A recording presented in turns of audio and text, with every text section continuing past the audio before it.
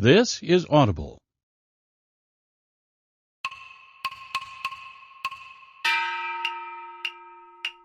Yen Audio presents Ishura 1, The New Demon King War.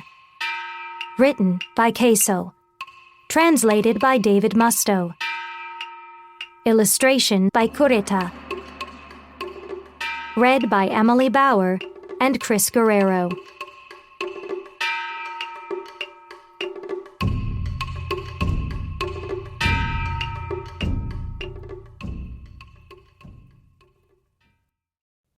Chapter 1.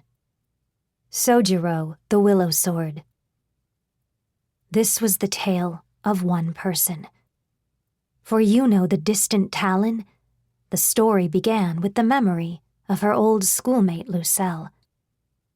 Lucelle was a beautiful girl, silver hair that flowed with sunlight, aquamarine, almond-shaped eyes peeking out from under her long eyelashes. Though a Minya girl, she was more enchanting than an elf or vampire. Even other girls like Yuno thought so, and she seemed to sparkle more than anyone else, not only in their training school, but throughout the whole of Nagan City. Thus, after the classes were divided up and Lucelle came over during word arts class to ask for her instruction, Yuno couldn't contain the joy bubbling up inside her.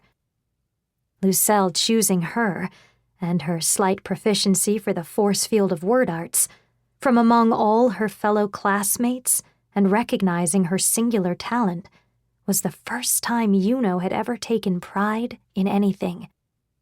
Yuno chatted with her, straining the limits of her reticent nature. In their conversations, Lucelle was surprisingly timid, in contrast to her glamorous appearance. Additionally, her poor grades plagued her mind with worry, the same as any other girl her age. However, her consistently thoughtful and kind manner of speaking did not betray Yuno's adoration. Before long, Yuno realized that the two shared uncannily similar ideas when it came to the field of botany. They found themselves unconsciously spending time together more and more often, teaching each other about the names of newly discovered stars, annexations by the kingdom, and which of the boy cadets caught their eye. Nagan City was a place of learning, built around the great labyrinth at its center. It was also home to many residents with complicated personal histories. It was possible that Lucelle, too, having left her home far away and applying to the Explorer Training School, bore some complicated personal circumstances that were unknown to Yuno. Nevertheless, even without ever broaching that subject, the two were able to remain friends. Within the great Nagan labyrinth, created by the self-proclaimed Demon King Kiyazuna, remained innumerable relics and secrets, more than could ever be fully uncovered, even by the time the two girls reached adulthood. In this city, one's race or past would not be determining factors in their potential to seize honor and glory. With the death of the true Demon King, the age of terror had come to an end. Without the fear of death and destruction hanging over every head, it was possible to dream of a peaceful future. And that future was now. Ugh! Lucelle's body was trampled underfoot on top of the cobblestones of the flame-wreathed Nagan City. Looming over her slender back was a massive and hollow suit of armor, its metallic luster tinted green, limbs thick and heavy. Its head was mostly buried within its body, with only the glow of a singular blue eye visible, a cogwork golem.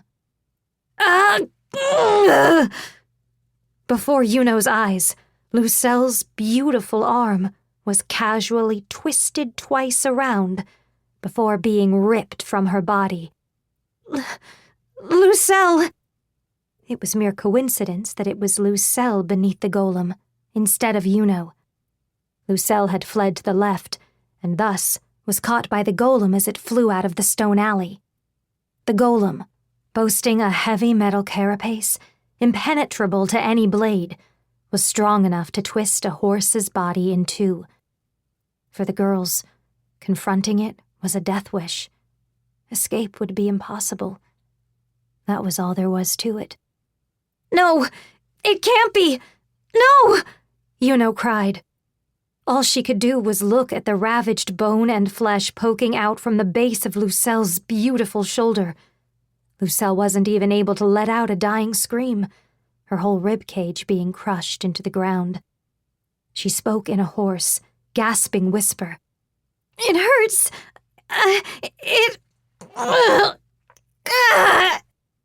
Was there any greater despair than being powerless while watching a loved one die a slow, agonizing death? Though, perhaps, it wasn't despair Yuno felt. Perhaps there was but a small sliver of relief within Yuno that Lucelle's final words weren't a plea for rescue. Her beloved Lucelle, the Lucelle she had adored more than any other. The golem continued, ripping her left leg out of its socket as well. The fatty membrane and threads of sinew resembled meat on a butcher's table, and her writhing knee sagged loose in the golem's grip. The automaton showed zero emotion as it did to the beautiful Lucelle, the object of Yuno's admiration, what it had done to all other residents of the city. Dissect her alive. She was a normal girl, surprisingly timid, despite her bright and glamorous appearance. Yuno fled from the ruined Nagan city as she heard Lucelle's agonized death throes. "Ah! Ah!" As she ran, the scenery melted away into a distorted heat haze. The fact that, in her desperate and delirious escape, she had avoided being caught by any of the golems wandering through the city might have been divine misfortune. Her bloodied legs finally stopped at the top of a hill where she and Lucelle had shared many memorable days off together. A mixture of dirt and blood traced her brow before dripping off her forehead. She couldn't even worry about her braided ponytail, now frayed and loose. Nagan Labyrinth City. Centered around the labyrinth of cogwheels and iron, the city was one of learning and technology, encircled by bronze-adorned shops and schools. Atop the hill, the scenery visible through the gaps in the thick green of the tree branches looked totally otherworldly compared to the nature surrounding it, yet strangely harmonious at the same time, providing a wonderful view. There was nothing left. The city, the flowers, all had gone up in flames. Figures were still visible, moving around among the cruel conflagration. Immune to the heat, these were the crowds of merciless golems. "I should have," Yuno mumbled, dazed by everything so unrecognizably changed. Lucelle was there, inside the flames. Old Lady Miller the baker, her classmate Zend, the seemingly invincible Mrs. Kivira, Menov the elf, the blind poet Hill. They were all there too. She clawed at her head. I should have been torn apart. I should have died too. No one had known.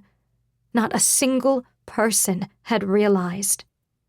Even though the appearance of the true Demon King had upstaged them, those who had once declared themselves as such, the self-proclaimed Demon Kings, were still exactly that. Demon Kings, the very worst threat menacing the people of the world. Within the great Nagan labyrinth, created by the self-proclaimed Demon King Kiazuna, remained innumerable relics and secrets, more than could ever be fully uncovered, even by the time the two girls reached adulthood. That fact had never been truer. That day, The labyrinth, generating golems on an unprecedented scale, sent Nagan City into ruin in a single morning. The citizens weren't even allowed enough time to wonder what was happening and why. Her instructors, the ones who should have known the truth of the situation, were burned alive first, before they could even escape their staff building. Qualified explorers, a status that felt totally out of reach to Yuno and Lucelle, had gone out to face the golem throng as it swarmed like ants, only to be mowed down with unbelievable ease. First-class explorers, second-class explorers, it didn't matter. Yuno saw even the 24th-class explorers, barely half her height, get dissected alive as well. I can't take it. The blue glow of the golem's eyes shined through the copse of trees. They were this far outside town. Not even a girl as broken as Yuno was safe. Now, Lucelle was no longer walking to her left. She sensed she was going to die, just like her friend. No! Uno yoshai pis, untulino. Together, with an inorganic squeal, the golem's forward dash dug up the ground beneath it. At that moment, Yuno shouted, Koro enuha et dihine viradma! Honed iron gravel split open from inside her sleeve. Rapidly shooting out in an arc, it sliced through the gaps in the golem's armor. There came the metallic scrape of a direct hit, like a bird's warble.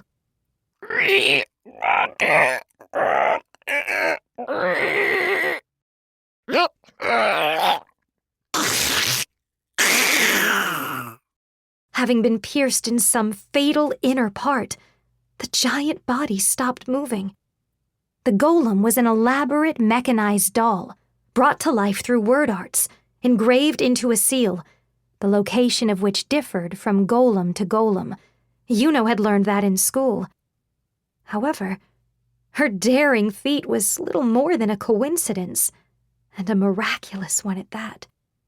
She hadn't been aiming for any point in particular, nothing more than the force arts of a girl who had all but run out of options.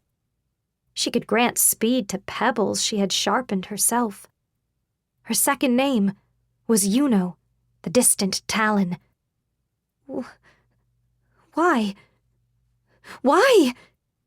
Using her technique to narrowly escape with her life, Yuno nevertheless recoiled in bewilderment and despair.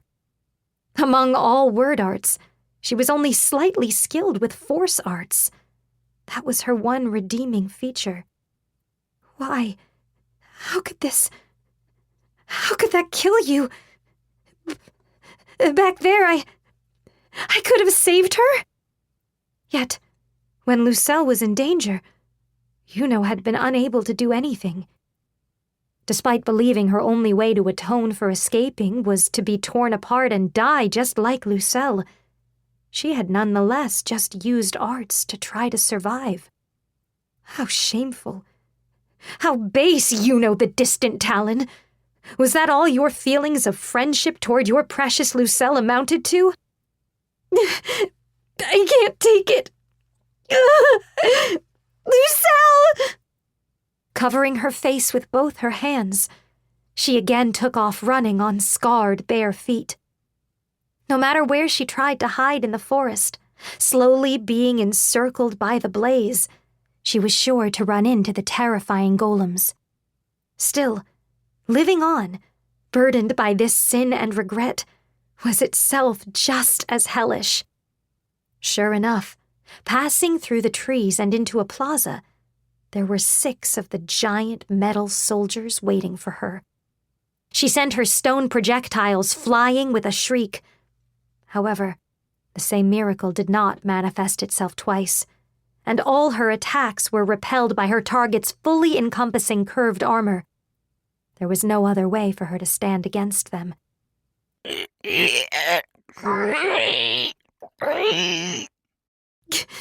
Kill me!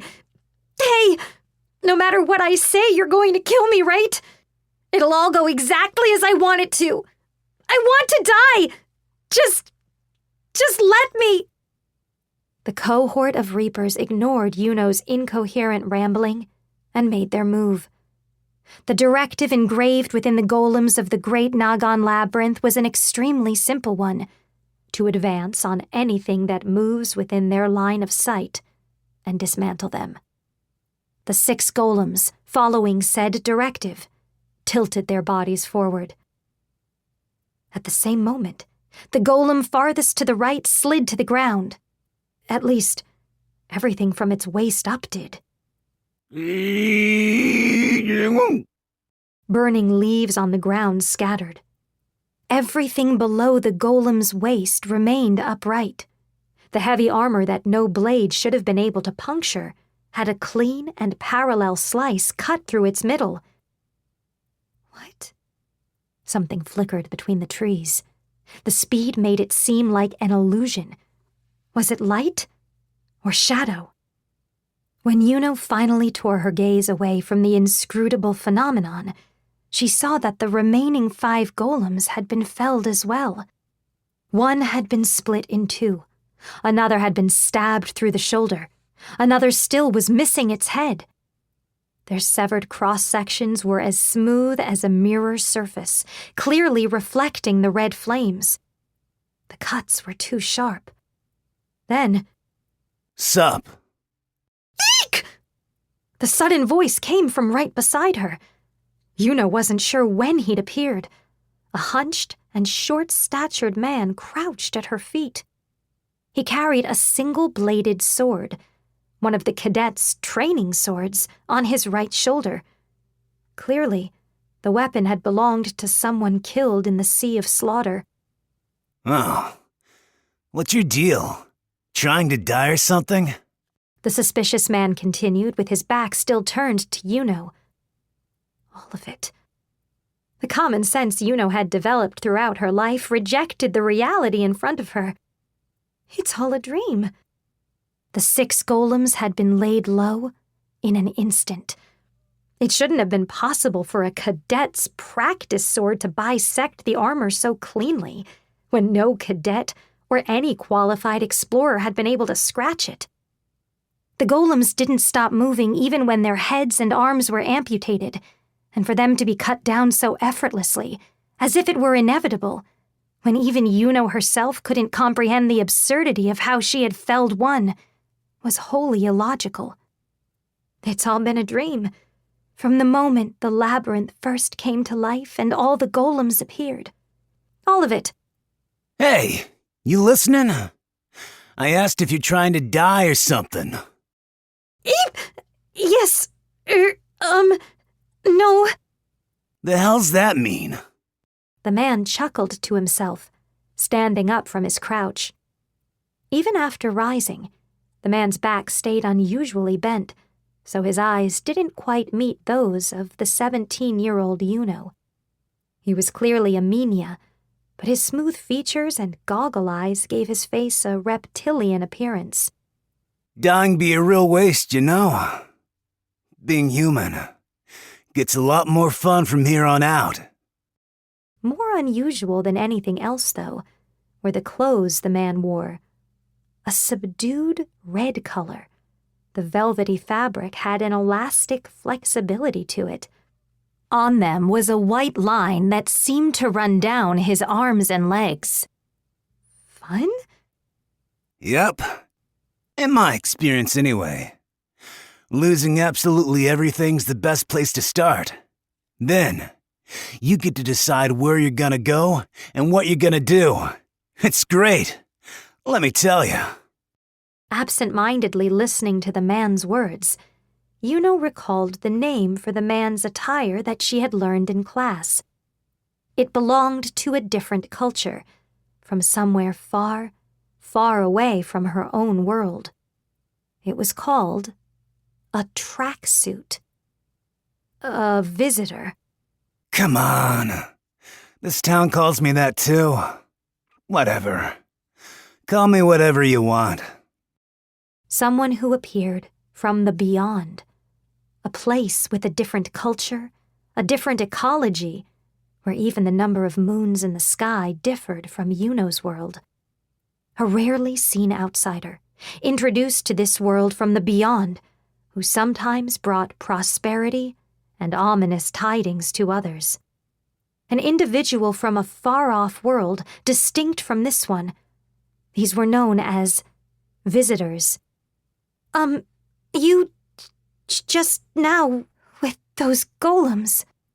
The man simply looked back down to the base of the hill.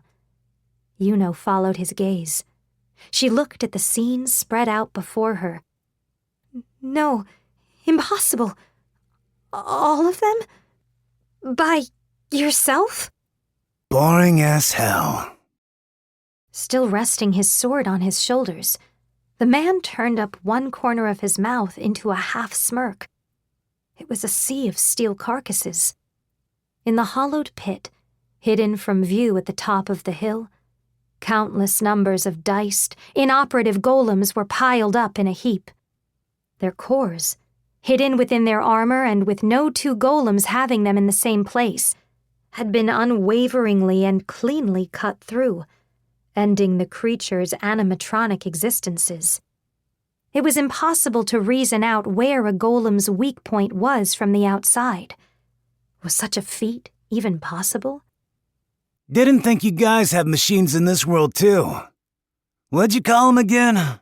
Golems? I've cut down a hell of a lot of them by now, but they don't put up much of a fight. Didn't put up much of a fight? Yuno blankly murmured, looking down at the carcasses.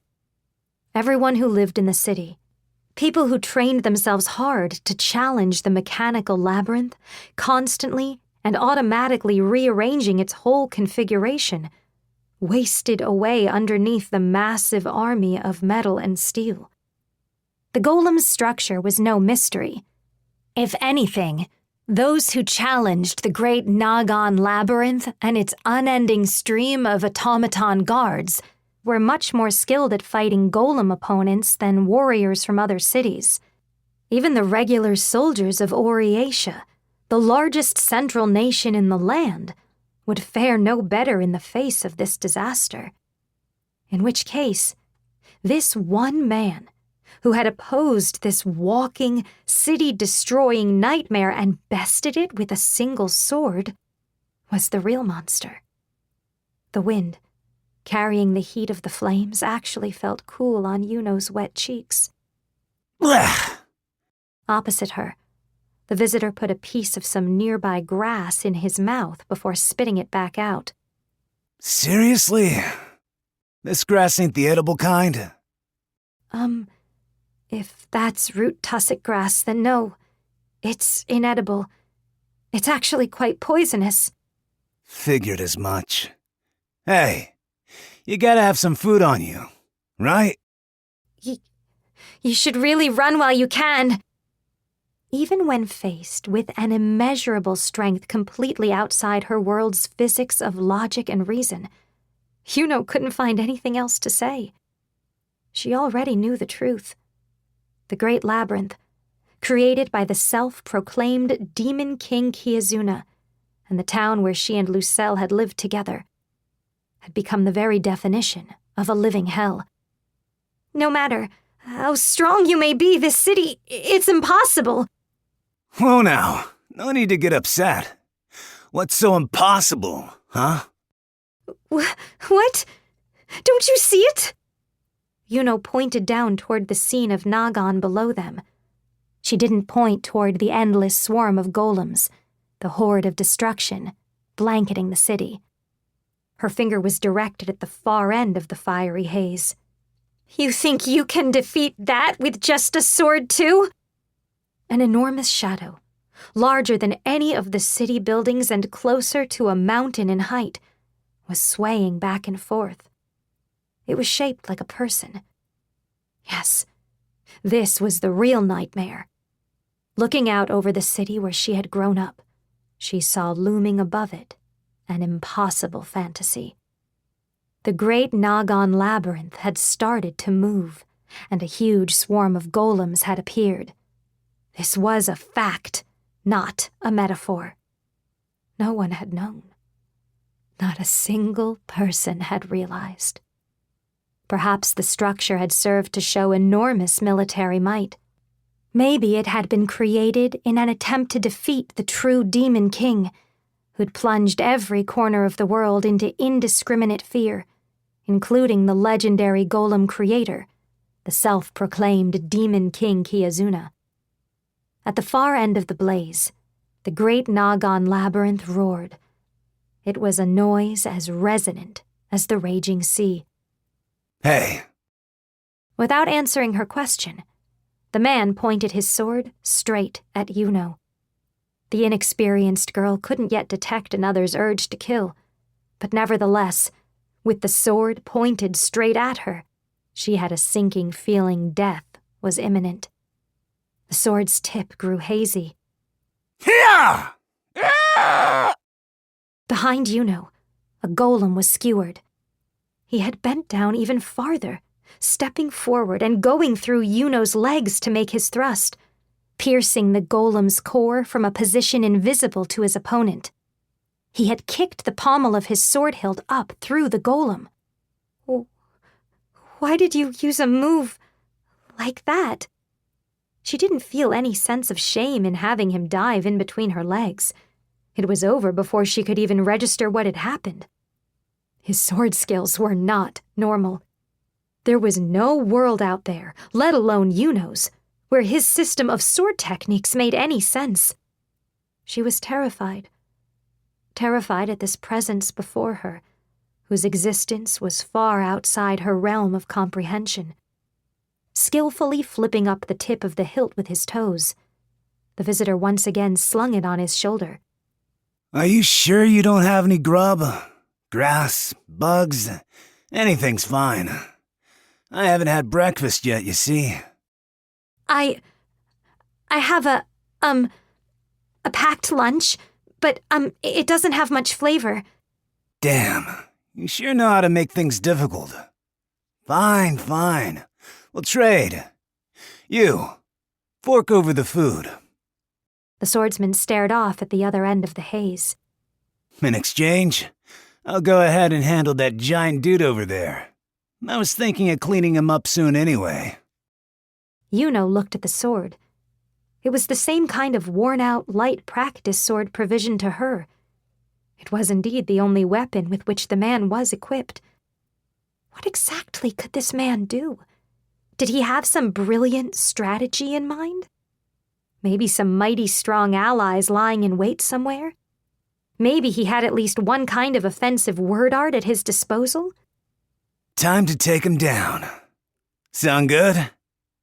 Bet it'll be a hoot. You're enjoying yourself.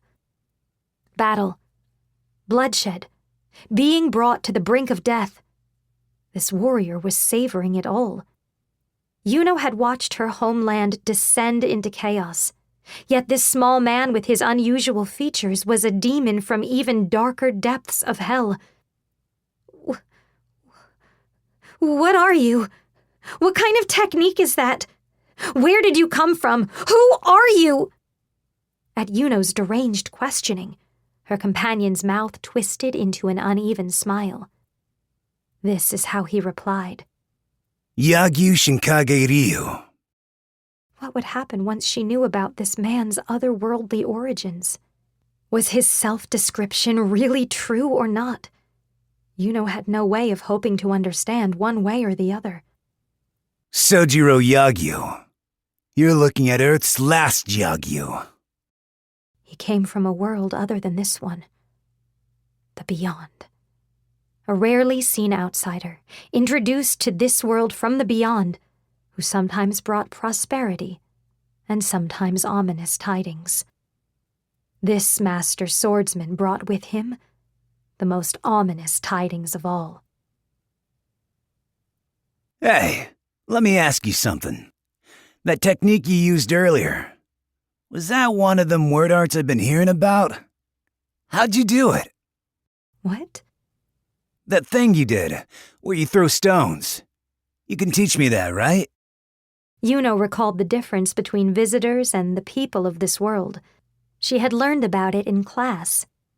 The force arts Yuno used must have looked unusual to the other worldly swordsmen. It might have been the only real reason he had saved her life in the first place. I learned that visitors, or anyone else not born of this world, can't use them. The world of the visitors communicates through a sound language, so their cognitive abilities can't keep up. Sound language? Yeah. I guess it makes sense. Not like you guys are speaking Japanese here. We're able to communicate like this through word arts. For force arts and thermal arts, you use those word arts and ask to move things, burn things, ask the wind and other physical objects directly. The Japanese Sojiro referred to was not a language as Yuno and the people of her world would define it, but more of a technique that required different tones passed through the air to be used effectively. It was true that sound was a necessary intermediary for conversation. It was possible to communicate with other races no matter what words were contained within those sounds, even when those sounds were the roars of beast folk.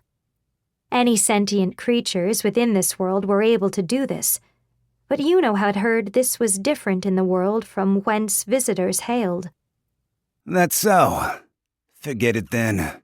Looks fun, but sounds like a pain. I'll stick to swords. That was the extent of his reaction. He had asked about it only out of curiosity. It was absurd. Neither big talk nor a bluff. This man intended to take on the boundless dungeon golem with nothing more than a single practice sword. It'll kill you. Doesn't matter. What? No amount of slicing and dicing is going to affect that thing. Even if you beat it, no one will thank you. You're just an outsider who blew in from parts unknown. Isn't it better to run away? Why? I mean, if you die, that's it. Is it now? Sojiro plainly questioned. If you're up against some unbeatable monster, you just give up? But what could I do? That thing, it's a walking disaster. I can't fight something like that. You ain't got anything to do with it. I'm gonna fight it because it's fun. That guy's definitely gonna be a ton of fun to fight. Don't you think? The red flames tumbled and rolled in the sparkling reflection of his round eyes. In those eyes shined a certain madness for battle, enough to bring Yuno's senses back from the abyss of despair. Time to go. Sojiro's gait was as leisurely as if he was walking through the market to do some shopping. Yuno had no time to cry out and stop him before he proceeded into the sea of flame. The warrior's small frame crossed over the hill. Immediately, golem-shaped figures swarmed together. All of them were cut down by his blade, flashing around like refracted shimmers of light. His diminutive outline disappeared in the elaborate city streets, and Yuno quickly lost sight of him. Many golems gathered at the spot where she last saw him, but they would be unable to lay a hand on Sojiro. She knew that. Cutting through enemies, the flames, even the air itself, Sojiro plunged through the mountain-sized behemoth. The sparkling blaze was bisected, a dark, thin path advancing through it. As far as Yuno knew, even the most fleet-footed explorers couldn't run through the city with the same speed as Sojiro. Even if she searched across all the horizons, she wasn't sure she could find anyone who could traverse that ruined terrain with thick black smoke clouding their vision and the explosive roar of the conflagration drowning out their hearing. Sojiro pushed forward. The colossal figure swayed, and its outline shifted. The dungeon golem raised its arms.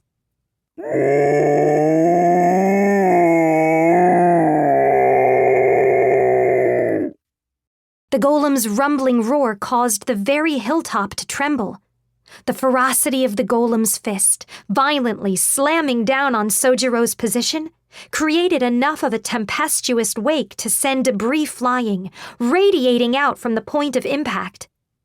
It stood to reason the pint-sized meanie Sojiro must surely have become dust in the wind. But no. At that moment, Sojiro was running up the golem's colossal left arm, still thrust into the earth. It wasn't an impossible task, theoretically speaking.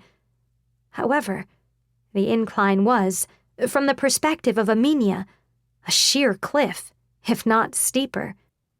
The small silhouette ran upward, using the golem's jagged body for footing, and the unwavering speed of its ascent was nothing short of extraordinary.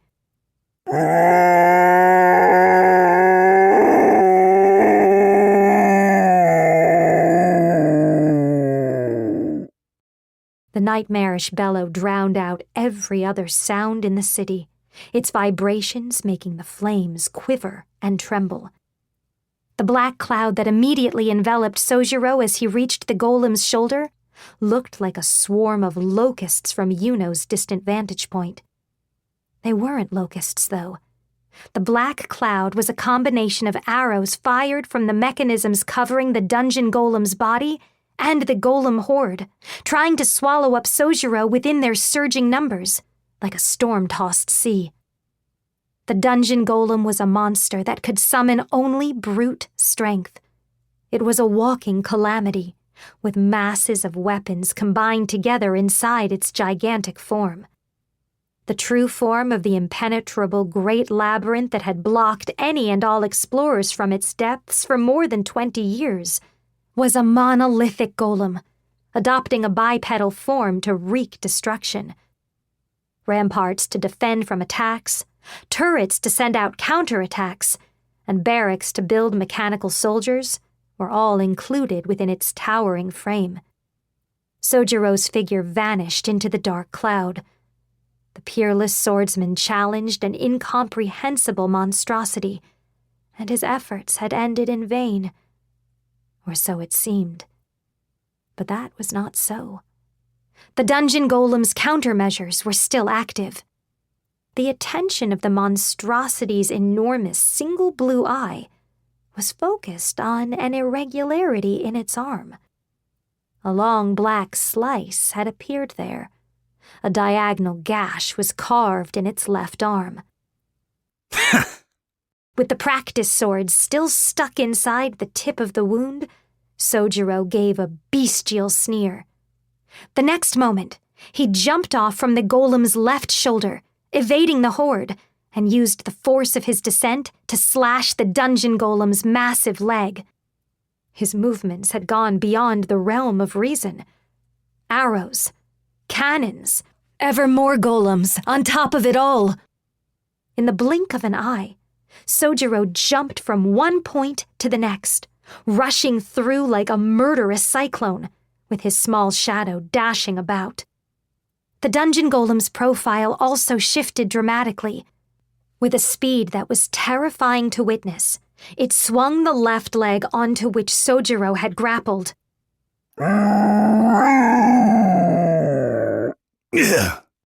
The fierce centrifugal force launched Sojiro and the whole golem horde up into the deadly open air. For just a single Minya, the vast difference in the scale of the attack made it impossible for him to outdo it with unbelievable speed or technique.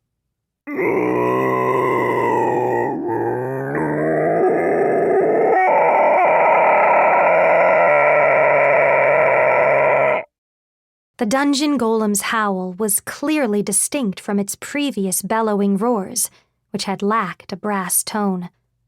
The complex mesh of stone and iron that formed its chest armor had opened wide, and the light from the molten steel boiling inside, supernaturally blue, brightly illuminated the remains of Nagan.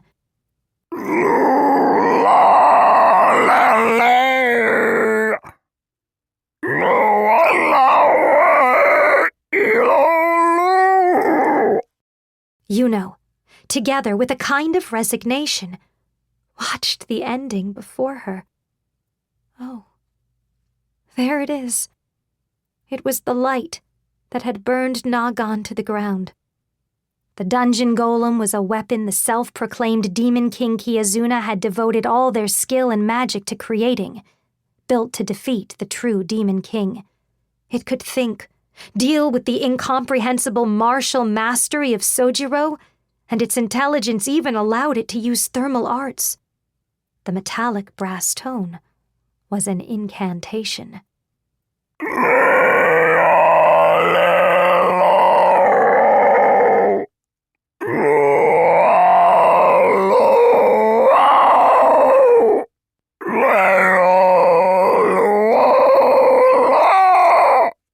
A flash of destruction, and flames pierced the heavens.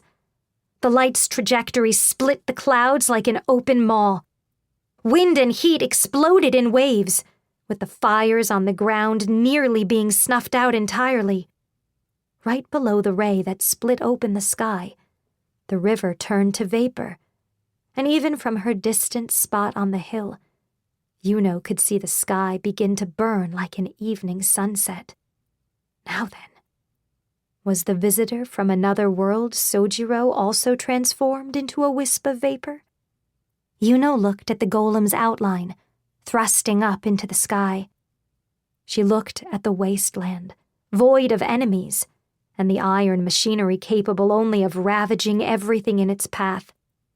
Penetrating the explosive flames, a pair of eyes shined like a star of extinction. The light. The light began to slowly subside. The dungeon golem's head fell to the ground.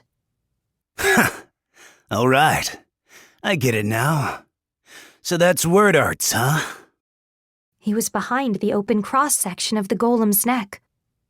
The strange swordsman, who should have been utterly obliterated after being knocked into the air and taking the destructive thermal blast, somehow survived.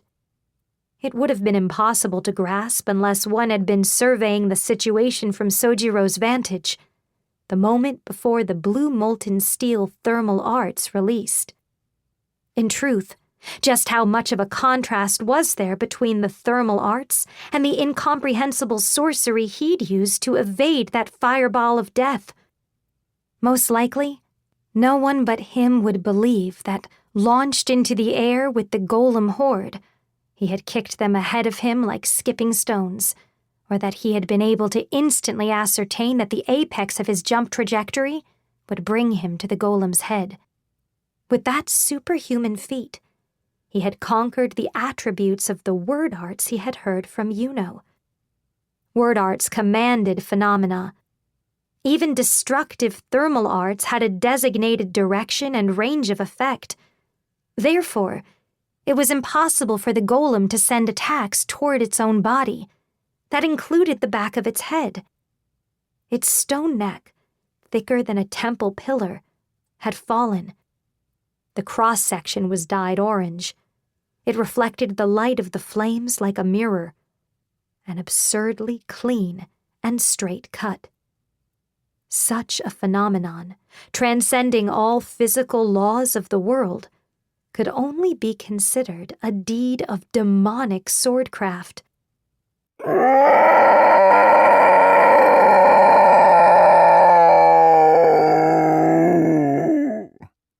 It came the moment Sojiro again rested his sword on his shoulder. An earth tremor, like a scream from deep within one's chest, shook the air. It wasn't a final dying breath. Though a reality-bending titan, the dungeon golem was a golem nonetheless, animated by way of an engraved core. Such a lifeless giant weapon couldn't experience death. Yep. Guess yours ain't here.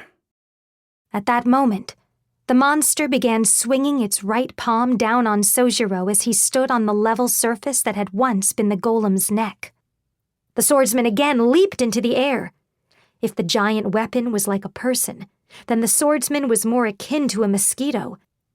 The nimble speed he used to avoid the massive strike only underscored the comparison. Without its head, its vital operational organ, the giant weapon tried blindly to knock off the enemy perched on its right shoulder.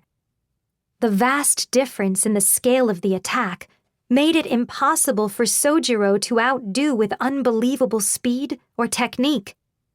There's that life of yours. 1565. The 8th year of Eiroku.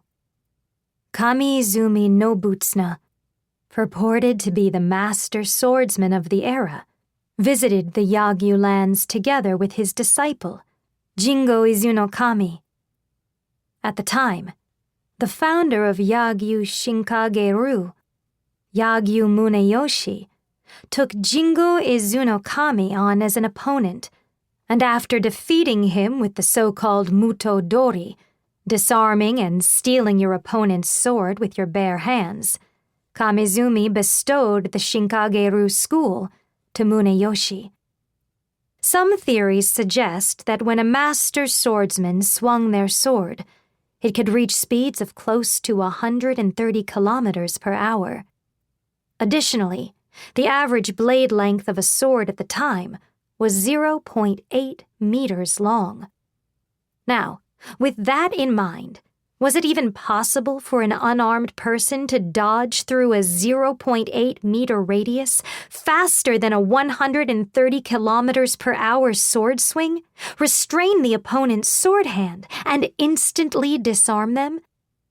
In reality, the Mutodori doesn't refer specifically to this technique, but instead collectively to unarmed defensive techniques utilized against an armed opponent, though it has also been explained as a simple mental attitude that a sword, brandished in opposition, can in fact still save one's life. There are even some who see the above-mentioned Mutodori as an over-exaggerated and made-up anecdote. Was it really possible to dodge with such speed and disarm an opponent within so short a window? Found it. There's your weak spot. Sojiro, who had been standing on the dungeon golem's shoulder just moments before, was now in the air. Reading the movement of the golem's left arm, coming down to knock him away, he evaded the attack and jumped forward. With superhuman leaping power, he seemed to have turned himself into a human missile with his slashing attack. That's it. There was a loud crack, the sound of something rupturing. It rattled out from the straight chasm sliced into the dungeon golem's left upper arm. He had been aiming for the dungeon golem's weapon from the very start. Its left arm itself. Just the same as before, he lengthened the initial slash he had carved into the golem's left arm even further. He had made only a notch on its surface. It was impossible to sever the entire arm, thicker than a city spire, with the blade of a practice sword. However, things were different right now, as it swung its left arm down. The added stresses from the straight incision came with the tremendous centrifugal force of the golem's colossal body weight. There was an explosion.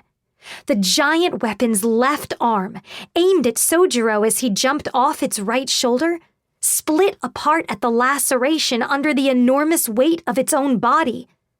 With this, the fractured end of its left arm sailed forward, piercing its own right shoulder like a bomb dropped from above and crashing deep into its body. Sojiro's true target wasn't just the section of the left arm he had crippled. It was the dungeon golem's life core, hidden deep within its thick frame, far beyond the reach of a direct strike from his sword. The inner mechanism of its right shoulder, blown apart under the gigantic weight of the golem's own left arm.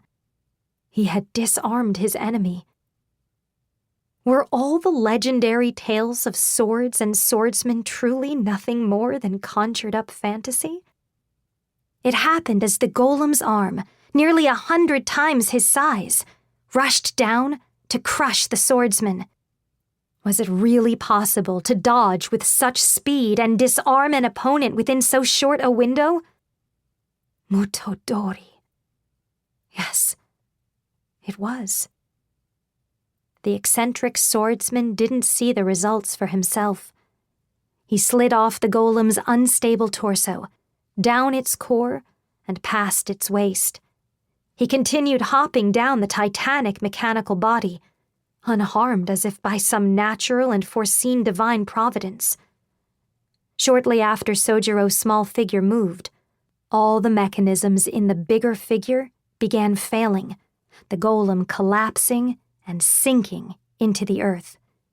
Even the dungeon golem, created by the self-proclaimed Demon King Kiyazuna, reacted like any other golem robbed of its word art's core. It had taken less than a day for the dungeon golem to bring ruin to the Nagan Labyrinth City, and less than a day for it to be destroyed. Dust and ash spouted up into the air, like an inverted waterfall. Yuno the distant Talon drank in the scene before her, dumbfounded. He really took it down. Returning to the hill unfazed, Sojiro looked like a Minia, not a gigant or a dragon, just a Minia, the same as Yuno herself. Got him. That was even more fun than killing those M1 guys. How, Sojiro? How did you do that? I didn't think anyone would be able to stop a monster like that. Huh? Just gotta put yourself in the shoes of whoever made the thing. Its feet didn't reach straight down to the ground. Too much weight on its waist. A weapon that shoots fire in its chest. It used its left arm first to attack. Only thing left was the upper part of its right arm. It was clear the man had read and made the same sort of judgments about every single enemy he had cut down that day. They weren't hunches or speculation. They simply came from the instincts of a savage killer. There was one other thing Yuno had learned about visitors. The power of word arts didn't work in the distant land from whence they came. It was a very fragile world, completely held together not by words, but by just the laws of physics. Sojiro, what's an M1? The M1 Abrams? Forget it. Not like you guys out here will know anything about it anyway. It was those individuals who possessed power that deviated too severely from the natural laws of the beyond, unable to exist there any further, who then drifted to this world as visitors. It was possible the ancestors of the elves, dwarves, ogres, and dragons of this world also came from sudden mutations first born in the world of the beyond. Okay, I'm out of here. Wait! Yuno called out to the departing visitor. The swordsman, a deviant from another world, was quite far removed from the normal young girl Yuno. He took the form of a Minia, but he was a monster, far surpassing the dungeon golem that had laid waste to Nagan. Sojiro, here? It's just a packed lunch, though. Oh yeah, that's right. I was hungry. I was having so much fun I totally forgot. Thanks. Ominous, dreadful, terrifying. Nice. This is delicious. Way better than bugs and grass, that's for sure. This world ain't too bad. Still, after seeing the battle and having her life saved many times over, Yuno finally understood the emotion welling inside her. I get it. Far beyond her reach, an emotion rose up that destroyed everything she had thought before, trampling over even her misfortune and grief. I can't stand this man. It was anger. The dungeon golem and this visitor were exactly the same. Their absurd power looked down on the life she had led as puny and inconsequential, and someone as powerless as the young girl Yuno didn't even have the right to deny it. Next time, I want to fight someone even more fun. Now, where should I go? Oriatia! What now? If you're looking for strong opponents, you should go to Oriatia. Right now, they've become the biggest country there is. That's so. All the strong dudes are there, huh? Yeah. Oriatia's council is gathering champions from around the world to decide on something really big and important. So I think there will definitely be some people there who will put up a fight. Nice. Sounds great. Yuno had a terrible and vague suspicion. Why had the great Nagan labyrinth come to life that day? Perhaps the reason was because of a visit from an outsider swordsman, a guest from an inconceivable world beyond. Maybe its defense mechanisms had activated automatically after detecting a powerful threat, on par with a demon king. On the other hand, if this Sojiro man was a true monster of battle, willing to go to any reckless lengths in his relentless pursuit of powerful opponents, it was possible he'd actually activated the labyrinth himself, simply for his own enjoyment. Vengeance. There was nothing else left inside her. It didn't matter if her animosity was misplaced or if there was barely a ghost of a chance her speculation was true. After losing everything, Yuno needed something within reach to prop herself up. She would kill this man. That's right. In this world, there were those powerful enough to do it.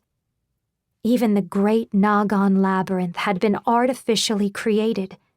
In this world that accepted all deviants brought over from the beyond, there were still a limitless number of truths and threats, more than anyone could hope to fully uncover.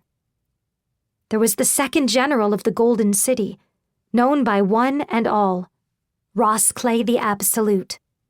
She knew the name of Troa the Awful, lurking in the far-off White Mountains.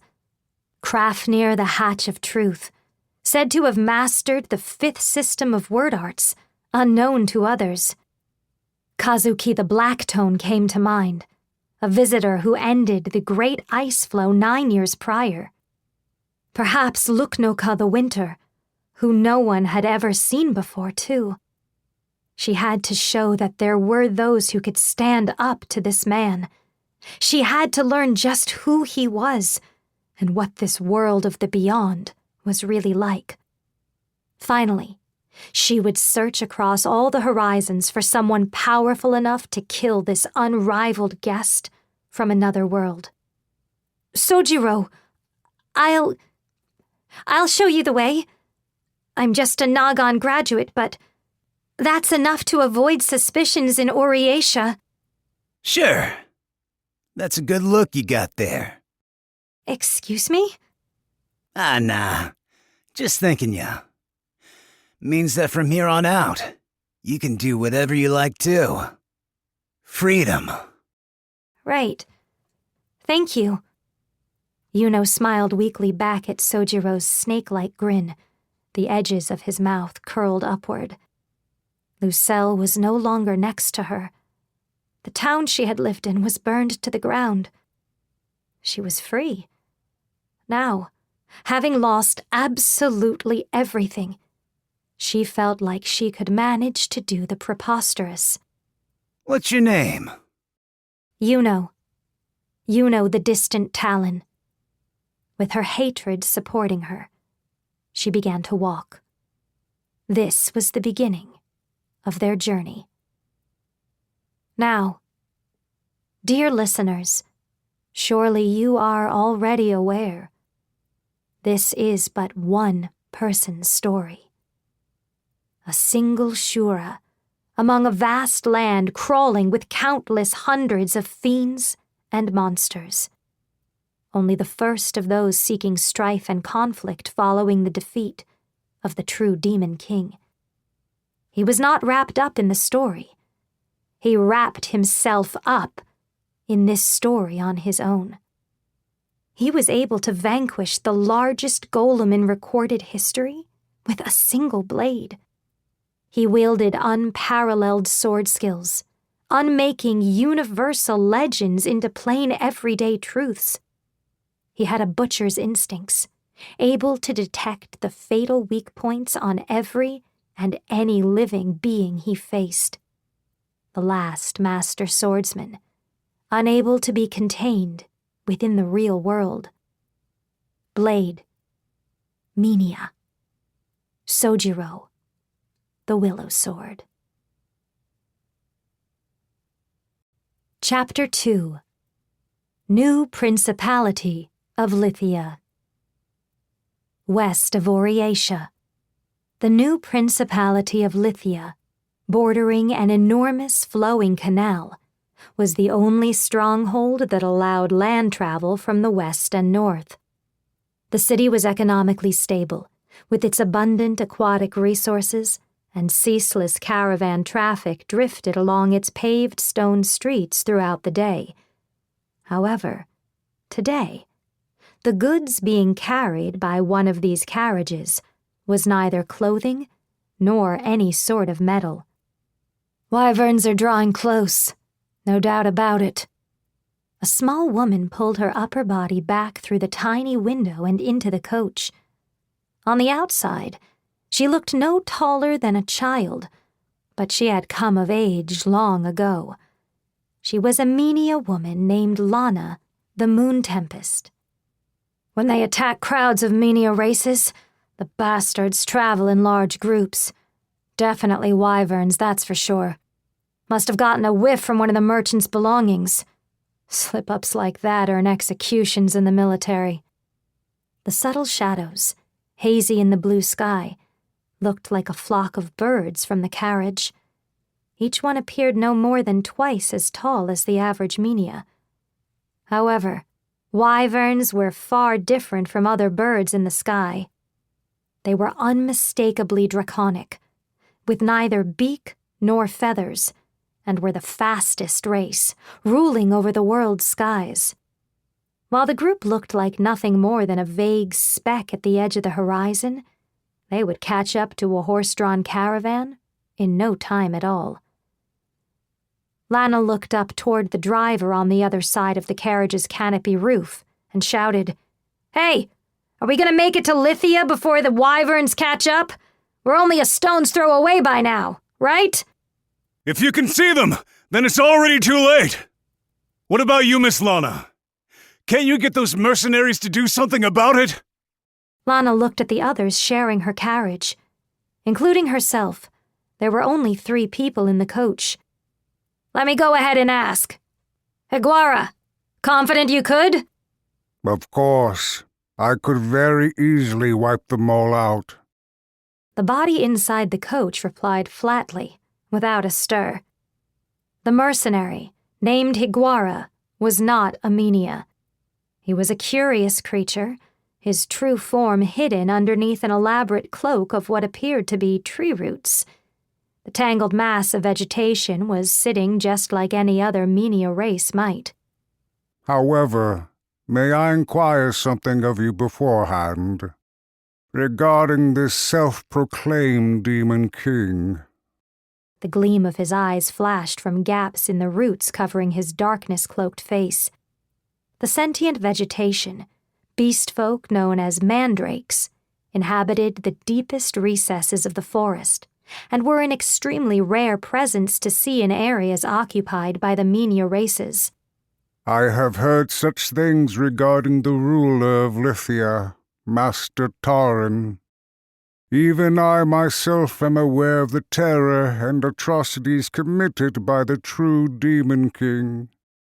Is this new master of mine a wicked person?" "What? You came without even knowing about all that?" Higuara was a mercenary who Lana had invited to the new principality. Lana, as an intelligence officer sent across the land on orders from the self-proclaimed Demon King Taran, among the rest of the troops scheduled to arrive that day, was returning with particularly outstanding results to report. Self-proclaimed Demon King is the common name the kingdoms use.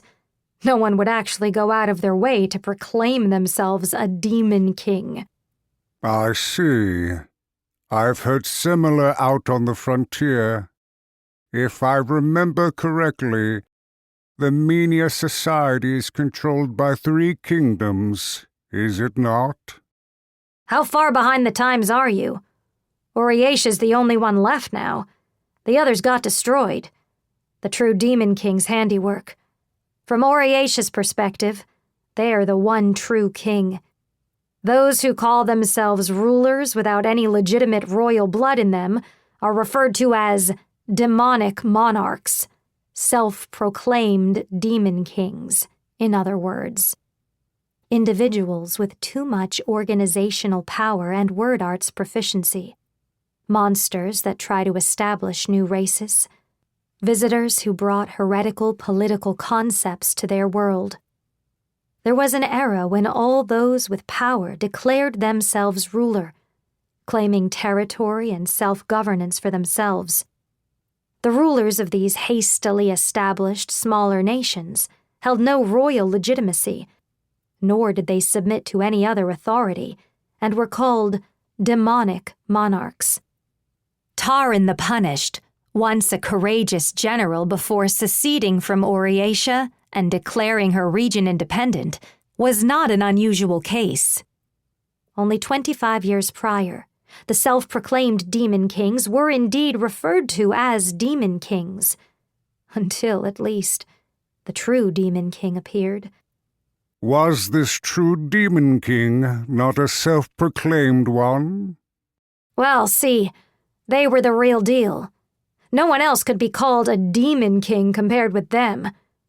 I've heard of your skill, but you don't know much about the world, do you? Why don't you start going to school in Lithia? Now, everyone was keenly aware that all the Demon Kings who had come before were nothing more than self-proclaimed. Menia races, monsters, even beast folk and dragonkin had all been affected by it. The terror and malice. The true Demon King had been the only true evil. The 3 kingdoms, perpetually locked in conflict, were forced to dissolve and unite under the threat of the true Demon King. Most of the self-proclaimed Demon Kings were brought to order, or they challenged the true Demon Kings themselves and disappeared. Evil wrought nothing but tragedy and despair, and thus the current age was brought about. Iguara, was it? The other person inside the carriage chimed in. Your life out in the country sounds like it was quite peaceful. Huh. This person also did not belong to the Menia races. Sitting with one knee raised, they had neither skin nor flesh to speak of. Indeed, they were nothing more than Menia bone wrapped in a tattered cloak. In truth, they had been a lifeless skeleton before. Beings created from word arts, including skeletons assembled from the bones of living creatures, were not created naturally, and had no true life in them. Even the visitors know more about the world than that. Got some nerve being in the merc trade. That's right. Due to particular circumstances, I made my living solely through my swordplay. I'm often known as Iguara, the Pelagic. You are? Shulk, the Sound Slicer. Annoyance colored Shulk's reply. Even faced with light provocation, Iguara's voice remained as flat as it had been prior. It was an open question whether a being originating from plant life would have emotions similar to the Menia races in the first place. I don't particularly care, but can you two get along? If you kill each other, or whatever, before we arrive, I won't be able to face Taran. Not that I'd last long if caught in the middle of your fight. I'm a delicate girl, see? I don't know about that. Do I look like someone who could stand up to you two? Lana shrugged, but she was speaking the truth. Iguara the Pelagic, Shulk the Sound Slicer. The two mercenaries in the carriage, with her wielded, peerless skills and abilities unknown to the world at large, discovered through Lana the Moon Tempest's search across the four corners of the world. They were bona fide powerful warriors, and Lana's skills couldn't hope to compare. Moreover, it was a handful of powerful fighters like these two who the self-proclaimed Demon King and ruler of Lithia, Taran the Punished, sought. Miss Lana. What? Another group, separate from the Wyverns, appears to be gaining on us. Higuara's muttering barely finished before a dry sound reverberated from outside the carriage. With only a short stretch of road left until town, the time was right. Stop the carriage! Start shooting the ones who don't give up the goods! Anyone who resists is getting dragged out and killed! Line up everything you got! And I mean everything! Lana peeked out from the carriage canopy to see a line of horsemen hot on the caravan's heels. Equipped with bows and muskets, they kept their faces hidden to mask their identities. Bandits after the cargo. The city was right in front of them, but that meant it was also where the guard was lax. The horsemen were confident they could finish things up faster than Lithia's soldiers could rush out and respond to the situation. First Wyverns, now Raiders. Today's not our day. Naturally, Shulk's words were little more than a jest. While it might have been a desperate situation for a normal caravan, for Shulk the Sound Slicer, it warranted humor. Or more precisely, this must be this group's objective: attack a caravan chased by wyverns on its flank to create chaos, then attack carriages that wander out and break formation. For instance, they might have stolen something at the last relay station and chucked it into the wyvern's nest. The wyverns chasing after our scent must have been their doing. The Wyverns would just attack the Raiders too, wouldn't they? What's their endgame then? Ha! That's easy. They just gotta create fresh corpses for the wyverns to feast on. I see. What an awful way to go about it. They heard a blast. A group of bandits was using explosives to spook the horses. The carriage transporting Lana, Shulk, and Higuara also began quaking under their feet, and the canopy lurched back and forth like it was floating along roiling ocean waves. Lana was held fast by her passenger strap, and she maintained her ground, despite her diminutive and easily tossed frame. "Whoa there! No need to worry, you two. This isn't your time." She saw one of the raider-led horses start to run alongside the carriage now that its movements had broken into chaos. The brigand fixed his crossbow's aim on the driver. Not yet. Before the trigger was pulled, before the bolt flew, the raider's horse vanished. At least, that's how it would have seemed to the average eye. Still seated in the carriage and looking down at the floor, the mandrake Higuara muttered, Above us. At his words, the raider was in the air. A wyvern, descending faster than its own shadow, snatched the hapless soul in its claws and lifted him into the air, horse and all.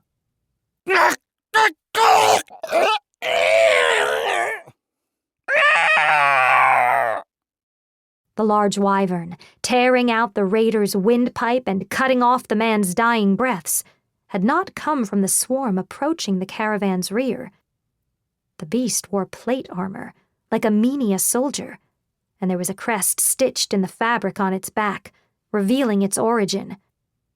But most surprising of all was the fact that it had swooped in from the direction of Lithia City. No, you gotta be kidding me! What are you doing? The Wyverns from behind! The masterminds behind the assault saw their horses panic, and many of them shouted in confused anger one after another. The mysterious wyverns that had appeared from the new principality of Lithia marked not the cargo-laden caravan, but the raiders as their sole targets. The flock let out a spirited cry. Next! Next meat! Meat! Wyverns! Wyverns are pouring out of the city! Wyvern soldiers? No! It's impossible! Listening to the bewildered cries that spilled into the carriage from outside, Shulk muttered with suspicion. Lana, what's up with these guys? The situation was just as unbelievable by the standards of the peerless mercenary Shulk the Sound Slicer as it was to the raiders under attack. Despite being far removed from the Menia races, even he found it odd.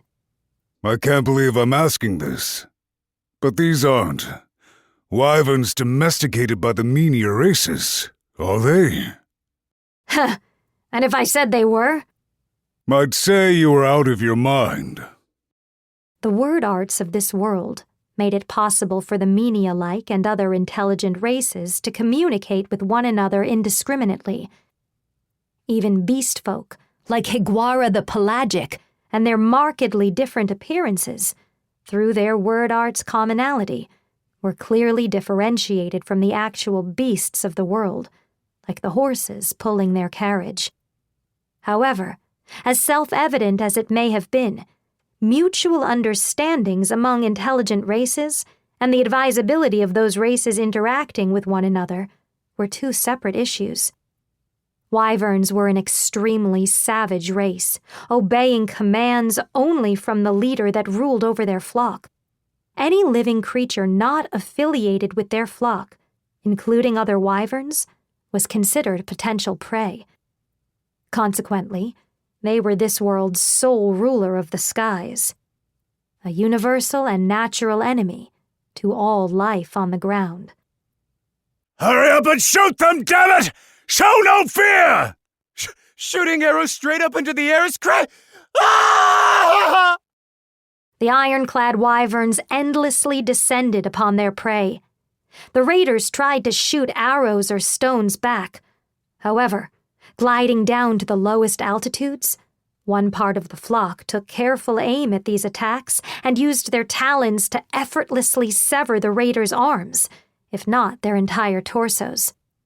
With the bandits forced to take defensive measures against the raid from above, the wyverns made a surprise attack from their victim's blind spot as they looked up in the air, having determined the bandits' firearms most threatened their air superiority.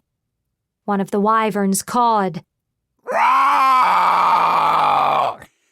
Eradicate! Eradicate archers! The remaining raiders had no means to defend against the fighting power raining down upon them. Some fell from their horses in fear and were crushed under the hooves of their fleeing comrades' mounts. A one-sided rout. Red blood and white bone were scattered about, punctuated by the raiders' screams of anguish. The offensive wasn't spurred on by feral instincts. There was a clear tactical strategy behind the wyvern soldiers' attacks. Second General, go round the other side of the hill. There was someone high in the sky giving orders. This individual, with slightly more intelligible verbal skills, was too high up to identify from the ground. Judging from the raid route, the thieves have a carriage lying in wait to carry off the stolen cargo. Make sure you don't eat any meat. Chop them into pieces and cram them into one of the carriage beds. Take a good look at the final moments of these fools who dared to defy the new principality. Women, children, elderly. It doesn't matter. Don't leave a single one of them alive. 4th Squad, 5th Squad, and 7th Squad. Prepare yourselves to engage with the oncoming feral flock.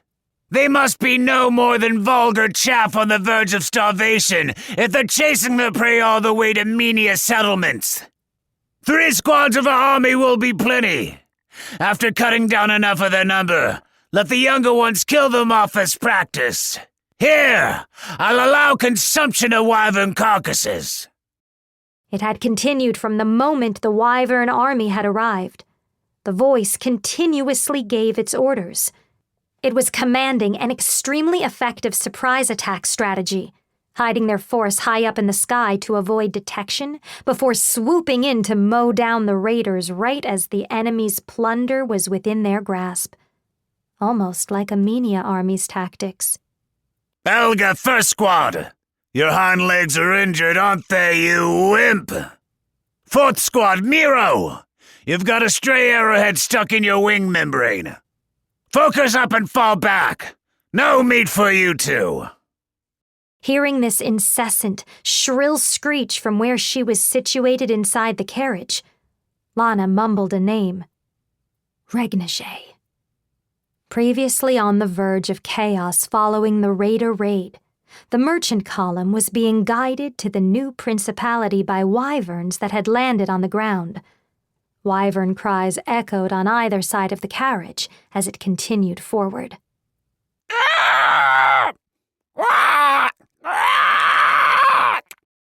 The wyvern flock, though formed into an army, followed its instincts, rending flesh from the still-living raiders, and those long since perished, and gouging out their eyes. In contrast to the grisly spectacle, the wyverns didn't even glance at the merchants of the caravan. They were clearly distinguishing who was prey and who was not. It was strange behavior for wyverns, at odds with their nature. Lana the Moon Tempest. The one called Regnage called out, closing in toward the mercenary's carriage. You're returning now. You took forever, slacker. While you were gone, I cleaned up 7 of these lousy raider mobs. The spy replied through the caravan's canopy. I think it was time well spent. Actually, Regnage, I've brought some guys even you'll be surprised to see. The Sound Slicer and the Pelagic. You didn't bring the world word? The world word is nothing but a rumor. They don't actually exist. Then these two aren't worth much, are they? The skeleton, silently taking in Regnage's ridicule, picked up the spear at his side but remained sitting. Whoa now, let it go, Shulk. Don't go picking fights.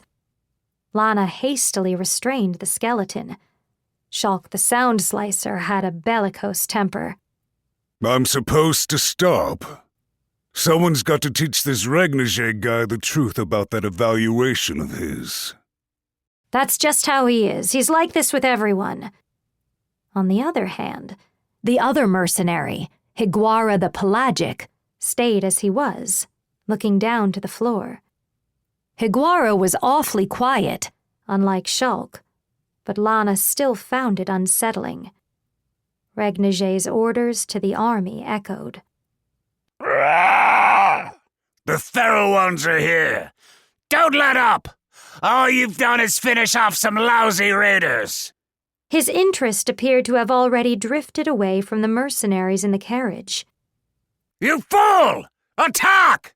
Prepare for air-to-air combat! The air burst open with a crack. The electric, thunderous sound came from the wyverns, each flapping their wings and taking to the skies at the same time. Those on the ground watched the 2 great airborne hosts fly next to each other. One consisted of feral wyverns. The other was a military force. As the glaring gaps between trained soldiers and amateurs were evident among Menia, so too was the difference in fighting strength between the 2 wyvern flocks clear from the start. The wild wyverns that led their group forward to challenge the soldiers, despite their overwhelming advantage in numbers, had their necks severed by the soldiers, whose advance remained unhindered. Some of the feral wyverns ignored the soldiers entirely and tried to eat the people on the ground. In the middle of their descent, they were attacked from their blind spot overhead, falling to the ground with their skulls gouged out. A flash of conical red light wove multiple times through the flock. Wyverns along the flash's trajectory burned up and dropped to the ground, and though the giant clumped-together flock slowly fragmented, there were only feral wyverns falling from the sky. It was precisely managed word arts, performed at the speed of battle. That red light? That's Regniger's thermal arts. Is Master Regniger a wyvern? Yeah, there's always a leader in every wyvern flock. Regniger's theirs.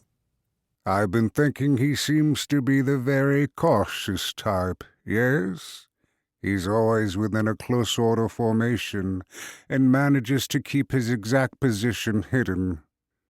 Higuara, you haven't looked outside the carriage at all, right? That's right. I could tell by the sound. Only the flowers scattered across the quietly seated mandrake's body showed any movement.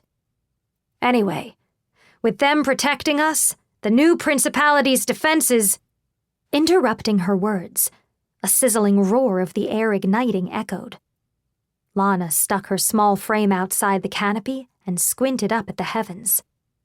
Unsurprised, she caught what she assumed to be Regniger's incanted word arts incinerate one of the feral wyverns from behind as it tried to escape. Lana the Moon Tempest, a spy for the new Principality of Lithia, was long familiar with Regniger's way of doing things, relentless and thorough in his wiles. The defenses are flawless. There has never been a city in all of history that's made use of wyvern's airborne might before. Soldiers capable of seeing everything from a bird's-eye view and who can maneuver around and cut off a force from any direction. On top of that, how are you supposed to handle their dragonkin strength individually, let alone a whole army of them? They're invincible. Why did those raiders attack? The skeleton Shulk asked, butting in. Unlike my empty skull, they're supposed to have a brain stuck between their eyes, right? If the new principality really is invincible, even raiders wouldn't think to attack the city with a group that small. You're right. To make a long story short, Shulk, Higuara, therein lies the reason why the new principality needs you. You're saying the real enemies behind this aren't some piddly raiders, is that it? There was someone inciting the brigands' misjudgment, someone who served to benefit from the raiders' movements and from indirectly attacking the new Principality of Lithia. Higuara mumbled again. The Lord of Lithia. You said Master Tauren was a self-proclaimed demon king, yes? The famous General Tauren the Punished had seceded from the sole kingdom of the Menia races, Oriatia. She made the bountiful provincial canal city her own, declared independence, and gave it the name of the new Principality of Lithia. Her actions threatened control of Oriatia's frontier and served as a major military provocation. The appearance of a new demon king in the age after the true demon king's demise. Oh, I see. I think I understand what's going on now. The sound in the pearl-white mercenary's voice sneered at the anticipated fires of war that seemed to be closing in. With their invincible army, Lithia was trying to fight the strongest power among all Menia races. We're taking on Oriatia, then. Chapter 3. The 29 Officials of Oriatia. Slightly to the east of the royal palace, the Central Congress Hall, set up as a temporary governing body, looked brand new, standing out against the other buildings in Oriatia. Oriatia was the biggest metropolis and bore the crown of Menia Kind's last remaining monarchy. But the core of the city's politics, in essence, lay not with the monarchy, but instead were handled by 29 bureaucrats who had long defended the city from the threat of the true Demon King. Holding one of these limited positions was the 20th Minister, Hido the Clamp, who came off both in appearance and attitude as the insolent young son of the nobility. Nevertheless, He had quick wits worthy of his position, and the young man commanded a certain degree of popularity. "I've heard about Lithia," Hito began, unreservedly grabbing smoked meat from atop the plate in front of him. He still kept his hat while seated at a one-on-one dinner within the Central Congress Hall. "The general is Taran the Punished, after all. Whether through negotiation or full-on assault, this isn't something that'll be cleanly dealt with overnight. Can't we be a bit more patient with this attack?" The reason we're talking right now is because that option's no longer on the table. "Really now?" Hito looked up. The man sitting across from him was a civil servant with a razor-sharp and shrewd demeanor.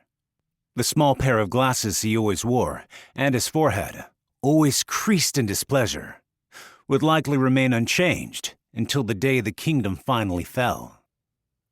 The third minister of Oriatia was known as Jelki, the Swift Ink.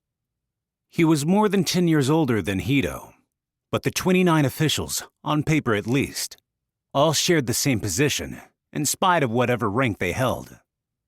Jelki pushed up the bridge of his glasses.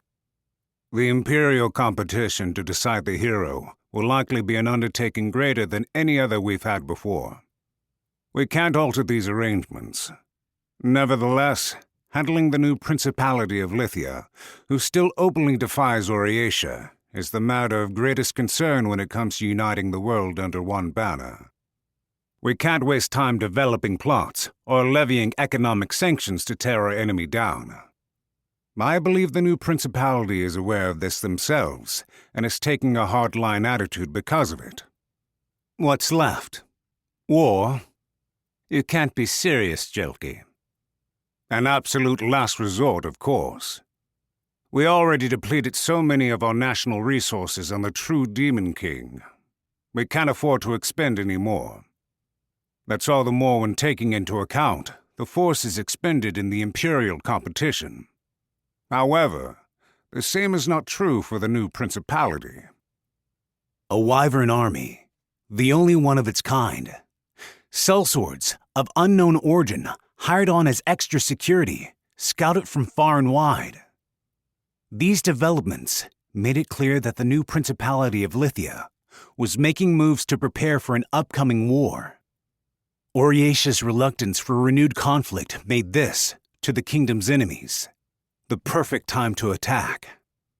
If the Principality's current activities continue to be overlooked, even with superior national strength, Oriatia would be forced to endure tremendous sacrifices. Using raiders to attack their trade isn't going to be enough to get it done in the end, is it? Is there a more fundamental solution? I think the new Principality has a number of structural weaknesses. One is the government being built around Taran the Punished as the sole power. Still a young nation, they haven't managed to properly train government officials and successors. Seems like we're on the same page here. A small number of assassins sent after Taran. Avoiding war being paramount, we can't allow a large-scale commitment of troops. Furthermore, if we are going to plan this on our end, it will have to be done in secret. Do you think that's possible, Hito? I see what you're getting at. In my opinion, there's another exception to add in there. Hito skewered a selection of roasted vegetables on his fork. If they attack us first, then we're free to attack them head-on, right? I actively want to avoid any methods that would harm the people. Post-war cleanup costs money. I know. We need to think up a way to get through the new Principality's impregnable defenses with as minimum of force on the front lines as possible, and take Taran's head directly. Is the 17th Minister's alias Assassin Squad already working on it? Hito, in part because of his youth, was not in a position among the 29 officials to have control over a specific division of his own. However, among the 29, there were some who bore responsibility for divisions dedicated to assassination and espionage. Her spies have been undercover in the city for quite some time. As for the 17th Minister herself, She's investigating another matter of equally grave importance. If we wait to start our operations until she returns, it will already be too late. As for subduing their wyverns, that duty falls under the 6th General Hargent's forces' specialty. But, no, you don't have to tell me. I know. Better to have Old Man Hargent stuck doing something else anyway. I feel the same. He's currently forming a dragon subjugation force. A dragon? Obviously not possible. The fool. Hito spit out a laugh, bordering on a deep sigh. The 6th General was clearly on the decline. His efforts weren't wanted for the operation to begin with. So now it's being passed to me, then. Additionally, the remaining 2, both Hito and Elia, were the youngest and the most prominent among the 29 officials. Youth also meant they had not accrued many public accomplishments to their names. Bringing the new Principality of Lithia to its knees would surely give them sway during the upcoming imperial competition to decide the hero. Additionally, the 3rd Minister Jelki was currently distancing himself from 17th Minister Elia, and Hito could see that Jelki didn't seem keen on giving her any credit. Hito the Clamp didn't crave these achievements or authoritative power. In fact, he thought that raising his status any higher than it was now would only bring him more trouble. That said, if I'm going to push my ideas forward, this is the time. He glanced sidelong at Jelki's glasses, reflecting the evening sun. It's fine if whoever I use isn't officially involved with Oriatia, right? I'll leave it to your discretion as much as I can. Who do you plan on using? You say assassin, but that doesn't mean it has to be a cloak and dagger affair. For example, having the target get caught in a big accident is a possibility too, as long as it doesn't get traced back to us. This was a complex and dangerous matter, where failure was absolutely not an option, and where he, as the younger man, would need to take sole responsibility.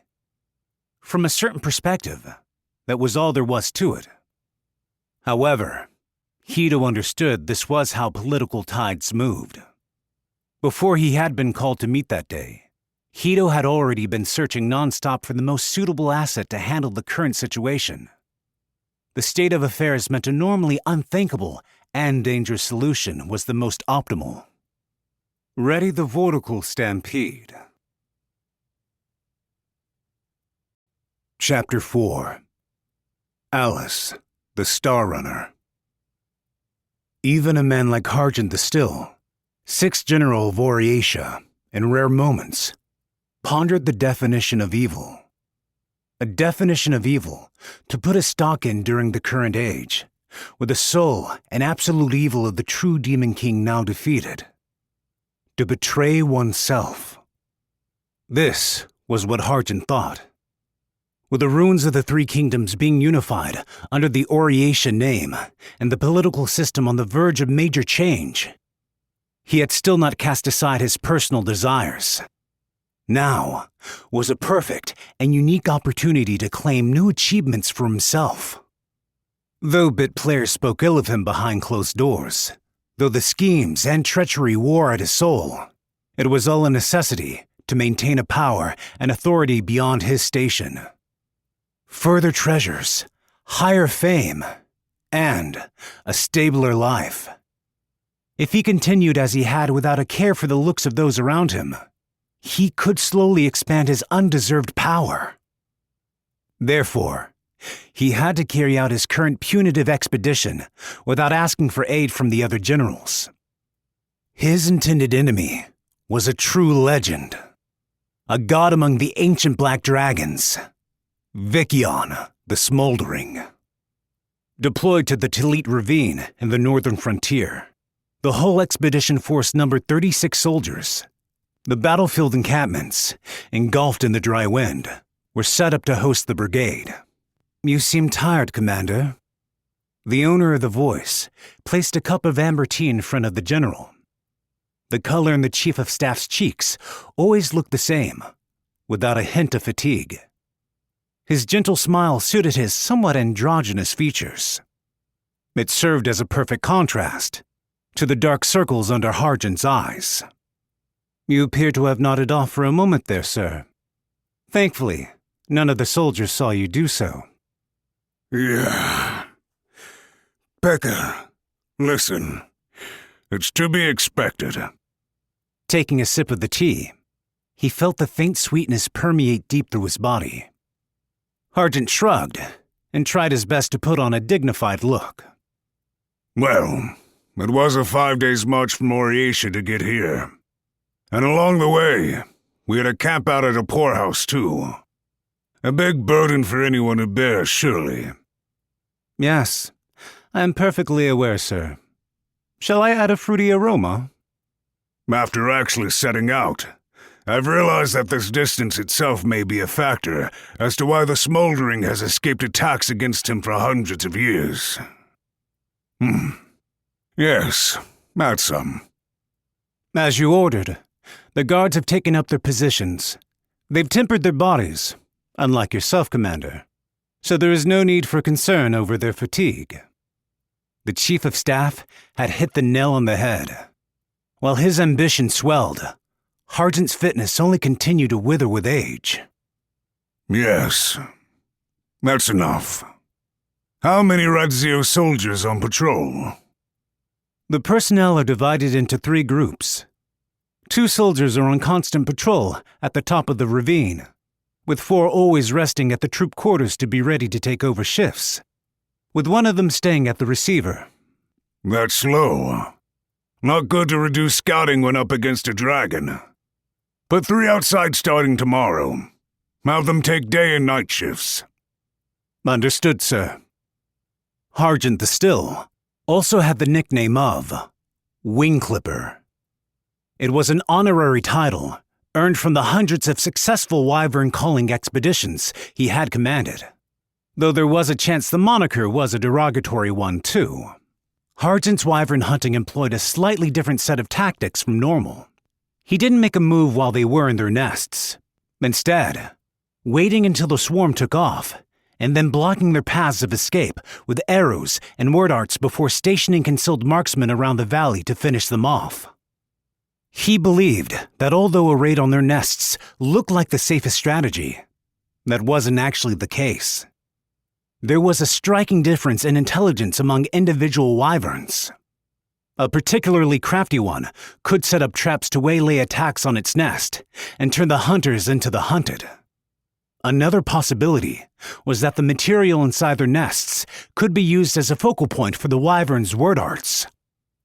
Given their opponent was Vikion the Smoldering, an evil dragon known for his tremendous power, the natural course of action was to take even more precautions than when going up against flocks of wyverns. Vikion is wounded, is he? I haven't heard such a rumor in my 20 years of life. I'm 55. This expedition's happening after investigating the findings of the survey troops and getting proof. This is a golden opportunity to wrest the advantage before the other generals catch on. Left eye's clouded, left foreleg's gone, and something that looks to be a long spear is stuck in his gut. His tail is decomposing. Very hard to believe. Supposing all this is true, do you think he'll show his face while he's in such a state? The terror of Talit Ravine. Burning down human villages on a whim. Massacring 10,000 mighty adversaries in a single breath. And hoarding inexhaustible treasure for himself. Vikion, the Smoldering. He was calamity incarnate. Save for being blessed with a 1 in a million opportunity such as this, one could never hope to best such a mighty opponent. If the expedition succeeded, Harjant's name was certain to be preserved in history forever.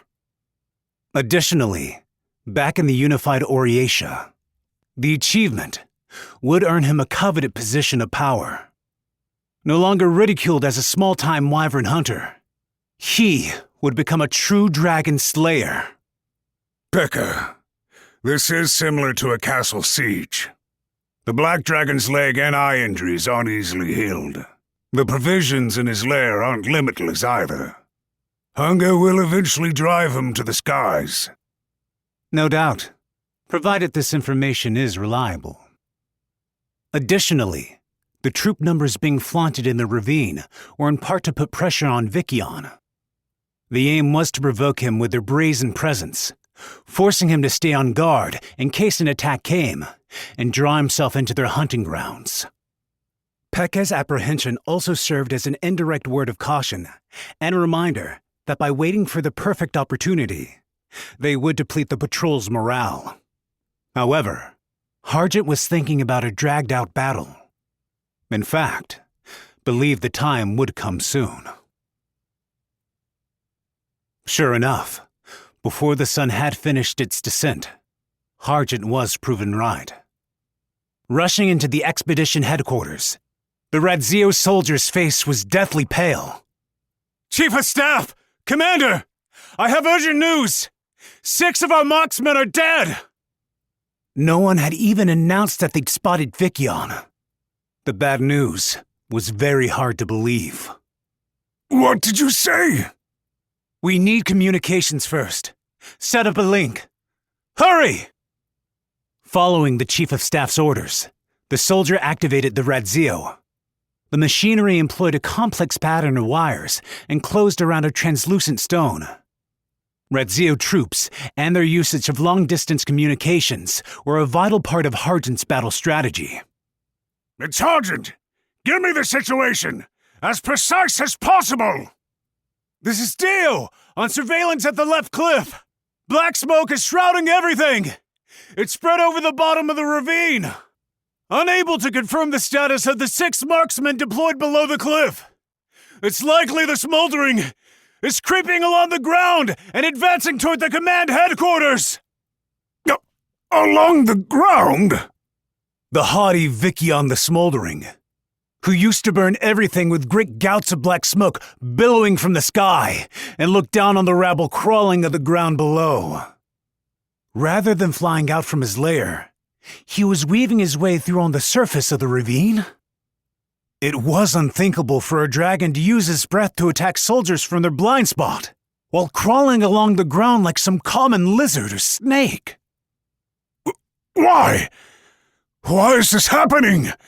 Vikion the Smoldering! Have you lost your pride as a dragon? Harjit had thoroughly researched the topography of the Tilit ravine. The sky was a blind spot. So, by using the elevation to guide the target's path, he could slay the enormous dragon with minimal losses. He had also secured paths of retreat to line up with the opponent's movements. It was the ultimate anti-air formation, one that Harjit had compiled from his decades of combat experience.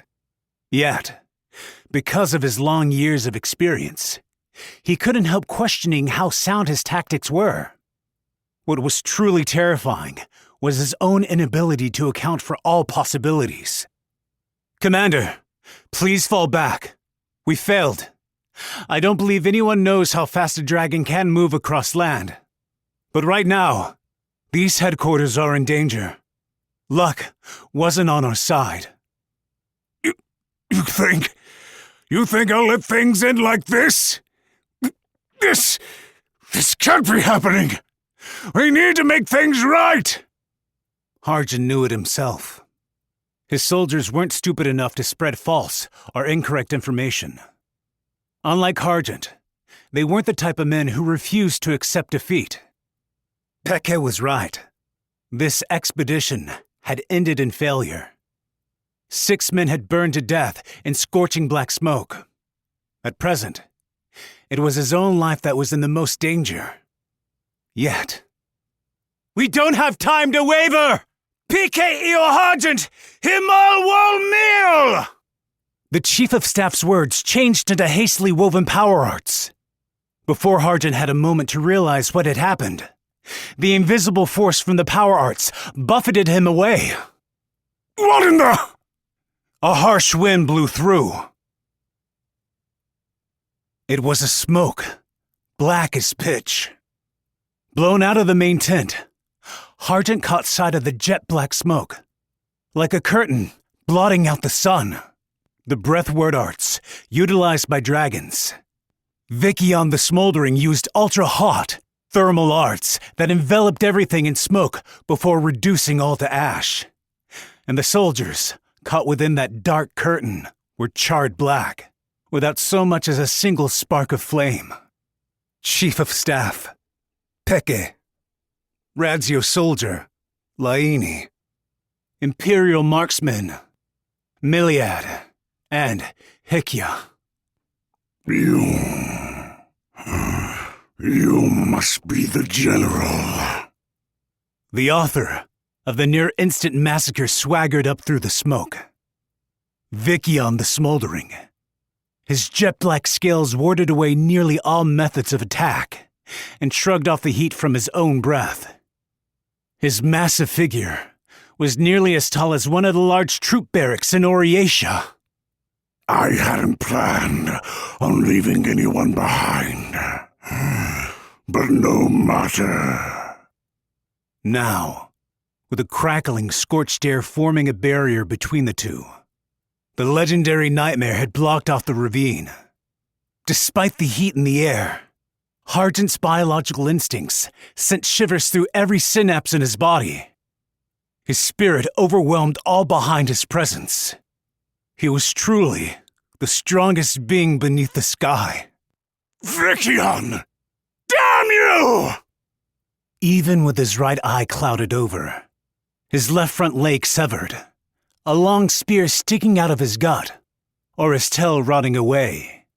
His existence was different on a fundamental level when compared to the wyverns Hargent had hunted for so long. I shall let you respond. Are any more of your subjugation expeditions around? What's this? Afraid of media hunting parties, are you, Vikion? You shall be the laughingstock of all dragonkin for the rest of time! It seems your spirit has withered as much as that body of yours! Go! Gibyaris! Jigurek. A lethal black cloud passed over Hargent's head. Vikion had missed on purpose. Answer me. Are you the only expedition? If you do not answer, you will not burn.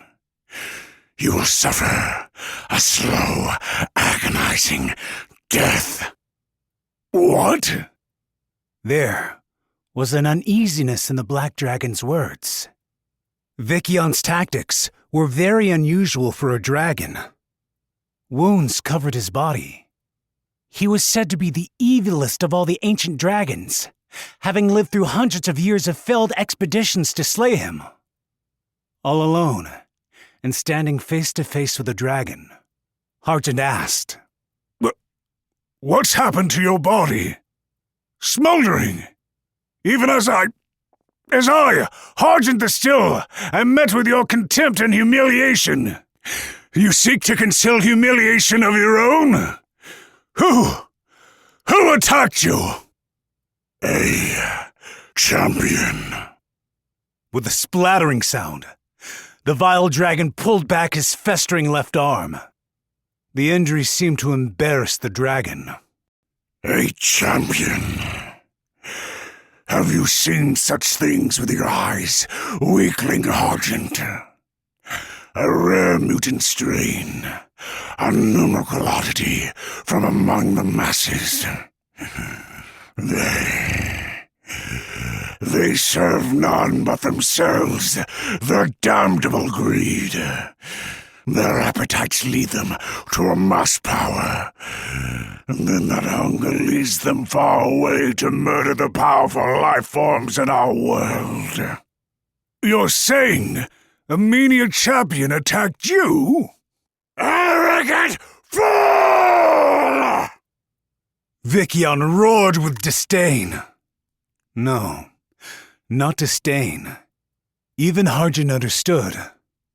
What he heard was not hatred, but fear. Mania heroes! Ha! I've butchered more of those than I can remember. Ages pass, challenges appear. That brazenness has bestowed lives and treasure to me throughout the ages. Greedy and arrogance, hunted down and killed. That is all heroes are! All are but feed! Trifling feed to sate my hunger! Vikion! Oh, Menia! Foolish Menia! That perception of yours is itself an incurable brazenness, beyond even us dragons. Are there no other groups that give birth to heroes beyond your own? Are there no other places these powerful beings, blessed with talent and strength, appear besides those inhabited by you meteor races? As he howled in fear of his memories, groaning in pain from his injuries, the dragon's single fiery eye glared at Argent, the terror of Talit Ravine, burning down Menia villages on a whim, massacring 10,000-strong armies in a single breath, and hoarding untold wealth for himself. This was Vikion the Smoldering. There was someone out there who had already defeated this creature, a nigh calamitous power. No matter what Argent tried to say, he could no longer avoid death. What Vikion had made clear was that he would not back down from one pint-sized Menia, the last shred of the ancient dragon's remaining pride. All are powerless. Know the truth, Menia! Heroes favored by fate are not limited to the Menia. There are those just as powerful among the wyverns! Argent knew. Why hadn't he realized it before? From the very start, as far as he knew, there should be only one singular creature capable of doing this to Vikion. He hadn't realized it because, for the general who had slain close to 100 wyvern flocks in his time, it was the name he loathed most of all. For example, the wyvern hero, Alice, the Star Runner. One creature had done all this. He had stolen the sight from one eye of this ancient dragon, a giant when compared to a wyvern, severed his left arm, pierced his flank, and caused the dragon's tail to fester. Unlike the Menia, who couldn't even hope to challenge the dragon without him being wounded and overwhelmed by numbers, a certain individual wyvern, surpassing all his fellow winged creatures, was able to do it. I have spoken of my humiliation. Argent the Steel. The expedition ends with me. After my army, no more soldiers from Oriatia will come trying to exterminate you. Everything came from my foolish judgment, based on personal utilitarian value. There, I've answered your first question, Vikion the Smoldering. Good. Then I shall feed your soul to the fire and forgive your Menia folly. I won't let you. You can't even imagine how many wings I have plucked from the heavens. The skies above my head are quiet. I shall teach you the power of the sixth general of Oriatia! Together, with his word art's incantation, he brought melted steel material together. The material of the temporary operation headquarters was still carried from Argent's homeland in Oriatia, and therefore he was able to communicate with it, to forge weapons with his craft arts. His second name was Argent the Still. The craft arts he prided himself on could create mounted mechanical bows, similar in size to a horse-drawn carriage. It was his ultimate anti-air weapon, the Dragon Slayer Ballista. He understood that there was no telling if it would be enough to finish Vikion without trying. Nevertheless, for Argent, betraying one's own self was the ultimate evil. The black dragon opened his maw. Weak. All is weak!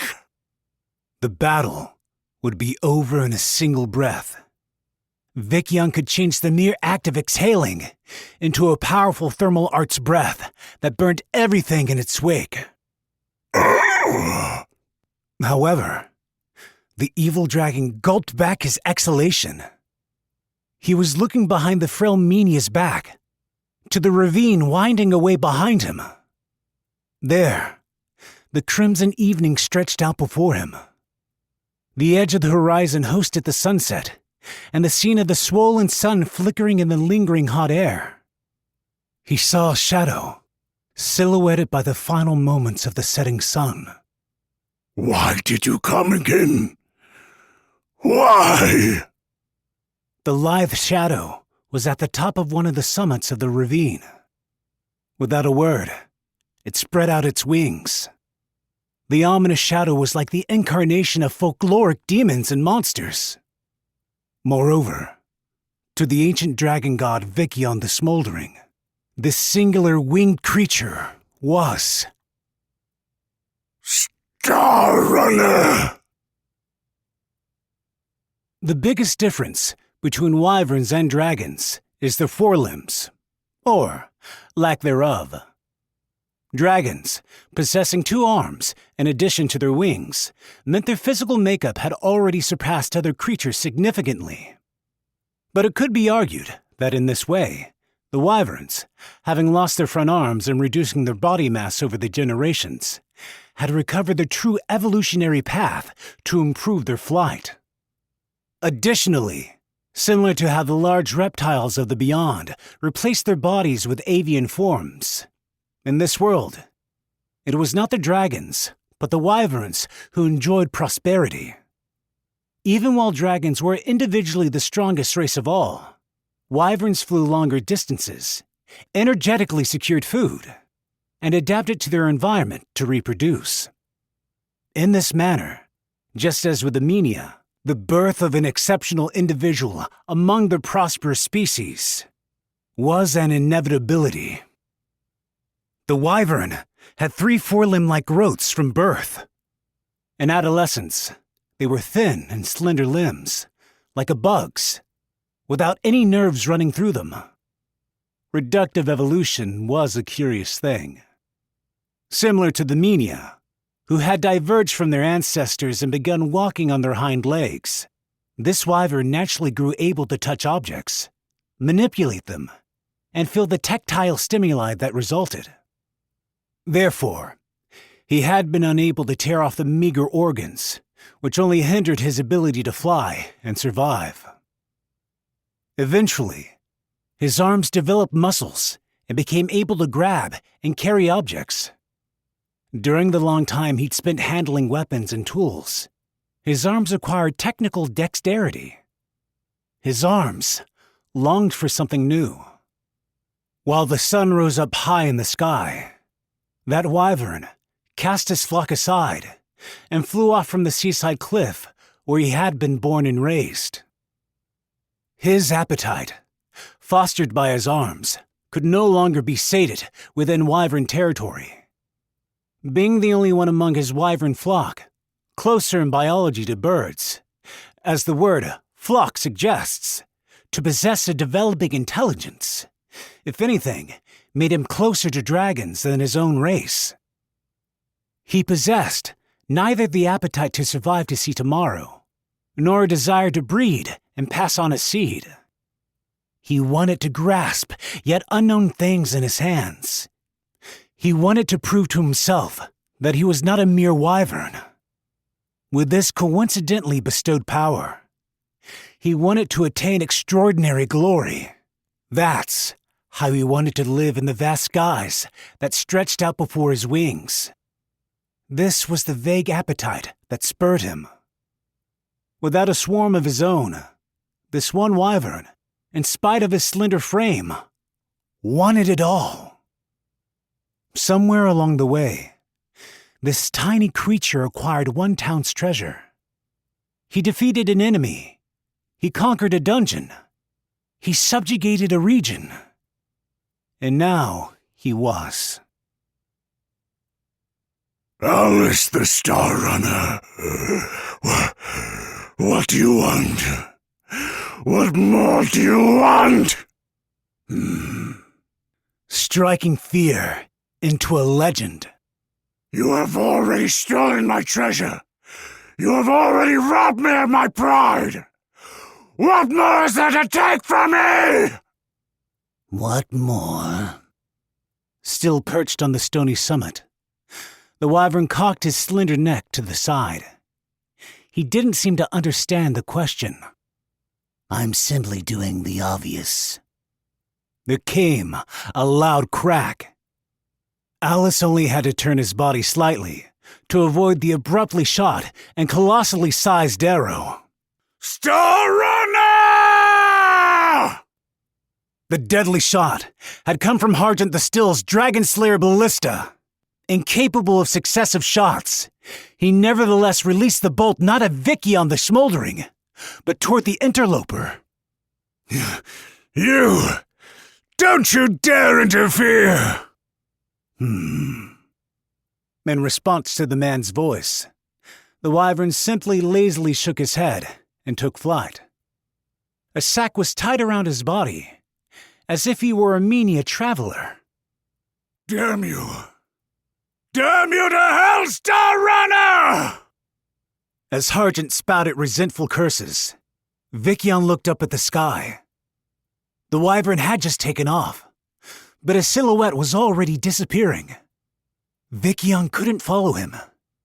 Alice's speed far surpassed that of a normal wyvern. The dragon attempted, using his incendiary black smoke breath, to intercept the champion. In truth, his action was itself the answer to his attempt. This black dragon was the same as the Menia. Tangled up in the valley floor, he could only conceal his body from the powerful enemy in the sky and try intercepting any attacks that came his way. He had been forced to realize that should he take flight, he stood no chance against the wyvern. It had been physically carved into his body that, in these skies, there was another creature who ruled above him. In the mind of Vickion the Smoldering, he could no longer use his wings to fly. Go! Gepius! Jiguegiog! Vickion mustered all his strength and unleashed his breath toward the shadow he caught in the corner of his eye. He didn't find his mark. Far too fast, the shadow flew around over his head. Wyverns had evolved their capacity for flight beyond the abilities of dragons. I don't believe it. This time, it was Harjant who expressed his astonishment. Coming to a halt directly over Vickion's head, Alice the Star Runner gripped in his hand an inconceivable weapon for a wyvern. An iron gun barrel, a wooden stock. He saw it for only a moment, but for someone like Harjant, who led rifle troops of his own, there was no mistaking it. The wyvern held a piece of technology that had been brought to the world by the visitors, known as a musket. A wyvern holding a rifle. In the fleeting moment as the dragon switched to the defensive, a bullet flew.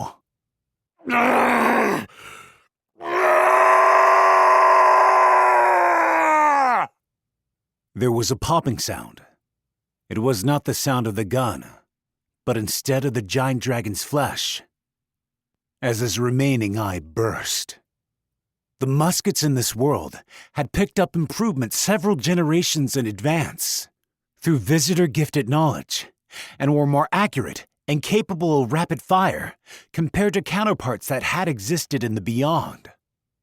However, even with that being the case, for someone in a three-dimensional high-speed aerial battle to cleanly pierce through the membrane that covered and protected a dragon's eyes in one shot. I'll go ahead and tell you. The Western Cliff. Poison bullets. From the arboreal sky spire. Alice announced quietly, as Vikion's anguished roar shook the air. He was clearly boasting about this part of his collection. It's processed from mandrake poison, you see, and starts affecting the nerves first. Relying on his voice, Vikion still tried to aim his ire at Alice. It wasn't possible to compete with the champion in the air. The damage to both eyes and his left arm had robbed Vikion of combat options. His only remaining advantage was his dragon breath, a skill impossible for the wyvern body to employ. Kipias! Kilse kokinmi, kilwi koko, kukai kialkol, konawe ko, kaskraim. The needle sprouted up from the dragon's right eye. The round object buried inside his socket instantly transformed, boring deeper into Vikion's brain. Word arts were transmitted according to one's mental speed, and the incantations weren't necessarily proportionally stronger the longer they were. Nevertheless, even with that being true, the transfiguring craft arts came slightly faster than the dragon's single breath. It's pointless, Vikion. I shot that bullet after all.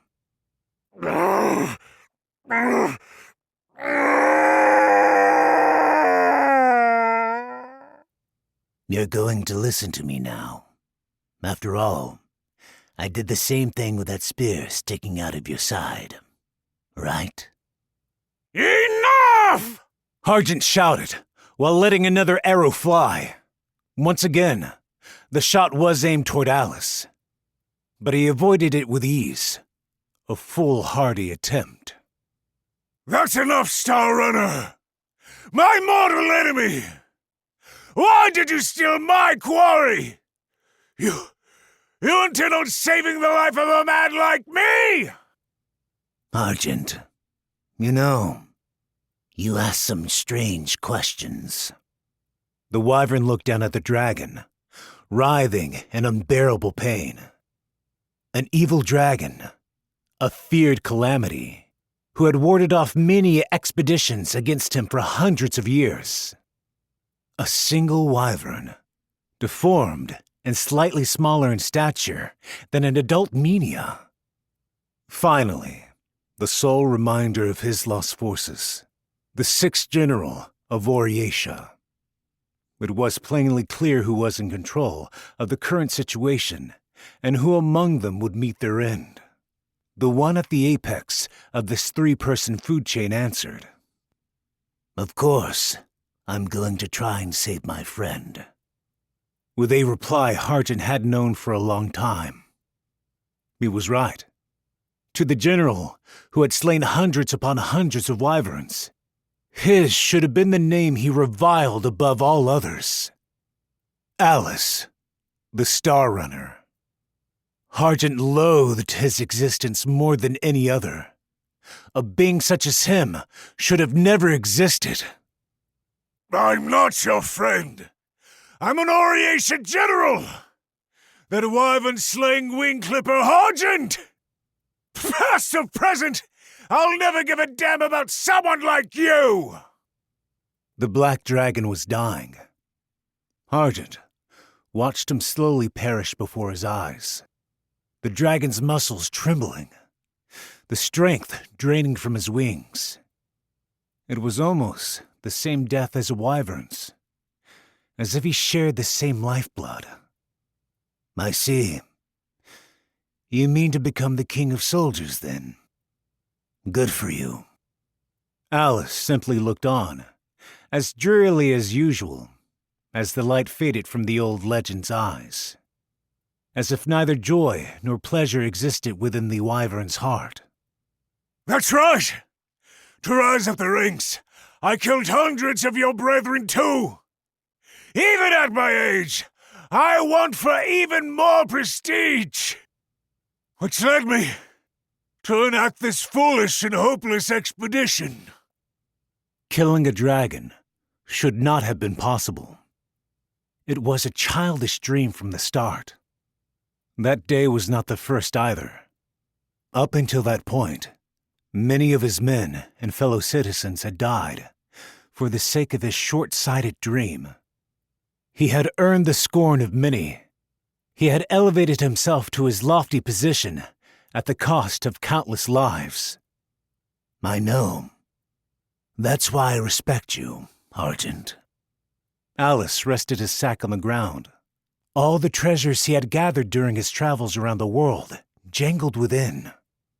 I like to show these off, even to the ones I end up killing after. Stealing and collecting things was his true nature. Alice the Star Runner was no longer a wyvern, and instead was closer to a dragon, greedily collecting treasure. A shield from the Central Mountains briar marsh. A whip I picked up in Keiso. I even have plenty of magic bullets. The many triumphs of Alice over the years had made their way to Hargent's ears as well. As he was consumed by a terrible struggle for power, awkwardly clinging to his own authority while nothing ever went his way, he had heard rumors about the star-running wyvern's adventures and treasure collecting. But I won't show them to you. Hargent desired even more riches, further heights of fame, a stabler life. That really wasn't it, though. The only thing he wanted. After all, you're an impressive man, Argent. If I show my hand, you'll gain the advantage. Was to best Alice, who was different from himself in every possible way. Best the only person, different in race, who would affirm Hargent's ugly greed. His old friend. You're wrong. I haven't been able to get a hold of anything for these past years. I've only idly watched. I heard. There's some huge Imperial competition in Oriatia.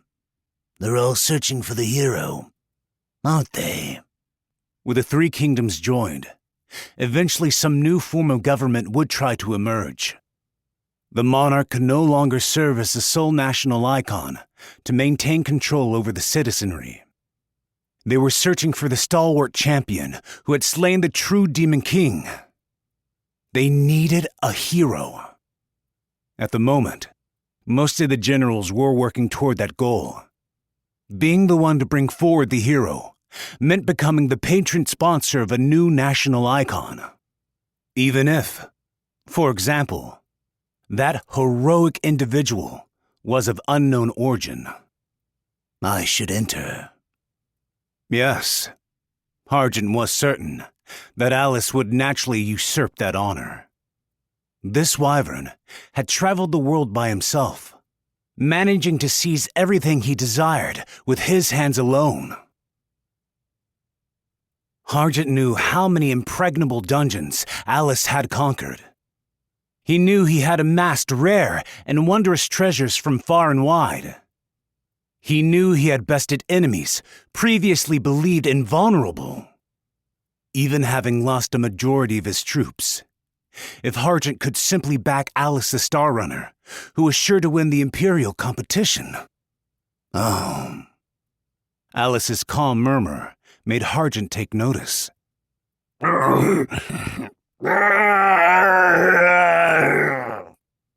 It was the death throes of Vickion the Smoldering, thought to be dead. The black breath that erupted from his gaping maw looked at that moment on the verge of drowning them both in blinding smoke. Alice, get away! The breath passed over him. His vision was completely obscured. Hargent only managed to quickly warn Alice, but was unable to push him out of the way. Unlike Peke. However, the breath avoided Hargent. Great. And I just said I wouldn't show you anything. In one of his hands, Alice held a small ornament that looked like a necklace. Making use of its mysterious functionality, Alice was able to divert the dragon's searing breath. It seemed to be some piece of supernatural equipment, like his magic bullets. The magic items in Alice's bag were as numerous as the many legends he had conquered and looted. No one knew exactly how many mystical treasures and magical artifacts he had in total. Relying only on the contents of his bag, he could employ any combination of tools and tricks to turn the tide of battle. He was practically invincible. Great shield of the dead. Star Runner! One more. Alice immediately vanished. Not even a flap of his wings could be seen in his high-speed flight. Moving too fast, even to leave a shadow behind, there came a blinding flash of light. The horrifying noise of something burning persisted. Harjant wondered if it had been a sword. Supposing the non-Menia wyvern had the technique to instantly unsheathe the sword in the blink of an eye. Supposing the sword itself had a grand blade of light, too grand to ever be sheathed. Supposing said sword of light cauterized the impenetrable scales of Vicyon the Smoldering, and that it was possible to split the dragon in two, then yes, it was a sword. Helen Singen, the luminous blade. The legendary dragon was cleanly bisected. Nothing but two wasted chunks of burning flesh on the ground. Harjant wanted to say he was incredible. When he had first met Alice in a town along the sea, he had been unable to even move his 3 arms. He wanted to acknowledge the wyvern's shocking diligence, the sheer force of will required to accomplish what he had. Nevertheless, this was the one thing Harjant could not do. As the years had worn on, and even now as everyone spoke in whispers about his bad reputation, he refused to admit defeat in front of Alice. Alice. It's just as you said. No, not only I, but every one of the ambitious 29 officials of Audioboook are searching for a hero to one day support. They are trying to gather the strongest in the world together. If you're half as strong as you claim, then you should announce yourself as a candidate too. Really now? It appeared that Harjant's friend was already aware of his motives. Nevertheless, I won't choose you. Have someone else choose you as their champion. Okay. I won't be able to seize any glory with your strength. Okay. The wyvern's replies remained curt, and he turned his body toward the setting sun. His voice was low, but there was a haughty edge to it. To me, that hunger of yours is truly admirable. You have my respect. Someday, you'll become someone much more amazing than myself, Harjant. Did he mean those words? Could Harjant truly reach the same heights as the wyvern champion, who endeavored to claim all this world had to offer? Having lost everything, did he even have time to reach that peak? Alice! The wyvern took flight, soon fading into the setting sun. He was off to find a new object of pursuit. Perhaps he would fly to a whole new world. And then one day, his conquest nearly at an end, he would claim the mantle of hero. Where are you planning to go, Alice? The Great Nagan Labyrinth. That's serious trouble. Why go there? I only ever have one thing on my mind. Conquest. There's something I want there. The sun over the Talit ravine began to sink below the horizon. Everything Harjant had lost was becoming blanketed in darkness. Harjant thought about why Alice had left without parting words. He had no regrets. At the very least, he certainly didn't regret watching Alice depart into the sky. Because he believed in his own definition of evil. Evil is when you betray your own beliefs. He could wield any type of weapon under the sky, with his supernatural aptitude. He possessed a vast array of superpowered magical items, gathered together from all corners of the world. He challenged an endless succession of opponents and dungeons and came out on top every time. He was the fastest living creature in the sky, his hunger driving his conquests, even into the domain of dragons. He was the rogue wyvern, Alice, the Star Runner. Chapter 5. Dakai the Magpie. The Duchy of Lithia was a major metropolis, even prior to its independence, built along the wide banks of a pristine canal. Among the historic city architecture rose brand-new, pure white spires, which served as the symbol of the current Lithia, transformed into the new principality. Just past noon, a pleasant breeze blew across the canal. Master Taran! Hearing the child call after her, Taran the Punished stopped in her tracks. The ruler of the new principality had wrapped up the day's assembly and was on her way to her office in the central stronghold. The city's opposition to Oriatia and its political situation meant very little to the many children living in the town. The heroic woman, nearly in her 50s, bent down and locked eyes with the young boy in front of her, no more than 8 or 9 years old. "What's the matter, boy? Sorry to say, but you won't get any candy out of me."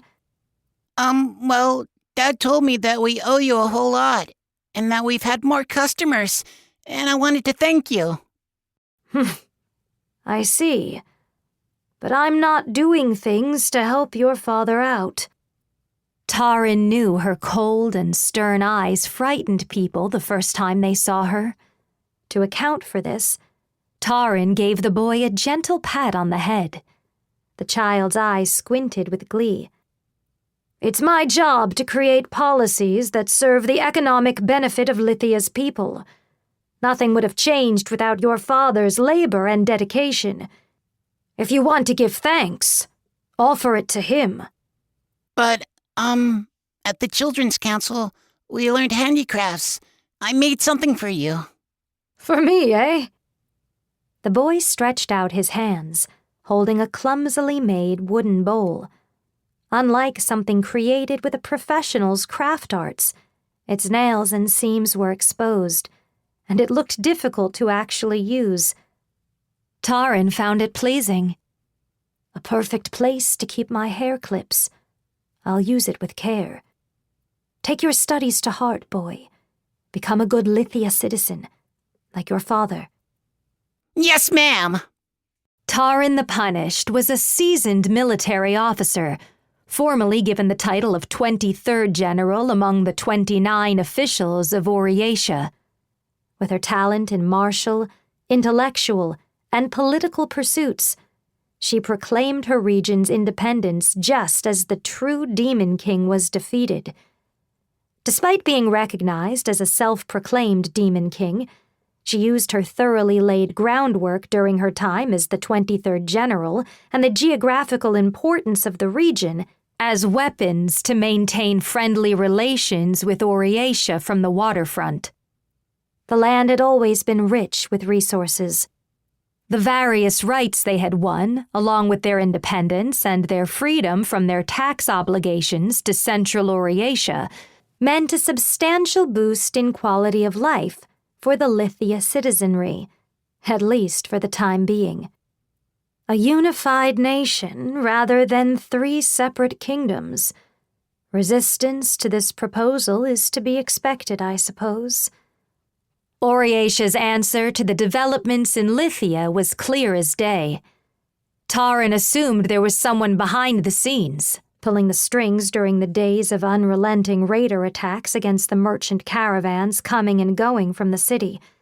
It worked to restrict the flow of resources in and out of the new principality. Oriatia's silent economic sanctions. War with Oriatia would come eventually. Thus, She needed to act with haste to ensure their chance of victory didn't slip away. While officially working to negotiate with Oriatia, her preparations proceeded apace. Taran's shoes echoed harshly on the floors of the central stronghold before arriving at her empty office. There, she opened her mouth and said, "Dakai, you're back, aren't you?" Come on. A lone young man silently dropped down from the ceiling crossbeam.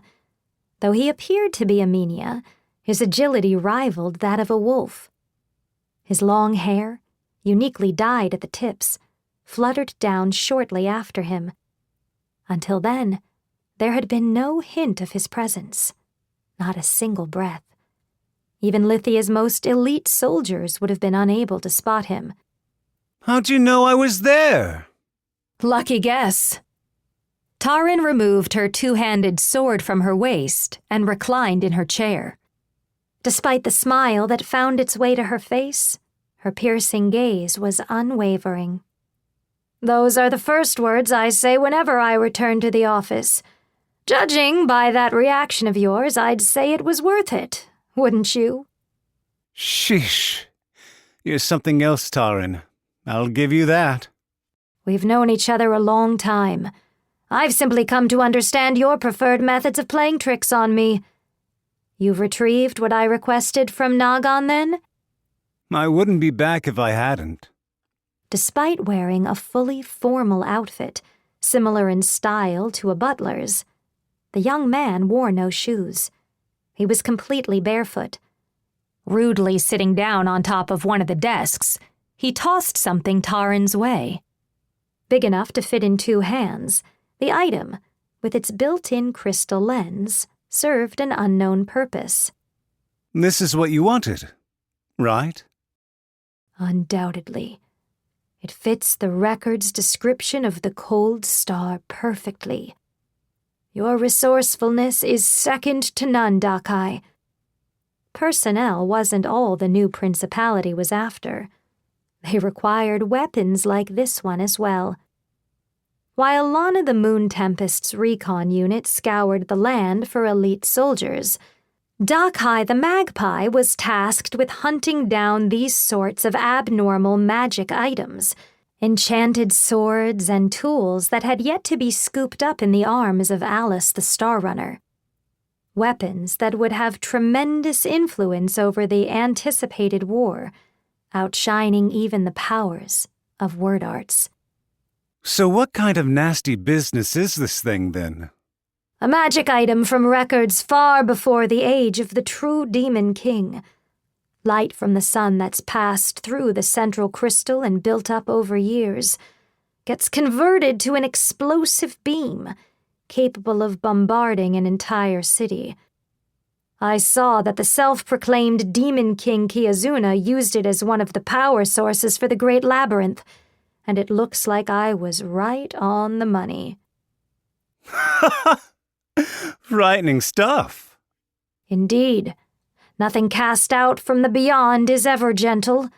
Magic items and enchanted swords, intolerable to the beyond, these perverse oddities all flow into our world. The only explanation is that this is the purpose for which our world was created. Hey now, is that a dig at me? Nonsense. Surely you don't think of yourself as gentle. The sword strapped to Dakai's waist, a thick-bladed scimitar, similar in shape to the Liuedao sabers of the beyond, was one such supernatural magic item called the Magicked Blade of Razukort. It was an enchanted sword that possessed the ability to see through every attack and respond with blinding, cutting speed, always taking the initiative against its foes. What about the other magic items besides the Cold Star? Did you have time to check if they were there or not? Yep, but your suspicion proved right on the money. Alice the Star Runner made off with most of them. If only I had started working on this a bit faster, I probably could have taken him on. At the very least, as long as I have the Cold Star, we can consider the matter dealt with. No need to act outside my words. Oh, you sure I shouldn't have brought that dungeon golem back with me? That was my first time seeing it, but that self-proclaimed Demon King lot sure made some crazy stuff. Indeed. Tarin had also heard about what happened to Nagan City, that the Great Labyrinth had come to life as a golem and raised the entire settlement. It was an unprecedented situation. Ever since hearing the report from her subordinates, she had assumed it had something to do with the grave-robbing mission to extract the Cold Star. I heard that the dungeon golem got put down the same day it came to life. I assumed you were the one who defeated it. Did you now? Well, there are others besides me who could have taken it down. Somewhere out there, I'm sure. Dakai then lightly tapped on his right shoulder. Its core was located right around here. Am I right? I haven't heard any of the details. Oriatia ended up securing the remains, too. Nevertheless, Tarin was sure there was no mistaking guesses from a man like Dakai the Magpie. Her previous praise had not been flattery. This thin young man, easily mistaken for a woman at first glance, was a warrior capable of going toe-to-toe with virtually any foe, even the self-proclaimed Demon King Kiyozuna's dungeon golem. If that sword of yours had cut down the dungeon golem, I would have loved to witness it. Don't get your hopes up. I'm no swordsman. Exactly. Now, given that you've managed to obtain this magic item, I can put you in charge of another job without worry. Tarin folded her hands together over her desk. For the past 2 months now, caravans traveling in and out of Lithia have been getting attacked. Most likely raiders under Oriatia's direction.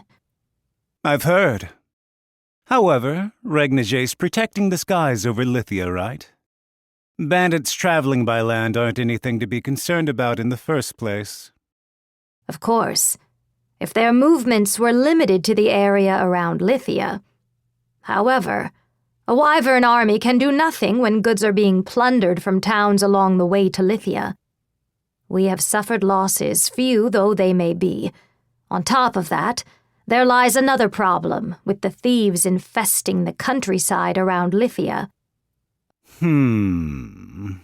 And what is this difficult problem then? Our enemy is using these thieves to get an idea of how consistent we are at dealing with them. They're watching for the times when our wyverns don't sortie as quickly.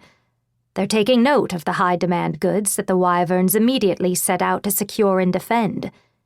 As long as these raids keep happening, we'll be feeding this intel straight to the enemy. Basically. Still perched on the desk, ignoring all etiquette and courtesy, Dakai swung his feet. You're saying there's someone in charge of leaking what goods are coming in and when there are communication delays? I knew you'd catch on quickly. It's safe to assume there's an informant conspiring with Oriatia.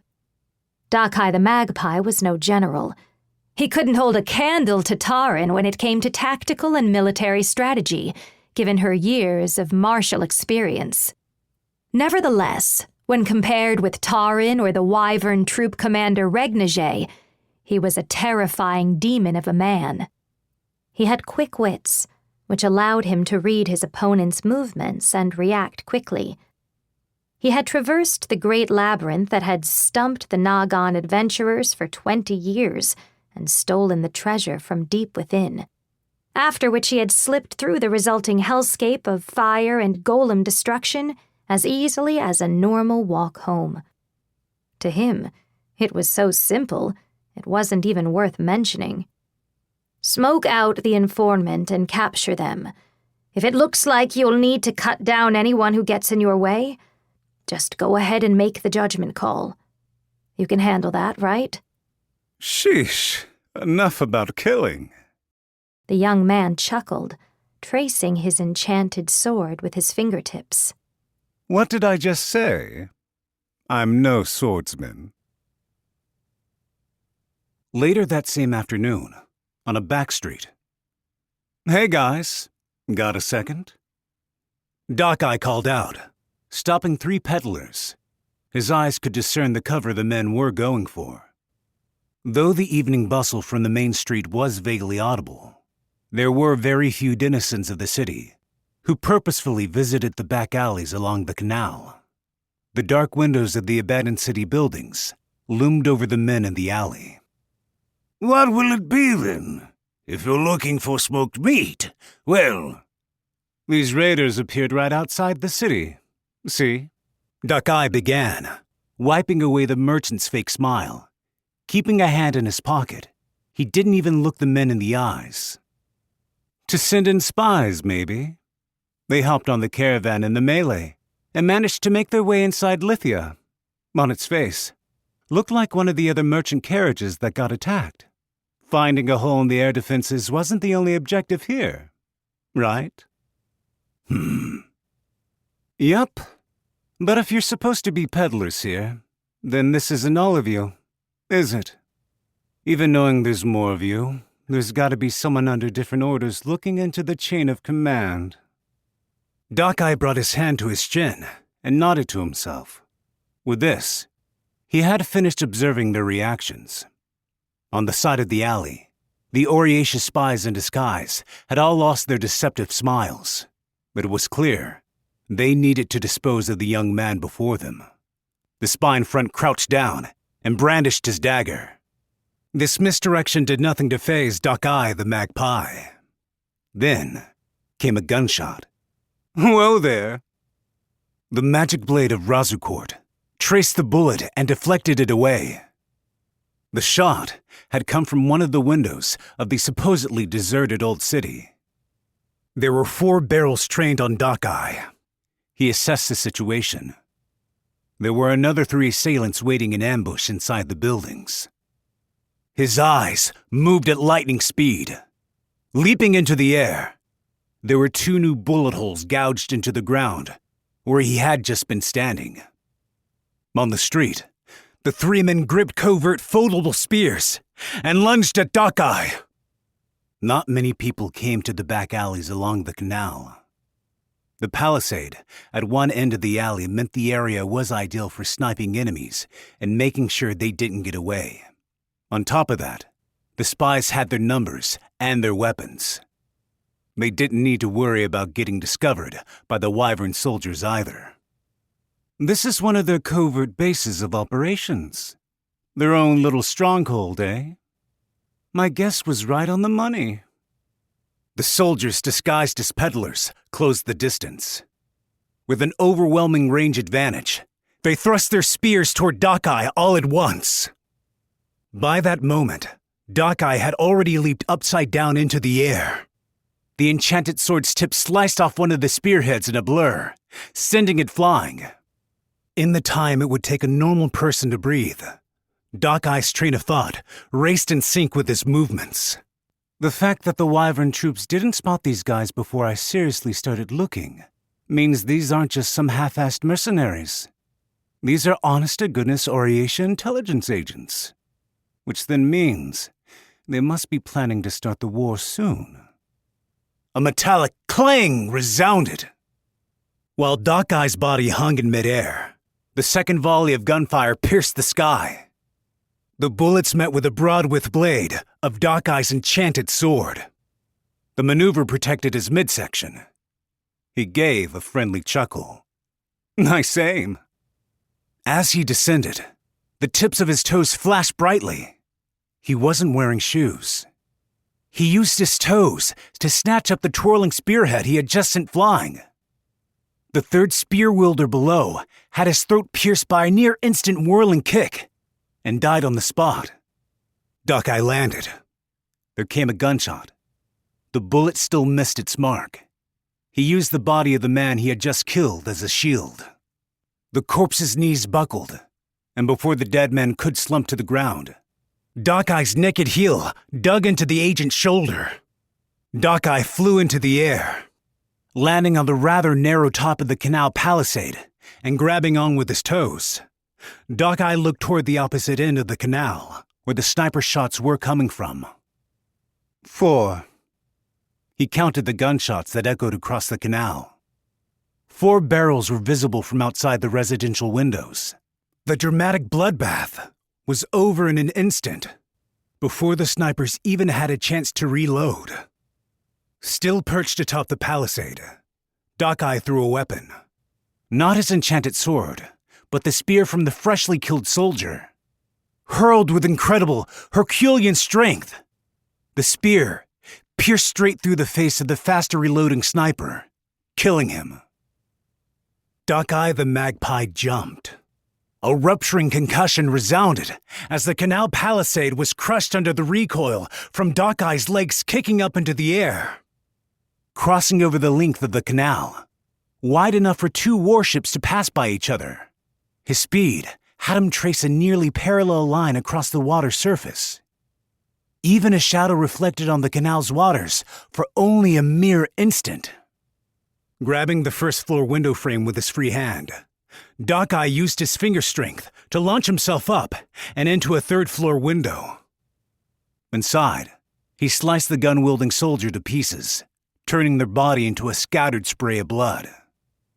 Doc-Eye the Magpie was a Menia. Definitely neither ogre nor gigant, despite how preposterous and abnormal his physical abilities were. All right, that leaves 1, 2, and those 3. 5 then. As he counted the remaining adversaries on his fingers, he sliced up the spy on the communications device deeper with his enchanted sword, without even looking. The agent's head had been severed with such extreme speed that it crashed into the clay wall, the force causing it to burst open like rotten fruit. 4 left. He returned to the window he had just flown through, suddenly realizing something. Dropping from the third window, like it was a slight dip along the road, he split the head of the person right below him clean in 2. Spies tried to escape from the first-floor entrance, having been alerted to Doc-Eye's infiltration.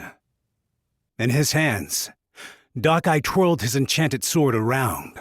Covered in his victim's blood, he gave another friendly smile. Okay, so you and you. That's 2. Just 1 left then. He could see everything with precision, like he was passing thread through the eye of a needle. Both the retreat of his enemies and where he would land after his fall. 2 of the soldiers trying to flee were blocked off from the exit. It was now abundantly clear to all bearing witness. An Oriatia spy group, capable of infiltrating the new principality and avoiding the eyes of the Wyvern troops patrolling the region, had been completely wiped out from what had clearly been an advantageous position, at the hands of a single young man. I can kill you guys too, but what'll it be? We surrender! Iko, throw away your weapon too! But sir, if we're captured by the new principality, who knows how they'll treat us?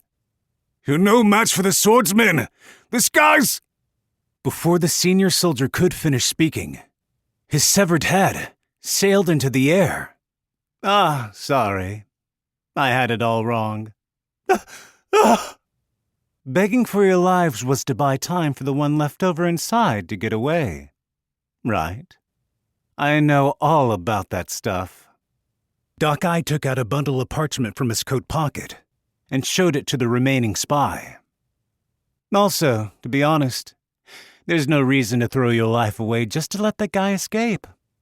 All the records are written down right here, aren't they? Due to this world's low literacy rate, trained spies left ciphered records behind in their own unique code. The papers in Doc-Eye's hand had been pinched from the soldiers who had been dispatched. The young man possessed the skill to perform impressive sleights of hand, while simultaneously eliminating his enemies at blinding speed. I give up! Please, swordsman, have mercy! Don't kill me! Save your breath. The young soldier's body split into 5 pieces as Dakai walked past him. See? I'm not a swordsman. I'm a bandit. For these sorts of spy cells, no matter how many of them died, their home country would never acknowledge their existence.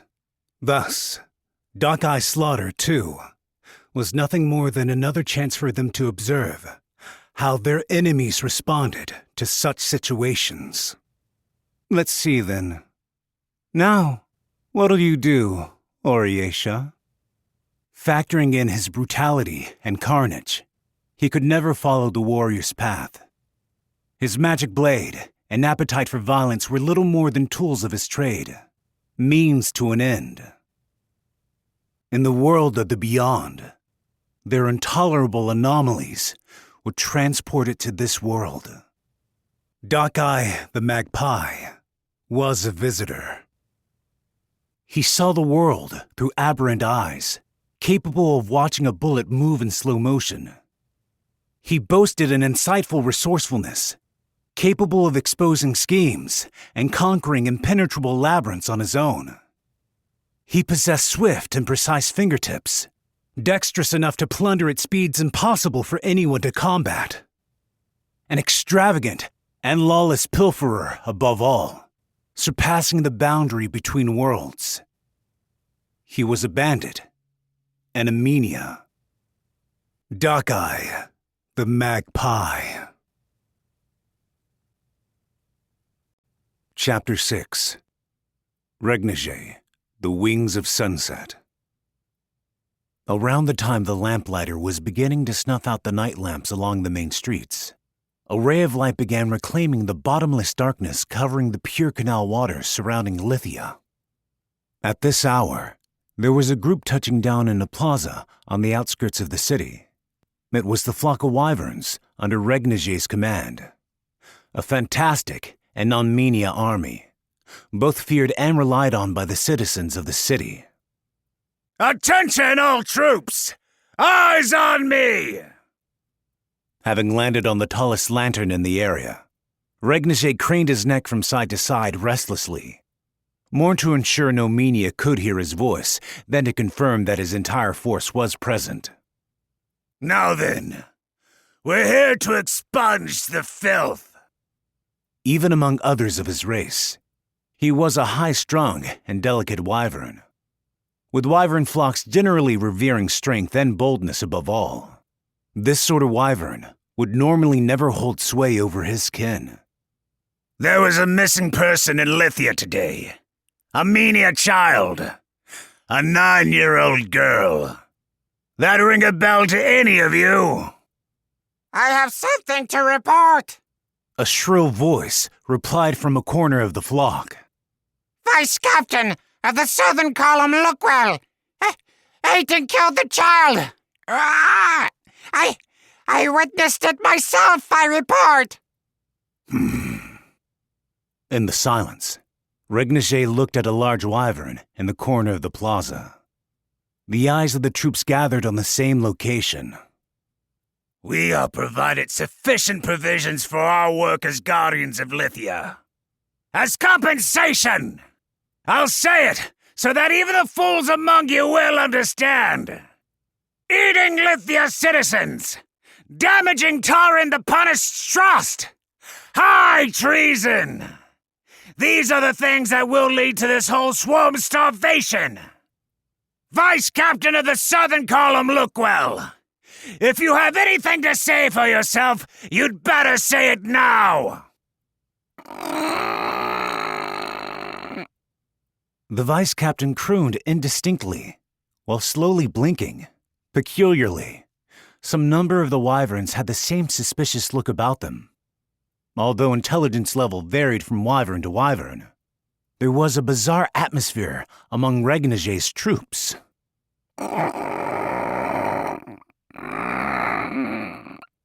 Kexikokart, Kent Kakord, Coquette Corp. Without a single word of warning, Regnige began incanting word arts.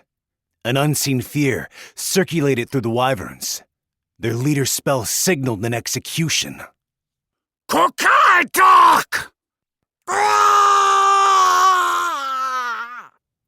A conical red light appeared in the empty air and burned the wyvern from 3 directions at once. The one scalded was not Vice Captain Lookwell, however, but instead, the wyvern informant who'd first accused the vice captain. Before the informant could even spit in contempt, Regniche grabbed him in his claws and pushed him down to the ground. Did you think to mislead my own investigation? Scum! Traitorous scum! The moment the light from the thermal arts touched the wyvern, their skin was seared, cooking the inner flesh. When? Look! All of you look! Bear witness to the end of this fool who betrayed us! Regniche's claws mercilessly rent the informant's stomach. The reason this peculiar wyvern, with his unimpressive build, had gained control of the flock was not solely due to his inherent intelligence and proficiency for ward arts to overpower others. Scum who eat Lithia citizens! People eaters are punished by death! No exceptions! Capital punishment! Execution! A chunk of bloody meat, torn out from the living wyvern's stomach, was raised into the air. It was the half-digested arm of a child. Regniche's eyes glared through his cladded nictitating membrane at the speechless flock. Then, suddenly, there came a disquieting noise of wing beats. One thing was certain. These wings did not belong to any of the wyverns. 1 year! This filth was added to our swarm 1 year ago! Not enough treatment! All the others who joined at the same time will undergo treatment again! No more cracks in discipline! Never again! Within Regniche lurked a harshness that bordered on insanity. A reign of terror that accompanied very little tolerance for insubordination. That was the real power that elevated Regniche, the wings of sunset, to his position at the top. This historic symbiosis between people and wyverns was also a tenuous piece, dancing on thin ice and barely supported by the existence of a prodigy like Regniche. It's my duty, Regniche thought, his claws still soaked in cooling blood. The Menia girl the executed wyvern soldier had eaten would be treated as a runaway. 2 people a month. That category of sacrifice would likely be fine with Taran. However, if these sacrifices increased, Regniche couldn't guarantee the wyvern's futures. It was necessary for him to maintain control, to preserve the swarm, and for the only thing he valued in the world. He knew it was not a crime for wyverns to eat people. Wyverns had no concept of crime to begin with. Their nature was to be free. Their wings tools for them to forcefully devour and plunder anything and everything their hearts desired, even if it went against divine natural providence, and no matter what hideous methods he needed to employ. It was his duty to make sure his flock lived on and survived. I will guide the rabble. I will never desert the swarm. The truly powerful are the ones to lead. The ones to bear responsibility for the most lives. There were times Regniche would remember the scenery of the sea bluffs, when the sun was at its zenith. The memory was from shortly before the true Demon King came and took everything away from him. To Regniche, his fellow wyverns were nothing more than foolish riffraff. However, there was one other wyvern like him, possessing intelligence and the capacity to lead. He recalled that wyvern's shadow, flying far off beyond the clouds. Regniche must have had the same choice available to him too. 1. Abandon the peace and order of the swarm, wishing to be free. 1. Earned authority and shouldered responsibility for the lives of the swarm. Born equipped with an intelligence unlike the others, Regnier was the one who hadn't been able to abandon those wyverns who had remained behind. Comrades, destined to one day be subjugated by the Menia. Even though these wyvern fools were hard to save. Even if the entire world was to be brought to ruin by the Demon King's terror. And even if it meant abandoning their natural wyvern freedoms in service to the Menia. Regnier had no intentions of abandoning his swarm. He believed it was the correct choice. No matter how strong a wyvern was, attempting to survive without the solidarity of one's flock was the height of foolishness. Nevertheless, that lone wyvern had flapped his wings and left them all behind. Compared with other cityscapes, what greatly distinguished the scenery of the new Principality of Lithia were the white spires that rose up like a forest. Each one served as a large residence for the wyverns who protected the city, and as eyes that continuously looked down from the skies on the citizens and outside threats against the city. However, within the spire directly connected to the central stronghold, there was a room prepared solely for a single Menia. The room was always kept tidy, filled with expensive furniture, and subdued sunlight shone over the white walls. Living there on her own was a young girl of 19 years old. Today was sunny. Regnier left early in the morning. She muttered into the book that lay open on her desk. Her lightly colored hair stretched down to her feet, suggesting she didn't spend much time outside her room. What are you mumbling about? The voice came from the window. She shifted in its direction. Regnier? She asked, turning her face to the window. Even with her eyelids open, the girl saw nothing. Her irises were clouded over with gray. Yeah, I'm here. Did you sortie today too? Just finished driving off a group of raider scum. I'm not playing all day every day, unlike you. I was writing in a journal.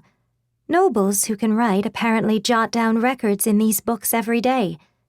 If I do the same thing, then I'll be able to remember my conversations with you forever. Don't be so foolish. You can't even see. How exactly are you supposed to write? I've been having fun with this recently. Her name was Kerte of the Fair Skies. Her relationship with the King of the Skies and Protector of Lithia, Regnier the Wings of Sunset, extended back to before the new principality had declared independence. It's still light outside, right? As Kerte approached the window, her long hair flowed in the wind, blowing into the room. She casually stretched out a hand to try and touch Regnier beside her. He immediately pulled back his wing, and Kurte's fingers grasped at the air. Oh. Don't touch me. I guess even a surprise attack won't do the trick, huh? Weakling. Small fry like you won't ever come close, even if you spend your whole life trying. You may be right. I have to think up some other method then. The open window looked down on the beautiful cityscape of Lithia. A colossal blue belfry rose up among the rows of spires. Radiating out in all directions were the low gray city streets, the blue of the sky and canal. A faint and gentle border brought moisture to the air. Do you like Lithia, Regnier? How about you? Not that you can see anything anyway. I like it. It's very pretty. Damn fool. If only I had it so easy. Kerte smiled. Regnier's words were always vitriolic and spiteful. However, the spectacle he had given the girl was not the cruel scenes of the wyvern fighting on the battlefield, but instead, the glorious and beautiful world visible only to the creatures that soared through the sky. Aren't you going to sing today, Kerte? If a song is what you want, you'll find many singers far better than myself. I don't care about the song. Really? Regniche replied, quietly squatting down on the floor. I want to hear your song. To Regniche, and his fierce temperament, fierce even among the mania-eating wyverns, this was the only time he felt at peace. Looking down on the city, she couldn't see. Goethe began singing with a delicate yet resonant voice. The song was without lyrics, weaving only a melody. The girl, her vision lost, would still sometimes see waking nightmares of darkness. The day the true Demon King arrived and her birthplace along the sea was devoured in terror and madness. Goethe hadn't even directly seen who the true Demon King was or what they had done to her hometown. Even now that everything was over, there was no one anywhere who knew the actual form of the true Demon King. A passing visit from the true Demon King had plunged her home village into irrevocable annihilation. It might have actually been her destiny that day for Goethe as well, losing the light in her eyes from the indescribable act of violence, to linger eternally on the border of madness. A lovely song, Regniche quietly murmured. That day, she was the only person, with Regniche as the only wyvern, who didn't stay lost to the madness. She remembered being able to hear a song from somewhere, amid the eternally sealed darkness. Even if it was a mere auditory hallucination moments before death, she had still heard it. The angel's songs spoken of in the old teachings surely must have sounded similar. She remembered it was without lyrics, only a melody. Regniche believed that song, unsure whether it really existed or not, had brought Goethe's consciousness back to this world. Hey, Regniche, what is going to happen to Lithia? The wyvern sorties were growing more frequent. Even with no knowledge of politics or government, Goethe could feel a vague foreboding seeping into Lithia. The lord of the seaside nest, Goethe's homeland, Regniche was a wyvern who had also been wrapped up in the true Demon King calamity. At the time, save for Regniche himself and some other wyverns who happened to be away, his first flock, which he had spent his long life cultivating, had been completely devastated by the true Demon King, as if they were nothing but a swarm of insects. Even if they differed physically, both Regniche and Goethe shared signs in their pasts of the worlds they had lived in beginning to collapse.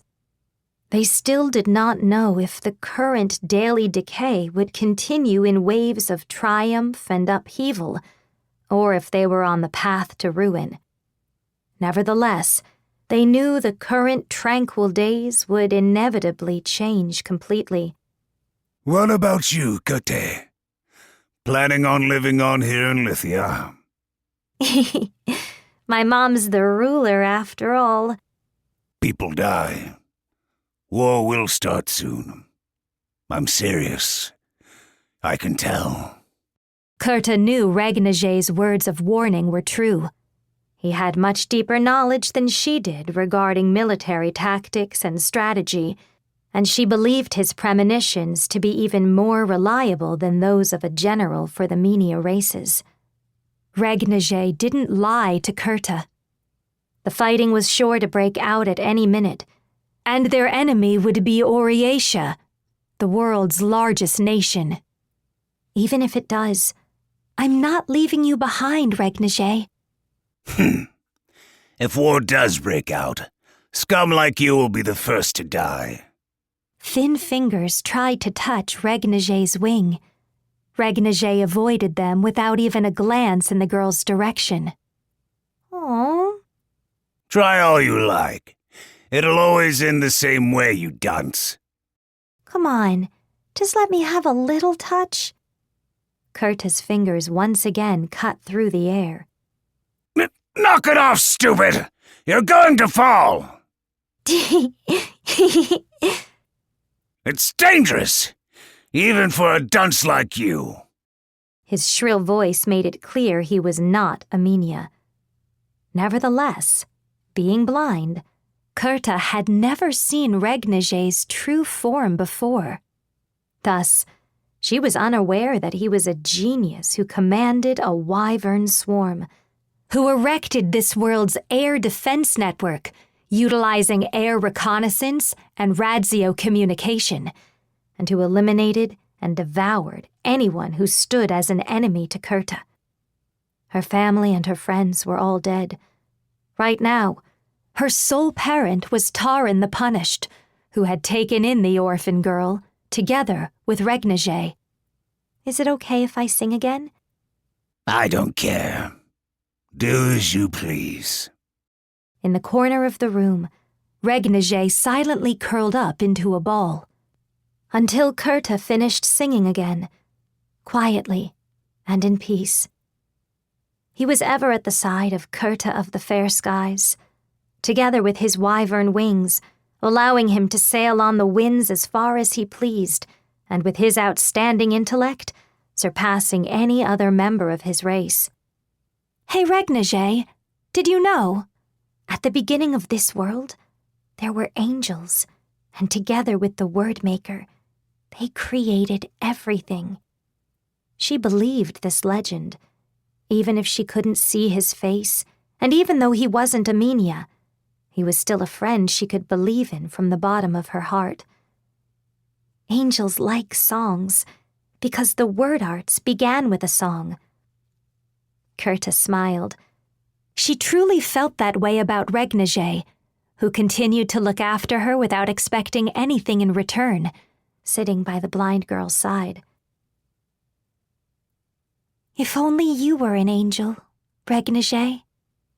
The word arts of this world made it possible for all races to communicate effortlessly. He held the world's sole flying army to do with as he pleased, and controlled the wide open skies. He led a completely obedient colony of wyverns, willing even to die if he bade them to do so. It lived as if it were one singular organism. He had the intellect to fully control the tide of battle, and spread his roots deep into the core of a nation-state. A fierce attacker, as well as a guardian of order. Above all, a unique calamity among the clouds. A wyvern commander, unlike any before him.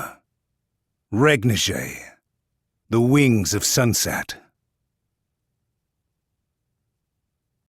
Chapter 7. The Central Detention Hold. Even among the numerous prisons scattered around Oriatia, the facility was intentionally built in an area that housed many military buildings, subject to constant and strict surveillance.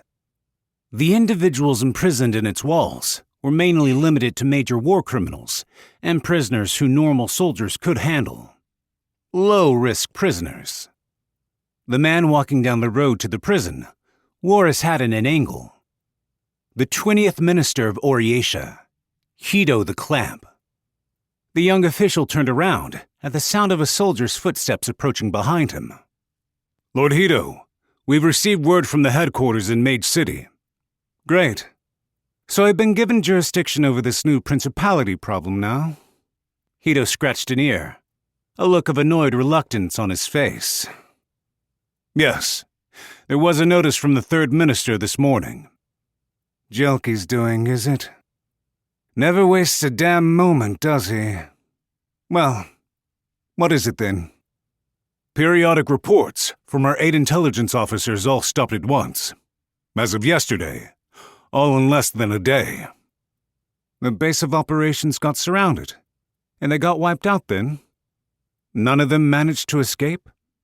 That's right. Among the 8, not a single one survived. They were all elite officers, handpicked by the 17th Minister herself. They must have been up against a considerably large force. I wonder, how many men do you think you'd need to take out 8 of her spies? Keiso kept his hands in his pockets as he walked. The footsteps of himself and the soldier were the only things that echoed through the underground passage. The fact that they were driven to annihilation alone means at least one squad of 4. That said, with the 17th Minister's spies, they always make sure one person escapes, even if they have to sacrifice everyone else to do it. To completely wipe them all out, you would need 4 squads, 16 total. One of those would have to be a sniper unit. They were the 17th Minister's troops, after all. Hito the Clamp's views more or less aligned with the soldier's assessment. To take out an entire group of well-trained Oriatia spies would require that amount of manpower, at the very least. Has little Elia been told about this? Little Elia? The 17th Minister, Elia, the Red Tag. Reporting about this to the spy boss should take priority over me, right? Though I have heard she's currently busy with a separate infiltration mission. Indeed. She appears to be out in a part of the frontier where Radzio communication is difficult. So I first thought to inform you, Lord Hito, as the person in charge. Person in charge? Hey now, I haven't even gotten an official letter of appointment yet. The 17th Minister of Oriatia, Elia, the Red Tag, had, for 6 small months now, been busy with an investigation a far distance from Oriatia. The Wyvern expert, 6th General Hargent, was infatuated with his dragon-slaying mission, and due to the extreme secrecy of the head of the intelligence, the 17th Minister, Elia, even emergency communications weren't reaching her. Sheesh. Damn near everyone and anyone's off gallivanting, doing whatever they want. Naturally, I believe the command jurisdiction over the spy troops has been transferred to yourself. Shall we have more personnel infiltrate the city? They'd die in vain if things played out the same way. Time for another strategy. Hito closed his eyes. The topography of the future battlefield, engraved in his mind countless times over, floated into his thoughts. On the eastern side of the operation headquarters, there should be a basin carved out by the mountain stream. Per our negotiations with the new principality, it should be just barely within our territory. Build a battle encampment there. A basin? Yes, there is indeed one there, but it is quite far away from the headquarters. I don't believe that position would serve much purpose defensively. That's fine. It'll be an offensive forward position. The complicated topography will deceive the eyes of their wyverns. Sometime tomorrow, I'll send a few skilled fortification experts over. Understood. Incidentally, sir. The two had stopped walking. They had arrived at their destination, in front of one of the prison cells. The corridor was always brightly lit, but the air was horribly still. The release of the vortical stampede. Well, is that your responsibility, sir? Yup. Move aside for a second. Hito tapped on the iron door. Leaning on it with his balled-up fist, he called out to the person inside. "You awake in there? Aren't you Nihilo?" Hito could see the prisoner inside move off the bed.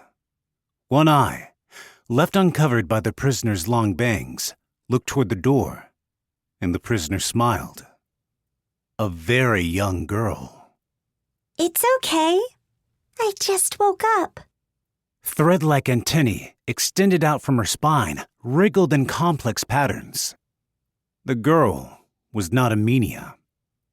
Apparently, 8 intelligence agents in the new principality got wiped out in a single day. How many people would you need to do that? Nihilo, the vortical stampede. Just one. After her flat reply, the answer obvious, she giggled. Actually, no. One person and one body, I should say. She was called Nihilo, the vortical stampede. The individuals imprisoned in this facility were primarily limited to major war criminals and prisoners who normal soldiers could handle. Low-risk prisoners.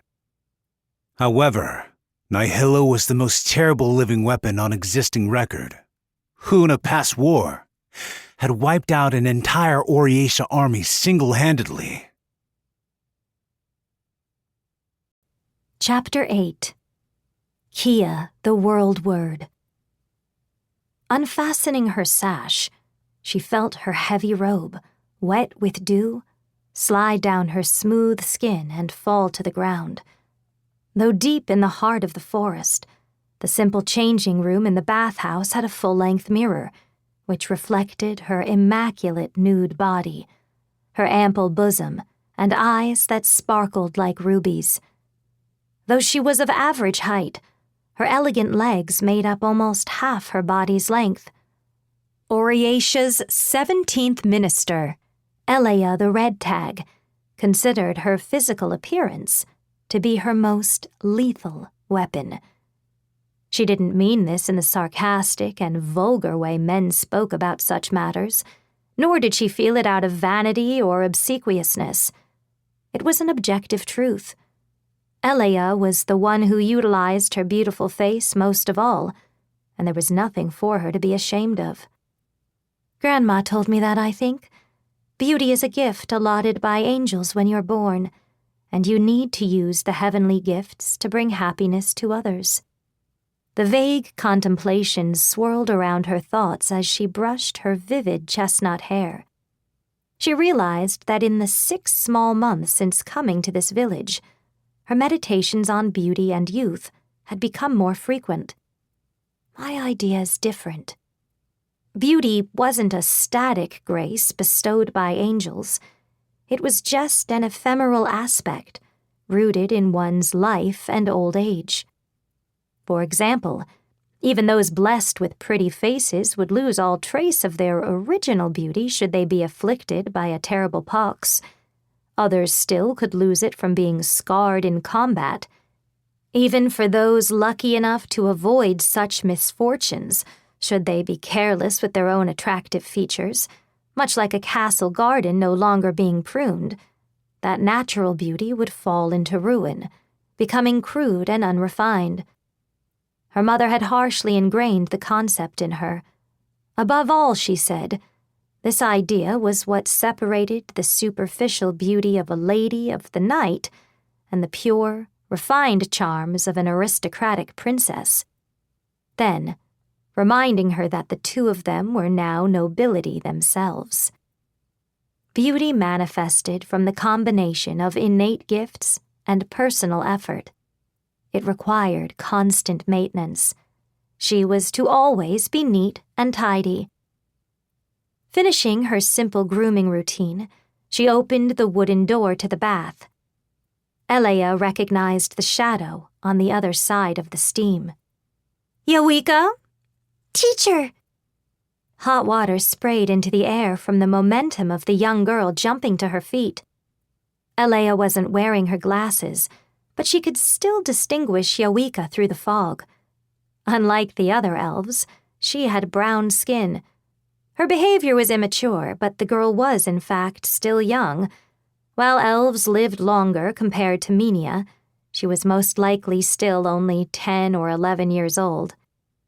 "Yay! Over here! Over here! I thought you already went back to Oriesha. Miyoki and I were feeling sad. Wow, teacher, you're super-duper pretty." Is that so? Thank you. Classes are over, but I'll still be in this village until tomorrow. I wanted to take a bath here one last time. Yeah, will Kia be here till tomorrow too? Of course. I'll be sure to have her give everyone a proper goodbye before we leave. Admiring Yowika's velvety skin as she snuggled up to Elea, Elea felt the girl seemed to be built from entirely different material in comparison to Aminia. On top of that, she would see no decline in her beautiful features for close to 100 years. Everyone in this village, from baby elves to their parents, enjoyed a similar level of divine beauty, as if it was their birthright, without paying their appearances anything close to Elea's level of attention and effort. "Hey, teacher, hold class, just for me." Both done rinsing off and now soaking together in the bath, Yawika's magenta eyes sparkled as she leaned in toward Eleya. 6 small months had passed since Eleya had come to the Eta Sylvan province. A small month consisted of 42 days.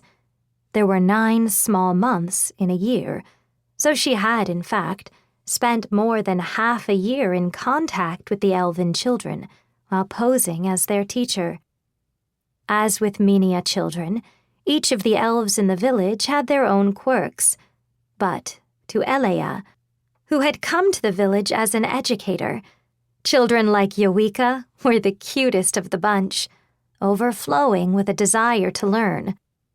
Well, I suppose if you insist. Now, it'll have to be a short lesson so you don't get too far ahead. We'll just go over the word arts groups. Yay! Smiling at the girl, Eleya ladled water into a number of buckets. She considered that she might have originally been better suited as an educator instead of one of Oriesha's officials, a path she could no longer pursue. There are 4 big groups of word arts. Elves don't really differentiate among them that much, but in Minia scholarship, it's different. Yeah, thermal arts, craft arts, and amazing. Knowing 2 off the bat is quite impressive. Did you learn that from a book? I heard about it from Muya next door, but I really know 3 of them. Thermal arts, craft arts, force arts, life arts. Those 4. Right. Life arts. I remember now. Good girl. Eleya stroked Yawika's long silver hair, and the young girl squirmed and wriggled her body with happiness. Of course, if she was to be precise, these 4 groups did not entirely explain all the word arts that constructed their world. For instance, the arts that gave golems and skeletons their own autonomous will and life were known as demon arts and didn't fit among any of the other 4 categories. You already know thermal arts, right? Remember the ability your mother is always using in the kitchen? I already know how to use those. Well now, in that case, think you'll be able to cook me a nice meal when I come back to visit? Woohoo! Leave it to me! While holding Yawika in her hand, Eleya dipped a finger into one of the buckets filled with water. Eleya yo yetar, sekatant, vekwans, eno kroa, quonox. What? The water's surface in the bucket burst. A spray of hot water splashed up with force, drenching Yawika's face. Oh, no. I'm sorry. I'm not very good with force arts, actually. It's okay. I'm totally fine. Is that what that was? They're arts that move things or send them flying. For example, let's see. Have you ever seen any of the adults bend one of the arrows they've fired before? Yeah, I think. They let you do that, too. Learn them for yourself, and there are even some who can use them to fly in the air, though only for just a moment. If one was to apply them to Minia physics, thermal arts would be described as manipulating the scalar, while force arts manipulated the vector. Thermal arts created energy at an intended location, such as fire, electricity, or light. Conversely, force arts applied momentum at will to pre-existing energy or matter. The concepts were still difficult for the young Yawika to understand, but naturally combining both allowed one to shoot fireballs or make precise lightning attacks. Okay, so what are craft arts? Why don't we start there then? Let's see. Watch closely, okay? I'm going to try something a little funny. Era yo yetar. Forte mithio. Sheptale. Porezes nester. Cupserpe. Beyond allowing for mutual language comprehension, word arts could be used only on soil, vessels, or living creatures with which the user had a tacit understanding. But since the water in front of her belonged to a region where she had stayed for 6 small months, Elia could twist it into surprising shapes. For example, Elia grasped the hot water in the bucket and pulled it out. The water kept its shape when gripped in Elia's hand, and it didn't even lose shape when she let go. Ice? Is it? Whoa, it's warm!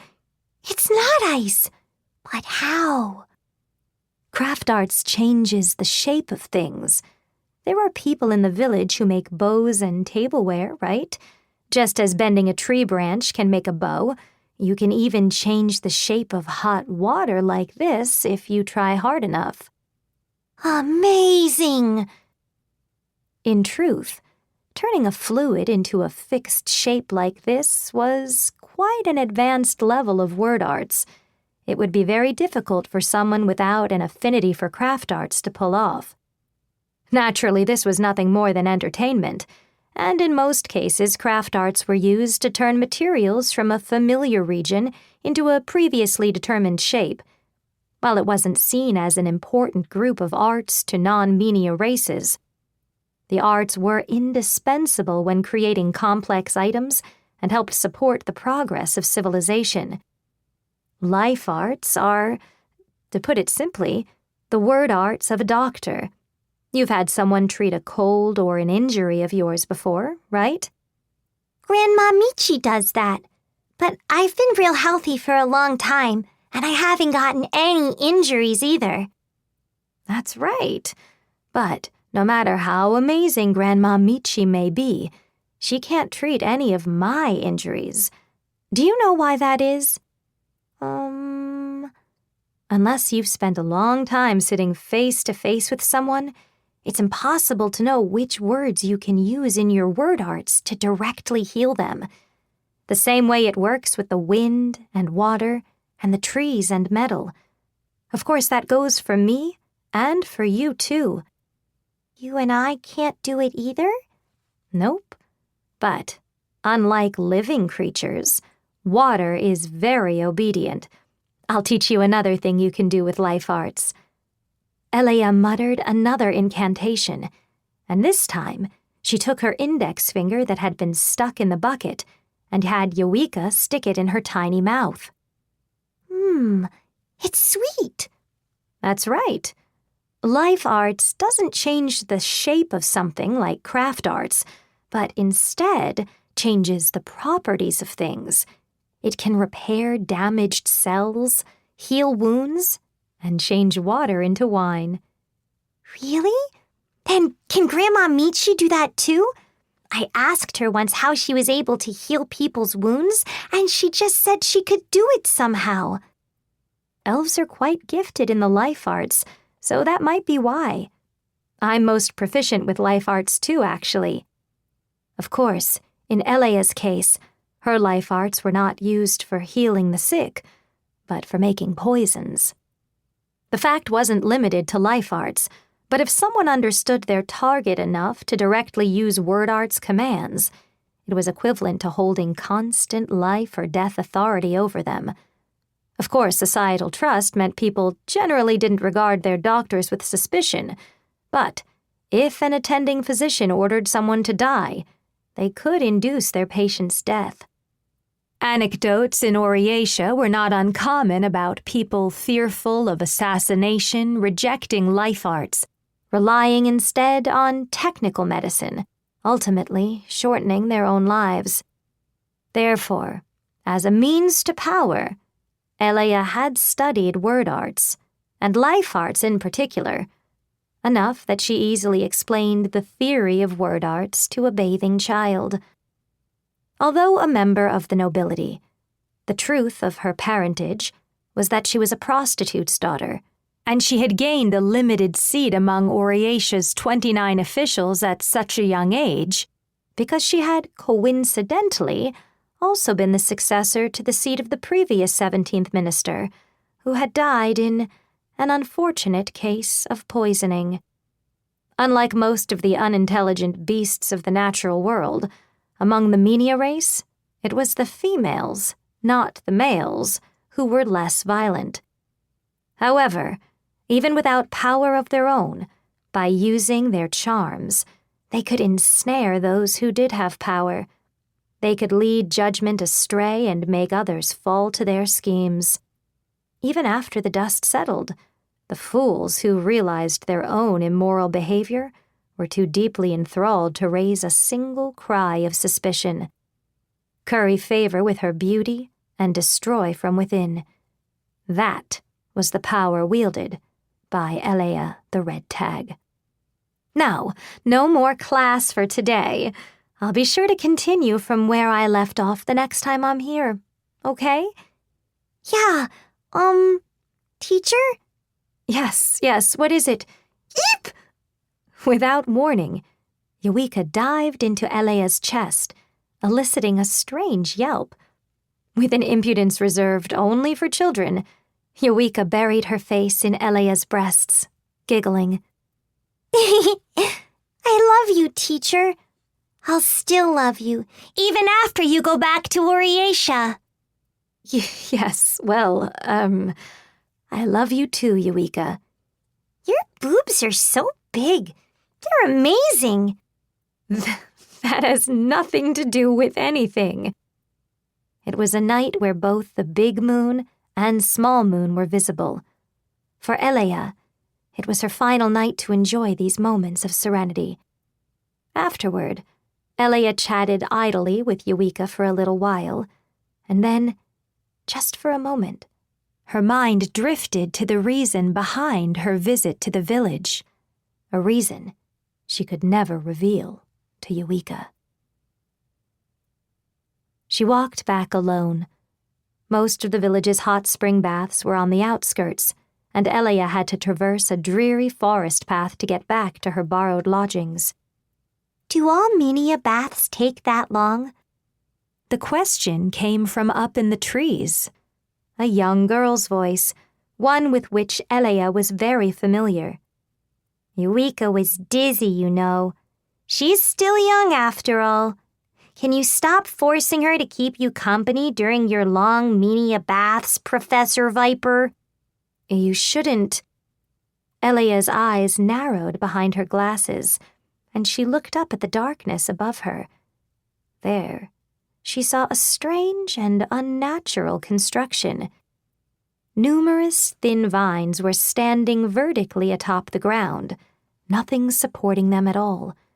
At the top, the vines wove together into a seat, and sitting there was a small young girl with blonde hair. Call people names, Kia. What are you doing in a place like this? What do you mean, a place like this? I wanted to jump in the bath after you were out, but you took so dang long. You shouldn't use your word arts to peep on people either. How? Don't make fun of me. Disgusting. There are just less bugs and stuff when you're up high. It's easier. What? Did you want to join my lesson with Eureka too? Blech! Like I want to study. Eureka's just a weird girl who likes school.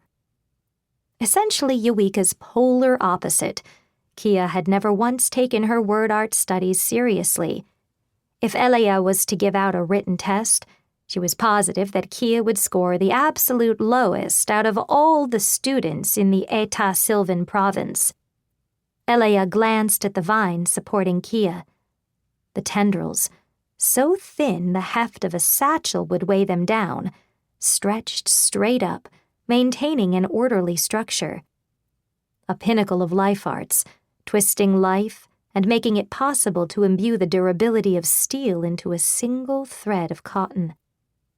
The fact that the construction grew up from the ground in opposition of gravity and continued to support the young girl's weight was the result of dexterously controlled force arts being used in perpetuity.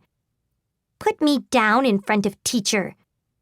Kia spun her word arts, and the vines smoothly bent and placed the young girl, sitting in their braided cage, down on the ground. Elea had to admit that if she was capable of such feats, then it must have been more convenient than climbing trees herself, assuming the convenience was enough of a reason to constantly keep such complicated word arts commands going. Return! Then, the plant folded in on itself, as if it were going backward in time, before settling down in the palm of Kia's small hand. Left over was but a single grain of seed, no bigger than her pinky in size. You can have it back. Thank you. The girl sent the seed flying up into the darkness overhead. The seed cut a strange path, flying toward the weeds growing around a tree. The seed was sucked inside a fruit, unseasonably ripe, before the fruit transformed back into a flower, followed by the whole bud disappearing, leaving only thick leaf growth behind. Kia, you really shouldn't use your word arts willy-nilly like that. Your power is a gift to bring happiness to others, right? This is ridiculous. It's always the same with you.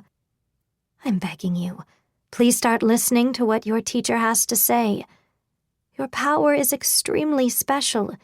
Isn't it boring to always be putting it to such normal use? If I can spend my days having fun, I'm fine with normal. The world outside Etta isn't normal, though.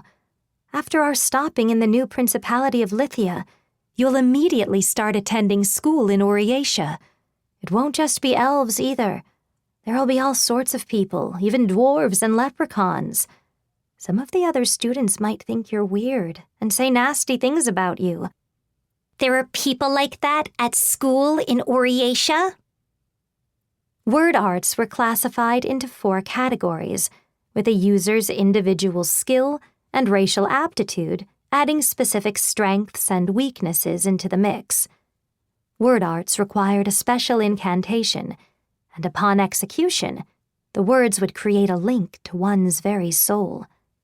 These arts were born of a mutual understanding of wills that occurred once the user understood the vessel, person, and place involved in the incantation.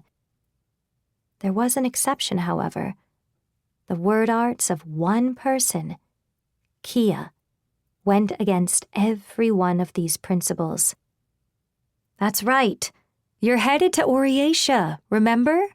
Think about how others will perceive you. I don't care. People can say whatever they want. Doesn't make a difference to me. Her body was slender and delicate, like crafted porcelain. Her blonde hair, tinged with white, gently swayed in the breeze. Her turquoise eyes, like a transparent lake surface, angled slightly inward. However, this appearance was quite normal among the elves, the fairest of the world's races. When sizing up the vulgar 14-year-old elf girl, nothing about her immediately attested to her peculiarity. At that very moment, she wore a boastful smile, the same as any other child her age. After all, I just have to say die to those creeps, and they'd all drop dead where they stood. Exceptions did exist. She was a genius without peer, an unparalleled prodigy. The sky was cloudy for the morning of their departure. The Eta Sylvan province was a rainy region to begin with the dense year-round fog keeping people away from the secluded region. The cloudy weather was commonplace. As she fought her daily battle with anemia, Elea finished up her plain breakfast of boiled oats and a soup made from the milk of forest goats. When she had first arrived in the village, where everything, from the level of civilization to the food culture, was different from what she was used to, she had needed help with even the most menial of chores. At this point, though, she could handle almost all of them by herself. I wonder if Kia's already outside. How unusual. For the 2 small months since she had become the girl's exclusive tutor, she had lived together with Kia. When it came to their hatred of mornings, the two were astonishingly similar. Oh, great. and on our departure day. Grumbling to herself, Elia left the house. In the plaza right in front, she saw 3 children. Ah, teacher! Good morning. Don't you think it's embarrassing for an adult your age to be sleeping so late? Teacher, hello. Elia immediately straightened out her posture and snapped her drowsy and languid look into a perfect smile.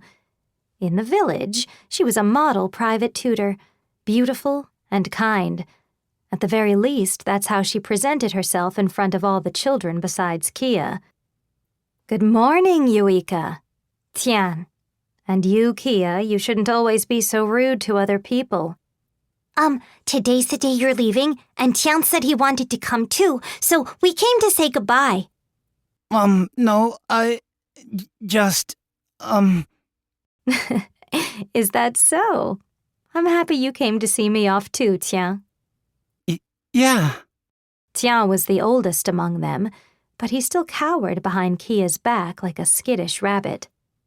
Elia was well aware of his feelings for her, and there were moments when she would use that knowledge to tease him.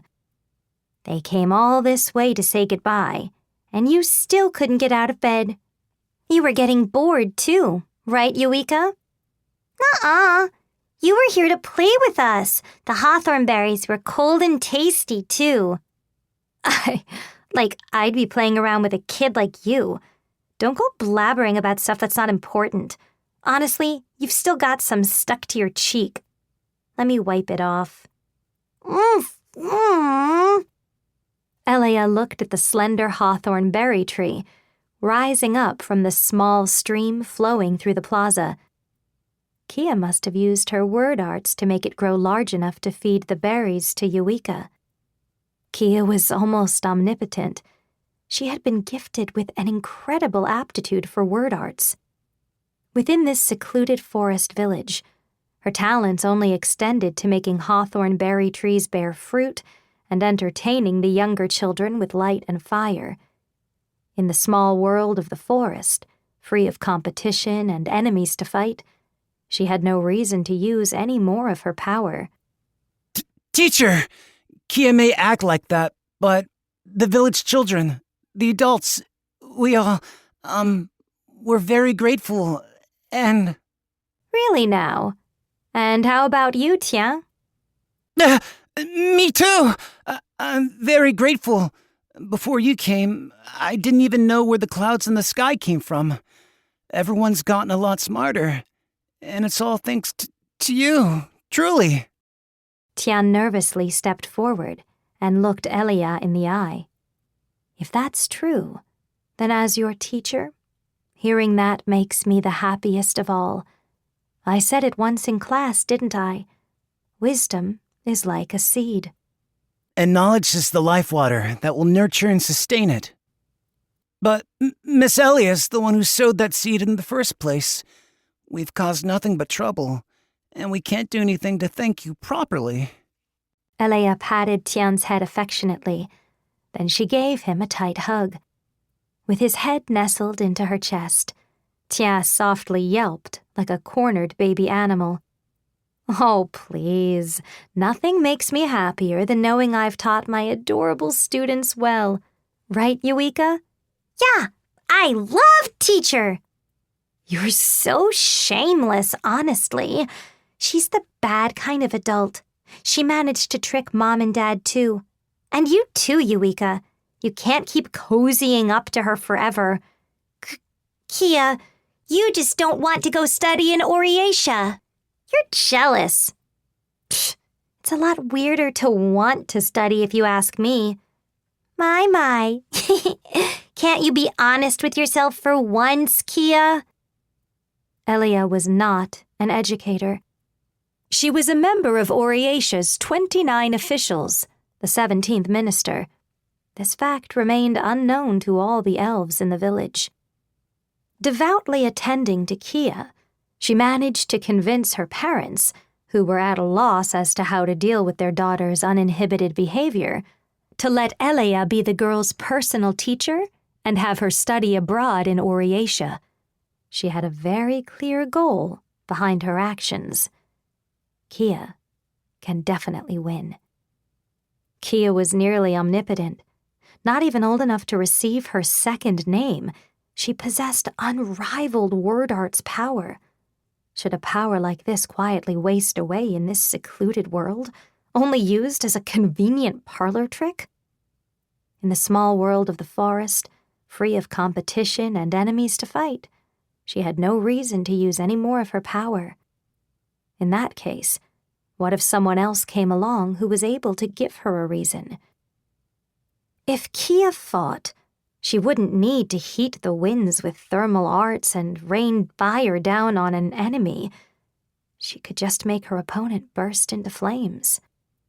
Prominent masters of craft arts were able to transform soil into blades to slice their enemies to ribbons. Kia needed no such technique. She could shape and rework her enemies' very forms in any way she desired. At the imperial competition to decide the hero, if such an overpowering existence, yet unknown to anyone and unheard of, even within the realm of armchair theorizing, suddenly showed up to compete? What would the other candidates' expressions look like then? No matter who her opponent may be, the world word is going to win. Even Second General Roskleigh would be no match for her power. What Elia the Red Tag was after was power. All the truer after gaining her seat within Oriatia's central governing body, she wanted absolute authority, not as a single functioning substitute among the other 29 members, with no one able to threaten her or disdain her for the circumstances of her birth. She didn't care if that meant trading in her endless, toiling efforts to achieve the innocent trust placed in her to get it. Kia! Let's go to our spot! We're not going to see each other for a while. I don't need to go there. It's really not a big deal. This time, Eureka turned her fawning behavior on Kia. The young girl was overflowing with childish stamina. I've never heard about this before. Where is it? As your teacher, I'm curious myself. Is this place a favorite of yours, Kia? What? Don't be ridiculous. Eureka likes it, not me. I was just going with her. Take me! Kia looked, at least on the outside, like the whole idea was an annoyance to her. Eureka didn't take her response at face value, however. Kia was rude, and her grades were poor, but all the elves in the village knew her very well. Honestly, Professor Viper can wait here. It's not that big a deal. Fine. But maybe I'll just tag along anyway. Just stay here. Kia began walking with the other two children in tow. The Etas Sylvan province was a combination of rivers and trees, with rolling mountains. If there was still any routes in the village Elia had yet to travel, she wanted to know about them. Later in the afternoon, she would be leaving the village behind for good. So there's a path through the bushes on that hill over there? Yep, on the other side of the hill. Right around where you can see the village watchtowers. You can slip through. It probably runs parallel with the elves' path for the animals of the forest to travel through. We could run into some deer or boars. My force arts would be enough to handle a boar. That's amazing, Tian. Well, I could grab the whole group at once and hang them up at the very top of that tall tree over there instead. You're amazing too, Kia. Come on now. Don't leave your teacher behind. The path Kia led the group down was very narrow for someone of Elia's height to squeeze through, with branches and leaves getting stuck to her overcoat. Both her hands sunk into the dirt each time she passed under an arch of trees. The experience was something Elia never would have had back in Oriatia. The 17th minister put all her attention toward her appearance and behavior during her schemes and intrigue, and only in this village were there times when she'd embrace her inner child. Having never gotten to experience them for herself, The teacher ended up learning about these childlike experiences from her own students. Finally. This will work. A Menia adult could advance through here in a single file without issue. Judging from our direction, we'll come about midway up the 4th mountain. The people of the village don't know about this route. Plenty useful. Elia's mind was always taking such things into account. If there were still any routes in the village Elia had yet to travel, she wanted to know about them. During the harvest festival, when she'd stood with her students and watched the adults perform their flame dance, she had let out a sigh of admiration at the display of fire and beauty. Conversely, she had recorded how long the men had been gone from the village to prepare for the event, and what defenses had been set in place while they were away. When she tried teaching about the practical uses for the vegetation found in the forest, she had been embarrassed to learn that the elves knew about all of it already. That night, she organized which medicinal herbs could be used to treat injuries and which mountain vegetables could serve as food provisions during a march, writing it all down and attaching it to a bird to send back to Waratia. For 6 small months, Elia had thoroughly surveyed the mysterious place, veiled in a dense fog to keep others away. This village is peaceful. They aren't wary of possible infiltration. A single platoon would be enough to do the job. The day was sure to come, when Oriatia would seize every inch of this bountiful village. This was the foundation of the Menia nation's rebirth, following their wounded and impoverished fate at the hands of the true Demon King. Kia, the rare prodigy, would become the hero under Elea's wing. The leftover village would be entirely converted into resources for the nation. The rumors about one who wielded omnipotent word arts had existed during the age of the true Demon King, and Elia had learned the whereabouts of this individual village from a previously captured soldier of the new principality. In that moment, the forest village's status as an unknown land of mystery was instantly shattered. That soldier was no longer part of this world. By disposing of the few people who knew the link between Elia and the World Word, no one would be able to prepare for Kia's power. Curry favor with beautiful looks and corrode things from within. Before her espionage, all fell with ease. Her second name, inviting both fire and blood, was Elia, the Red Tag. Okay, we're here! Teacher! Elia raised her head. Just as she had predicted, they appeared to be halfway up a mountain, looking out over a deep valley. Phew, that was tough. Are you tired too, teacher? I'm fine. Is this it? Sighing with a hint of exhaustion, Elia looked up and examined the scenery. It was not an exceptionally moving view. The far-off mountains were hidden in the clouds, and the whole landscape looked like a vague silhouette outlined in the fog. Well, that's it. I told you. It's not anything special. I told you I didn't need to come up here. Great. Now my last memory of the village is all dreary and dull. Kia awkwardly laughed, sitting on a rock. This place was a secret from everyone.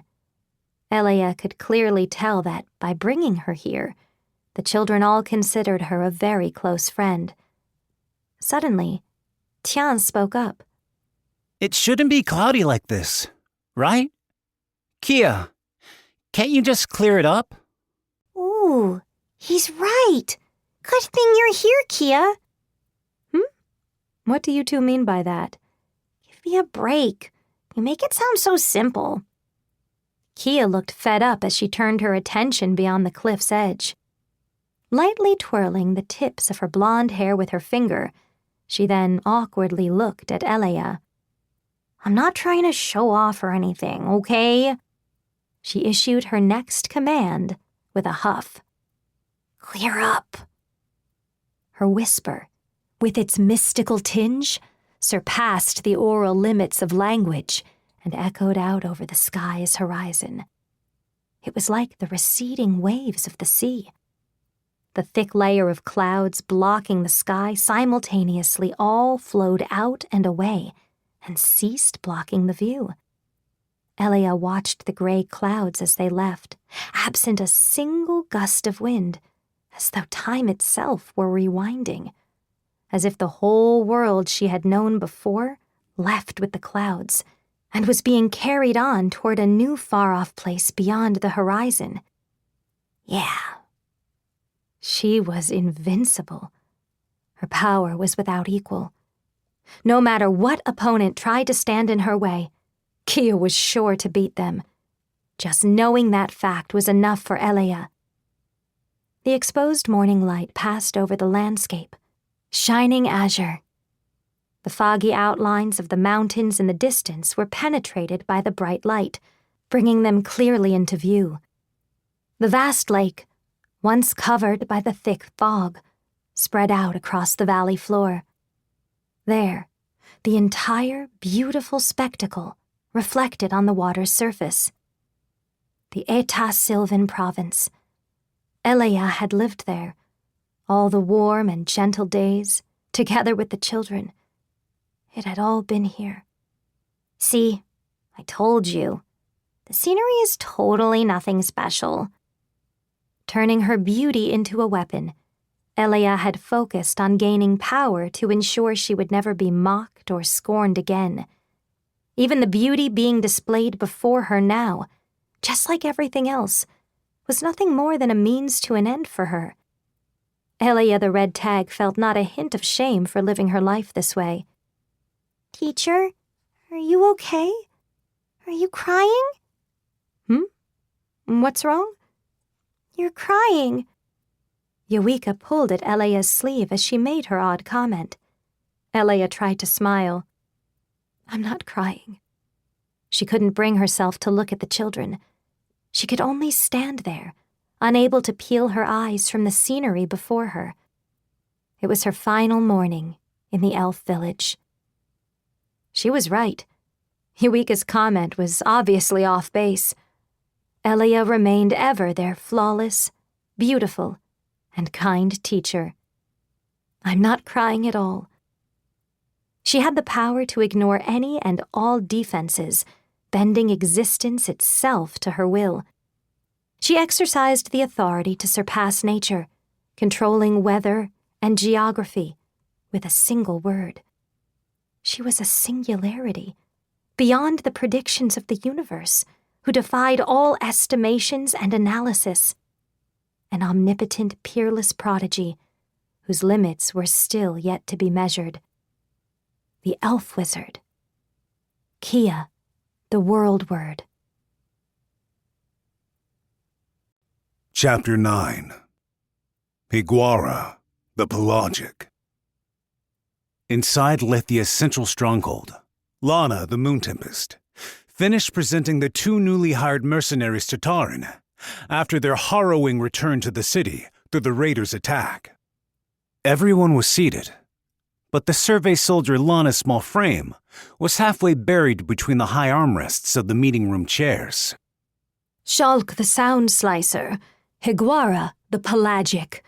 You did well to find them, Lana, though I had hoped you would find the world word as well. Unfortunately, no one I encountered seemed to match the description. Surely it must have been an exaggerated rumor of some sort. Though if there was someone with almighty word arts like that, hell, it'd make any battle a breeze to win. If they do exist, our first step should be thinking up measures to keep such a dangerous person in check. A skeleton and a mandrake. While they certainly wielded tremendous fighting strength, they were unusual figures that the Menia kingdoms, including Oriatia, didn't commonly employ. Nevertheless, what Taran sought were outstanding champions, capable of routing 100 soldiers single-handedly. To her, their race was of little consequence. In this land, it was possible for deviations to far exceed all known common logic. This was no more clearly proven than by the boundless legends and realities. Most of all, the previous existence of the true Demon King. First, I've heard the rumors about you, Higuara the Pelagic, an undefeated duelist on the frontier. That's correct. I've been fighting for a fairly long time. In menial years, I believe it adds up to around 13 or 14 years' time. Slave fighting, then? Shulk questioned, cocking his skull to the side as he gazed at the spires outside. Taran answered in Higuara's stead. The frontier's home to savage places, where they gamble on people's and beasts' lives. This, of course, is illegal. In Oriatia, the rights of slaves have been on the upward trend in recent years. But during the dark age of the true Demon King, there were many places that sank quietly beneath the kingdom's watchful eye. That's not what I mean. I'm saying during those 14 years of his, he was at some racketeer's beck and call, right? It makes me suspicious about that undefeated reputation. Shulk does make a fair point. If it's not too much, could you explain yourself, Higuara? Of course, though my story is a trivial one. Higuara the Pelagic was born in a forest on the western frontier, totally unknown to the races of Menia kind. Among the mandrakes, a race of sentient plants, he grew to be bigger than any of his fellow mandrakes, almost as tall as a Menia. As such, the Menia living in a nearby city picked up and harvested him. He was meant to be felled in the Menia-run combat arena, a beast folk for their entertainment. In the darkness, he remembered the first conversation he'd exchanged with a Menia. You know how to hold a weapon? No, I don't understand. It's a sword, stupid. This may be a slave arena, but the attendees aren't gonna get hyped to see a mandrake get killed without putting up a fight. Learn how to hold that short sword by tomorrow morning. Okay, and I just have to fight with it? Assuming you even can with those roots of yours. The world of the Menia races, completely foreign to him. Higuara simply accepted the situation as commonplace, without either anger or despair. Which is why he did exactly as he was told. The next morning's spectacle displayed the mandrake from the mysterious forest, repeatedly stabbing and dispatching all the other slave fighters in the arena. Due to their origins as plants, mandrakes are assumed by many to be sluggish creatures. However, their flexible tendrils are equipped with strength not unlike a steel coil, and the speed with which they can burst out of their bodies, depending on the individual's physique and skill, make them even stronger. Additionally, all mandrakes are poisonous. The deadly poison is one of the most lethal chemical substances in the world, with trace amounts being enough to dissolve nerve cells and quickly kill its victims with intense pain and respiratory trauma. Simply laying out the plain facts, it was clear his captors were fools for planning on using the oversized mandrake as a performer. For Higuara, it was a blessing in disguise. The ignorance and self-conceit displayed by his first few opponents handed him his victories. Who will be my opponent for my next match? Match? There's no way in hell we're putting something like you in a one-on-one fight. Instead of the worthless slaves you've been fighting, you're going up against 3 top-ranked fighters. And just to be clear, it ain't a match. They're putting you down. Go out there and give us an entertaining death. But I do not wish to die. That's too bad, Higuara. In this arena, it's either kill or be killed. Kill or be killed. Higuara was obedient. In the following day's match, he killed his 3 opponents. He fully accepted his new reality. Kill or be killed. Just as he had been told, he would not die as long as he continued to kill. completely lost about how to swing a sword at first. The mandrake practiced. He watched the fighters, who had been there longer than he had, no matter the race, and naturally adopted the more impressive techniques for himself. While defeating his opponents with his lethal poison and the cutting slices of his vines, he still observed how many other fighters drove their opponents into a corner, avoided danger, and formed their battle strategies, all being forced to fight with their lives on the line. If there was a single talent of Higuara's that was purely his own, and not an innate part of his mandrake heritage, it was his obedience. No more matches for you. I sold you off to another city. The person he conversed with that day appeared not to be the guard who had always handled him, but instead the promoter and owner of the arena. With the public procurement of slaves being banned by the kingdom's laws, Higuara, who continued to single-handedly kill any opponent he faced, had become a fighter who was too much for a small city's arena to handle. Understood. A new master, then? I wonder if I'll be fighting even stronger opponents. I assume so. Whether you've got intelligence or can use word arts, you're still a beastfolk, all told. Next fight, you're gonna end up dead. Why is that? I was born a beastfolk, so I have no control over it. It looks better to see monsters getting killed by the meanier races. That's why. Reason's that simple. No, I don't want to die. If there was a single rebellious will within Higuara, it was his will to defy death. That will solidified with each match he fought, with the mandrake himself unsure why. Do I want to live? What meaning is there in life like this? He had no attachment to life. He simply didn't want to die. Once, a captive regular soldier of the kingdom challenged him with a tempered and well-polished blade. Higuara, don't hold it against me! I'm gonna cut you down and get back home! I understand. I don't bear you any ill will. Not only is he spinning from his waist, but he's using his spine like a bow to shoot himself for a quick opening strike. If I was to replicate that with my body, I'd interlock my internal fibrovascular bundles.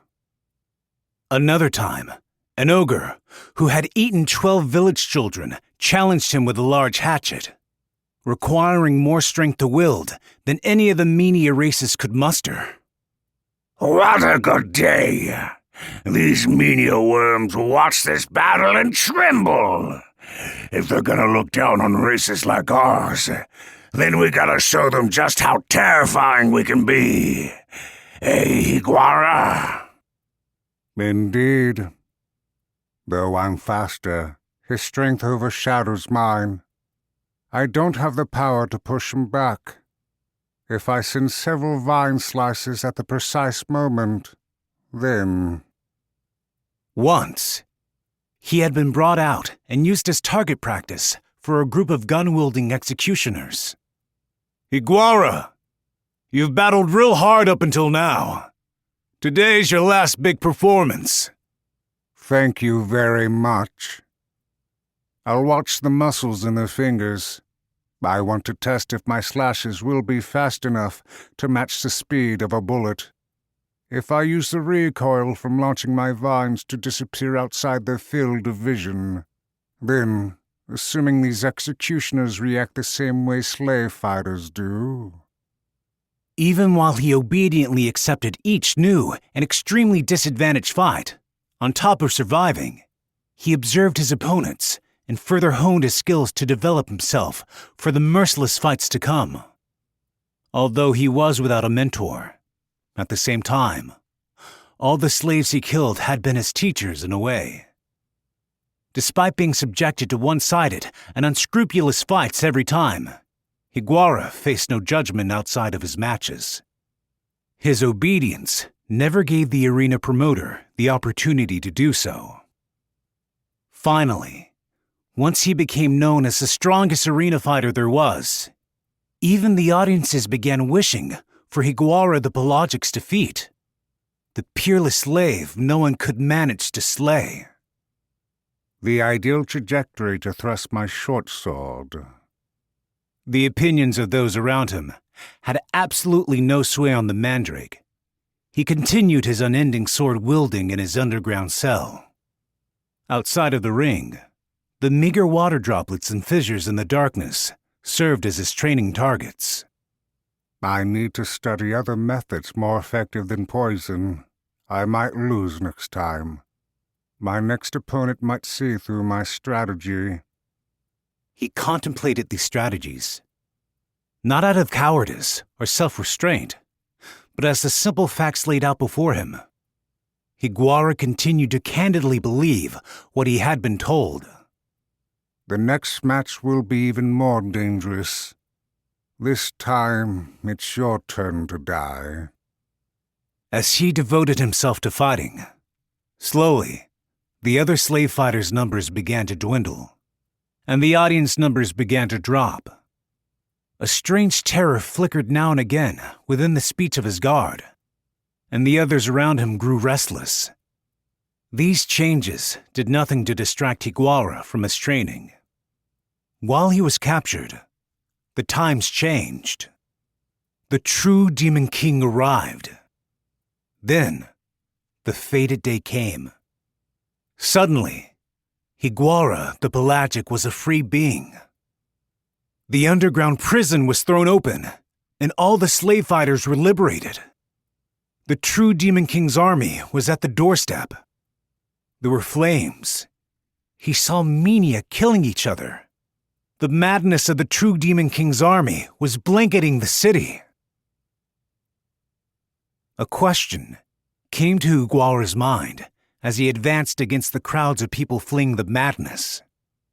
Why didn't they fight back? He slayed the deranged enemies who set upon him like they were nothing. Thrusting his short sword between their ribs, he twisted it before pulling it out. The people who had lived in the outside world died, just the same as the warriors he had fought in the arena. I see. He couldn't help but mutter to himself.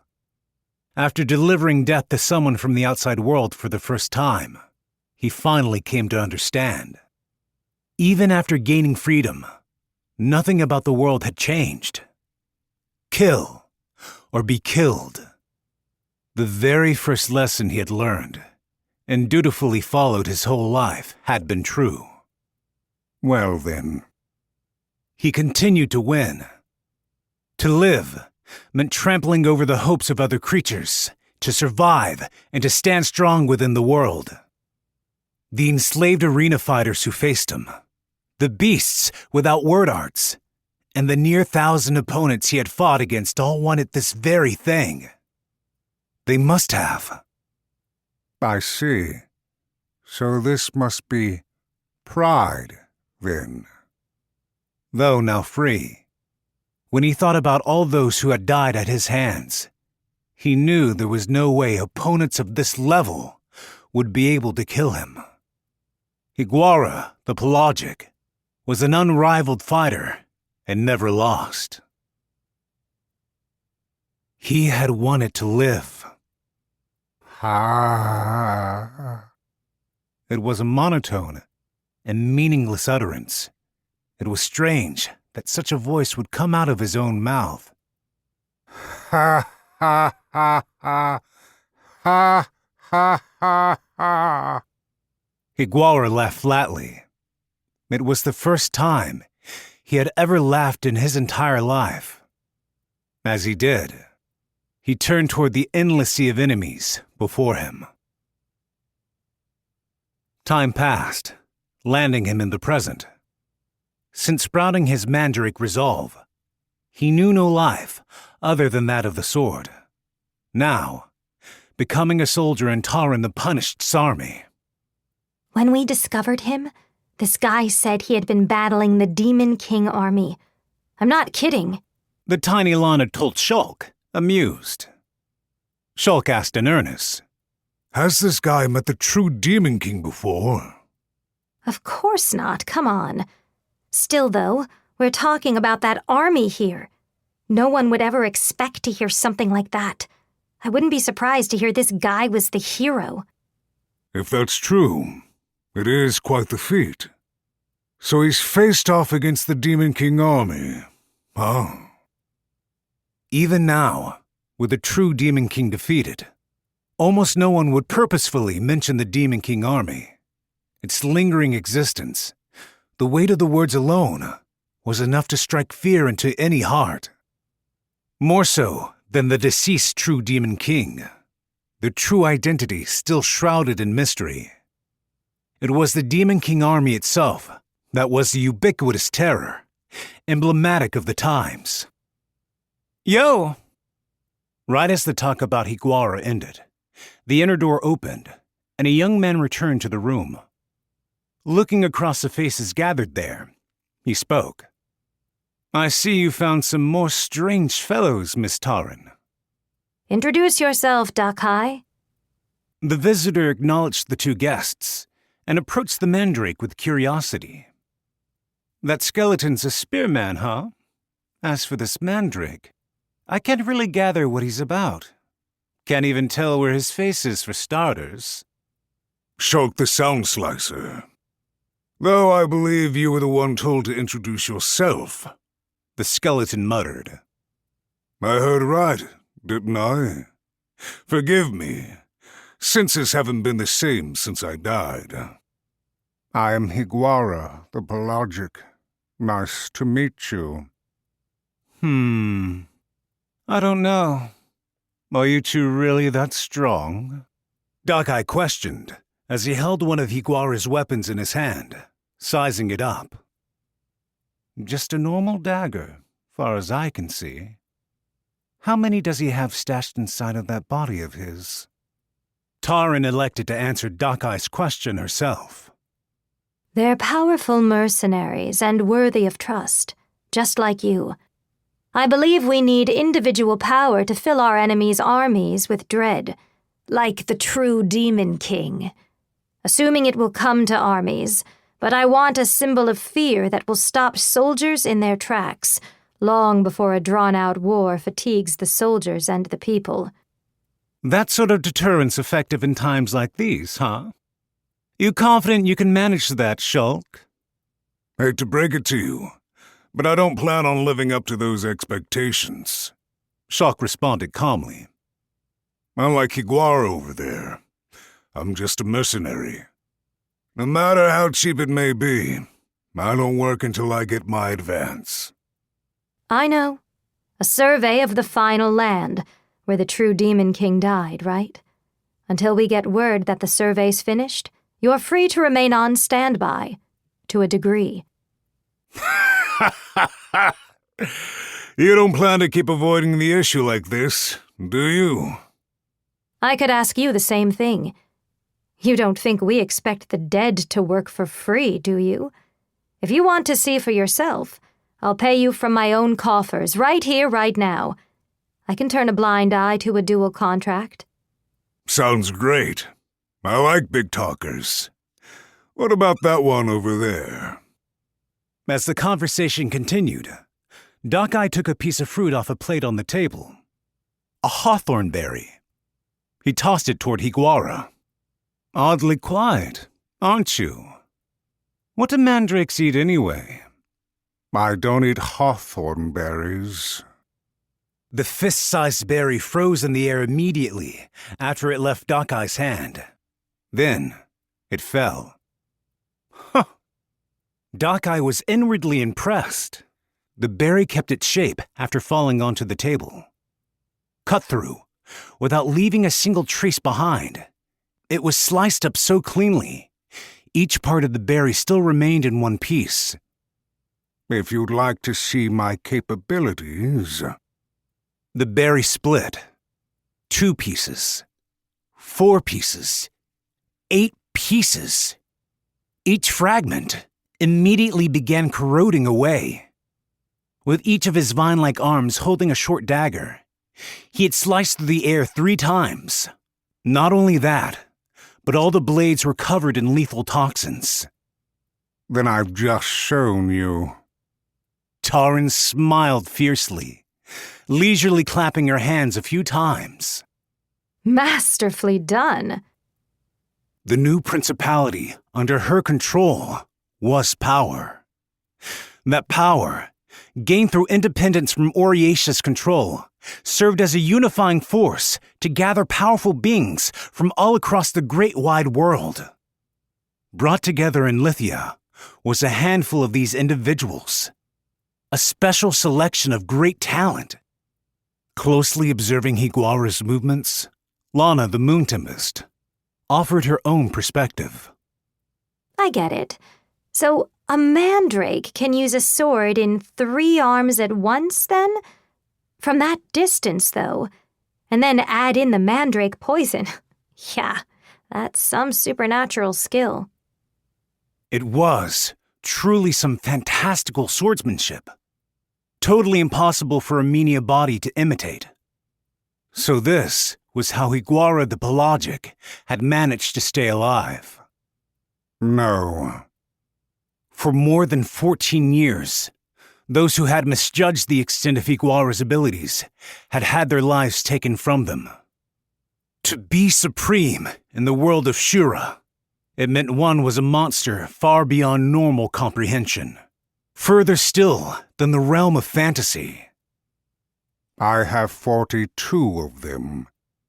He possessed dueling skills, honed through the colossal amounts of blood spilled in the arena of life and death. He concealed fatally lethal poison that nothing living could resist. He boasted innumerable and abhorrent sword strikes made extreme through his grotesque body. The ultimate slave through his own will, obeying everything but completely free from the control of others. The gladiator mandrake. Higuara the Pelagic. Chapter 10. Nastique, the Quiet Singer. The trade caravan had set out from Oriatia for the new principality of Lithia. Moving along a roundabout route through smaller-sized cities in an attempt to hide from the new principality's defense network. They had a minimal bodyguard presence as well, with only a select few among the traders even aware of what was being transported in the massive wagon, besides the colossal food provisions necessary to keep the Gigong wagon pullers fed. The 20th minister, Hito the Clamp, was tasked with overseeing the entire caravan operation. Thus, he had numerous similar heavy carriages traveling parallel along different routes, each with a varying number of guards and goods being transported. The plan was to buy time for the true caravan by making the new principality guard against any sudden attacks. The transportation operation was large-scale, but fell far short of a true military undertaking. None of the other officials was involved with these operations either. He needed to make Taran's assassination succeed and prevent all-out war through his efforts alone. They were in a small mountainside city. By the time the final wagon had arrived, the sun had begun to dip, and a light rain was falling. In the tiny city, the problematic heavy carriage could only be lined up with the other carriages in the town plaza, with a guard posted on watch. This heavy cargo's really slowing us down. At this rate, it'll take about a day and a half to get there. Kuze, are there enough beds for the whole unit? Opening up his umbrella, Hito posed the question to the man behind him. Well, I've been told there's an order poorhouse that has empty beds. As for food, well, I'm sure you understand the difficulties there, Minister Hito. The man named Kuze had the second name of the passing disaster. Approaching his late 30s, he was a man with little light left in his eyes. He was a paladin of the order, which once had territorial claims all over the world, and his long black vestments stuck out among the other merchants' dress. Belief in the order, which worshipped the creator of the world, the Wordmaker, along with its unifying presence, were both further casualties of the true Demon King calamity. Charged with teaching simple literacy and giving aid to the poor, adherents of the order now suffered harsh discrimination and persecution within most territories. Like hell are any of my soldiers pitiful enough to beg for scraps from the order. The foodstuff included in the cargo will cover it. It'll delay us a bit, but I'm going to have those merchant sheets washed too. Thankful for that. If there were more people like yourself back in Oriatia, Minister Hito, then our futures would look much brighter, I believe. You think that flattery will get you anywhere with me? Oh, whoops. Sorry if that's how it came across. Even without the Oriatia's government's trend toward full expulsion of the order, Hito's impression of this paladin was very poor. Someone with a seat among Oriatia's highest authoritative power, directly working with a man like Kuze, meant Hito had considerable trust in his skills. Kuze, the passing disaster, was one of the Order's few military assets, having no large martial force of their own, and was also an immortal cleaner for the organization. Extremely powerful, both within and outside the Order. Let me be clear. I only came to you out of necessity. The thing we're escorting here is a lot more dangerous than it looks. On the record, we need strong people unaffiliated with Oriatia on this project. Given our detour, I wanted to have a connection with the Order to secure places to camp. That's what the merchant camouflage is about, then. So this escort target is worth going to all this effort to keep hidden, then? You just need to keep that in mind. That's it. So, how about yourself, then? Hito kept his umbrella open, fixing Kuze with his sharp stare. If there's anything else you're after, outside of your reward for this escort mission, then now's the time to talk about it. One-on-one, right here, far from Oriatia. What ulterior motives are at play here? Aren't you worried about getting assassinated? I'm a cleaner for the Order, you know. As if I hadn't already made plenty sure you're not the type to do anything that stupid. Otherwise, I wouldn't have even brought you along. In truth, the move by the member of the 29 officials to set off with his favorite trade caravan strategy was to contain any danger of being discovered by the forces of the new principality. However, given the fact that the man had agreed to cooperate in a scheme from the country persecuting his organization, Hito didn't plan on sliding him. How kind of you. Oh, no flattery there either. Kuze let out a wretched, dry chuckle. The roadway, visible from the town, was lit up by the lights of the trade caravan, lined up together. Blankly staring out at the view, he spoke. Can you give the children something tasty to eat? Huh?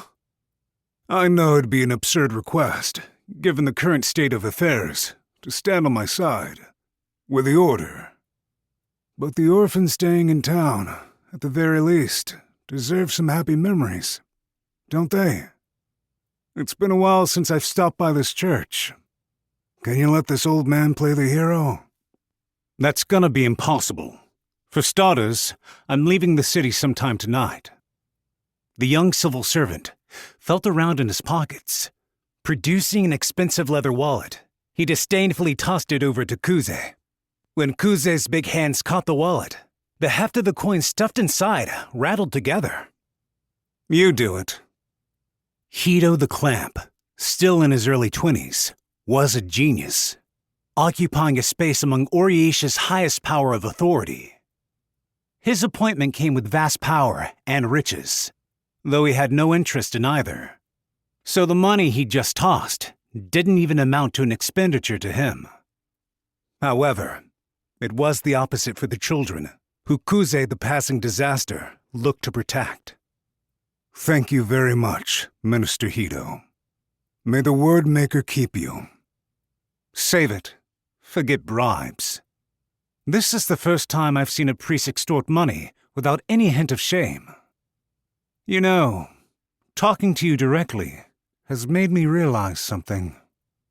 Hito looked Kuze over.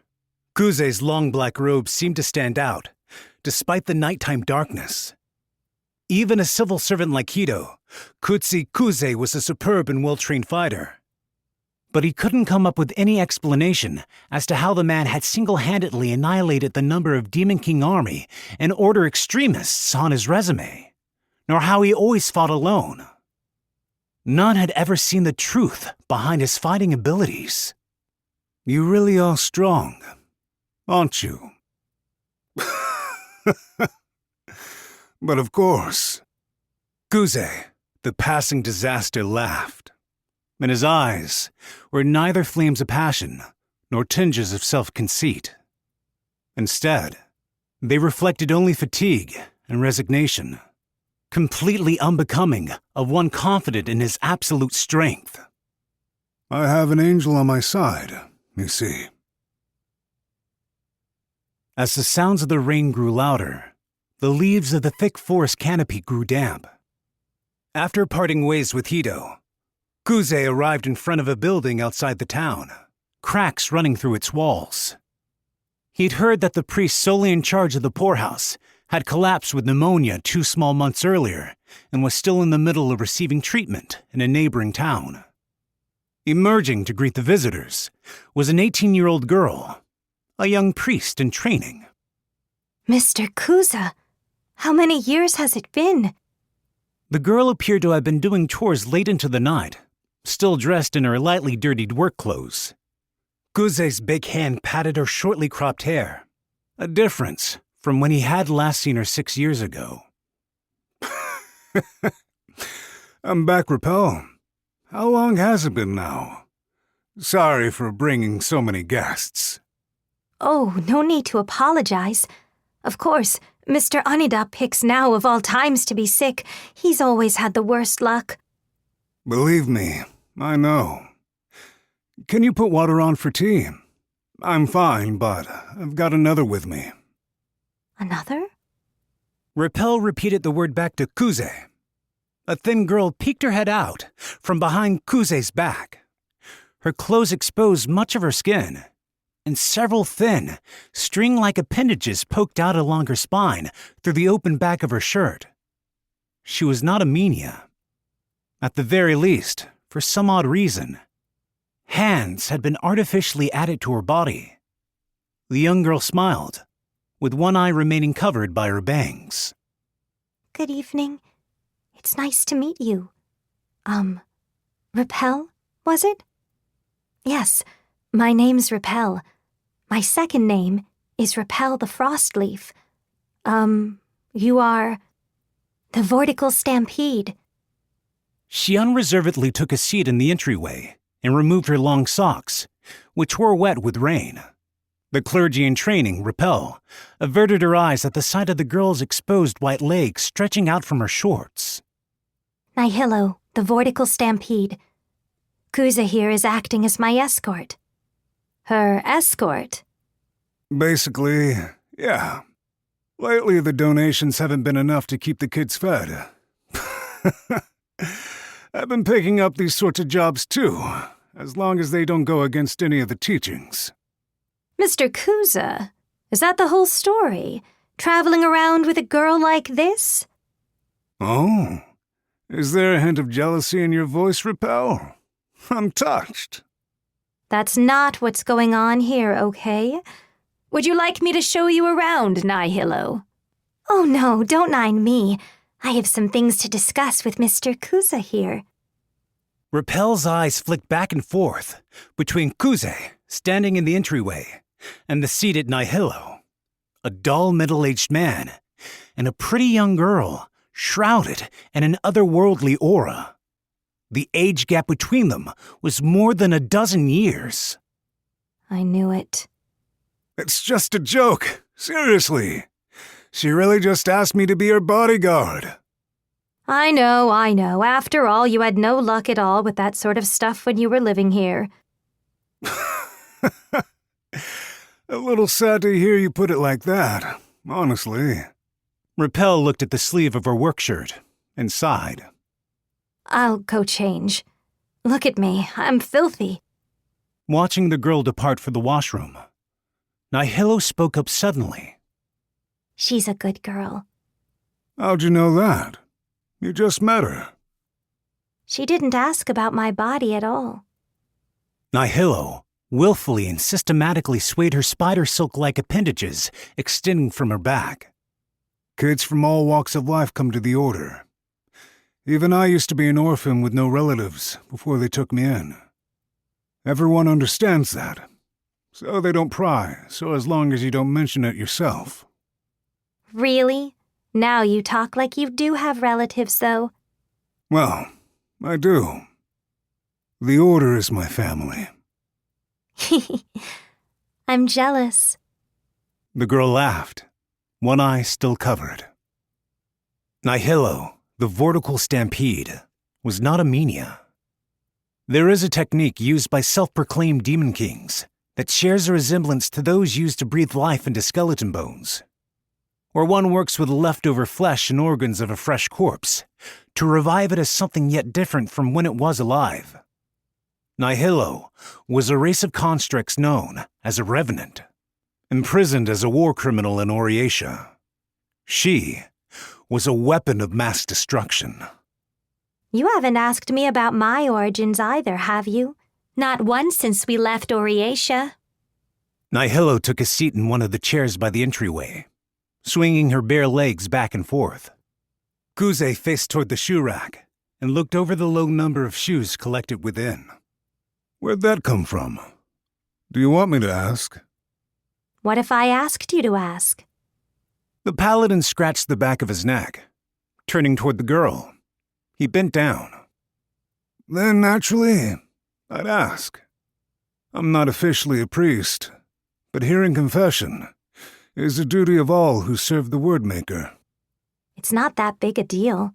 I was just thinking that even though we're on this trip together, we haven't had a real opportunity to chat. If I said the cargo in the heavy carriage we brought from Oriatia was also me, would you believe me? Nihilo's eyes narrowed as she stared out from the entryway. In the distance, there was the sound of a bird's wings flapping. The night in this frontier city was dark and very still. All I've heard is that you were kept prisoner back in Oriatia. I suppose you paid for your crime, if you're out like this. No. Nihilo shook her head. I've just been released on the condition that I help out Hito. I love the Menia races after all.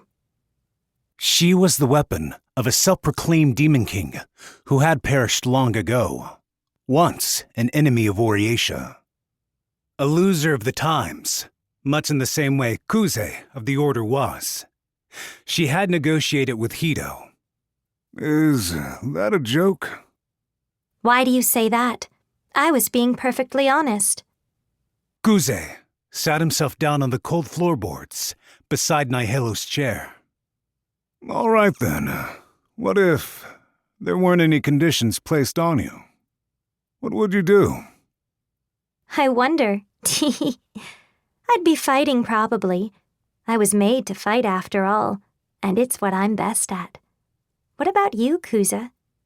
If I didn't need to fight anymore, I'd settle down on a church somewhere, and maybe plant a vegetable garden.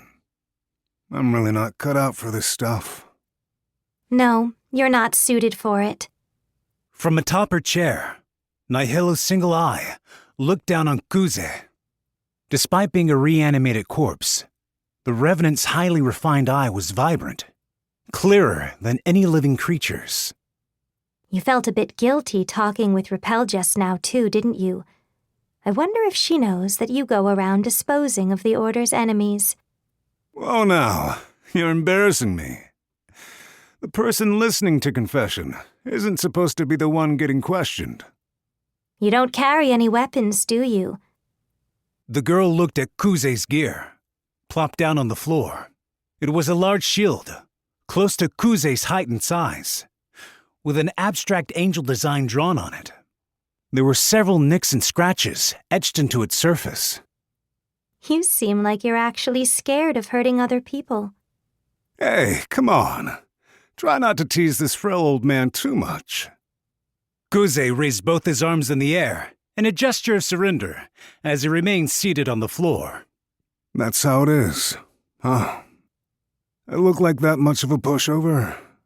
From a girl built to be a weapon, I probably look pretty half-hearted about it. Oh no, not at all. Rather, I'm curious about the strength you must have had to survive this long with that mentality of yours. I mean, you also fought during the age of the true Demon King like I did, right? How many did you kill? How strong were the opponents you fought? What techniques did you use? Where did you learn them? None of that stuff's really anything worth boasting about. Kuze gave a simple reply with a pallid, weak smile. He wasn't looking at Nihilo, but instead fixated on some point in the space in front of him. I just have an angel on my side. The angel's watching me so I don't die. That's all. Really. That's all there is to it. The evening dining table was filled with much more color than what was normally present in the poorhouse. Meat was divided up among everyone's plates, and the bread wasn't the normal hard preserved stuff, but soft bread that had been freshly baked that afternoon. Wow!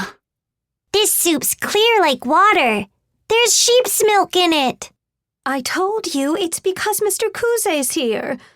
Can I grab tomorrow's portion too? Okay, everyone, quiet. If you keep being rowdy, this feast'll disappear too. Trying to calm down the children, each shouting over the next, Rappel glanced apologetically to Kuze. I'm sorry, Mr. Kuze.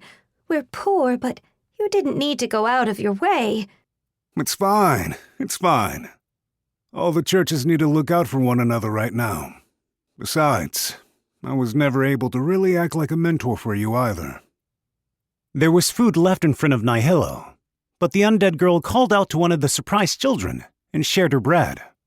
Here you go. Give the little girl there another piece too. I ate something on our way here already. Thank you, miss. You're welcome. The child smiled, and Kuze smiled too, looking on. He appeared nonchalant, but the smile itself seemed to be from the heart, unlike his usual ones, drained of all vitality. Hey, Rappel, you sure you didn't need any help cleaning all the rooms for the merchants? It was such a sudden request. You did a good job getting them prepared so quickly. Well, a little while ago, we had this Oriatia army troop encamped around here. Kuze's and Nihilo's ears both perked up at the mention of Oriatia. They had to make for the new principality while disguised as having no association with Oriatia. However, there was coincidentally another unit that had passed through the city, moving independently of the trading caravan. In that case, I'm sorry for piling more stress on you then. No, it's fine. These merchants are much better behaved than the soldiers from Oriatia. And they don't loudly stomp around either. So you're honestly doing me a big favor. Though all a part of the same force, the temperaments of Oriatia's soldiers were different depending on who commanded them. For example, 20th Minister Hido's soldiers, disguised as merchants, were mostly from the upper class, like Hido himself, and thus, many were very well-mannered. What were those troops doing all the way out here? I'm intrigued. I'm not actually sure if this was true, but they mentioned putting down a dragon. A dragon? Nihilo reflexively echoed back. Any dragon effortlessly dwarfed the average Minia. And, unlike wyverns, who evolved to form flocks, the term dragon referred only to the progenitors, the true dragon kin. These transcendent beings were equipped with impenetrable dragon skills and breathward arts of calamitous power. Naturally, they were not something that normally could be put down by the likes of a Minia army. The troops were under the command of 6th General Hargent of Oriacia's 29 officials. I heard from the man himself they were going to kill the infamous Vikion the Smoldering. Though I'm not sure if something like that's even possible. Kuza, who's Vikion? A black dragon from the Age of Legends. He's reduced entire countries to ash. That's the one. I remembered him from one of the old stories you used to tell me, Mr. Kuze. Did I tell you about that stuff? Either way, that sixth general fellow's trying something absolutely absurd, isn't he? One of the children, playing after finishing their dinner, poked Kuze in the shoulder, laughing. Roar! My name is Vikion! Fear me! If we're playing pretend dragon slaying, then shouldn't this old man play Vikion? Then who am I? How about Rosclay the Absolute? Here we go. Wah! Burn beneath my black smoke! Ah! I won't give up! Rosclay is here! Watching Kuze join in on the children's games, Repel sighed, a twinge of loneliness in her breath. Mr. Kuze hasn't changed one bit. He's always been like that? Yeah, laid back, without any sense of dignity, and I've never seen him mad once. Even when shouldering the Order's troubles, he's always smiling. Repel was unaware of what Kuze was going to be doing after he left.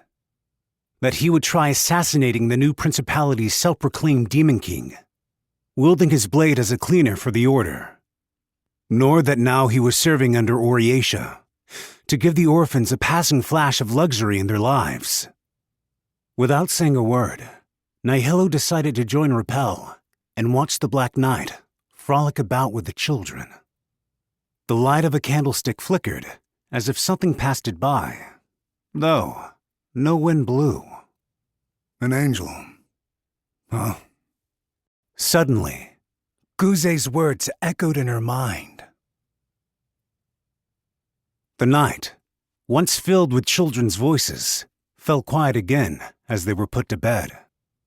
Together, Kuze and Nihilo checked the corridor in front of their room. This hallway's the only route to your room. I had them give you one without a window. So, I'll carry a couch over to this hallway and rest here. You should be safe for the night. You're always such a gentleman, Kuza. I don't have any problem sleeping together in the same room, you know. As she flashed an alluring smile, the Revenant's one uncovered eye glinted. The appendages on her back seemed both like slender threads of spider silk, but also like 8 individual arms in and of themselves. You shouldn't tease an old man like that. I'll be working hard tonight, too. So relax and get some sleep. If a dragon came by, could you protect me with that shield of yours? Impossible for me, I'd say. Kuze gently shook his head, and then stared hard at the empty air in front of him. This habit of his had cropped up numerous times during their journey together. Well, even if I was face to face with Vikion, I'd definitely win. I hope so. After his escort target returned to her room, Kuze began preparing to spend his night in the hallway.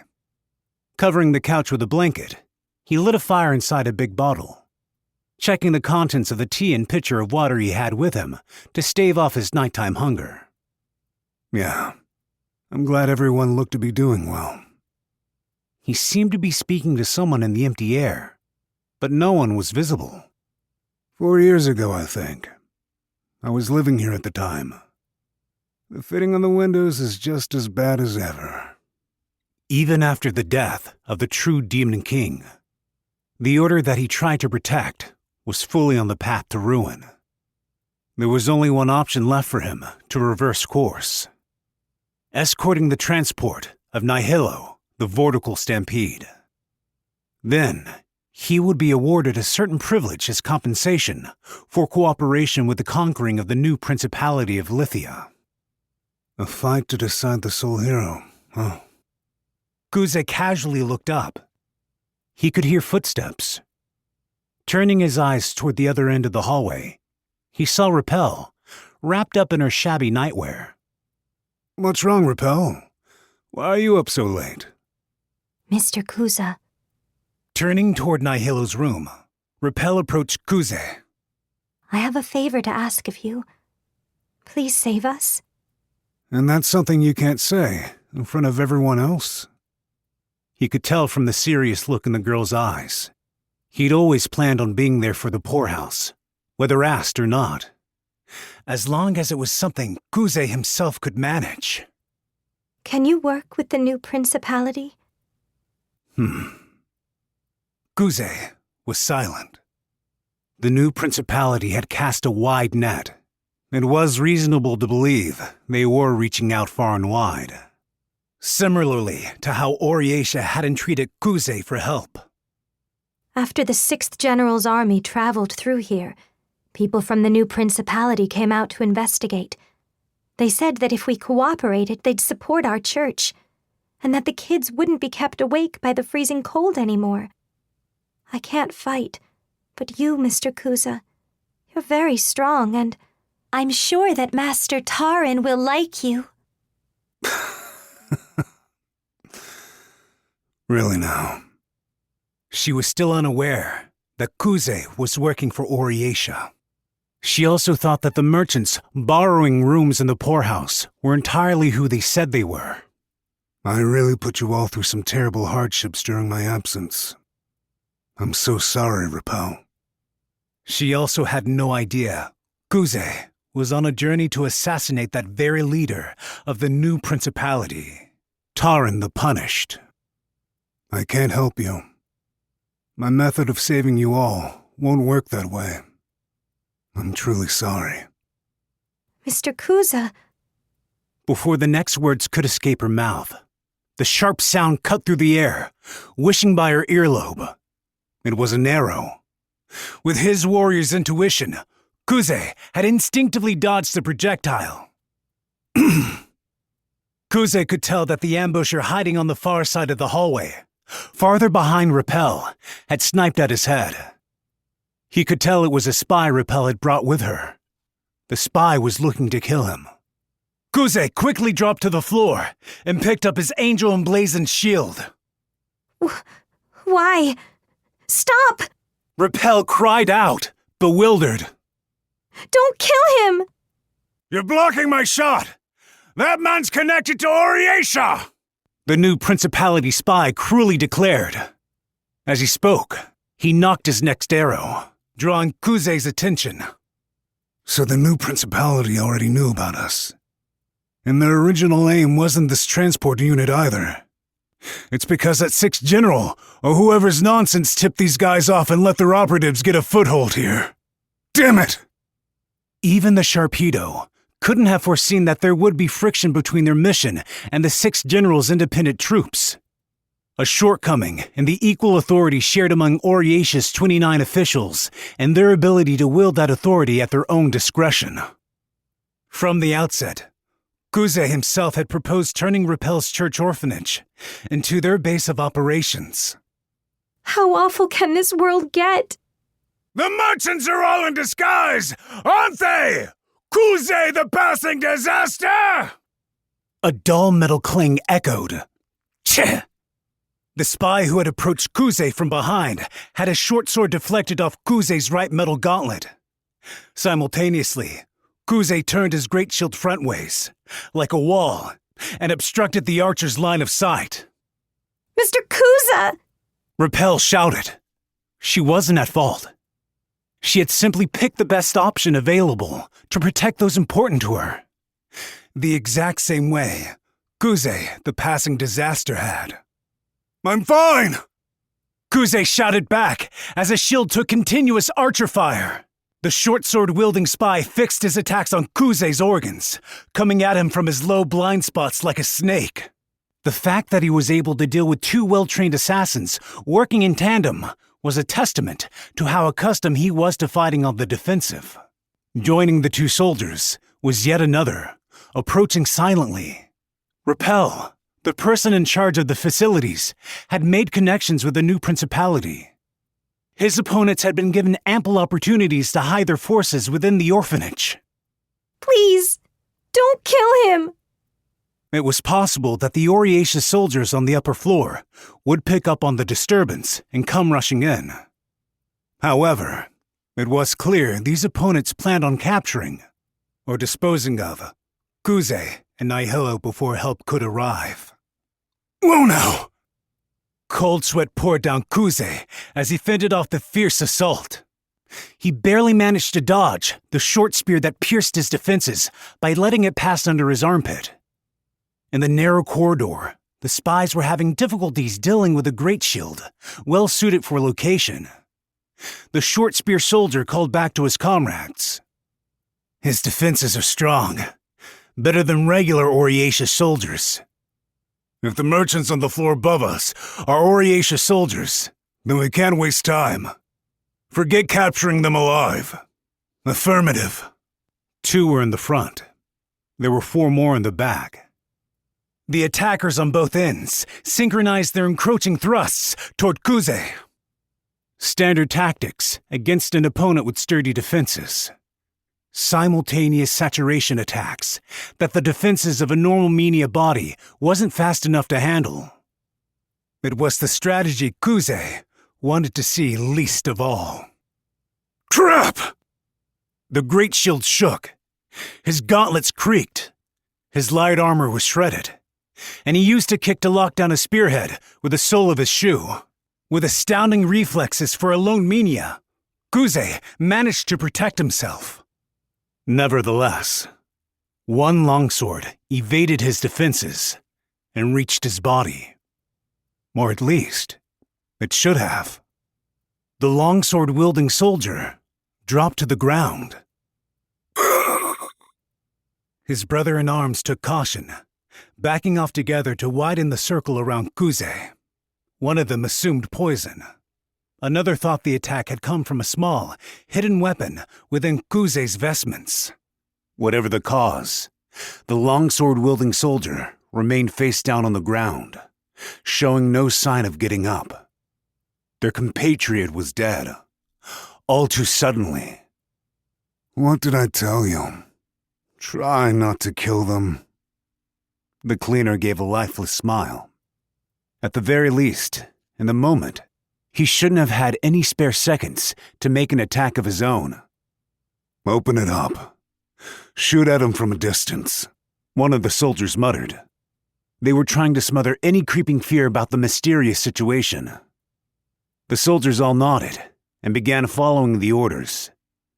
Kuze feigned an insincere smile while hiding the cold sweat in his palms. Repeated projectile volleys should be enough to ward off with my shield. I just need to buy time. As Kuze expected, the soldiers aimed their arrows toward their mark. Though instead of him, their bows were trained on Repel, sitting in a corner of the hallway. Kuze jumped in front of the archer's aim to try and shield the girl. The string snapped, immediately beforehand though. It was the archer who fell to the ground instead. The arrow, fired during a dying convulsion, lodged itself in the ceiling. Mystique! Kuze muttered the name of someone who wasn't there. The short sword-wielding soldiers rushed in, not letting the moment Kuze's defenses were dropped pass. One of their blades was deflected by a gauntlet, but the remaining 2 soldiers also fell to the ground for some enigmatic reason. You bastard! At this point, the spy unit's numbers had dropped to 3. It was eerie. The new Principality soldiers, well versed in assassination tactics, should have had a one-sided advantage, battling in a corridor with a positional edge, and they expected the flow to shift in their favor.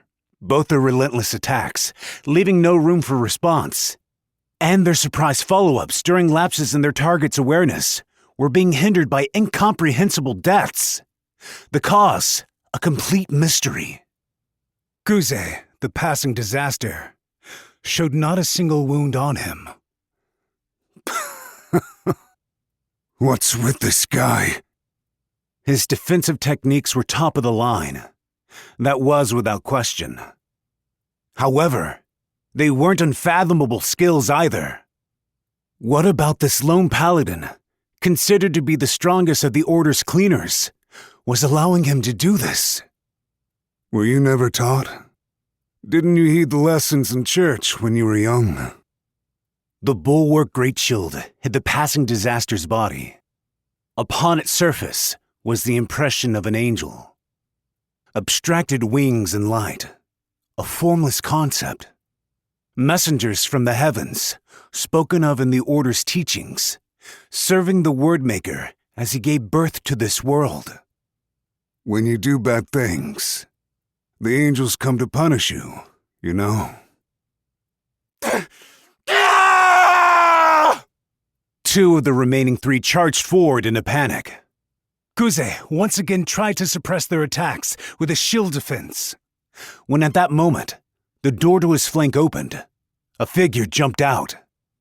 The Revenant girl sliced through one of the soldier's eyes with animalistic speed, then thrust the tentacles on her back into the other soldier's neck. At the behest of the metal terminals digging into Nihilo's nervous system, he involuntarily threw a short sword toward the remaining soldier. The blade sank into the head of the fleeing man, killing him instantly. His final action over, he then stopped breathing himself. The whole exchange had been like one flowing stroke of a brush, over in the blink of an eye. Gee, that was a close one, Kuza. Are you okay? With the battle complete, Kuze looked over the tragic scene, splayed across the hallway. He surveyed the dead. Neither the soldiers torn to grisly pieces, nor the ones looking peacefully asleep would ever taste life again. His unattainable wish to save lives like these was an example of Kuze's insolence. Yeah. Thanks, Nihilo. You're welcome. He then turned toward the remaining person in the hall. Still sitting on the ground, Repel was covering her face. I'm sorry, Mr. Kuza. I wanted you to join our cause.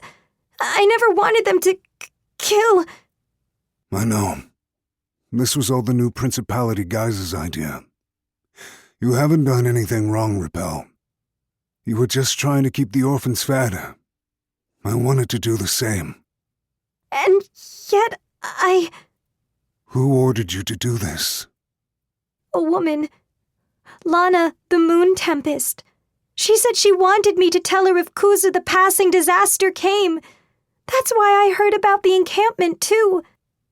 Kuze, the passing disaster, was known throughout the underworld as the Order's strongman.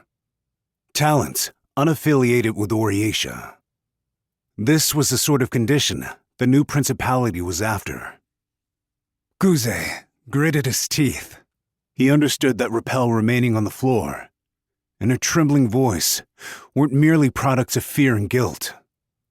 Repel, can you let me see your stomach? I'm sorry. Looks like her kidneys are run through. Nihilo gave her dispassionate diagnosis.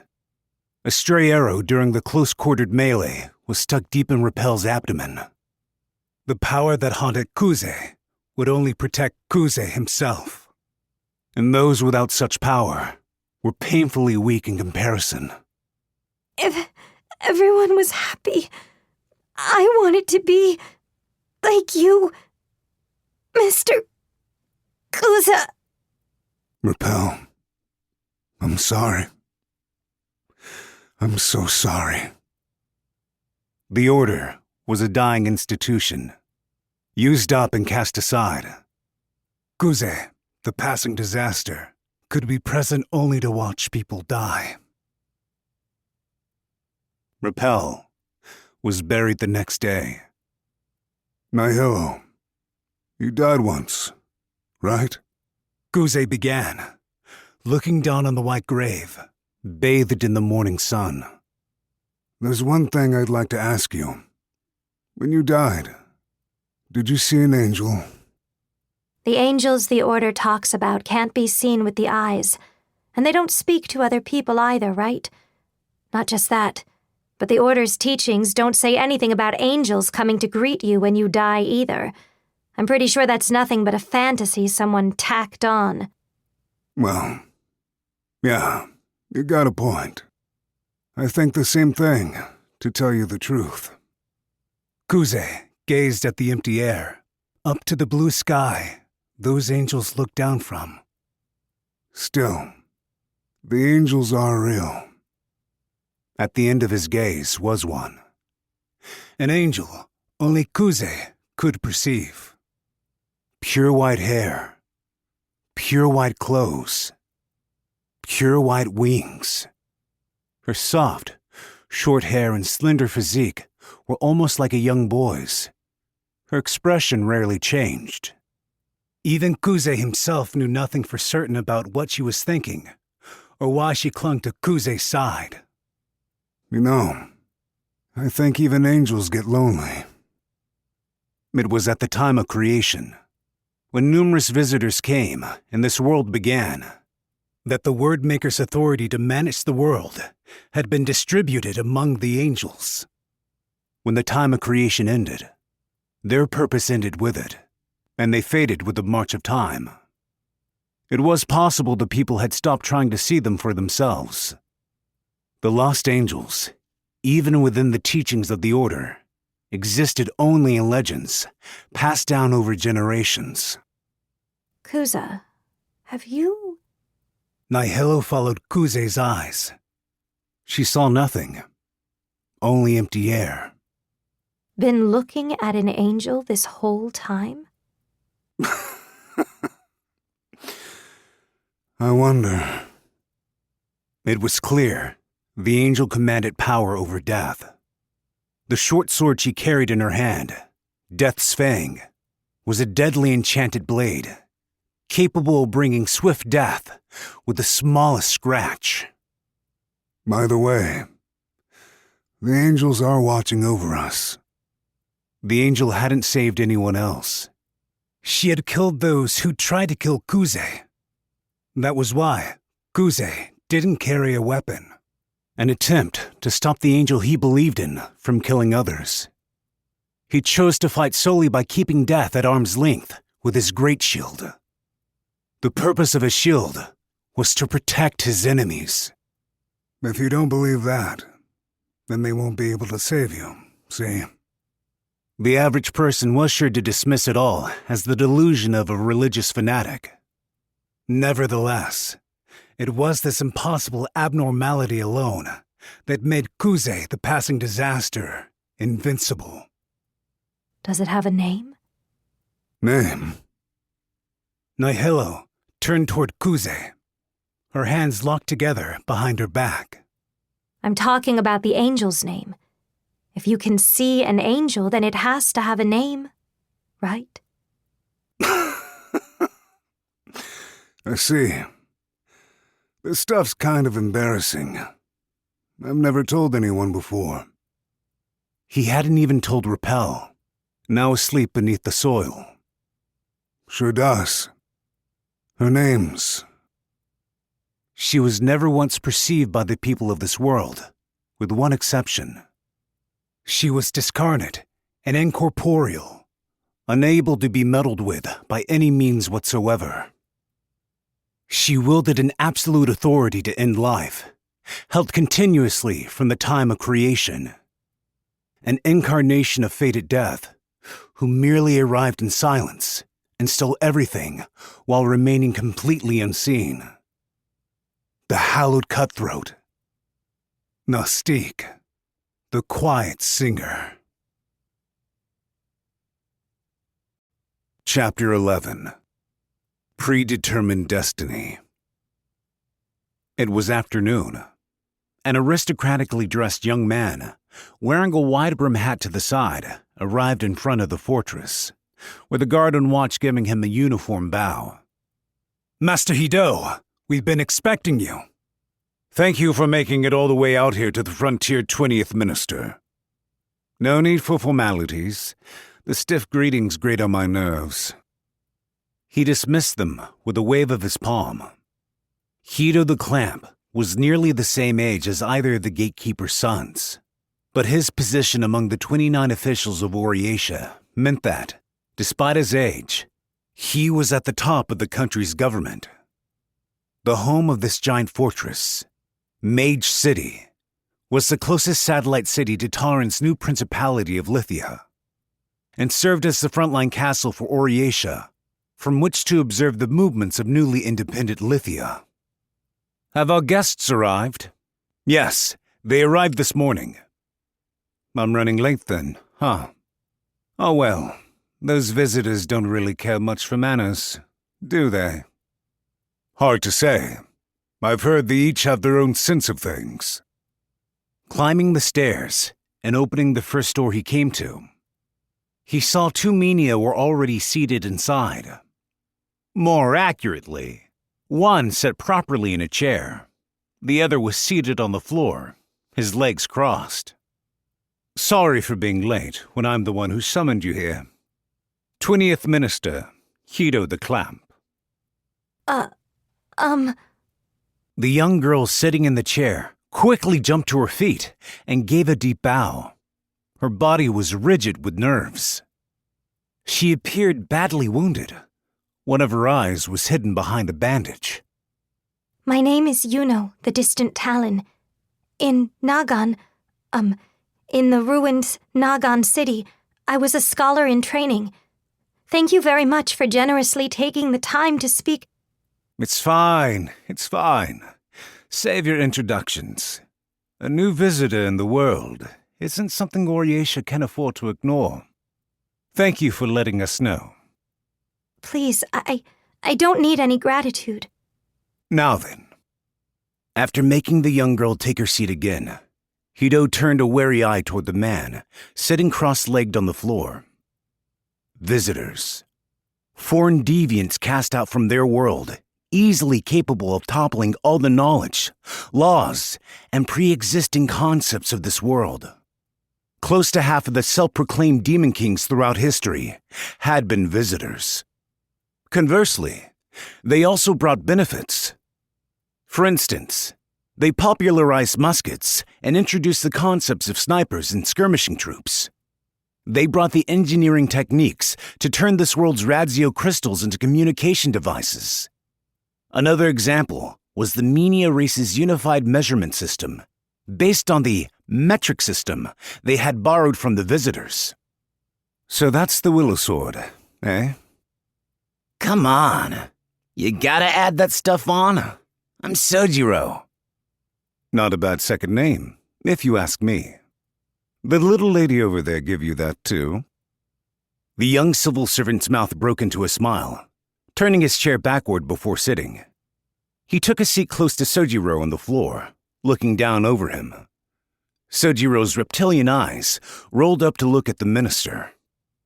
Our enemy is the former 23rd General, Tauren the Punished. She's put together a wyvern army and collected mercs and magic items from every corner of the whole damn world. Before Oriatia and the new principality go to war, and before each city's civilians get caught up in the conflict, I want things settled quickly, and I want you too to do it. Naturally, there was a reason the largest nation of the Minia races was delaying their enemy's trade and trying to get a handle on their internal affairs.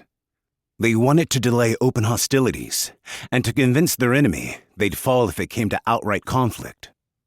Oriacia's strategy was to pretend they were avoiding any preemptive strikes, to retain their moral high ground, while actually using assassination to make the first move. What? So you mean this game to choose a hero ain't starting yet? That's more than half a year away. Oriacia's the largest nation in our world. Naturally, participation in such a grand event will require an equal amount of prestige. Understand what I'm getting at? There were an endless number of people who were confident in their strength and had declared themselves as candidates for the imperial competition. This Sojiro here was another of these hero candidates, just like Kuze, the passing disaster. This'll be the test to see if you got skill worthy enough for candidacy. The preliminaries, if you will. If you're able to make big moves against the new principality, then one of the 29 officials will sponsor you. That I guarantee.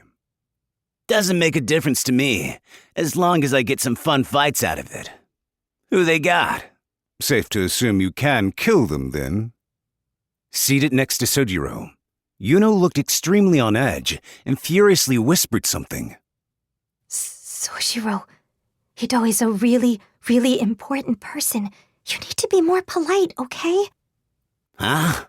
Then what do you want me to say? Let's see. Allow me to express my deepest gratitude for concerning yourself with a wandering visitor like me, or just don't be so rude. Okay. Sojiro lazily replied, his mouth hanging open. Pointing at Yuno with his thumb, he again addressed Hido. Can we keep going and pretend I said all that? I heard all of that, you know. You two would have been in a lot of trouble with anyone else. Hido chuckled. Since acquiring his position among the 29 officials, there were fewer and fewer people with whom he could openly converse, like any other young man his age. However, Sojiro's status as a visitor, guaranteeing his abilities, was the only thing allowing such impudence. Hido the Clamp had bestowed charity on Kuze, the passing disaster, on a whim. But he wasn't especially tolerant of rebellious individuals either. Though lionized as a genius by the citizens, he was aware as one of the 29 that there was a fundamental line he couldn't cross. You know, I also know this fight has some importance to you too, actually. Have you been upfront about that with Sojiro? Yes. Yuno glanced to Sojiro beside her. What? You didn't forget, did you? Yeah, I ain't that smart, see? I've been leaving most of the negotiating and guiding to you, right? Hey, you sure this guy's okay? Yes, I promise he's very skilled. Very, very skilled. Seated next to the yawning Sojiro on the floor, Yuno spoke, as if she were mainly trying to convince herself. The hellish sight of Nagan's ruination had been neither illusion nor a bad dream. Nevertheless, looking at Sojiro's moronic nature, she couldn't help but feel like his horrifying and ghoulish swordsmanship had actually been a lie. Master Hido, this self-proclaimed Demon King Tarin, is the information that one of her subordinates was there that day at the Great Labyrinth true? It is. You have the right to know the truth.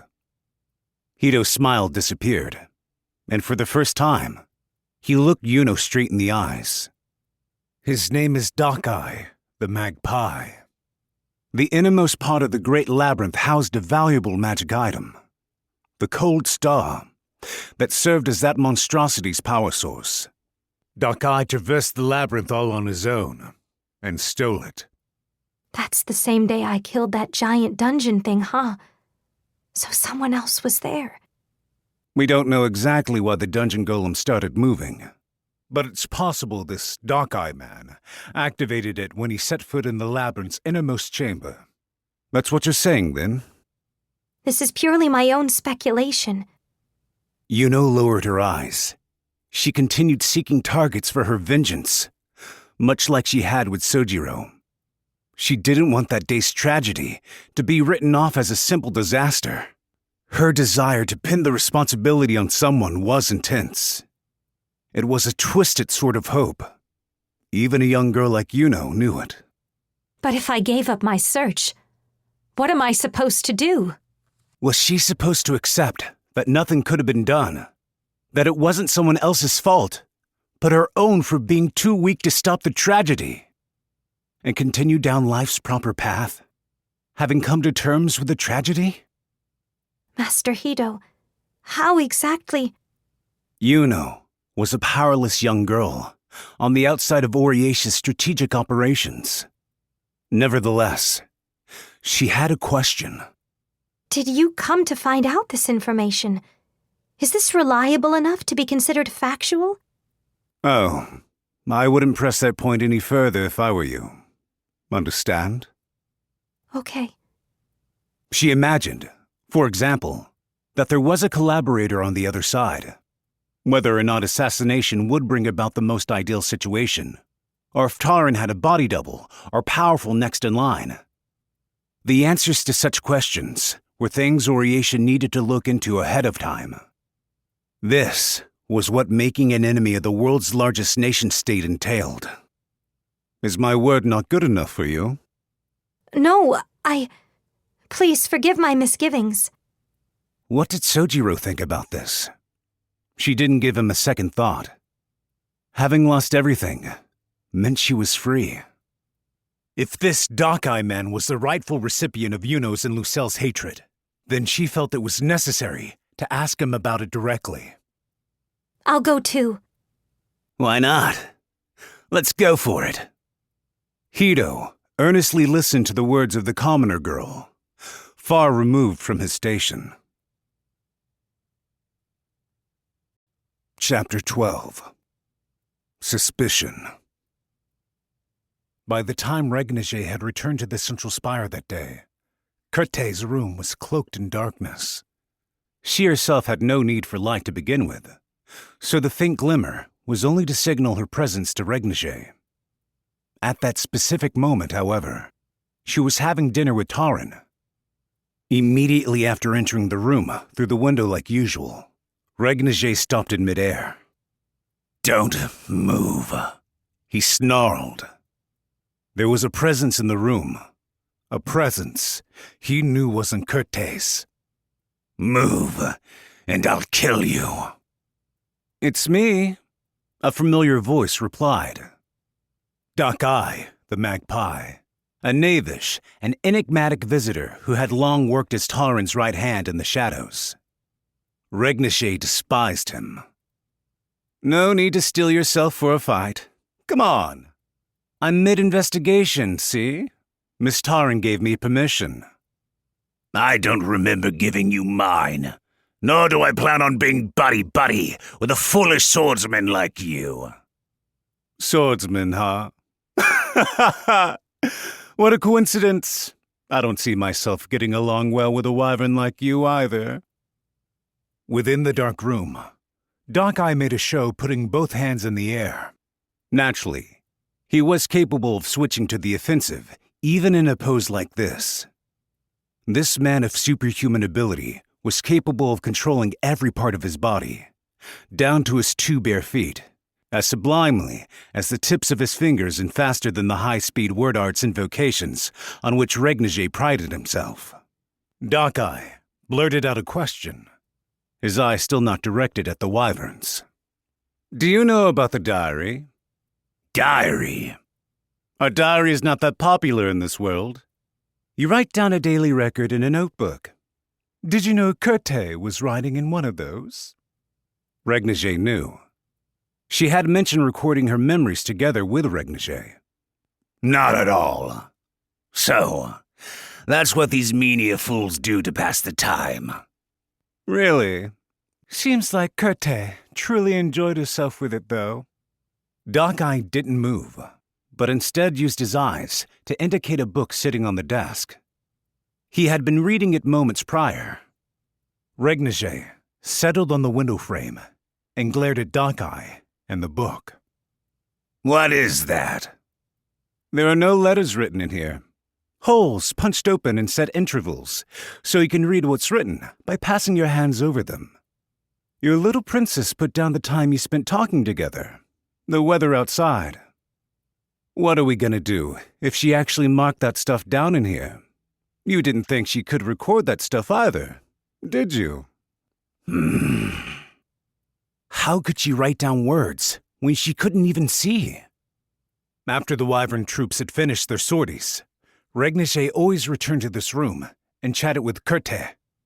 Since she was completely blind, he would tell her the time of day and what the scenery outside looked like, the days they sortied and the times they returned to their nests. If the enemy's forces acquired information of that magnitude, they could extrapolate the time needed to counter their aerial defense network.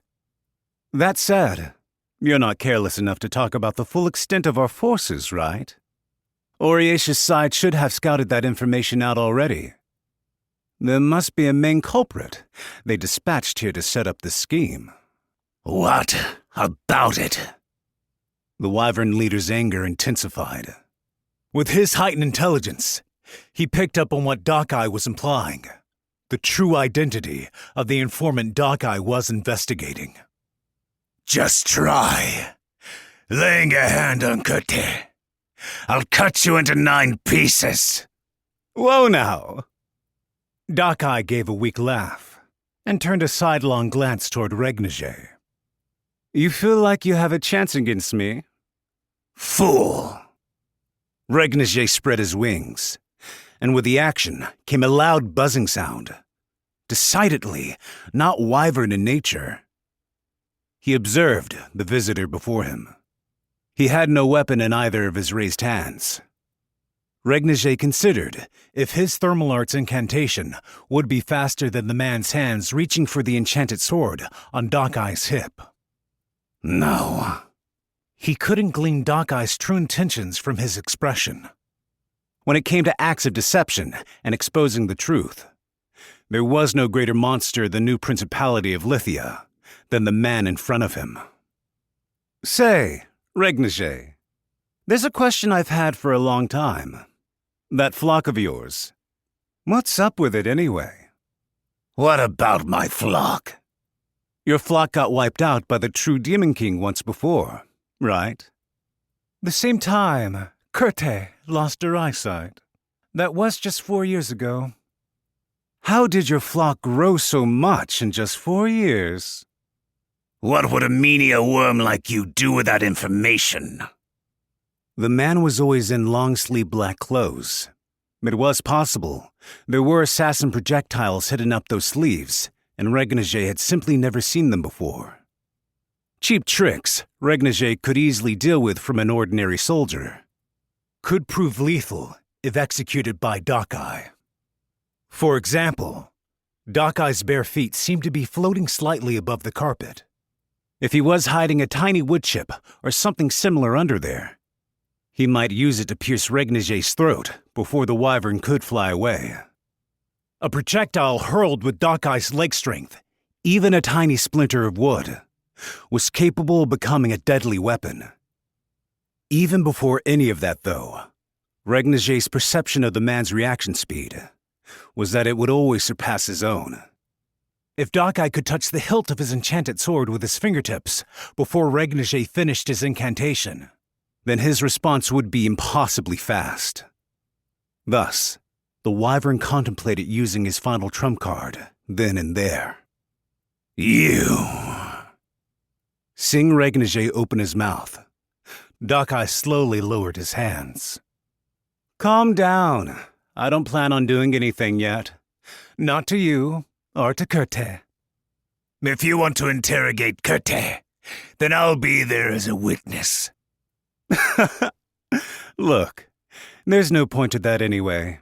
Any spy who's given everything to set up a plan this daring isn't going to disclose a thing, no matter what we do. The bandit shrugged.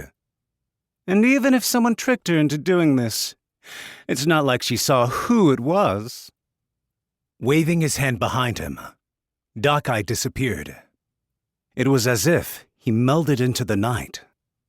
Left behind, Regnige silently looked down at Kute's diary.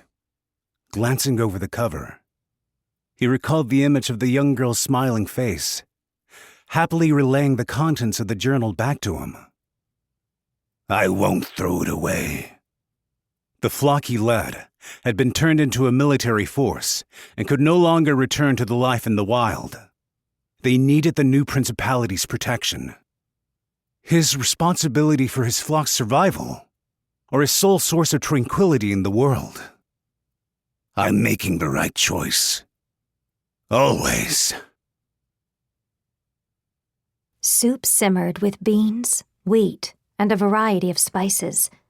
Freshly smoked horse meat, piping hot rice porridge, raw vegetables in a fruit and honey dressing, and finally, white wine obtained from the faraway Itarki highlands. Taran the Punished was not at all the type of general who enjoyed the finer things in life, but when it came time to share a meal with her adopted daughter, she always made sure to prepare a repast more befitting her station. Gourmet food was one of the joys Kurta could still appreciate, even having lost her eyesight. And then, when Regnage went to leave, his legs got caught on my shawl. Isn't that awful? I mean, I couldn't even see where it went. I spent so much time searching my room. Quite a disaster indeed. It's Regnage, after all. I'm sure he was brazenly defiant about it all too, yes. Just forgive him. Oh, I know. Taran carved up and distributed the smoked meat to Kurta's plate. Kurta noticed and skillfully cut the serving with her fork and knife before bringing it to her mouth. Taran didn't particularly mean to dote on Kurta, but whenever she watched the girl's everyday behavior, her table etiquette, manner of walking, the way she went up and down the stairs or got into the bath, her heart filled with admiration. Kurta was a girl with an exceptional memory. When it came to memorizing and reproducing the things she was taught, it wasn't an exaggeration to call her ability to absorb new information superhuman. She had been able to recover from the true Demon King's terror, debilitating her mind and body and throwing her into madness, to the degree she had due to this strength with which she was blessed, allowing her to reconstruct her daily life. This is tasty. I'm glad. Things are going well. A smile accompanied her brief reply. During the age of the true Demon King, when Taran was Kurta's age, she had already been a common soldier, fighting a war.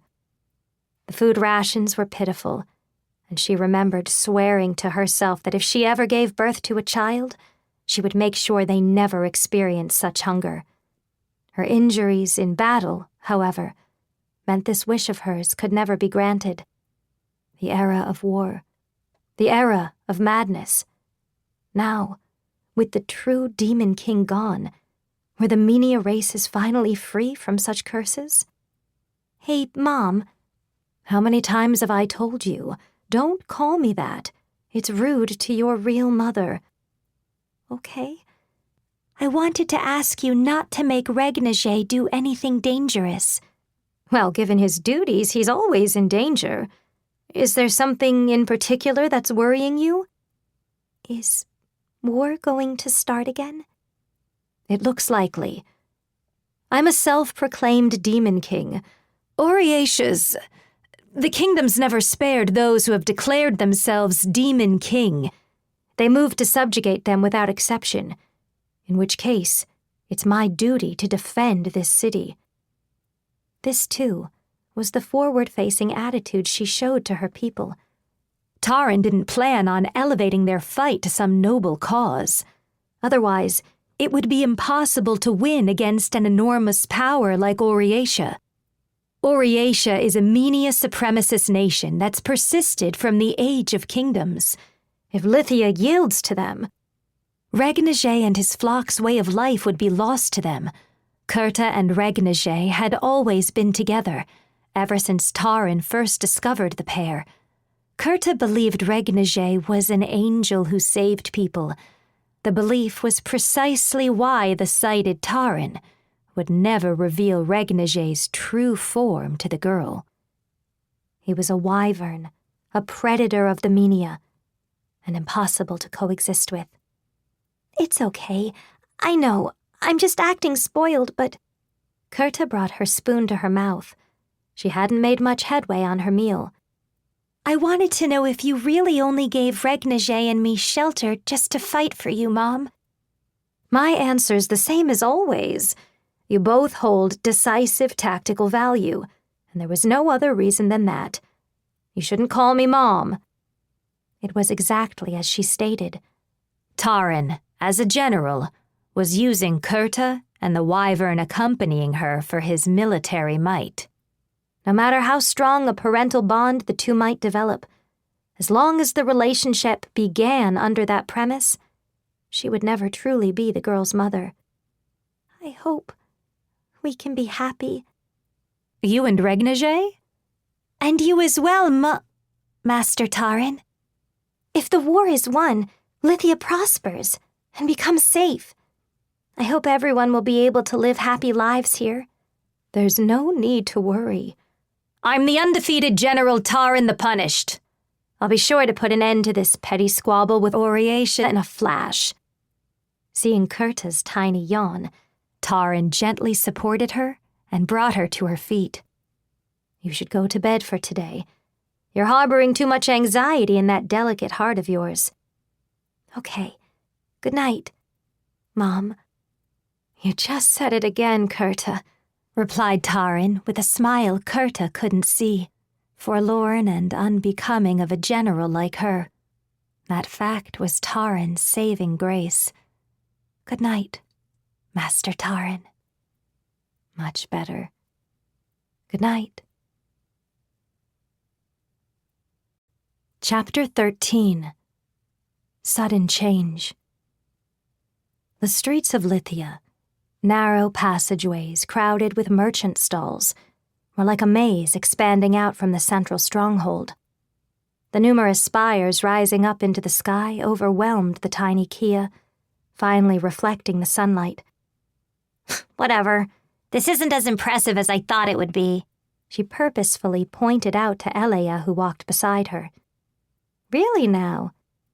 There are even bigger trees back in Eta, and the fruit here isn't that fresh either.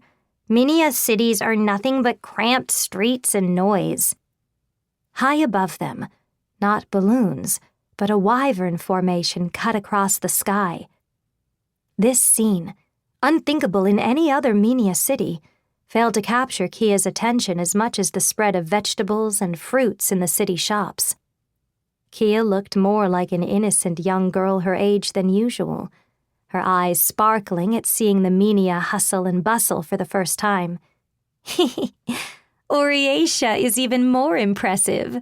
Lies, lies, and more. Startled by the carriages weaving through the intervals between shops, Kia's sentence trailed off. She looked up at Elea and corrected herself. You're definitely lying. Oh? Your teacher wouldn't lie to you.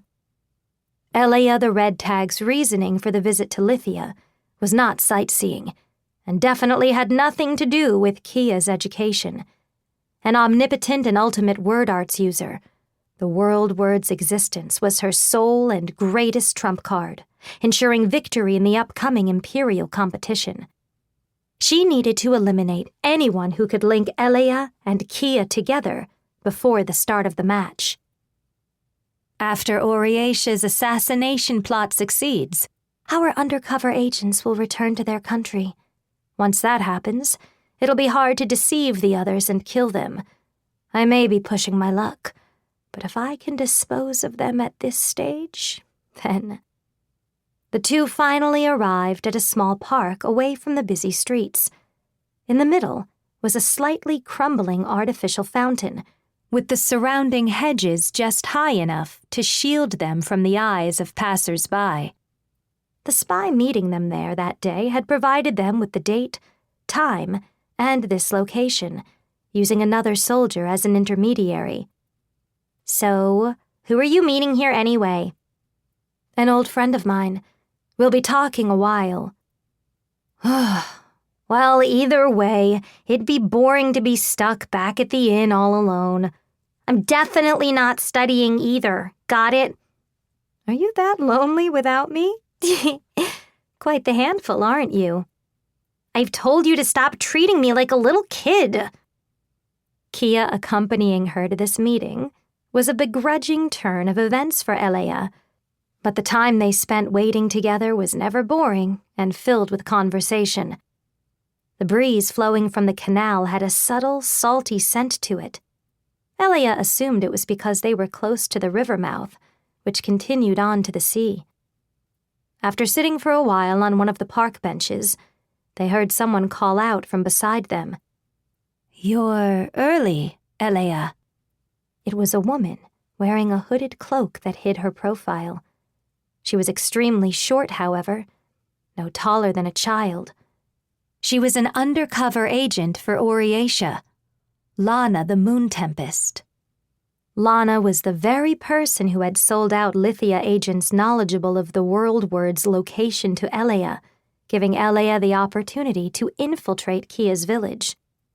While rumors about the World Word had flowed through the new principality's intelligence network, no one seriously believed in the existence of an omnipotent and all-powerful word arts user. Besides Lana the Moon Tempest, no one else knew the truth behind the hunt for the World Word, and though she was the sole person who could connect Elea and Kia, she remained unaware that the girl in front of her was indeed the World Word herself. For now. What? You're one of her students too? Well, something like that. I used to be. My name is Lana the Moon Tempest. Nice to meet you. Lana smiled and patted the elf on the head. Although she and the other agents within Lithia were currently under the chain of command of operational headquarters, led by Hito in Mage City, she had originally been a member of an assassin squad overseen by Elea. Quite the cutie. What's your name? Kia. Okay then, Kia. Do you want to go sightseeing with me? Better than your uptight and boring teacher here, right? Whatever. Not like there's anything special in this town anyway. There's a huge ship. Lithia's a canal city after all. It's a sightseeing boat. Most other cities don't have any of those. A ship? And for food, well, the spices available here allow for some really tasty options. There's also food you eat with rice. It's a bit different from bread, but it's pretty dang good. I see. Kia's ambiguous nod appeared to stem from her self-consciousness in front of Lana. Her feisty spirit from before had disappeared as she meekly muttered, "Well, if you insist, then sure, I guess. That settles it then. Let's get going." Lana. I know. Lana stretched her body up and brought her mouth close to Elea's ear. On paper, my reason for being here is to act as a guide. When's the hunt supposed to start? Soon. We've acquired our prized prey. Many agents were killed, but all the better, since I was able to cut any threads leading back to me. I can soon hand over all the Wyvern sortie records, too. For my work here, I made sure to only find 2 skilled warriors, Higuara the Pelagic and Shulk the Sound Slicer. Of course, if the assassination cleans things up, we won't need to worry about clashing with them. Also, in the event the plot fails, we can sow internal strife between the mercenaries. That's a good way to lure them to our side. Oriatia's 17th minister reflected for just a moment. At this point, Lana's operation was progressing smoothly. It wouldn't be advisable to dispose of her right away. She needed to time her move to line up just before Oriatia made their own, and have Lana continue executing the original strategy until then. Then, just as they set out to leave from Lithia, she would have Lana go missing. By the time any investigation got back to Elea outside the city, the chaos from Taran's assassination would sweep it all under the rug. Understood. Is it all right if I come with you? I don't care. You can go back to the inn if you want. You don't get it, Kia. She may not look it, but your teacher gets lonely too, right? It seems you haven't fixed those loose lips of yours, Lana. What? That's what makes me so good at my job. I'm grateful for you, Elea. Lana smiled affably, not the guileful smile of a spy, but of someone who truly felt those words from the bottom of her heart. Kia, are you awake? Sleepy? I'm I'm totally fine. She's a goner. Kia rode on Elia's back, looking totally worn out from all the fun. It was evening. The line of the market's lamps formed a path. Though not to the same degree as Oriatia, this was an economically bountiful city, animated and with rows of after-hours stalls and all-night lamps. General Taran seems to be quite the statesman. Pretty much. Probably all the more reason why she feels so responsible and like she has to do everything herself. If she was just a little less popular, things wouldn't have ended up like this. You think so? Being here so long made me understand. Lithia's independence and Taran declaring herself ruler started because her citizens wanted it that way. She fits the role. They wanted their own country. Hell, maybe that's just how all the self-proclaimed Demon Kings started out. There were those with more outstanding intellect than Oriatia's 23rd general. More popular and more martially skilled individuals, too. However, she was certainly the only one among them capable of breaking free from Oriatia's structure and keeping a nation moving all on her own. Did you hear what those guys at the tavern said? Everyone thinks a war with Oriatia is going to be a party or something. They assume they're going to win with the unbeatable Taran and her unequaled Wyvern army. The battle reaching their front door isn't even a possibility to them. If I were General Taran, I'd probably look to quickly topple Mage City in the Flatlands. If she used that as a foothold to build a wide-reaching air defense network with her Wyverns, then with Oriatia forced to advance by land, they'd lose their way to make their advance. Huh. That's some impressive strategic talk coming from a civil servant. There were a number of things Taran taught me, though I was never able to properly thank her for any of it. A little late for sympathies, isn't it? If we don't kill her, we'll have full-scale war. With the true Demon King finally dead, there's nothing to gain from such a conflict. She needs to disappear, no matter what. You're right. Lana, too, had previously stained her own hands with many a dirty job as a member of the spy guild Obsidian Eyes.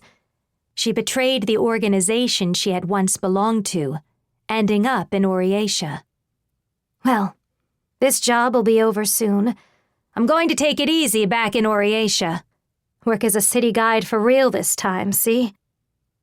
The two women continued exchanging conversation as they walked along the illuminated streets of Lithia. Wyverns soared overhead, with a few of the residents occasionally looking up to watch them. Menial races and dragonkin coexisting. If that was truly possible, who knew how many people's lives it would save? If Taran the Punished had performed her duties as a general without being driven mad by her ideals and sense of duty, there might have been lives she could have saved. The surrounding sights began to grow dark, and shortly after Elia sat Kia down in a shop chair to rest the girl's heavy eyelids, Lana declared she was going to buy a toy for Kia, leaving their side. Naturally, Elia tailed her. She couldn't let Lana the Moon Tempest out of her sight. Along the way, she turned a corner and immediately hid herself in the shadow of a large stockpile of goods. She was following after Lana, but could now see two silhouettes on the far side of the alley. So, according to Taran, there's an informant among us, apparently. Is there now? Why are you telling me that, Dakai? It was a man in butler garb, his black hair dyed at the tips, and with a hawkish glint in his eyes. His prim appearance made it easy to mistake him for a woman at first glance. With a mysterious curved sword brandished in one hand, he was blocking Lana from moving forward. What if I told you that it was little Curte? What then? Then that'd be quite the scandal, wouldn't it? Taran's own adopted daughter leaking info. That girl keeps a diary. Hard to believe, isn't it? We had a similar sort of writing system back in the Beyond where I'm from. A system that allowed even blind people to read and write. We called it Braille. Huh. Really clever idea, don't you think? No one would ever guess a blind girl was recording information and leaking it to the enemy. A fantastic alibi, too. You were outside the city the whole time, searching after mercenaries like Higuara and Shulk, right? So while you were gone, you had Kurte record things in your stead. Kurta of the Fair Skies was in the sole, privileged position of being the one besides Tarin herself who was given direct information regarding the day's movements from the Wyvern commander. Furthermore, as long as one had the boldness and confidence of Lana the Moon Tempest, disguising oneself as the girl's servant or teacher to get closer to her would be an easy feat. After that, you copied over the contents of her diary. And then you could simply deliver it to someone on the outside. In the worst-case scenario, you could pin the crime on Kurte, and it'd still end up a glorious work of discord-sowing espionage. The man called Dakai spoke with firm conviction in his tone. He was confident he outdid Lana on all fronts, both in battle and when it came to his insight. A former member of the Spies Guild like you has definitely created ciphers using layouts of punched holes, right? With Kurte's sharp memory, it must have been easy to have her retain everything, too. Listen, you've made a great many claims, but where's your proof? The transcript. After returning to Lithia, you collected it with a Braille typing machine, right? However, unlike with a Braille machine, you couldn't just toss it over to someone on the outside to dispose of. Dakai pulled out a bundle of pages from his coat pocket, and Lana shrank at the sight of them. The pale light from the night lamps reflected eerily on the cold sweat running down Lana's brow. How? How? You mean, how did I find your hiding spot? Come on now. You're gonna ask a bandit that? There isn't any lock I can't open. And there definitely isn't any hiding spot I can't find. You're gonna ask the guy who conquered the Great Nagan Labyrinth a question like that? Damn it. With just a little bit more time. You know, I say this to Tarin a lot too. His technical proficiency was on another level. No matter how adeptly the most elite intelligence agents of Oriatia hid themselves, it could never contend with the skills of an otherworldly deviant. Thus was the visitor's power. Don't I do a great job? Watching Lana's whole plot be revealed in the open made Elia's heart pound like an alarm bell. She was lucky this visitor hadn't noticed her, and that she hadn't caught up to Lana by the time he made contact. No, that's not it. This isn't lucky at all. It was now uncertain whether the truth about the world word would stay buried. She had to seal Lana's lips as soon as possible, and no one but Elia the Red Tag could make that happen. Lana the Moon Tempest was deeply involved in the espionage operation, far beyond any normal spy on the ground. If she talked, it was possible Oriatia's whole operation could fail. The search would then extend to the two the Moon Tempest had met that day, Elia and Kia, before the next morning could arrive. If things came to that, even though Kia's powers were unparalleled, the same couldn't be said of Elia. What's wrong, Elia? Elia instinctively flinched at the drowsy voice behind her. Lana's. What? Are you okay? You're shaking. Lana's been snatched by a bandit. Kia's innocent and wholly unsuspecting turquoise eyes reflected like gemstones in the evening light. We need to save her. Was it even possible? With the girl's almighty word art's power, could they kill Lana the Moon Tempest before morning light, without leaving a single trace behind, without Kia herself becoming aware of the situation, and make their escape from the new principality of Lithia? Was it even possible?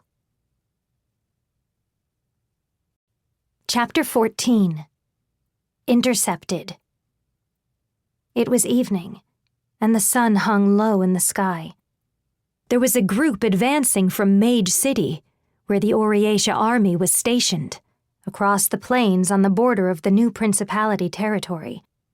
It was a patrol unit, composed of regular troops dispatched from Oriatia. Yuno, the distant Talon, and Sojiro, the Willow Sword, were accompanying them. They were under there ostensibly to understand the topography near Lithia, Sojiro's strategic target, but another large part of it was the patrol commander's sympathy for Yuno, survivor of Nagon's annihilation, and his desire to hear her story. "We heard from Master Hido that Oriatia and the new principality are hostile with each other." Swaying gently while seated behind the knight leading her horse, Yuno questioned the commander riding next to her. "Aren't we provoking Lithia by approaching their territory armed like this? I know this may be the pointless concern of a simple civilian, but—" Yes, well, I believe there is a slight error in your understanding. Although the situation between ourselves is a powder keg, ostensibly, we are on friendly terms. Our treaty included a grace period after Lithia declared independence until they'd fall under our jurisdiction, see? In fact, this very patrol is in compliance with the new principality's own requests. What? Is that true? They said that Oriatia needs to cooperate with maintaining the regional peace within the area under Mage City jurisdiction, due to a rash of marauder attacks. They claimed that if we wouldn't recognize Lithia's independence, then of course Oriatia needs to fulfill their responsibilities. Essentially, we need to maintain the appearance of marauder suppression and patrol support, like we are now. But those marauders... The marauders, raiding Lithia and economically attacking the nation, were unconnected with Oriatia only on the surface, but in truth, their presence as an insurgent force was being instigated by Oriatia. Now participating in the assassination plot to some degree, Yuno was able to speculate about the situation behind the scenes with relative accuracy. Put simply, to Oriatia, this patrol unit was playing a small role in their own elaborate theater. Right. You don't need to walk on eggshells. Everyone knows the truth, to some extent. And the new principality should know it too, which cements this as harassment, really. They're forcing us to waste resources and energy, sorting in order to slowly chip away at our fighting spirit. Then, if we ever handle things poorly on our end, they can use it as an excuse to open hostilities. While the impact may be relatively low, there's no downside to picking fights. Taran the Punished is quite the shrewd general, if I do say so. Yes. Commander, is there truly no way to avoid war? It might have been an extremely stupid question. Nevertheless, ever since she had heard about the circumstances between the new principality and Oriatia, it had been on Yuno's mind. Like hell I want that. The reply cut in from the other side of the commander. It was Sojiro, following the group on foot. He was able to trail the patrol with unbelievable agility, even when their horses' pace quickened, all without showing a hint of fatigue. I came all this way because you said I get to kill some strong fighters. It'll be a problem for me if nothing happens. You can't expect the other side to care about what you want, Sojiro. Yeah, that's a good point. Guess I'll have to meet with this Taran person directly and kick things off. Commander, he's a visitor and doesn't know much about our world. Yuno didn't want war. Death was terrifying. The era of the true Demon King had sown more than enough death and destruction the world over. Yuno wondered if these were the values of the world beyond. Sojiro the Willow Sword lacked ordinary sense. Even when he sat among the hellish inferno burning Nagon around him, there had been a smile on his face. Our side, Oriatia has endeavored quite hard to keep the peace. Taran the Punished was once the 23rd general of Oriatia, after all. Yes, we aren't without our own misgivings. It was proposed to designate Lithia as a special independent region, and withdraw the self-proclaimed Demon King recognition too, Unfortunately. Those bastards still hold their damn wyvern swarm. They're building up arms too. Is that it? However, there were times when the man would show this level of insight. While his common sense and moral values were unhinged, he continued to grasp things much more clearly than Yuno did. Right. The wyverns. Can't have those. A dangerous power, clearly beyond media control. Taran doesn't intend on stopping the fighting. A demon king, after all. She's trying to replace the kingdoms that have existed from the dawn of mankind and impose a new order. She's intent on fighting, even in this time of upheaval following the resolution of the true Demon King menace. Ishura, possessed by battle. Yuno kept silent and recalled what Lucelle had asked her in the past. What would the kingdoms do going forward? The kingdom's civilization and power, which throughout history had suppressed countless numbers of self-proclaimed demon kings and defeated mighty races, including dragons and ogres, to win their territory, were ultimately unable to overcome the true demon king a single time. The kingdom, and its history of more than 2,000 years, had itself transformed into the unified Oriatia. Monarchal power was not the absolute strength it had once been. It wasn't outrageous to think there could be those in the world who deemed a new system of order necessary. Hey, Yuno. What's wrong? Enemies are here. A chill ran up Yuno's spine at Sojiro's words. The commander ordered the soldiers behind him to halt the advance and concentrated his attention on the same area where Sojiro was focused. She didn't know how long they had been there. While still far off in the distance, figures were visible at the base of the hill. They didn't even form a unit, let alone a whole army. There were only 2 people standing there. It's no use. That was the first thought that ran through her head. I have to run away. Right now. Rationally, she clearly recognized the scene before her. There were only 2 of them. Despite the clear difference in numbers between the 2 forces, her mind remained fixated on this thought, unable to consider anything else. The fear stuck in her lungs. Even without any proper combat experience, she reacted to the situation with terror. The sensation felt as if she had returned to the day the dungeon golem had arisen. Stay on guard. The commander's hushed order sounded to Yuno as if she were hearing it muffled from a distance. The outlined silhouettes ahead were of a pure white skeleton, shrouded in a ragged cloak, and a mandrake, their whole body covered in vines. You two, stop right there. We're with the Oriatia army on patrol at the behest of the new Principality of Lithia. Present us with your names and your writ of passage. Good at keeping up the charade, aren't we, Captain? The skeleton languidly turned his head. Gripped in his right hand was a snow-white long spear, nearly as tall as his body. Aren't you going to ask who we are? You're not thinking to tell me you didn't expect to run into marauders while out hunting them down, are you? Nakuo, Rita. Yes. Take the 3 in the rear guard and head back. Tell the headquarters that... Kerkling! The high-pitched noise was unlike anything Yuno had ever heard before. It was less like a gust of wind and more like a flash of light. The otherworldly collision of Sojiro's sword clashing against the skeleton's spear, coming together faster than the speed of sound itself. Huh? The skeleton's white spear had been moments away from lopping off the commander's head. Ultimate speed. The only thing reflected in Yuno's eyes was the afterimage of the skeleton's fluttering rags. In that moment, faster than a blink of an eye, the Oriatia army and these opponents were separated by a distance of more than 60 paces. And yet...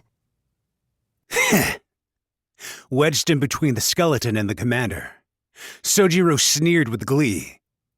Even Sojiro's own eyes couldn't track the trajectory of the spear attack, following it not with his eyes, but with his sixth sense, and with the precision to instantly raise his sword to meet it.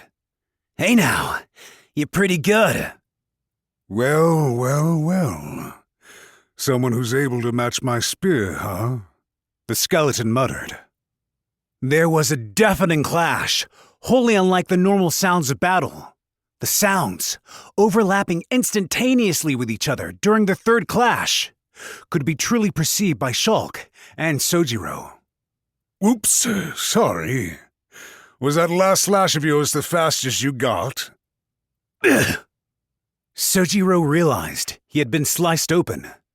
The laceration in his shoulder, not even having enough time to spray blood. You look like you were standing still. You talk a hell of a lot for a bag of bones. Sojiro's counterattacks weren't keeping up. On the other hand, Shulk and his lower body mass used the previous crossing of blades to distance himself, repelling the force of Sojiro's hefty sword draw. A one-sided amount of space, enough for the blade of the long spear to reach its opponent. He was exchanging blows at blinding speed with an otherworldly visitor. Shulk, the Sound Slicer's spear, was impossible to see. Upper brachium. Collarbone. Sojiro saw it. By the time there were signs of Shulk's movements or initial motion in his main spear hand, it was ultimately too late to react. Instinct and experience. He used battle logic, with nigh precognitive accuracy, to see through his opponent's next move. Groin. Left femoral artery. Heart. Right ear. The air burst open in an instant. His offhand left his sword hilt. Sojiro's sword deflected the white spear, aimed at his upper right arm. The spear cut an imperceptible arc and moved to his collarbone. He diverted it with the tip of his hilt. The spearhead reversed in midair and cracked like lightning toward his groin. He predicted the attack. The spear continued a shallow cut toward his left thigh. Barehanded, his sword gone, he used the back of his offhand to hit the spear on the side and deflect the swipe. His opponent opened up space. Each and every move was faster than a bursting spark of flame. Hiya! Sojiro charged forward with a rasping gasp of breath. At the same time, Shulk stabbed toward his heart. Due to the shorter than expected range of the attack, missed its lethal mark. The skeleton twisted his body. Sojiro slashed in a deep, diagonal arc down. No response. The space between his ribs, huh? He had passed through the bones. The underside of the skeleton held none of the internal organs normally expected. You got some grit, I'll give you that. Shulk joked, as he poised himself again for his extremely agile chain of attacks, capable of slaying the average person many times over. You're grinding me to bone here. Awful. I'll break them for that. Behind the heroic scene of battle, the commander gritted his teeth and shouted back, Keep those hands moving! Target your shots! Not at the skeleton! Aim for the mandrake! Meanwhile, Sojiro planted his feet and forcefully slashed his sword, causing Shulk to once again recoil and fall back. Yeah! Higuara, I'll stop this swordsman. Seize the horses. Where speed was concerned, Shulk was overwhelmingly the faster of the two. Nevertheless, Sojiro the Willow Sword's battle sense undermined that contrast. Even with his extreme agility, Shulk couldn't continue to fight at an advantageous distance. Both possessing martial prowess that usually robbed their opponents of time to defend themselves, the two fighters were locked in what appeared to be a physically impossible conflict. Crossing swords with this guy is gonna be a time sink. You go on first, Higuara. Okay. Shulk's mandrake companion slowly walked forward. While the abnormal speed of the skeleton and visitor's battle held their rapt attention, the reaction of the Oriatia soldiers was not at all slow, They were part of a well-tempered Oriash irregular army force. At that point, they had fully prepared themselves to meet the unsettling mandrake's advance. Their fingers felt the arrows in their quivers. They gripped their spear shafts. Others still tried to reverse their horses to act as messengers. I will be seizing your horses. You're still within range. His vines burst forward all at once with a loud whip crack. Fire! One of the Oriatia soldiers yelled. The countless vines formed into a single roiling billow and engulfed the soldiers. The murderous wave, coupled with the mandrake's transcendental skill, was far quicker than the speed of the horse's gallop or the arrow's flight. All while Higuara the Pelagic remained at a distance of close to 40 paces away. The soldiers tried to parry or cut down the deluge of vegetative whips. However, the vines seemed to have complex nerves running through them, and they circumvented all the soldiers' defenses, weaving themselves between the gaps in their armor and rending their flesh.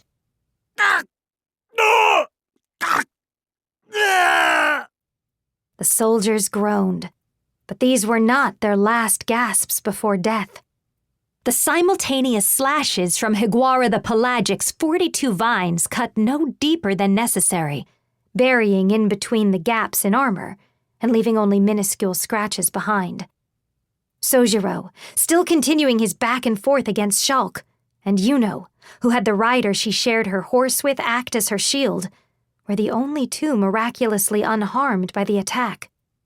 Looking at the knight in front of her, Yuno saw he was moaning in intense pain. It's so hot!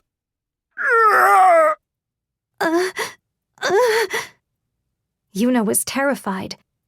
The sight of the rider, suffering before her eyes, was ghastly. Was a scrape on the chin really enough of a wound to send a sturdy grown man, a soldier of Oriacia's unrivaled army, into moans of agony? Yuno quickly looked back at the commander. Commander! Are you okay, Commander? The wounds. Not fatal, yes. He aimed at the gaps in my armor, but... Commander? The commander coughed, and fluid leaked out not from his mouth, but from his eye sockets. An unsettling milk-white liquid. Mandrake poison. His nerves were dissolving. A scream got stuck in the back of Yuno's throat. Then, the armor of the rider seated in front of her slipped from its mount. She could tell that the body inside had lost its shape, oozing across the ground. He, too, was melting. From what Yuno could see, all the troops had similarly dissolved. Not a single one had managed to escape.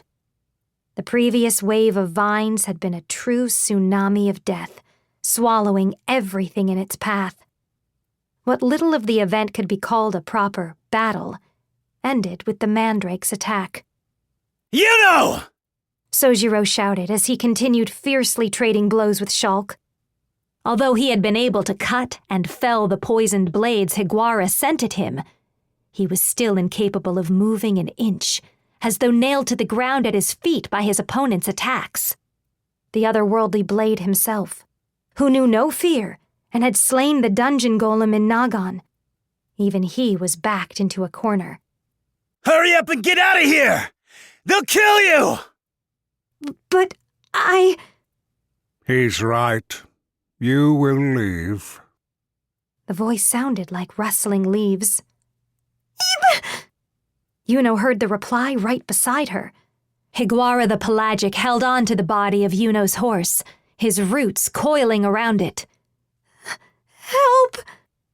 Yes, I will help you, but I need to withdraw from this area. Yuno was terrified. The unidentified skeleton, boasting speed faster than even Sojiro, was a threat that defied her darkest imagination. But this mandrake's fighting prowess was even more absurd. Could anyone ever hope to beat a monster capable of going up against an entire patrol from the world's largest nation and poisoning them all to death in a single attack, faster than any of them could react? Please ride this horse to Lithia. I am unable to direct horses, so I'll need your assistance. But, She saw one of the mandrake's poisoned blades glint in the corner of her eye. Please. She wasn't the sole survivor by coincidence. Higuara was simply obediently carrying out his order to return to Lithia. From the beginning, he'd made sure to leave behind someone capable of riding a horse, killing the rest. The one quickest to buckle under fear, and who held no strong sense of loyalty to the cause. Yuno, the distant Talon. Yuno shed tears at her own miserable state. She was weak. Those who didn't possess Sojiro's level of supernatural power had no choice but to be crushed under the irrationality of the world. Coerced, she drew back the reins and sent the horse running, leaving behind Sojiro, still locked in battle. Yuno bit her lip in sorrow over the scene that had just played out before her. Why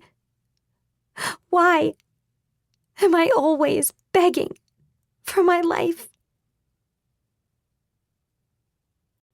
Chapter 15. Thunderclap. The showers that had begun in late evening had intensified. A group appearing before the Mage City fortress, housing the Oriesha army, had wrapped themselves firmly in overcoats to ward off the cold and rain. "What do you want, old man? If you're here to cause trouble, I'll chase you right back to Oriesha." Inside his office, Hito was clearly annoyed by the sudden appearance of his guest. "An official dispatch for reinforcements. I'm also putting in a request to the Assembly for a temporary sortie. I followed all the protocols." "I told you, it's unnecessary. Don't you get it?" But... The guest was another of Oriesha's 29 officials, like Hito. The 6th General, an elderly military officer named Hargent the Still. This man, preoccupied with his own unworthy and incongruous position, was openly despised by Hito. He had returned a few days prior, his expedition to slay Vicky on the Smoldering ending in failure, and with half his force of riflemen, trained from birth, slain. Further still, notice of his troops' march had been delayed, making his encampment interfere with Hito's transportation operation, leading to unneeded conflict along the route. The amount of troops Hito had in tow was discernibly unreliable, and Hito didn't believe they'd add much fighting strength at all. "You being here will just confuse the troops. I'm absolutely not leaving on-site command to you. If you still won't back down, then leave your soldiers with me and return to Oriesha yourself." There existed no officially sanctioned hierarchies based on age or rank among Oriesha's 29 officials, which made it possible for the 20th Minister Hito to freely give his opinions to the 6th General, old enough to be his father. From the perspective of the soldiers on the ground, however, it was possible to have multiple chains of command at once. No matter how inept of a general Hargent was, he understood enough to know that. "That's not true! You need someone specialized in fighting wyverns. You realize this isn't an ordinary wyvern, don't you?" Hold on. Are you playing me for a fool? You think I would try to go up against Tauren's wyvern army without a plan? That's so pathetic. I could cry. Get out of my sight. "Tauren? No! She's not the problem!" Hargent slammed on the desk with his fist. He didn't care how it seemed to Hito. For him, there was a much more urgent problem at hand. "The Star Runner is coming!" The 6th General soldiers were few, but all of them were perfectly equipped to fight wyverns, not to fight the wyvern soldiers from the new Principality of Lithia. Their resources were for an even mightier threat. Alice the Star Runner? Coming here? "The new Principality stole the Cold Star from the Great Nargon Labyrinth, faster than the Star Runner himself. Do you expect him to overlook that? Do you think he won't look for it everywhere? He might attack Mate City, as well as the new principality. What if he does? What are you going to do? If you're going to take down the Star Runner with those weapons of yours, go right ahead. Please just be quiet and... Suddenly, a tremendous impact shook the entire fortress. Whoa! Hargent awkwardly tumbled to the ground. The colossal war desk slid to the floor at the forceful impact. A heavy sound began to reverberate, the flaking of something peeling off the outer walls. What was that? The elderly general crawled along the floor, hand gripping the edge of the war desk, and looked at the light leaking in through the outside windows. It was a cloudy night. What's that light? The strange sound continued, heavy, like air hissing out from somewhere. It came from the stone wall surrounding the Mage City fortress, boiling, bubbling like lava from the mouth of an active volcano, and bursting intermittently. A beam of dazzling light, as if straight from the sun, continued to radiate. The beam showed no signs of waning, maintaining a constant intensity as it pierced through the next layer of the wall. The following shockwaves destroyed the two men's equilibrium. The fortress itself was directly hit. "Damn it!" Hito exclaimed, holding onto the desk to regain his composure. There was only one possible explanation behind the abnormal situation. The Cold Star. The Great Nagon Labyrinth's decisive magic item, capable of direct salvos between cities. Hito had known from the beginning that the distance between the new Principality of Lithia and Mage City put them within range. Be that as it may, they're launching it at us now! Has Tauren lost her damn mind? There hadn't been any declaration of war, despite the Cold War situation with Oriatia. Currently, on paper, Mage City was on friendly terms with the new Principality. There was no moral righteousness on the new Principality's side.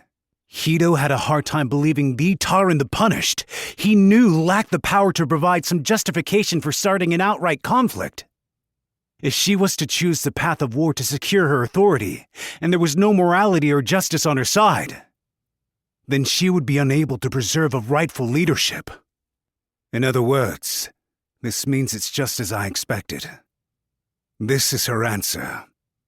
What if the most powerful and wisest self-proclaimed Demon King was able to cast even her righteousness aside? What if the leaders of Oriatia had misread just how low Tauren the Punished would stoop? Lord Hito, we've received a report! What? You're talking about that salvo just now? Hito could tell the messenger had urgent information, rushing into the room without a single knock. No, sir. The patrol unit hasn't returned. According to the scouts sent to check up on them, everyone was killed by some kind of poison, and that there was no survivors. Damn it! Why didn't you inform me earlier? A little sooner before the attack, and we could have... That wasn't true. Hito knew it too. The enemy had exterminated the mall to ensure no one got the message out or alerted Mage City that something unusual was happening. Not only that, but the dead patrol weren't easily replaceable Mage City soldiers either. They had been Oriatia regular troops. It took time to confirm the safety of personnel with whom they'd lost contact. It took time to redeploy troops to account for a large number of filled casualties. Then, after buying all that time, they had initiated a surprise attack. All the strategic movements had been thoroughly woven together. Entirely wiped out. Everyone. Even Sojiro the Willow Sword. Yes, sir. No one has returned. We couldn't identify any survivors. Hito! Hito the Clamp! Do you have a plan?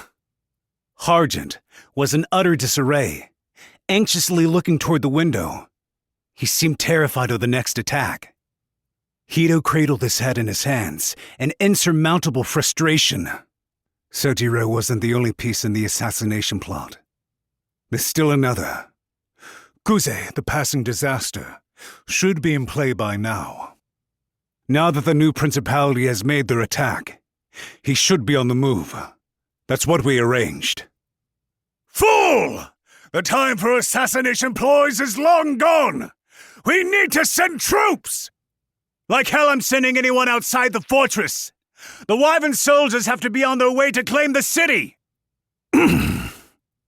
Harjant wasn't looking out the window from fear of the next beam of light. The abhorrent ultimate magic item, the Cold Star, only bombarded the city to herald the true threat to come. The new Principality's Wyvern army would flock there for their main assault, charging through the opening provided by the destruction of the city's defenses and the chaos in the chain of command. No matter how much the Oriesha army may have prided themselves on their skill, as part of Mediakind's greatest nation, when attacked in the dark of night by a large host in the sky, it was clear to see they would easily collapse. In that case, I'll take responsibility for sending the troops out. There shouldn't be any issues that way. 6th General Harjant whimpered, still prostrate on the desk. Suppressing wyverns is my job. Enough of your nonsense, old man! Keiso could no longer hide his annoyance, slamming the wall with his fist. It was impossible for him to understand the logical route that had led Harjant to his proposal. They weren't dealing with ordinary wyverns. Harjant himself had just said as much. You think you're ready to launch anti-air defenses out of the crater they left behind? The moment you go outside, they'll hunt you like cattle. If you open the gates to let a battalion in, that flock will slip right through and slaughter everyone! Shut all the windows and hold out! All we can do is defend the fortress! Still, Hido, with that, winning will be. Not impossible! This may be sooner than expected, but I knew long ago this fortress would be attacked. In a position outside the city, I have a detached force on standby. We can use them to draw the attention of those flying lizards. But still, even then... Harjant balled his hands tight and looked out the window again. As long as they were being targeted from the skies, as long as they didn't know when the next attack from the Cold Star could come, standing at the window was sheer lunacy and needlessly exposed him to danger. What will happen to the Mage City soldiers down below? While they die defending the lives of their citizens, you want the 29 officials of Oriesha and the Monarch Authority to curl inward like a turtle and watch everyone perish? The warning bell continued to peal from a tower, lurched by the impact and ready to crumble. The Mage City guards seemed to have moved into action. Their bows and armor were clearly inferior in quality. Naturally, their proficiency and dexterity were far below the level of Oriesha regular soldiers too. I'll go. I have never backed down from a wyvern threat. If I don't go out to fight them now, then everything's lost! I won't let those bastards devour anyone! Hey! Incensed, Hido grabbed the elderly general by the collar. If that splendid attitude was enough to get it done, then great! But do you know what everyone says about you, old man? Listen, you fool! You're not sending out a single damn soldier! That goes for your own troops, too! You could be some distinguished Oriesha soldier, and it'd be the same story. I'm not going to join you as you die a dog's death, drunk on your own opinion of yourself! Fine. Fine, then! In that case, I don't need any soldiers! Even while the menace of the young man, more than a decade his junior, sent a cold sweat pouring down his brow, Harjant proclaimed his resolve. Evil was betraying yourself. I'll go by myself! Even as a member of the 29 individuals sitting at the summit of Oriesha's authority, the man was nevertheless still the type to make such foolish decisions. Damn it! Hido cursed, now left alone. In certain aspects, Harjant's judgment was correct. In the face of the new principality's unprovoked and preemptive attack, should Oriesha appear to back down from the fight, It could transform into a point of criticism from the citizenry. That's only if we can win, though. After watching the shrinking figure of the 6th General flying out of the strategic stronghold alone, and without any of his crack, personally trained soldiers, Hito wondered, what were the enemy's intentions? What were they looking to achieve from this attack? They targeted this small city, even launching a preemptive strike without any declaration of war, and forfeiting their position of moral superiority. But why haven't we seen any ground troops deployed to occupy the city, or any movements against the city itself? The object of the attack was an occupation. It's nothing but a one-sided massacre. Damn that Tauren. Is she planning on turning the whole place into a nest for her wyvern pets?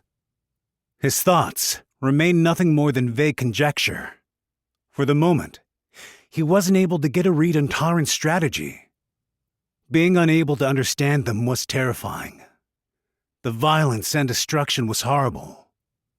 Almost like the Demon King army. Tauren is trying to turn herself into a new locus of terror. So she's planning on making Mage City an example. Not a self-proclaimed Demon King, but the next Demon King herself. Is that her angle here? Remaining inside the fortress, Hito issued instructions to a staff officer during a strategy meeting. Protect the city's troops, and that old coot Halgent while you're at it. Connect me to the 7th emergency channel on the radio. The 7th emergency channel? Just who are you contacting, sir? Don't worry about it and get to work. Hito spoke into the radio provided by the staff officer. Are you awake? A young girl's giggle echoed from the radio. A sweet voice, incongruous with the current wartime tragedy. She was Nihilo the Vortical Stampede, the revenant girl, escorted by Kuze, the passing disaster, was currently with a detached force of the Oriatia army, deployed in case of emergency. Time to sortie, Vortical Stampede. Get out ahead of the enemy blocking the 6th General's troops and annihilate them. Shoot and bring down every last one of the new Principality's wyverns. Until you're given orders, do your utmost to avoid harming any Menia soldiers. Are you sure? You were also reluctant to rely on me, weren't you? The situation's changed. Sojiro the Willow Sword's been killed, and we can no longer guarantee the assassination success. We're sending our troops into action too, if by any chance Kuze's mission ends in failure. Tauren wasn't the only side equipped with a weapon like the Cold Star, capable of vast swaths of destruction. The Vortical Stampede was Hito's true trump card, hidden away in preparation for such an attack. Then you're to eradicate the new Principality. As long as he held no fear of citizen sacrifices, and the lost moral position such sacrifices would entail, total annihilation was an option. The 20th Minister Hito from the very start had faced this upcoming battle with all the paths to victory prepared. Sure. That's easy enough for me. If you win this war, you'll grant my wish, won't you? Guaranteed rights, same as Amenia. An official Oriatia citizenship. I'll get them approved without any fuss. Live however you'd like. My school enrollment, too. If the operation's a success. The tactical instructions, set to alter the course of the conflict, finished with terrible brevity. Hito the Clamp appeared calm and composed.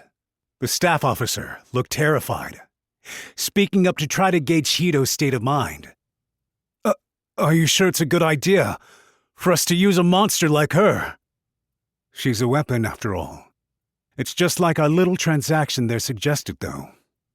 Hito's reasoning for releasing Nihilo was entirely because he judged there was room for negotiations with the Vortical Stampede, a dreaded and hideous weapon of war. No one else had even considered such an option. She wants to go back to being Amenia. Inconceivable! Previously, She had been the monster who had eradicated an entire battlefront of the Oriatia army all by herself. Most of the soldiers weren't even aware that Oriatia had captured her alive. She wildly outstripped the other races of constructs, let alone compare to Menia races. Do you believe her, Lord Hito? You'll see real quick whether I made the right decision or not, no matter how it ends. A field encampment, inside a basin a short distance away from Mage City. Making use of the political status and artfully set up out of the range of the Wyvern soldiers' patrols, this staging ground had also been prepared to import Nihilo the Vortical Stampede. The young revenant girl, one eye covered under her bangs, ran her hand along the heavy carriage. The contents, due to the misgivings of several transport forces, had been carried all the way here using a specialized pulley system and gigant military engineers. Vortical Stampede! You've received orders for dispatch from Lord Hito! Yeah, he just told me. Can you open the lock? The young soldier assigned to guard the heavy carriage winced while undoing the lock. Are we really bringing this thing out? You think I'm going to betray everyone too? Hmm. I'm not a Menia, so you don't trust me? Oriatia was a nation for the Menia races, entirely unlike the new principality, which utilized wyverns as well as beastfolk and constructs, irrespective of race. Examining it from another perspective, this Menia kingdom had such powerful unity among its people, it was able to dominate the world, and thus, throughout history, the non-Menia races were shouldered with a destiny of defeat and subjugation. The heavy carriage opened with a loud, grating creak. The giant silhouette contained within was not Menia in nature. The parts folded and fit snugly inside contained 8 massive arthropod legs. The monster, encased in metallic jet-black armor, had the appearance of a spider, but enlarged to abnormal size. A mighty arachnid abomination, capable of comprehending word arts, known as the tarantula. Normally it was a beastfolk that solely inhabited the most remote hinterlands, away from Menia settlements, and was one of the most terrifying creatures in the region, second only to dragons. The warp threads of a tarantula's webs boasted such durability. An ogre's Herculean strength wasn't enough to pull them apart, while the weft threads possessed a sharp edge that could easily slice through a wyvern, bones and all. Nevertheless, the armor shielding the abomination was clearly the product of Menia hands. This creature was, just like Nihilo the Vortical Stampede, a construct that had been remodeled at the hands of another, as an extension of the girl's body. Within the gaping hole in the tarantula's chest, there was set an open space just big enough for a single Menia to fit inside. We get to fight again. It had been given the name Helneten the Burial. Nihilo had a loving attachment to it, despite it being a revenant incapable of comprehending word arts, robbed of its original tarantula will. It was as if it were a part of her own body. But that's just who we are. Isn't that right, Helneten? Nihilo undid her shirt buttons one by one, removing her belt and exposing her white, bare skin to the nighttime air. Wait a sec! What's wrong? The young construct girl simply gave the unnerved soldier an alluring smile. She began slipping her naked limbs inside Helneten. The nerve feelers extended from Nihilo's spine were, from the very beginning, connector organs expressly for controlling the organic battle tank. Though separate in body and name, with their shared nerves and 5 senses, the two had no boundaries between them, the thin fabric barrier of clothes a mere hindrance to their connection. Controlled from within, the metallic body closed. The organic battle tank Helneten could be opened and closed only through direct neural connection with its would-be pilot, Nihilo. Wrapped up within the jet-black armored carrion, the young girl's whisper escaped like a sigh of relief. Ah, it's been so long since I've had my body. The 8 eyes of the tarantula sparkled to life, and the sinister red light set an ominous glow through the forest encampment. The box housing Helneton the Burial was demolished with the tank's first movements. The heavy steel carriage, too, was little more than soft butter when faced with a display of the dreadful tank's true strength. The gigantic figure then scuttled off and disappeared, leaving a straight line cut into the earth beneath it. My body feels so light. With no one around to give her orders, Nihilo giggled with a delight none could hear as she piloted the racing jet-black machine, mowing down trees in its wake. Free! We're free! What a wonderful feeling! Chapter 16. Outbreak.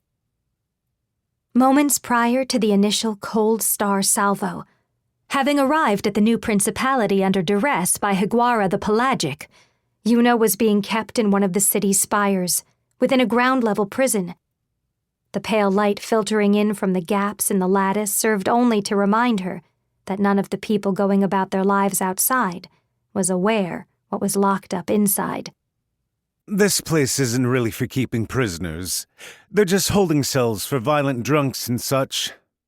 So, feel free to try escaping if you'd like.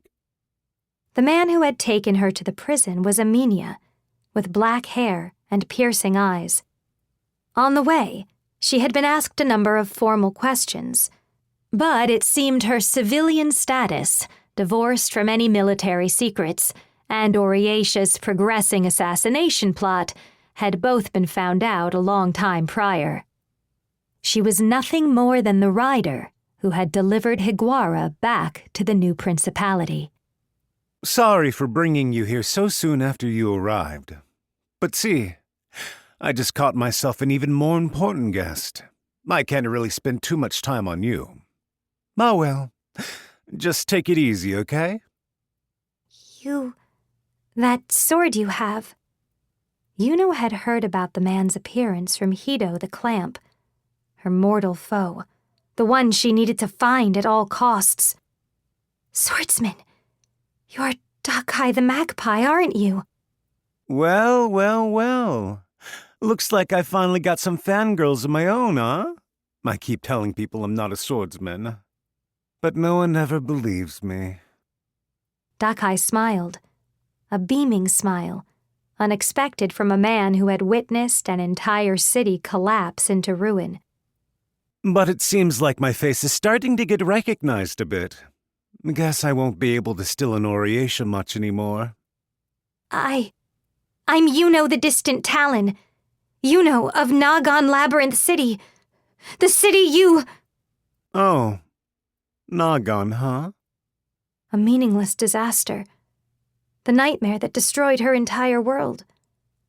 She wanted to believe someone had caused it all, to believe there was at least one responsible, a sole culprit behind the entire tragedy, like the true demon king of times past. It's all because you solved the Nagon Labyrinth.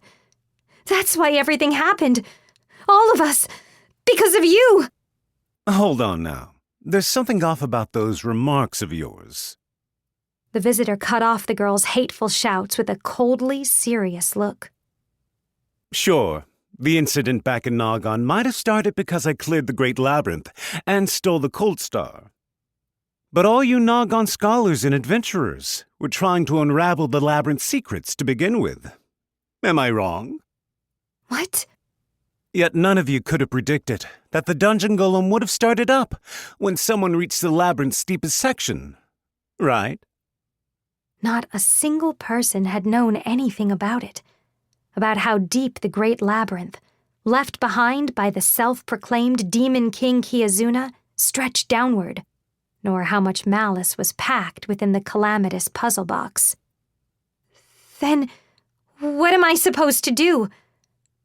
Are you saying You people could shrug it off if your town was destroyed and you lost your friends?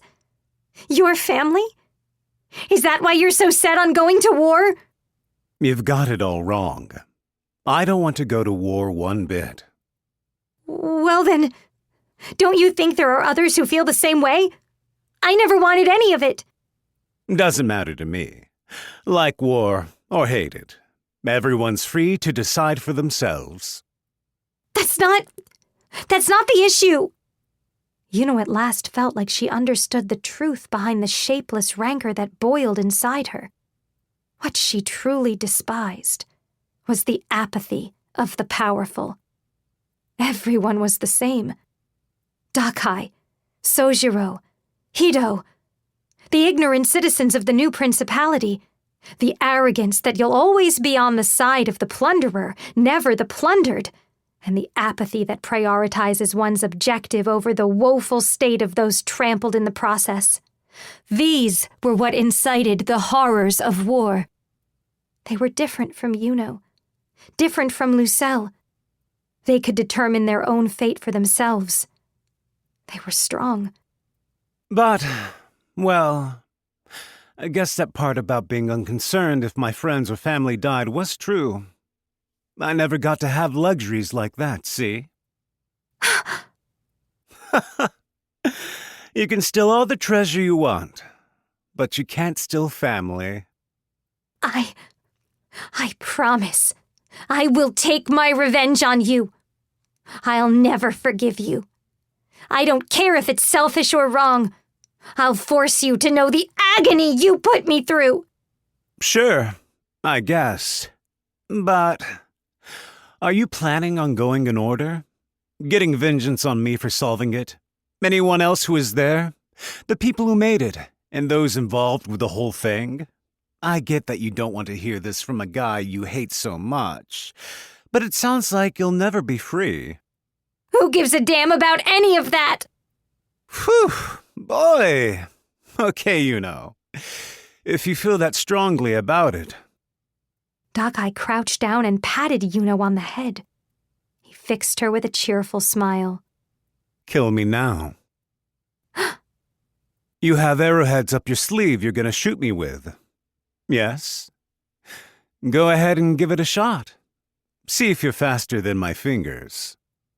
Without so much as touching her, he knew Yuno's weapons and her planned method of attack. Her weapons hadn't been taken from her when she was captured because, for him, it wasn't even necessary. He had already decided her escaping wouldn't cause problems. The patrol had been ambushed. If the flames of war were already lit, there was nothing a single powerless girl could do on her own in enemy territory. There. That's all there is to vengeance, really. Feels silly to spend your life on that level of feelings, right? You just have to find yourself a new homeland, with a new family, right? Yuno's legs went limp, and she slumped to the floor. Following her mortal foe, his back turned in the other direction, was too much for her. Don't worry. Once things settle down outside, I'll let you go. Out of respect for that spunk of yours. She was isolated. In this world that accepted all deviants brought over from the beyond, there was still a limitless number of truths and threats, more than anyone could hope to fully uncover. More than a young girl like Yuno could ever hope to reach, like she was nothing more than a worm in the ground. Yuno couldn't inflict a single wound, mental or physical, on anybody. Lucelle, I can't. Yuno had long accepted her punishment for her misguided hatred. This powerlessness made her despair far more than being banished to the darkness inside enemy territory. The bleached white mercenary, wrapped in his tattered cloak, returned to the office inside Lithia's central stronghold, Shulk, the Sound Slicer. Through the window, he gazed down with his black eye sockets at the packed soldiers. Lots of guys down there. A festival starting up? I suppose that's what it feels like to someone like you. The unparalleled, elite soldiers of the new Principality of Lithia were gathered in the office together with Taran, Darkeye the Magpie, Regnage the Wings of Sunset, Higuara the Pelagic. You were slow to return, Master Shulk. I guess so. Just glad to see you got back safely, Higuara. The undead skeletons were normally a race that did not feel fatigue, but Shulk's current state suggested the exact opposite. His fatigue stemmed from his long period of extreme mental focus wearing on his nerves. That swordsman really had it in him. Darkeye, I think he might be a visitor like you. Really? Were you able to kill him? I pegged him down and bought a lot of time. More work than this level of a reward warranted. If I was going to actually kill him, I'd be risking my life too. That's plenty, Shulk the Sound Slicer. I'll work out a plan to stop his arrival. Just take a rest for now. Appreciated.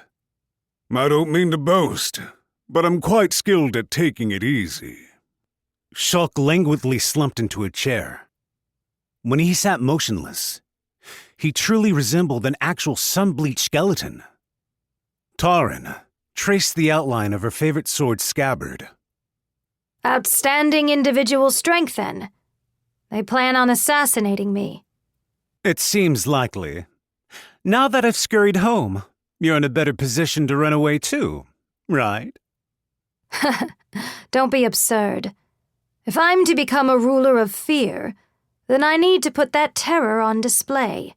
Taran declared to all those gathered, unsheathing her sword. If only I could have ruled the world with honesty and benevolence. At that point, her words were little more than self-deprecation. With the bombardment from the cold star, the sparks of war were lit. The Demon King couldn't turn back now.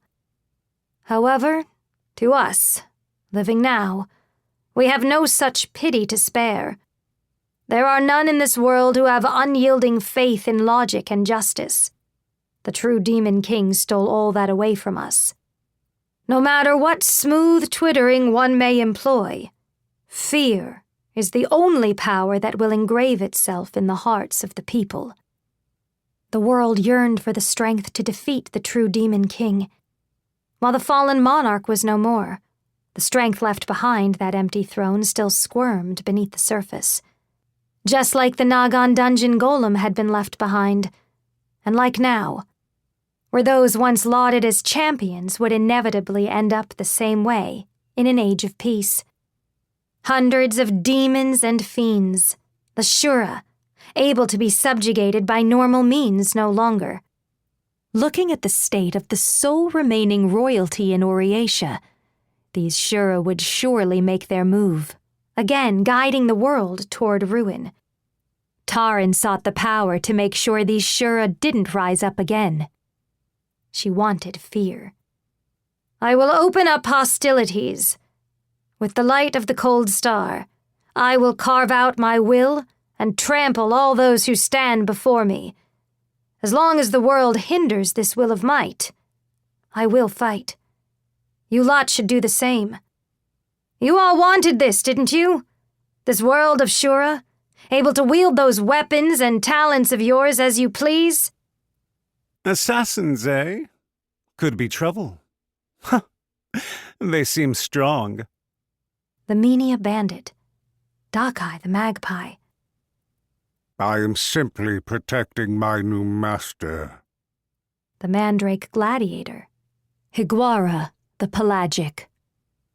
I'm ready whenever. The fools have but one fate ahead of them. The wyvern commander, Regnage the Wings of Sunset. Regnage, remove the barriers and topple Mage City.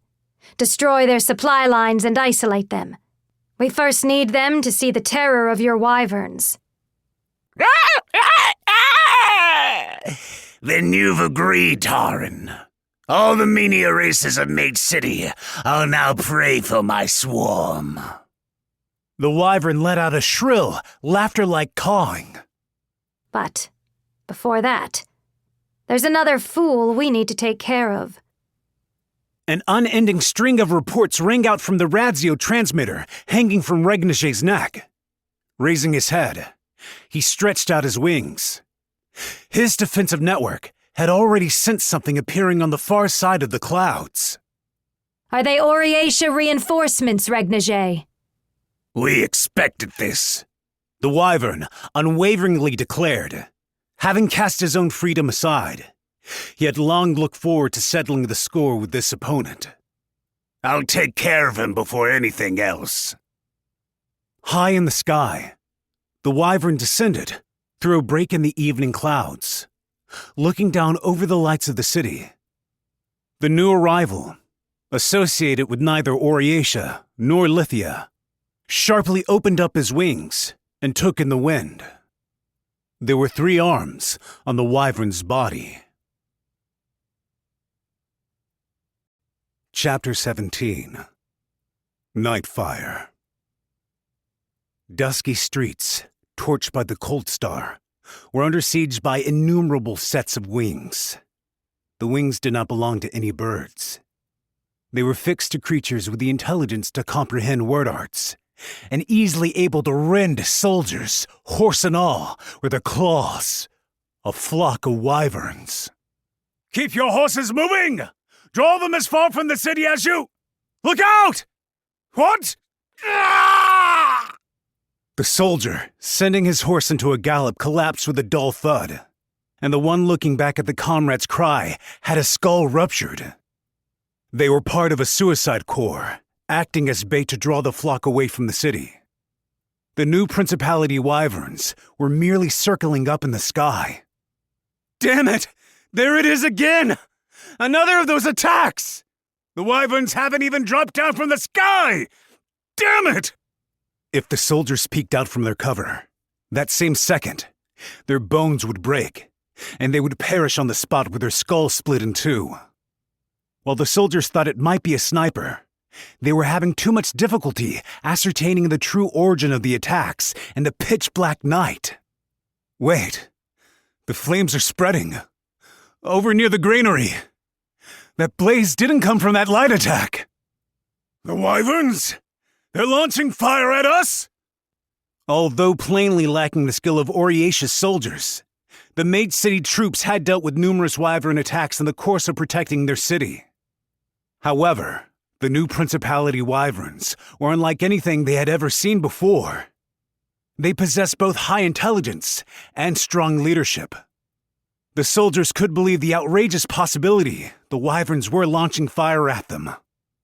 Even if that was the case, though, they had no recourse. In this world, those not on the side of the powerful had no say in the choices before them. That's exactly right. The bastards are throwing fire. The man rushed over, without even a horse, from the collapsed doorway. The soldier was much older than any of them, but judging from his first-class equipment, the others recognized him as a general of the Oriatia army. Defenders of Mage City! I am Hargent, 6th General of Oriatia! Hargent the Still! The Wing Clipper? The 6th General is here! Hargent took out a blood-stained piece of rubble and showed it to the Mage City soldiers. This is the truth of their attacks.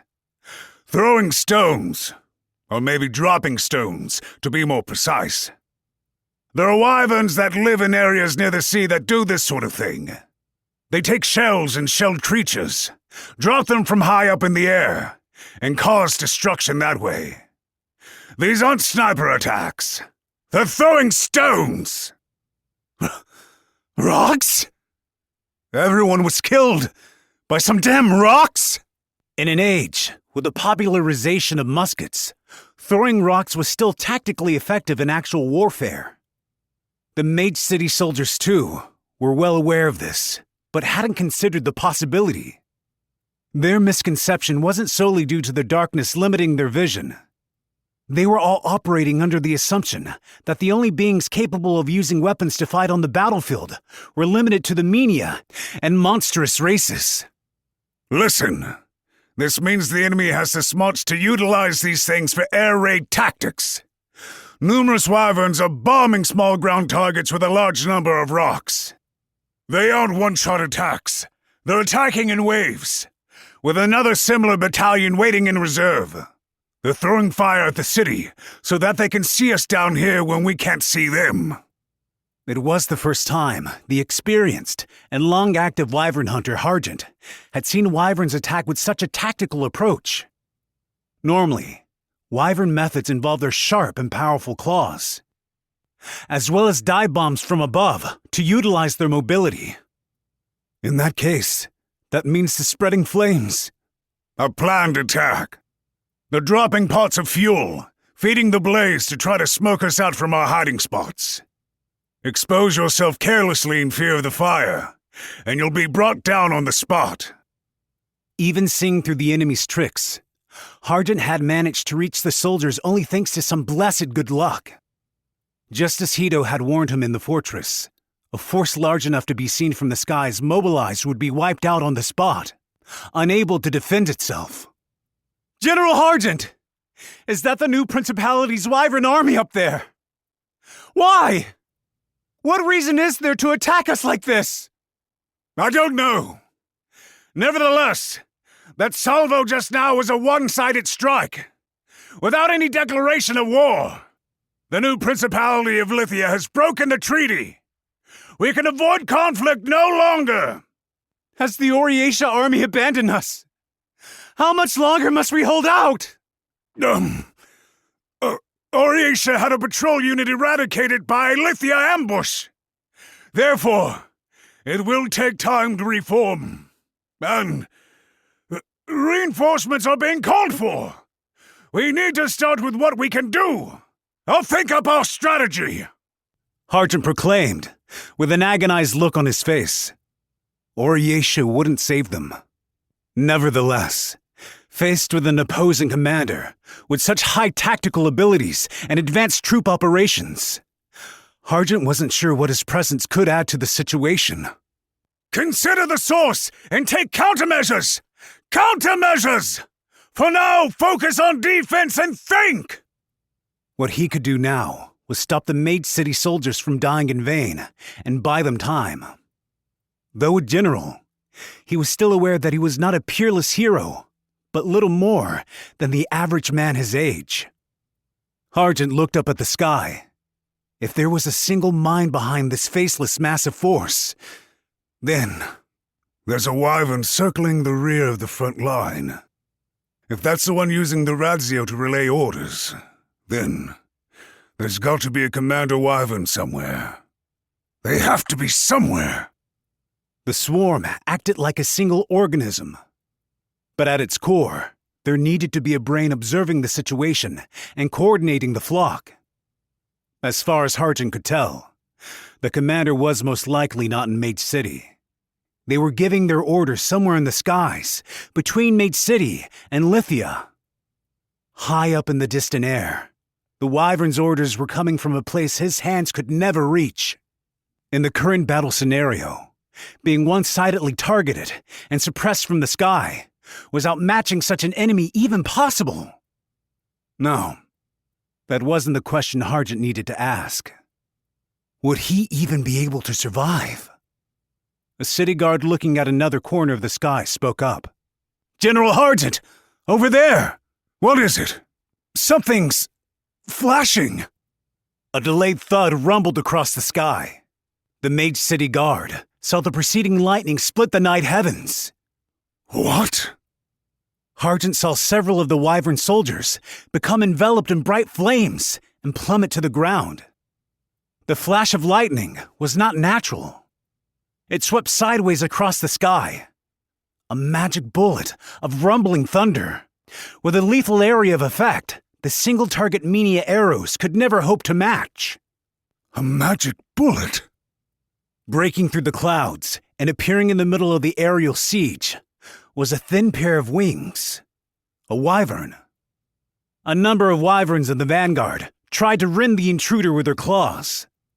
The glowing sword blade, cutting through the blackness of night, arced out and killed all the assailants before they could get within range of the newcomer. No. The wyvern army flock grew agitated and scattered. The intruder, with incomprehensible speed, cut down those who broke rank, shooting through in the blink of an eye and fragmenting the once regulated flock. The blinding, enchanted sword burned for the wyvern soldiers with one flash of its blade. Gunshots resounded through the night sky, and the dispersing wyverns dropped from above, one after another. An enchanted sword. Magic bullets. Of course. Argent thought. He was always going to be there. Argent had said it himself. Alice the Star Runner. Argent had never faced a greater humiliation in his life than relying on the power of a wyvern champion. However, he had also never wanted more for salvation. On this battlefield, the 6th General wasn't responsible for only his own life, but those of the Maid City soldiers. The wyvern troops had returned from their brief retreat to swarm the intruder. A whip, rushing freely through the air, pierced and chopped them to pieces. This magic item hadn't been shown to Argent on that fateful day. Light flashed, gunshots split the air, glittering blades danced, and the deceased wyverns dropped from the air like tree leaves in falling snow. The fearsome new Principality wyvern army looked like mere fodder before the exceptional individual, far superior to the average wyvern. The world's strongest rogue, trampling many legends across the land. That was Alice the Star Runner. We can do this. Argent mumbled to himself. General, what is that? How should we move? General Argent! 6th General! Argent looked over the Mage City soldiers, bewildered. Hold on. First, everyone needs to calm down.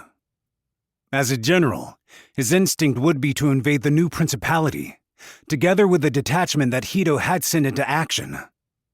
However, he questioned if it was truly the correct course of action to send these soldiers, he himself having no troops of his own, who were merely clinging to his status as the 6th General straight into the jaws of death? For them, stamped out without any resistance, and pelted by ludicrous aerial attacks. Even a general as scorned as the wing clipper Argent was enough of a presence for them to lean on as a crutch. Mage City is our homeland! We need a plan! We beg you! If this is the new Principality's doing, then they must pay! Let me avenge the family I lost in the salvo! Please! Argent looked at the faces of the Mage City soldiers. Deep in their eyes, he could see another emotion along with their resentment-fueled fighting spirit. Fear.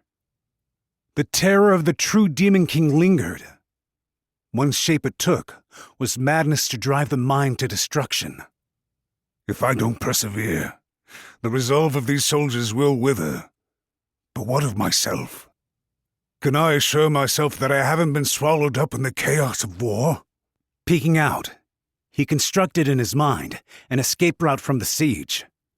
Argent knew both the wyvern's strength and the range of their eyesight better than anyone. It would be next to impossible to lead such a number of soldiers through the raging battle. But the wyverns were currently concentrating primarily on the assault by Alice the Star Runner. These wyverns, the rulers of the sky, had judged the soldiers crawling on the ground to be powerless before them. Breaking through the siege wouldn't be impossible, so long as Argent's friend was on their side. Aye. Hunting wyverns is my mission. I will crush their commander without question. However, you all are entrusted with protecting Maid City. Nevertheless, those who insist on fighting shall march to the new principality. I, Argent the Still, to the best of my abilities, shall lead those men forward. High overhead, Harjan attempted to break the siege. Alice the Star Runner, alone, was luring in the wyvern force, stubbornly flocking around him and cruelly exterminating them. Eradicate! Focus on Alice the Star Runner!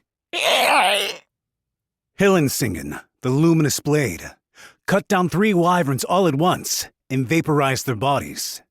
Alice, puzzled over the peculiar ways the wyvern soldiers would single-mindedly swarm him without any concern for their own lives. It's strange. Their maneuvers looked to be faithfully following the tactics of their leader, but the individual soldiers were clearly much less intelligent than wyverns in the wild.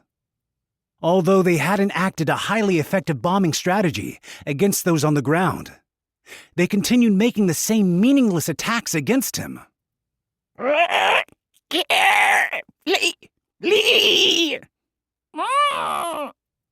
One of them answered his assumption with an inarticulate gurgle.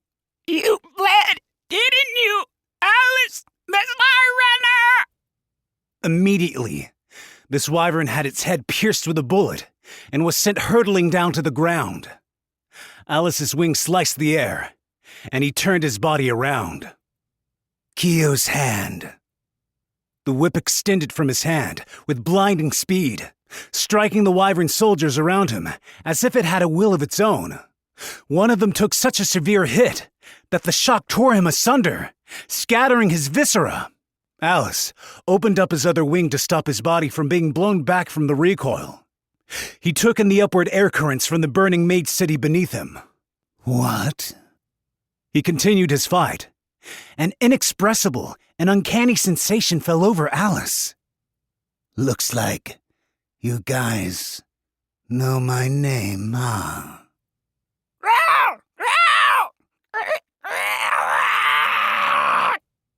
Alice wasn't sure what the earlier wyvern had been trying to say to him.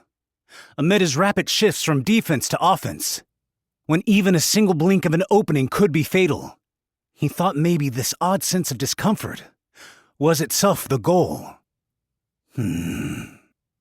Even so, Alice had no intention of trading conversation in the first place. Wyverns as a race, considered members of their own, simply enemies so long as they proved a threat. You bled from the swarm! A new blade, sounding like a flute as it cut through the air, pierced the wyvern speaker in the flank. It was the second enchanted sword in Alice's possession. It went by the name Trembling Bird. Alice looked down on the descending wyvern. They were merely following the orders of their leader. These suicide tactics, as well as the words coming out of their mouths, were entirely of another's will. Why exactly were they so stubbornly charging at Alice, a simple intruder to their siege, and trying to exhaust him? Really? Alice the Star Runner's tone was always cheerless, and the wyvern didn't smile. However, if he had ever once felt emotions bordering on scorn and ridicule, it was in that moment. You say some worthless things, don't you, Regnage? Alice loaded the next shot into his musket and aimed at a wyvern in the rear. He had long since determined where the operator was positioned, relaying commands from their leader through the radio. Right before he pulled the trigger, though, Alice suddenly launched his whip. Apprehending an assailant approaching from his flank, the recoil from pulling the wyvern in made him slow to a stop in midair. Immediately before, he'd felt an invisible vibration of some kind. The wyvern soldier directly above him was sliced apart lengthwise by something sharp. Revealing the invisible attack, Alice had barely managed to dodge. That wasn't a wyvern soldier. He craned his neck toward the apparent origin of the attack below. On the ground, away from the burning mage city, within the pitch-black night, twinkled an eerie red light. Alice's eyes could see it. They were sinister, like the eyes of a monster. 8 in total. There was another vibration, like the sounds of a violin string. Another group of wyverns was completely cut apart. The true nature of the volley was impossible to see. When Alice returned his gaze to the wyvern radio operator he had been devising a way to deal with, he found his target, too, was already dead. In the single moment Alice had averted his attention, the technician had been shot down. The glowing red eyes on the ground far below disappeared, somewhere off into the night. The crashing sounds of trees being mowed down faded into the distance. Launched without a sound, the method of attack that so precisely felled the wildly soaring wyverns was unknown even to Alice, who had faced off against numerous legends and emerged victorious. Ignoring the Mage City soldiers, the attacks had been aimed solely at the air, where Alice and the other wyverns had been. In other words, the red-eyed enemy was not a weapon on the side of the young emergent nation, but instead, an investment from Oriacia's side of the conflict. The direction in which the mysterious presence was headed in was the same as where Alice needed to head to hunt down the wyvern commander. The new principality, then. Chapter 18. Catastrophe. While Mage City was engulfed in the ravages of war, elsewhere, two people were dashing through the nightscape of the new principality with bated breath. One was the 17th Minister, Elea the Red Tag. The young elf girl with her did not yet have a second name. However, this girl Kia was an almighty word arts user, known as the World Word, a fact known to a seldom few. The citizenry of Lithia were absorbed in anxious conversations, conjecturing the truth behind the mysterious beam of light that had just flashed across the sky and the wyvern army that had flown off in the direction of Mage City. Thus, no one paid any heed to the two running against the crowds. "Find Lana." At Kia's whisper, a small patch of cloth floated into the air, as if come to life, and guided the two forward. The sight, looking like nothing more than a child playing games, made Elea once again fear the power of the World Word. Her omnipotent word arts were even capable of revealing unknown things to Kia. "Kia, please don't use any powers that'll draw attention to ourselves. We're only going to sneak into the bandits' hideout and rescue Lana.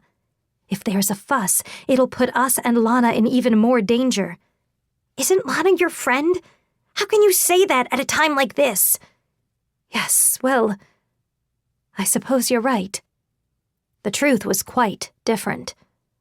Right now, Elea's top priority was snuffing out Lana the Moon Tempest. If she had been killed immediately after being captured, there wouldn't be any need to rush through enemy territory and brave danger. All she could do was make for the captive and ensure there was no chance Lana was left alive. "You two, over there! What are you doing? Right now the area around all military facilities is under high alert. Go back toward the city area "He's with the bandits. Knock him out." "What? Sleep." Kia appeared slightly bewildered, but she was an elf child, unacquainted with wider civilization. Pressured by Elea's tone, she made the two patrolling guards fall unconscious. A sturdy physique or technical skill with a sword or bow were all rendered meaningless before the power of the World Word.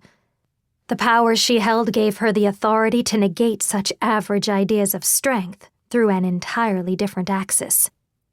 Elea didn't immediately follow Kia as she continued on ahead, instead stopping and crouching down by the two unconscious soldiers. "Elea, are you okay? So I'll knock out all the bad guys, got it? Hurry up, let's go! Nothing you need to worry about." "Yes, I'm fine. Sorry for slowing us down." Elea raised her head and forced a distressed smile. She needed to make certain to dispose of anyone who witnessed Kia's word arts. After making the 2 soldiers swallow poison capsules, she knew they would never be opening their eyes again. Kia's detection arts are guiding us down the shortest possible route. If that light earlier was a surprise salvo from the Cold Star, then most of these patrols should be rotating over to defend the city. It's on the other side of this wall. Open a path. Without a moment's hesitation, Kia used her word arts to create a passage that pierced right through the thick stone wall. Even with such a large-scale alteration, the phenomenon would appear before her words had left her mouth. From here on out, we need to make sure the bandits don't notice us. Can you make it so we're not visible to other people? I didn't consider that. Conceal us. From the shadows of the stone walls to the backs of the soldiers, the new principality's defensive and labyrinthine construction worked entirely to the 2's benefit. Kia's word arts had cleared every road to be as short as possible, and Elea's skills as a spy got past any contact with the soldiers. The few she reluctantly had to repel were all expunged, away from the eyes of others. The pair continued through the military facilities, which were indeed on high alert, without being seen by anyone. It was an overly brash gamble, one that common sense would deem impossible, but what was truly terrifying were the WorldWord's word arts that made such an impossibility feasible. Kia issued a command and was easily able to reposition the buildings themselves, shutting the path behind them. Block the path. This way, we won't have to worry about anyone following us. Well, not like it'd be a problem for me anyway. When we head back, let's not close the roads behind us, okay? It'll cause problems for the people of the city.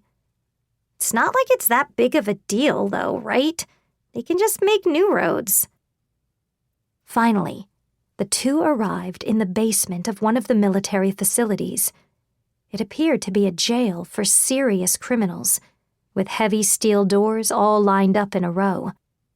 Lana must be in. I know. It's this one. Cut it. With a single command, Kia sliced off the lock to the cell where Lana was imprisoned. We came to save you. In response to this sudden intrusion, the person sitting in the corner of the cell tensed and took in her visitors.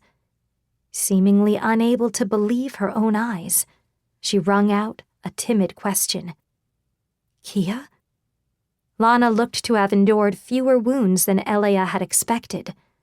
When she considered that the salvo had been fired not long after Lana's capture, she imagined Taran's side also felt it necessary to move things along quickly, before Oriatia realized their informant had been captured.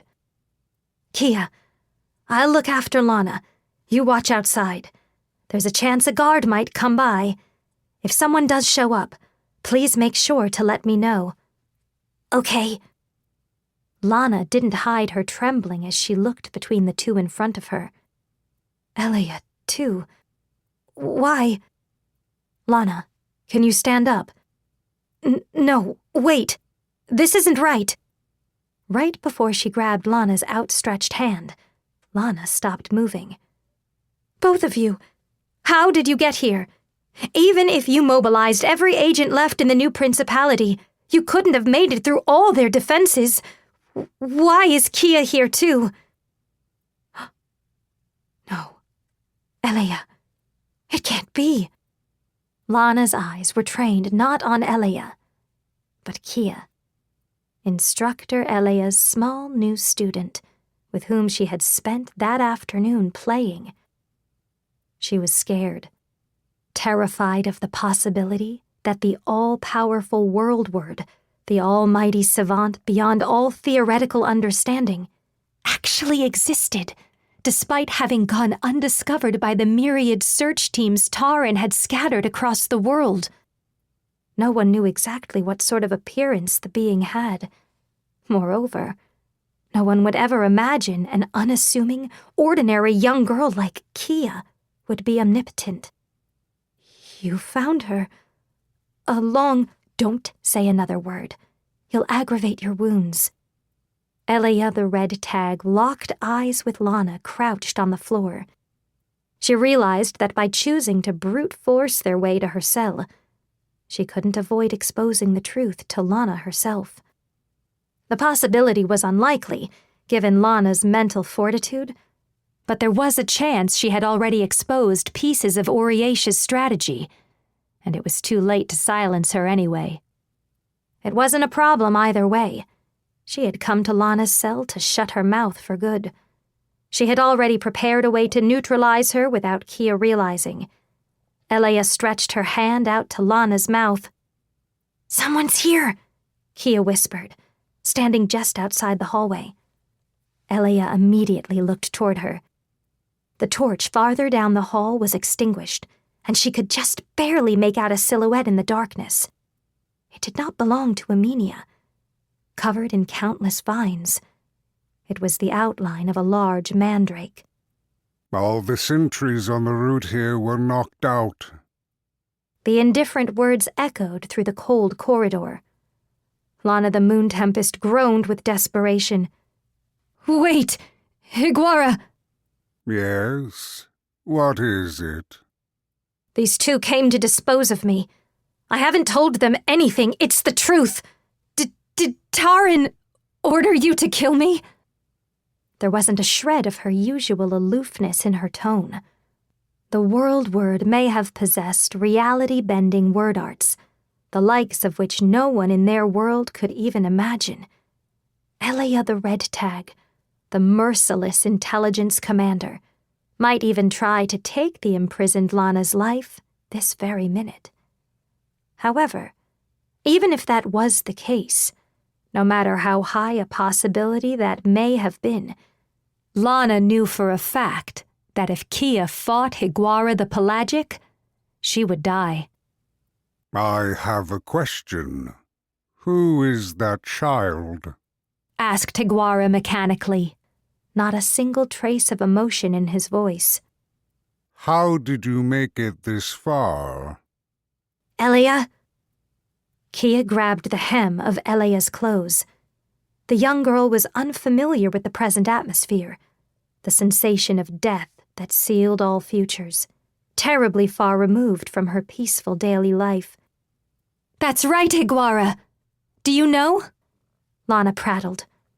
She wanted to delay for as long as she could, the moment Higuara drew his blades. "Did you know the location of the world ward the new principality was looking for? They're right—" "Avert!" Kia shouted.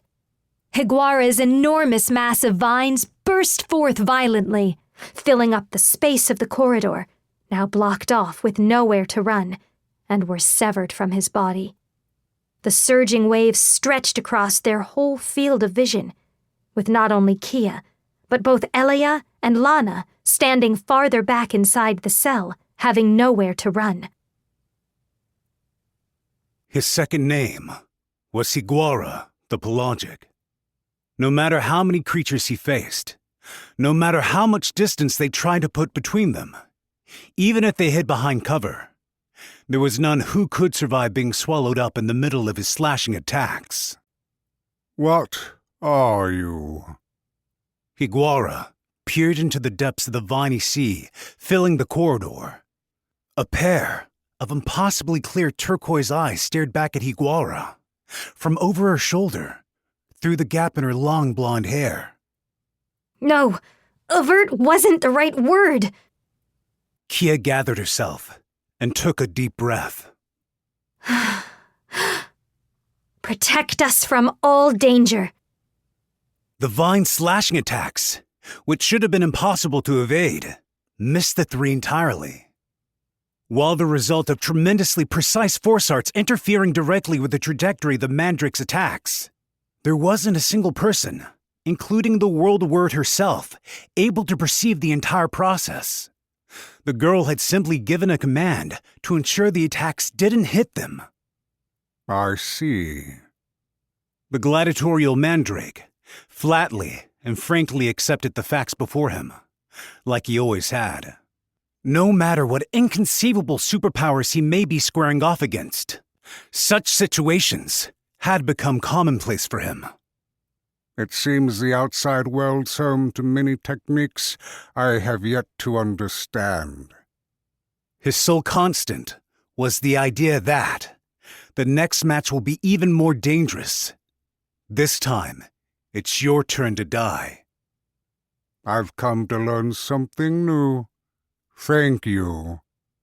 Therefore, he had naturally assumed there would be opponents he'd be unable to scratch with his lethal blades. The leaves on the vines flooding the corridor opened slightly. The movement was extremely subtle, beyond the perception of an inexperienced young girl like Kia. Escaping from the tiny opening was a colorless and lethal poisonous gas. It was one of the numerous trump cards Higuara the Pelagic concealed within him. The world's strongest mandrake, having trained himself over a long period of time, could manifest his race's unique lethal poison as a gas at will. If your word arts are triggered with speech, that means you need to breathe, yes? Kia blinked repeatedly.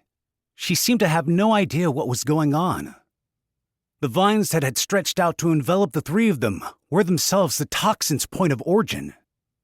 In this confined underground space, it would instantly kill any living creature before they could take a second breath. It was already too late. I mean, of course I need to breathe. The poison had no effect.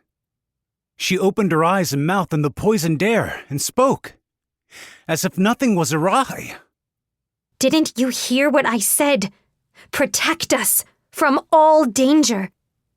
They might have been thermal arts that melted matter.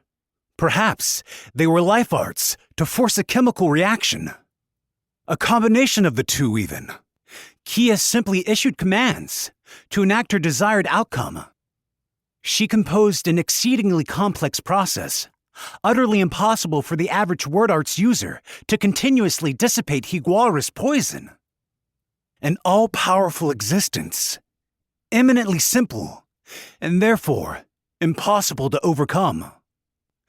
Unassailable due to her omnipotence. Just what are you? For the first time, Higuara experienced the emotion fear. Even back when the threat of the true Demon King was right before his eyes, he had been a simple gladiator, accepting the reality before him to survive. With his final words, he crumpled where he stood, collapsing on the stone floor. He stopped moving. Kia blinked once more. Did you kill him, Kia? Judging the supernatural clash over, Elia finally relaxed her defensive posture. The vine stuffing the corridor withered, reflecting the death of their host. Even though Elia knew Kia's defenses were flawless, the mandrake had been the first fearsome opponent she had faced. That's how it should have been. Kia's powers were on such an entirely different level. Elia couldn't even know if the skills she displayed here were the perfected limits of her abilities. Yeah, but I never said anything like that. Is he really, truly dead? An inscrutable enemy, and his mysterious death. However, as she surveyed their surroundings, Kia realized there was something more important to worry about. Elia? Where's Lana? While I was fighting just now, she ran off. Kia, we need to escape from here as soon as possible. Lana can definitely make it out on her own. Just getting her freed from her cell was great work. No way! There could still be dangerous people like that mandrake around, right? I can't leave her behind. Lana's my friend. Elia looked at her own palm. Continuing the relentless pursuit of Lana would only lead to additional chances for the world word to be exposed to more people. From the moment she had released Lana from her cell, Elia had achieved the bare minimum of her objectives. We need to go save her, Elia. That's not... However, when her own pupil was entreating her from the bottom of her heart, as an educator tasked with mentoring her, how was Elia supposed to answer? The elf girl's clear turquoise eyes looked up at Elia. She believed in her teacher with all her heart. Elia thought her foolish. Her true character didn't feel a single ounce of guilt over tricking the naive Kia and using her for her own means. The two of us can totally do it. You really are quite the selfish child, aren't you, Kia? I can act selfish with my teacher, can't I? Higuara, the pelagic, was dead. However, it was not the world word who had killed him. That had been done by someone hiding around the corner, on the opposite side of Higuara from where Elia's group was located. Sheesh. And I was hoping to clean up these troublesome guys first. A languid and self-deprecating chuckle slipped out. I don't know if it's lucky or unlucky that we got through it all without a fight. He had come for Higuara. Thus, from his distant position, he had been unable to see the figures of Kia and Elia on the other side of the vine mass Higuara had launched down the corridor. One possessed omnipotence itself, and the other could deal certain death. There had been a paper-thin difference in timing that allowed the two wielders of absolute power to avoid bumping into each other. Sorry, my mandrake friend. My angel's power is just as cowardly as mine, you see. He was a man with a stubbly beard, wrapped in black clothes. There was 1 second where the mandrake's attention had been wholly consumed with Kia. The angel, wielding a blade of true instant death, greater than the daggers of the mandrake, didn't let that chance slip by. What truly killed Higuara the pelagic was his choice to attack by filling the underground corridor with poison gas. The attack was a malicious one, enveloping everyone in its radius. Therefore, Nastik the Quiet Singer had been able to instantly appear at Higuara's back and pierce him with Death's Fang. This didn't allow the mandrake time to diffuse his lethal concentration over to the man's distant position down the corridor. So anyone who tries to kill me, they all end up dead. The other killer, dispatched by Hito the Clamp, had arrived at the innermost section of the new Principality of Lithia. The name of the assassin, cursed by the Angel of Death, was Kuze, the Passing Disaster. Chapter 19. Nihilo, the Vortical Stampede. What the hell is that? He could see the light of the new principality. Sojiro grumbled, with his sword slung over his shoulder. After his fight with Shulk the Sound Slicer across the plain, Sojiro was now headed toward not the main headquarters inside the Mage City Fortress, but instead enemy territory, the new Principality of Lithia. To the blade from another world, seeking only blood and swords, pursuit was his sole option. However, Damn. Am I too late? the new Principality's battle formation, a defensive line spread across the highway, was like a wall in scope. Earthen fortifications and barbed wire were laid out, with several archers and riflemen deployed on the sloping ground behind it all. While painstaking preparations had been made for open warfare, it showed how well-trained Tauran soldiers were, given the speed with which these defensive battle structures had been erected in the short time following the Cold Star's surprise attack. Additionally, those familiar with the new Principality of Lithia knew this highway, en route the city entrance, was already squarely within the eyes of the Wyvern army. Should a large force invade, they would be immediately greeted by countless reinforcements from the skies. Reaching Lithia with cavalry was no longer an option, doubly so by foot. Nevertheless, Sojiro the Willowsword continued strolling ahead, casually closing the distance between himself and the defensive line. Hey! The visitor shouted loudly, sword still slung over his shoulder. Y'all gotta get out of my way for a bit.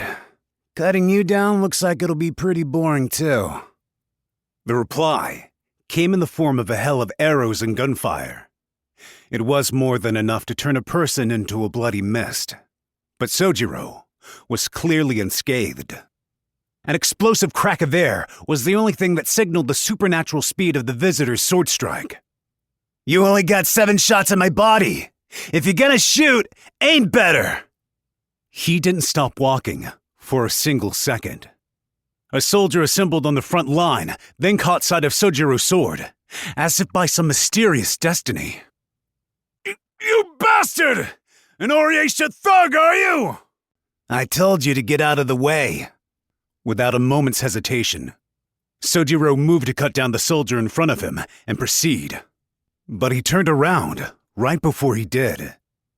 Hey, what's with that noise? Huh? Before the soldier could react to the abrupt question, a colossal something, like a cannonball, came crashing down. The encampment and everyone in it were smashed. The black mass came to a stop just below the incline of the slope, smashing the earth with a roaring crack, its back caked with the soldier's blood. What are you all about? Sojiro had rolled to his side and sidestepped the blast. He had his sword at the ready. What came flying out in front of him was an abomination, unlike anything he had yet seen in this world.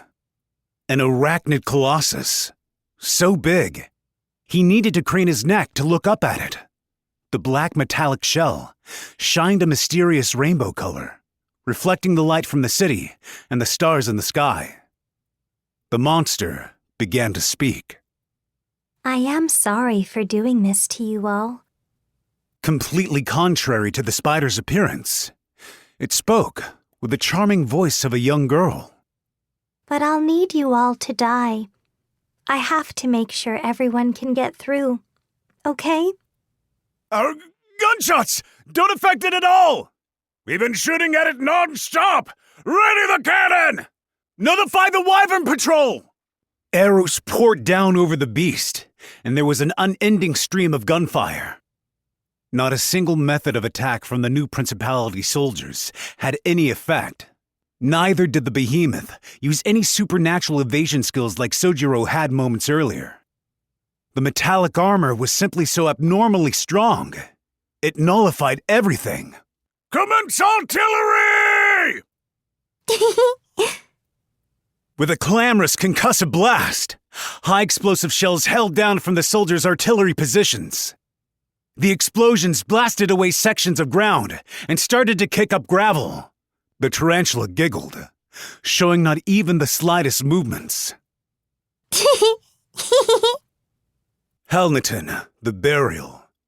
The tarantula modified into an organic battle tank, piloted by Nihilo, the vortical stampede. Its armor was made from a mystical magic gem called Deep Celestial Charstill. And outside of direct processing by way master-level craft arts, neither normal force nor heat could even scratch it. Furthermore, its pilot, Nihilo the Vortical Stampede, was a lifeless revenant, able to withstand the sudden speed shifts from Helneton's unreasonable power output. This tank abomination, though requiring a pilot, didn't have any air holes to let in a minimal amount of oxygen. Meaning, it was covered in an impenetrable armor without a single weak point. The ultimate land tank. More impregnable than even the Nagan dungeon golem. It's no use! Defensive line retreat! Yeah! Yeah! Helneton caught up with a group of soldiers in the distance with a single jump and crushed them underfoot. The monstrous amount of power output that made Helneton's giant mass made its very form a murderous weapon. The red eyes looked up to the sky, and the young girl spoke coolly. Are the Wyvern soldiers here yet? If I don't take them down, I can't be the The massive tarantula kicked the ground and fell back. The simple movement was enough to tear up a large amount of soil, mixing together with the flesh and blood of the soldiers in the tank's wake. Hey, come on, It's about time you answered my question. The threat the girl had sensed came from a tracksuit cloaked swordsman, who she'd assumed had gotten wiped out in the earlier artillery fire. What the hell are you? I've heard about you. You're Sojiro the Willow Sword. We're allies. Listen up now. That ain't what I'm asking. Sojiro lazily brought a sword down and looked out over the new principality encampment, dyed with patches of blood and organs, flesh and fat. Sojiro, tasked with infiltration and assassination, had been unaware of the existence of this last resort called the Vortical Stampede. Even had he known, however, as someone who sought out only powerful fighters to kill, it wouldn't have changed his actions. Sauntering once again, he headed toward the ultimate ground tank. The M1 Abrams that Sojiro mentioned to Yuno in the ruined city of Nagon had been the main battle tank in the Beyond. Enough tearing up the place solo. If you want to fight, then let's fight. Why? 'Cause you're strong. Sojiro instantly closed the distance between them and brandished his sword. By the time his attack was complete, the tarantula had already retreated. Are you really a Minia? She hadn't intended on letting him get close enough to even unsheath his sword. All she wanted to do was waylay the Wyvern soldiers from her current position and bring them down without coming to blows with Sojiro. The man didn't seem to have any structural differences beyond a normal Minia, unlike the modified corpses of Nihilo and Helneton. Nevertheless, his rush forward, the speed of his sword. You seriously like fighting that much? Are you crazy? Inside the body. I saw it. That's your core, he muttered, still positioned with a follow-through for his attack, looking downward. You only got one life, huh? Just one shared between that vehicle and the person inside it. Nihilo the Vortical Stampede, in addition to boasting exceedingly sturdy armor, had several other mechanisms too. However, there had never been anyone up until that point who could fathom this part of her inner design, especially not by looking at her from the outside. Nihilo heightened her guard toward the visitor. Even though they were allies, both working with Oriatia. No, she thought. That made him all the more dangerous. The massive tarantula moved up to the top of the hill and looked down on Sojiro with its red eyes. I don't intend on fighting you. Now that this encampment's...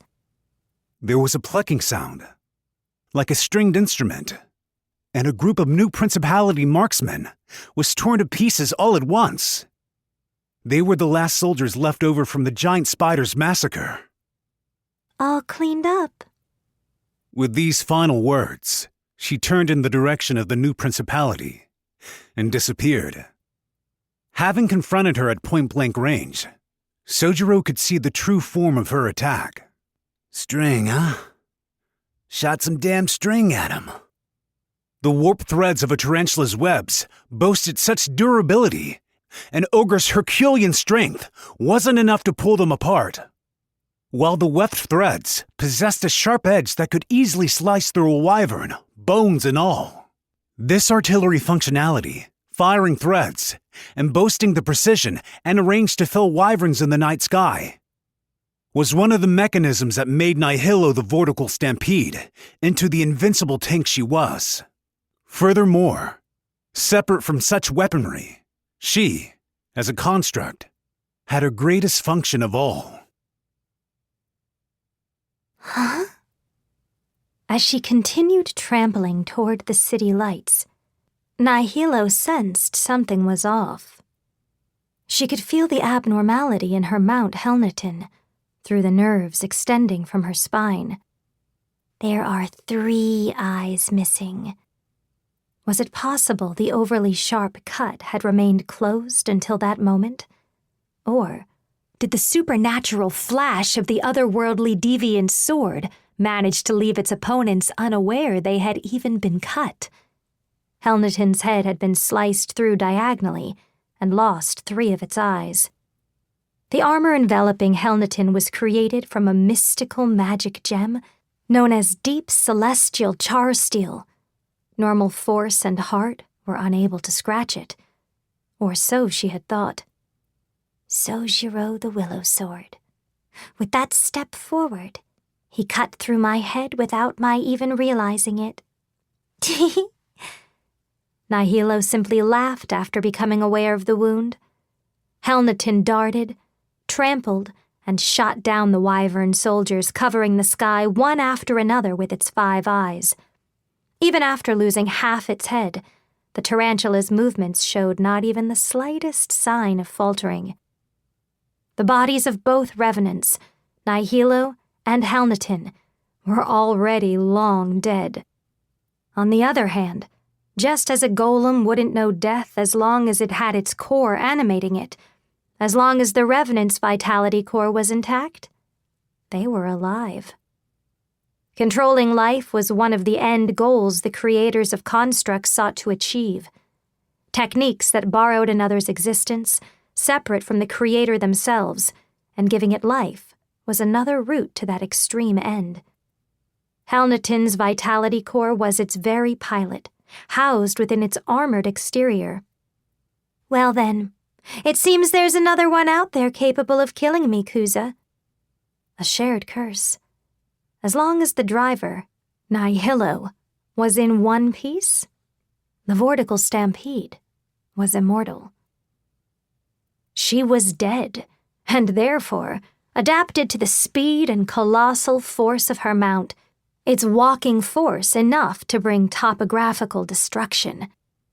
She possessed artillery mechanisms, bringing instant death from a distance, cutting apart whole armies with a single web. She had both armor that insulated her against any and all regular attacks, while also simultaneously being an unstoppable immortal herself. Though given 2 bodies, they were an atrocity-summoning cavalry, wanted solely for their function to trample everyone before them underfoot. The Revenant and the Cataphract. Nihilo, the Vortical Stampede. Chapter 20. Foul Weather.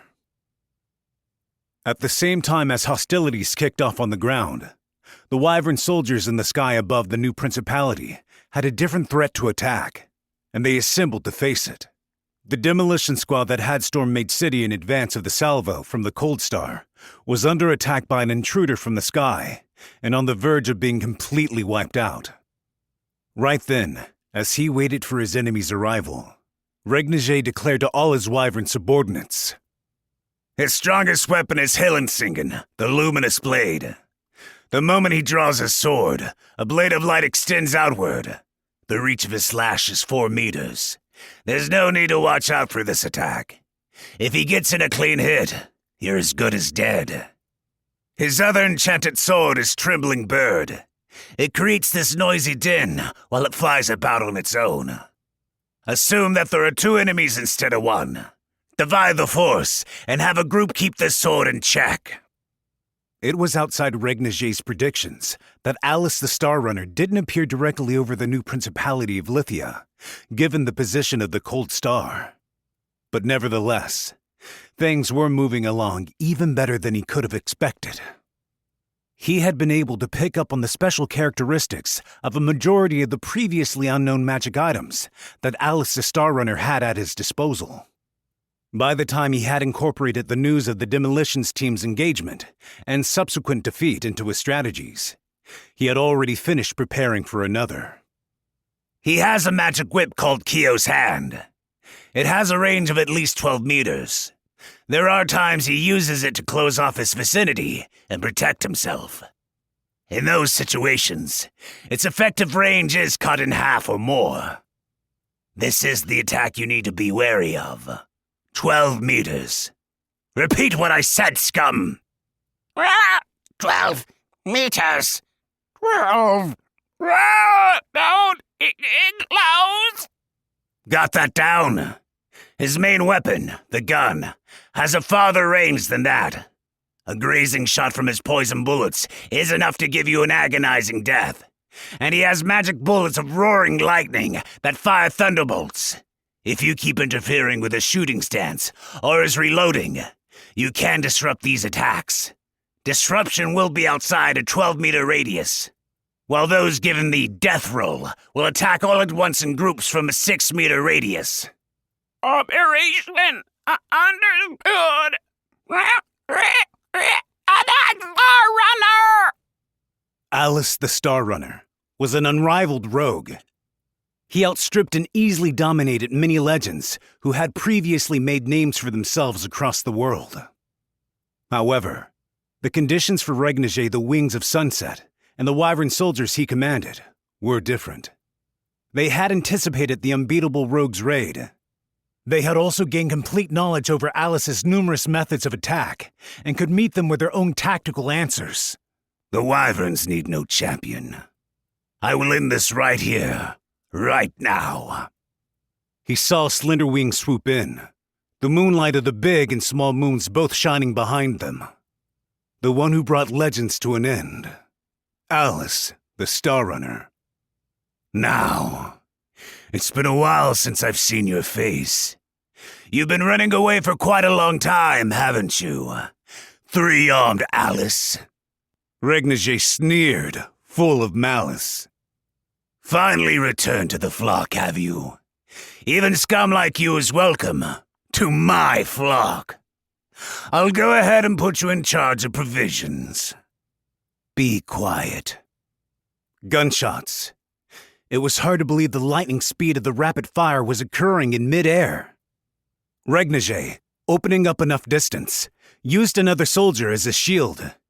He was always positioned near the center of the flock, and he assembled them in a formation to prevent any direct shots from reaching him. Oh, are you angry? No, of course not, right? You don't have enough brains in there to be angry. Born that way. Stuck crawling on the ground, barely able to ride a wind current. A three-armed reject. That's what you are. I know all about you. Alice tried loading his next bullet. Several wyverns swarmed him, drawing his attention and interfering with his reloading. There was a group that dived down below and passed under him.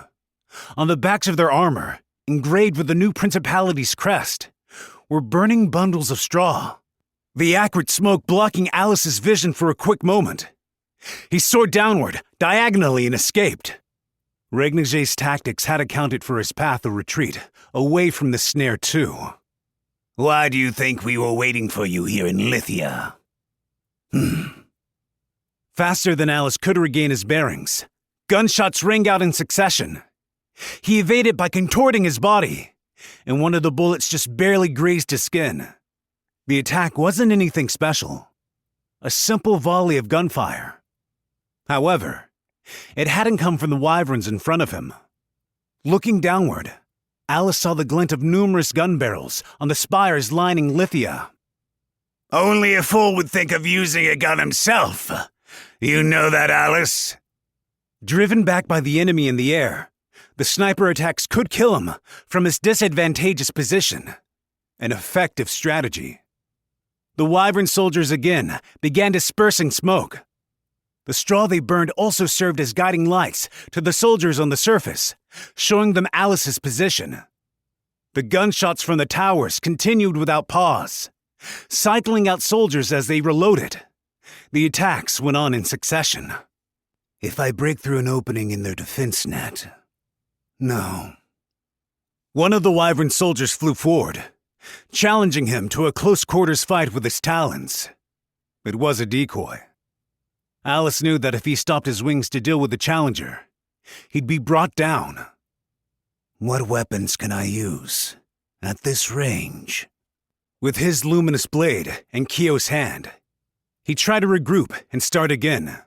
However, the enemy didn't approach close enough for him to catch multiple wyverns in his attack. Faster than he could devise his next plan, the onslaught assailed him. Smoke, gunfire, claws. Kekeksi Kokar. Then, word arts. Irritating. Kinkakor. Koket Korp. Kokaito. Alice avoided the red light of Regnage's thermal arts. A bullet tore a section of his wing. It was a premeditated hit, to create a second to shift to the offensive. He began moving into a stance to let his sword fly. Trembling bird. With a shrill, piercing scream, the enchanted sword flew off. A section of Regnage's swarm responded immediately and intercepted the enchanted sword with their claws. The blade changed its arc in midair after being brought down and returned to Alice's hand. It was clear from the group's immediate response that they were trying to capture the enchanted sword for themselves. Alice decided it was best to avoid using Trembling Bird recklessly during the fight. Koket Korp. Kokaito. A tapered red light. Regnage again completed his incantation. Alice dodged the deadly light beam. He couldn't afford to take a single direct hit. He simultaneously needed to pay attention to the flow of battle and the enemy force itself, close to 100 strong, and couldn't afford to lose focus. Alice produced a small magic tool, resembling an urn. The Wyvern soldier's saturation attack continued mercilessly, constantly forcing Alice to deal with every assault levied against him. As a collective, the soldiers experienced no fatigue. They wouldn't stop until Alice was dead. Having too much trouble to talk now, huh? Regnage taunted. Alice. Three-armed Alice. You want the Cold Star? Let me try guessing what you're thinking. You're thinking how if you just had that Cold Star in your hands right now, aren't you? Frustrating, isn't it? Though, I doubt your brain's even developed enough for an emotion like that. The Cold Star, huh? If he had the city-leveling beam of light, or a dragon's destructive breath attack, he could have swept Regnage's whole army away at once. The claws and guns urged him on. Alice evaded the attacks, using the recoil from Kyo's hand like a second tail. Although unable to catch and pull in mid-air enemies, by utilizing it this way, he was able to freely change his direction mid-flight. Kekeksi Kokar. Then, in the midst of his sudden evasive actions, something resembling small pieces of coal spilled out from Alice's urn and fell down to the new principality streets below. It was an attack of his own. Even without it. Flames rose up below his eyes. Kint Kakor! I can still wipe out a country. Ground runner. The line of flames ran a direct path forward. Regnage looked down at what was happening. The charcoal that Alice was dumping below, bright fireballs that ran through the streets at high speeds, was spreading throughout the city. It was another of Alice the Star Runner's magic items, and one he had kept secret in Mage City. Flames that seemed to travel of their own volition, growing stronger as they fanned out over the city. Its name was Ground Runner. It's only the urban areas. There aren't any military facilities there. A meaningless attack. But, Kute. Even locked in a desperate fight to the death, Regnage's mind first turned to the one spire directly connected to the central stronghold. It won't spread to Kute's location. Only ones who'll die are the Minya civilians. His sight relief was also an opening. The magic whip, Kyo's hand, silently stretched out from Alice's grip, piercing the cervical spine of the soldier Regnage was using as a shield. 16 meters. You were hiding your maximum range after all, weren't you, Alice? When the Wyvern leader was attacked, the closest soldier to him would sacrifice themselves, unflinchingly and unperturbed by death. A meaningless and shallow tactic in the end. What's with them? Alice questioned as he continued to shoot down enemies, weaving his reloading in between gaps in his opponent's barrage. The hole from the lost individual would immediately be replaced by another wyvern, and Regniger's tactical operations were entirely unaffected. These aren't wyverns. Want me to tell you? I'm using life arts to mess with their heads. I'll do the same to you. You're lying. Life arts involved skills able to enact restorative changes on cellular and biological activity, but they couldn't distort the brain functions of advanced intelligences. Wyverns were different from bugs and fish. They were able to comprehend word arts. A genius who could lead armies with his exceedingly high intellect and even cooperate with the menia races. Wyvern soldiers who, as a result of painstaking terror and oppression, served without fear of death. This completely unexplainable abnormality was the very core of Regniger's army. This leader, who'd had a majority of his original swarm annihilated by the true Demon King, had rebuilt it into an aerial force the size of a nation in only 4 short years. You started talking again, trying to buy time, 3-armed Alice. Alice's luminous blade warded off the spray of gunfire. He then took emergency maneuvers to evade 4 shots beset on him at once. Then another gunshot. Evade. Repeat. He wasn't given a moment's rest. Alice's eyes flickered around the area, searching for a needed path of escape from the gunner's lines of fire. The besieging web of wyverns had formed again. There were no holes to slip through. Are you stupid? With every passing second, you take 1 step closer to your demise. This is the new principality. They can deploy as many menia marksmen as they need. They've been gathering in this area ever since you arrived, fool! You always talk so much, Regniger. Indeed. Repent. Accept defeat. That's why I'm talking to you, to make sure you realize how wrong you are, and that you're incompetent garbage. Listen, Alice. Listen and really think it over. You were strategically outmatched before you even arrived. Up until that moment, Alice hadn't been able to topple the leader, Regniger. Neither had he been able to greatly decrease the Wyvern army's numbers either, as he had during his engagement over Maid City. Thus, no matter how much longer this went on, Alice the Star Runner couldn't overcome the current situation. The density of the long-range attacks from the surface was increasing slowly, and the Wyvern army restricting Alice's movements was cycling through its soldiers to rest and recover their strength. Meanwhile, Alice was constantly pressured to keep evading attacks, extremely taxing on his reflexes and concentration. And eventually, or even sooner, failure would come. Whether gunshots from average soldiers without any special proficiency, or talons of rank-and-file Wyvern soldiers, it didn't matter when a single direct hit spelled death. An army that crushed champions.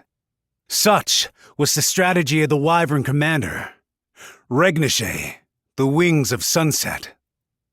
Yeah, time. Alice grunted, sounding exceedingly somber. He folded his wings. There was only one meaning behind folding the wings, meant to be filled with the wind and air. Regniger was suspicious. A nosedive? It was an act of suicide.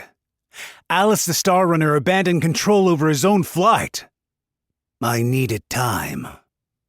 The moment he spoke the words, Alice was hit in the back by successive gunfire. 1 shot, 2 shots. 5 shots were direct hits. Alice was able to keep evading the previous gunfire entirely due to his knowledge-bending mobility. And with his simple, straight plunge down, the soldiers of the new principality had no trouble hitting their mark. That's it then. Alice the Star Runner continued his descent. He remembered the scene of days gone. the sea cliffs, wings flying off into the sun, high in the sky. The one who abandoned his flock as a right of the powerful, and the one who protected the flock under the sense of responsibility his power bestowed on him. Which one had managed to obtain something of true value? I was right.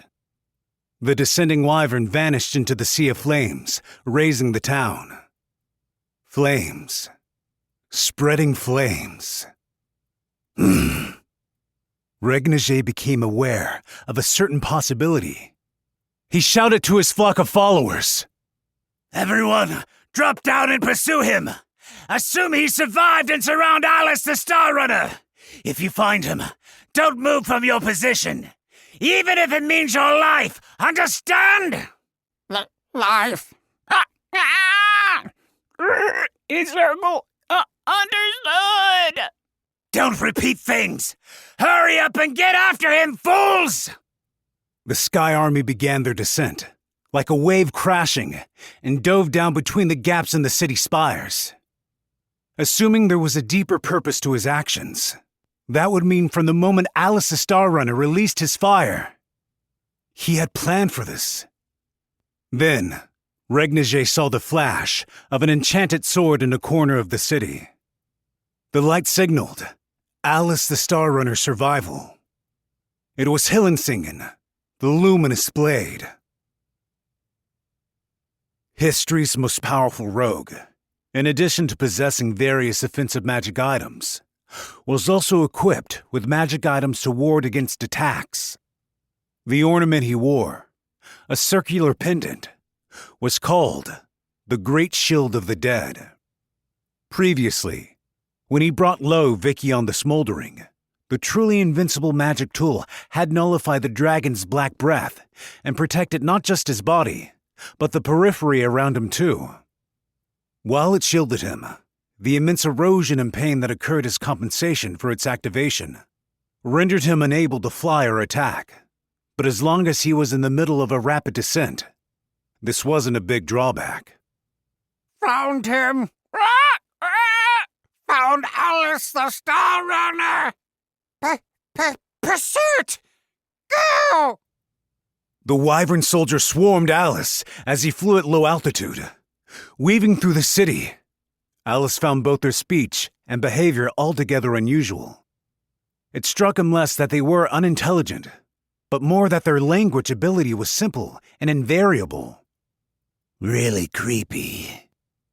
Keiso's hand, launched from Alice's hand, pierced through 3 wyvern soldiers simultaneously, sending them crashing into the river. The streets were turned into a sea of fire. Ethereal flames ran through the city. Alice controlled the ground runner, setting fire to more of the city and hindering the ground force's rapid response. That was his plan. If sniper fire from the Menia was Regnier's method of attack, then he simply needed to fully dismantle the means. Instead of high up in the air, where they could target him from the numerous spires, he flew low. He lured enemies into the spaces between the spires and other buildings, defeating them all one by one, now that they were cut off from the marksmen and their reinforcements. He had used his trump card in the Great Shield of the Dead because he had bought enough time to allow the ground runner's fireballs to spread. Consider the source and take countermeasures. They were the words his Menia friend had once told him. Even while he faced off against famous legends across the world, Alice the Star Runner was always thinking and always forming countermeasures. He believed that itself was true strength. I'll counter this. That's right. Did you think you could escape? The voice came from behind him. Alice craned his neck to face it. Regnier was descending upon him, accompanied by several dozen other wyvern soldiers. I didn't escape the flock like you did. That's why your escape ends here. You're going to be killed by the same swarm you escaped. You say escape, but you escape from your enemies, you know. Alice replied, sullenly. So that means you think of your own swarm as your enemy. Scum. The independent rogue never once cared about his swarm. From birth, he had been a heretic, outside the Wyvern's realm. To Alice, Regniger's insistence on belonging to the swarm, after so many decades had passed, was nothing more than a joke. Here is where you burn to death, three-armed Alice. The vanguard Wyvern soldiers went into action. Their monotonous advance was easily knocked down with a flash from the luminous blade. The lower altitude, lined against the buildings, made it impossible to pressure Alice on all sides like the Wyvern soldiers had done before. They were forced to settle on a single direction. The carcasses of the Wyvern soldiers descended to the city streets. And then, burst. Explosives. The abrupt blast caused his stance to falter, and in that second moment, the next charge came rushing at him. A mad army, where no one valued their lives. In essence, they were charging at him precisely to die. Diving into the conflagration, simply so Alice would be caught in the aftermath of their explosions. What is this? Alice spoke with irritation, while holding off against the nightmarish and relentless assault. This is absurd. These aren't wyverns. They weren't free. The soldiers had none of it.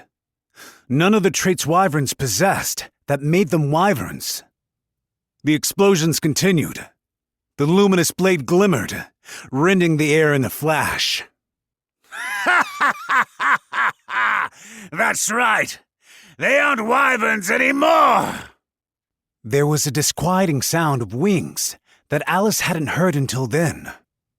Kikeksiko, Kuyaka, Kirikikar, Kinaora. Mixed up in all the chaos, a battle-deciding situation unfolded. At the center of the force, Regniger spread his wings wide. Kotastanan! There was smoke trailing up among the red flames. Though, this wasn't smoke, but an extremely small and fine type of swarm. Wyverns weren't the only things residing within the spires, towering over the new principality of Lithia. Regniger, the wings of sunset, released another army that lurked within the city. Fool! You're a pathetic idiot. Did you think you fled in this direction of your own volition? Why don't I tell you something interesting? Alice twisted his body in midair. The smoke was poisonous. He felt a definite foreign substance infiltrating his body with every breath. A certain species of pincer bugs is naturally attracted to the smell of burning pollen. These bugs are being controlled by my life arts. Back in Mage City, you burned through quite a number of my soldiers, eh? You've inhaled smoke from the kindled straw. The residue from those suicide explosions is stuck to your lungs, too. Those suicide attacks led you here, to the bugs' hunting ground, flanked by their nests on all sides.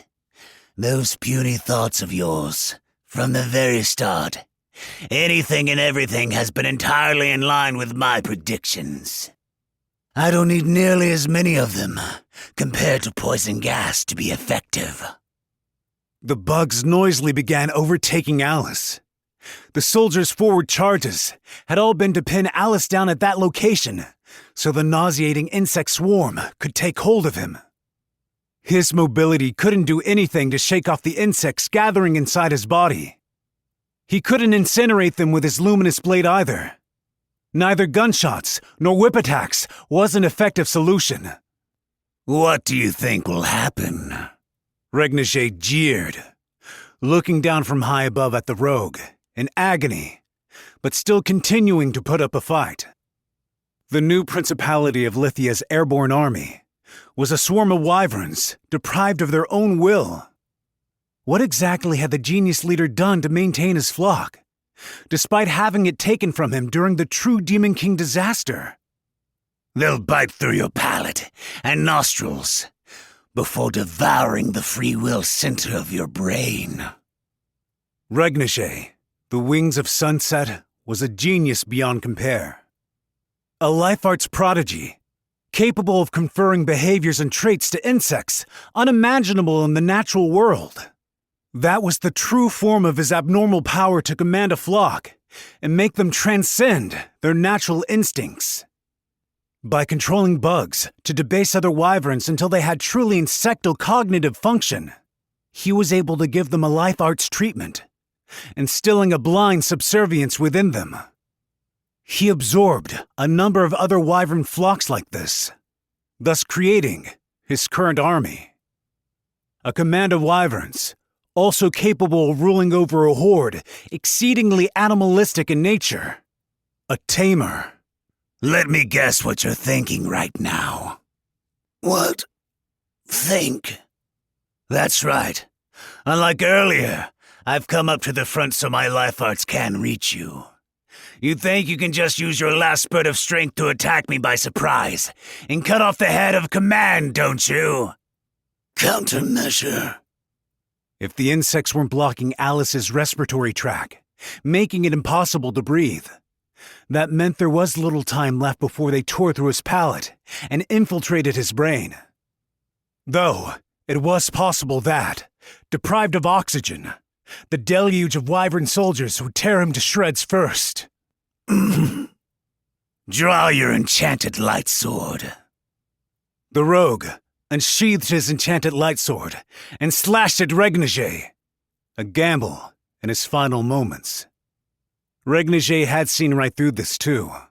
Using several wyverns as sacrifices, he escaped upward along the terrain. Meaningless scum. Even if he managed to kill Regnige, it wouldn't change Alice's doomed lot. The bugs had already infiltrated his body. Their life arts bestowed directives wouldn't disappear, even if the life arts user was eliminated. He would simply have his brain devoured from the inside, helpless to do anything to stop them. Kikeksiko Kuyuka Kirikiker Kinhaor Kotastanon. Alice shivered as, once again, even more bugs swarmed his body. His attempt to close the distance with his final struggles and the position he flew into had both been within Regnige's expectations as well. From the start, Alice's attack was never going to reach Regnige, protected in his defensive formation. His final attack, sapping his remaining strength. The enchanted light sword slipped down from Alice's hand.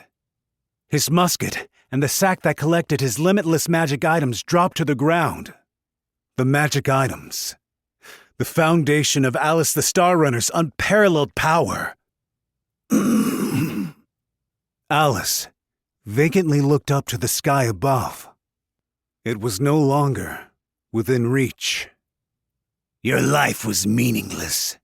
The treasures you collected and your fame too, Regnige said, looking down at Alice. Do you know how to sing?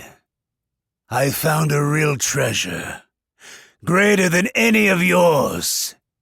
Upward, Alice muttered, as the swarming bugs obstructed his breathing. He wasn't looking up at Regnige. I thought. Instead, he was looking at the spire behind him. What? I've had you beaten from the very... Moving their fighting to the lower altitudes meant there was a spire in every direction. The nation of the new Principality of Lithia had these wyvern lodgings spreading out all over the city, like a forest.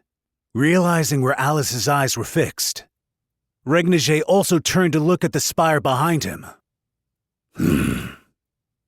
He turned to regard the blind spot at his back, where, as long as he watched Alice from above and was protected by the wyvern formation, he didn't need to worry about any danger. Just what was Alice the Star Runner talking about? If Regnige had to guess what the other wyvern was thinking, then... I thought you'd flee upward. I've won already, though. Enormous flames were pouring down from the spire's peak. The magic item of flame, which moved in accordance with its owner's will. Groundrunner. Rushing from inside the spire up into the heavens, it burned Alice and Regnage together, both located at the zenith of the magic item's path, with its monstrous heat. You talk too much, Regnage. The showdown with the Wyvern leader was decided. Alice looked at the dozens of Wyvern soldiers, hollow shadows of what they once were, piled on the ground. A light cough, and pieces of seared bug carcasses fluttered down. Despite having his body engulfed in the roaring blaze, Alice's only injuries were the burns inside his respiratory system from breathing in the blistering air. The instant before he was going to be incinerated with his opponent by his own attack, he activated the only remaining magic tool he had left, the Great Shield of Death, sitting at a distance beyond the range of his attacks. A lethal swarm of bugs buried inside his body. Alice hadn't predicted either of these gambits. Nevertheless, he was a rogue who had invariably responded to every single battle scenario, no matter how far beyond his abilities of conjecture he had ever faced. If you'd kept quiet, I would have had a bit more trouble. Minimal defensive coverage, to protect only himself. The flames he had purposely rained down had incinerated everything but his own body, with the swarm of insects invading him unsparingly exterminated. He had needed to temporarily forfeit the enchanted sword and sack to ensure they weren't caught up in the river of flame. Flying down, he recovered his treasures. Meanwhile, a winged silhouette departed into the night sky, leaving the fire-scorched earth behind.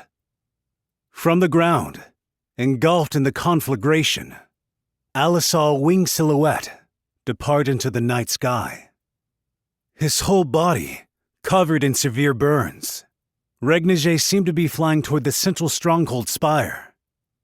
The Wyvern, who'd chosen freedom, simply watched him depart, though it was not an act of mercy. Farewell. The Lithia nighttime, once bustling with activity, was now even brighter, though the illumination came from flames of destruction. Many houses burned in the chaos, with citizens unable to find anywhere to hide, terrorized not only by the flames, but by the colossal tarantula that had broken through the defensive line and the military force that had infiltrated the city after it. Two figures were running through the spectacle, shimmering in the heat. Elea! The city's burning! Where did this fire come from? Elea grimly surveyed the scene. Right now, the head of operational command in Mage City was the 20th Minister Hido, even if she assumed he had mobilized his forces in response to the Cold Star surprise attack. He was not the type of man to go with any operation that involved reducing residential areas to ash. In other words, this inferno is either due to the Mage City soldiers running wild, or a separate factor. Did some other force start the fire? Whatever the cause, Oriatia is probably going to take advantage of the confusion to bring down the new principality. The situation was swiftly deteriorating. If the soldiers indeed were running amok, allies or not, they were dangerous. Elea! Out in front, Kia abruptly stopped. Her gaze had landed on two soldiers heading in their direction, and they clearly didn't belong to the new principality. They seemed to have gotten separated from the main force's movements and were conversing with each other, their bloodied swords hanging low in their hands. Hey, look. There's a woman. She's a new principality girl, yeah? Stop. Focus on the task at hand. She's not even a soldier. Like I give a damn. Our city was destroyed by these bastards. They're all guilty. One of the men raved, his eyes bloodshot. Elea could hear Kia gulp, faced with the threat before them.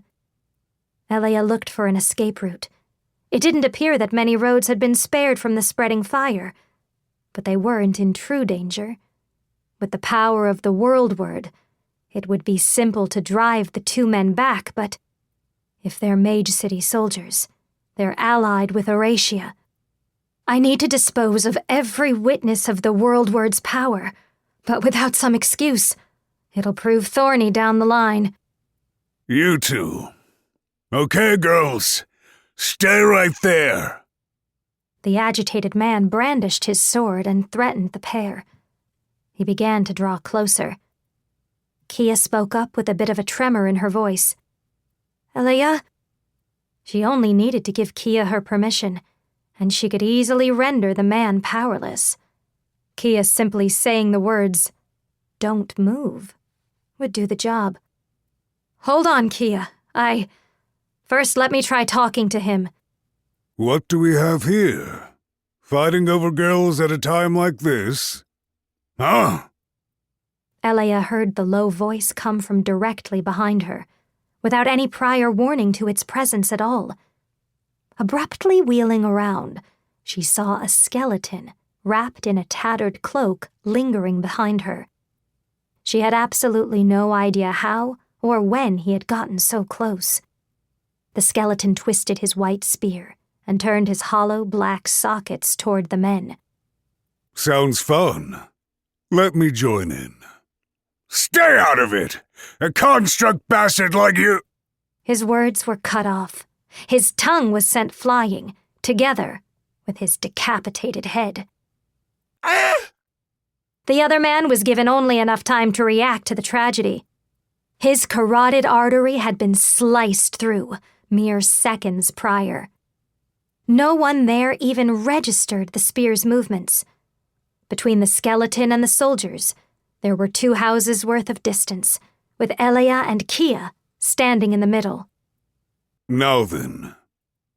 Beside the corpses, the skeleton slung his spear on his shoulder and appeared to size up Elia and Kia. The name of the spearman, the architect of the scene of slaughter before them, was Shulk the Sound Slicer.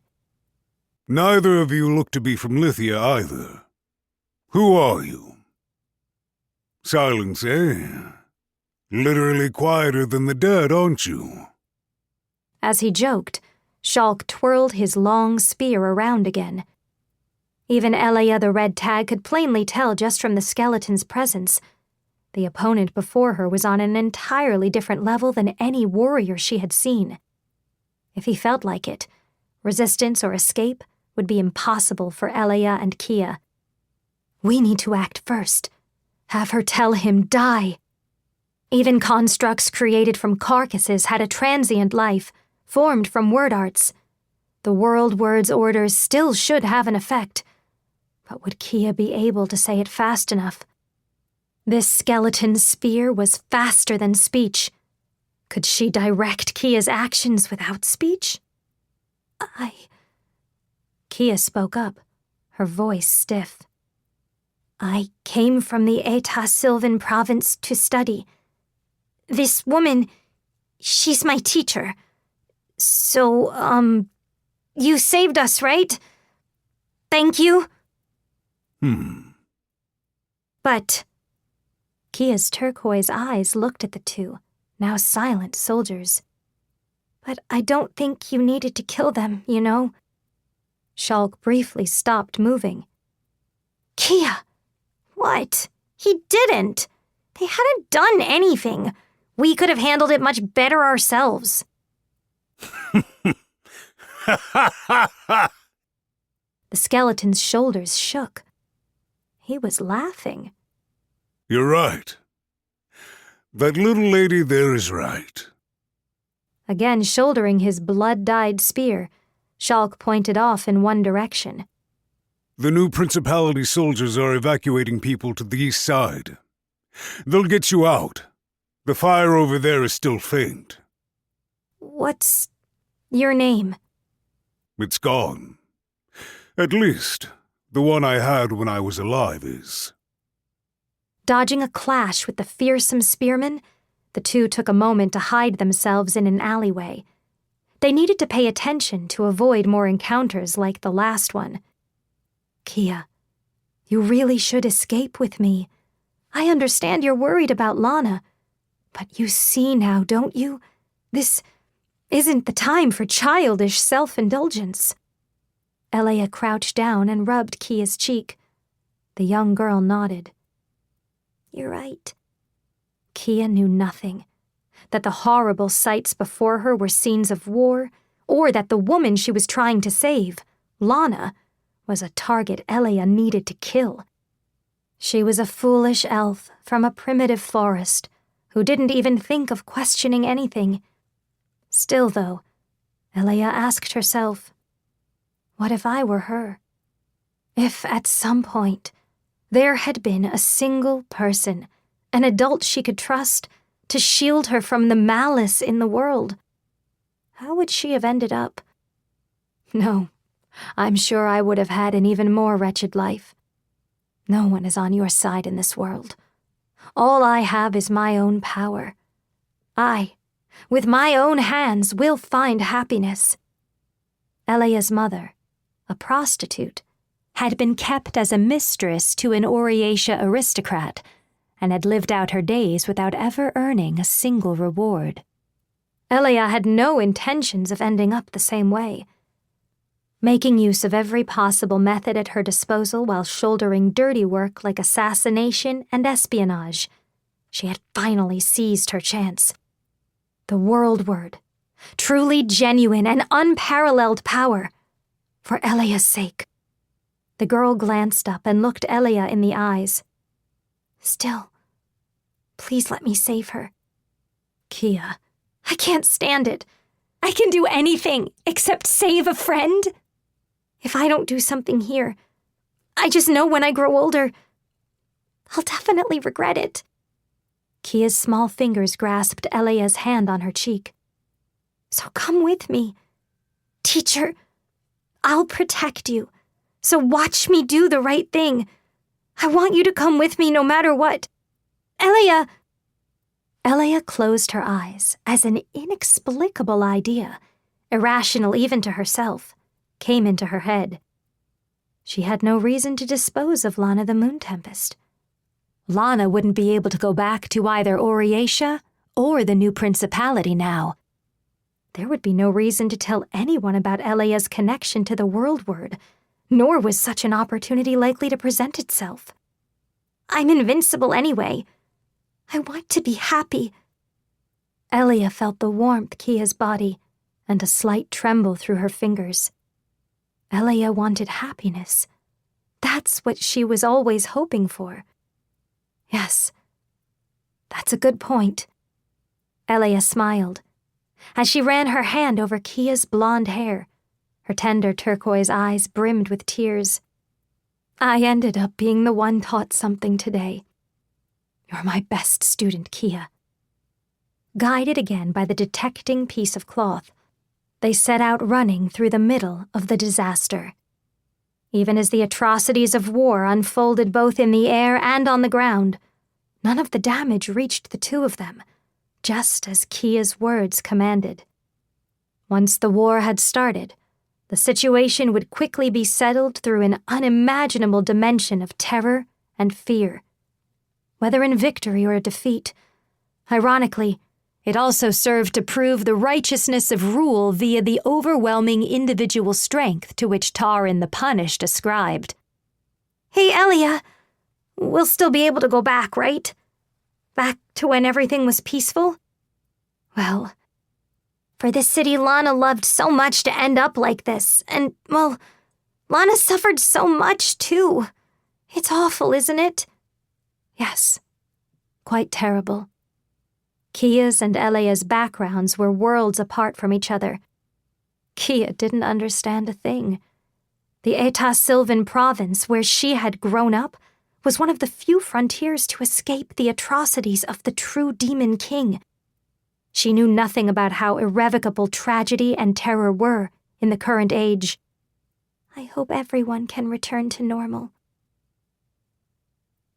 The series of battles that broke out after the new principality's bombardment of Mage City was tilting in Oriesha's favor.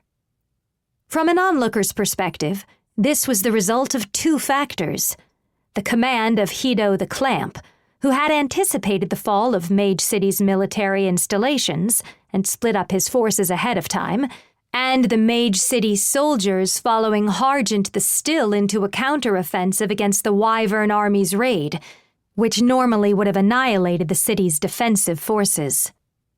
The new principality had been quickly drawn into a decisive land battle, faster than they could set up their primary strength, the Wyvern Army's air defense network.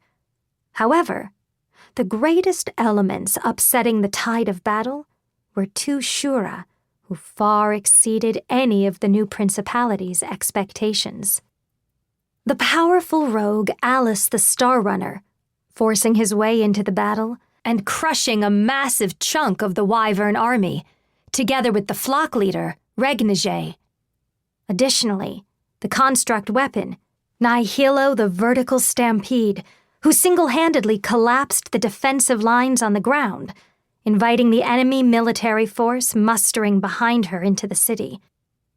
Supposing this were the world of the beyond, an individual with enough power to overwhelm a nation's military wouldn't be allowed to exist. Even in this world, the place where impermissible deviants drifted as visitors, during the 25-year dark age of the true Demon King's existence, there had been threats scattered across various regions lying dormant. However, this was no longer the case. The dungeon golem destroyed Nagon, Vikion the Smoldering died, and the newest self-proclaimed Demon King had assembled strong warriors of peerless strength together for the new principality of Lithia.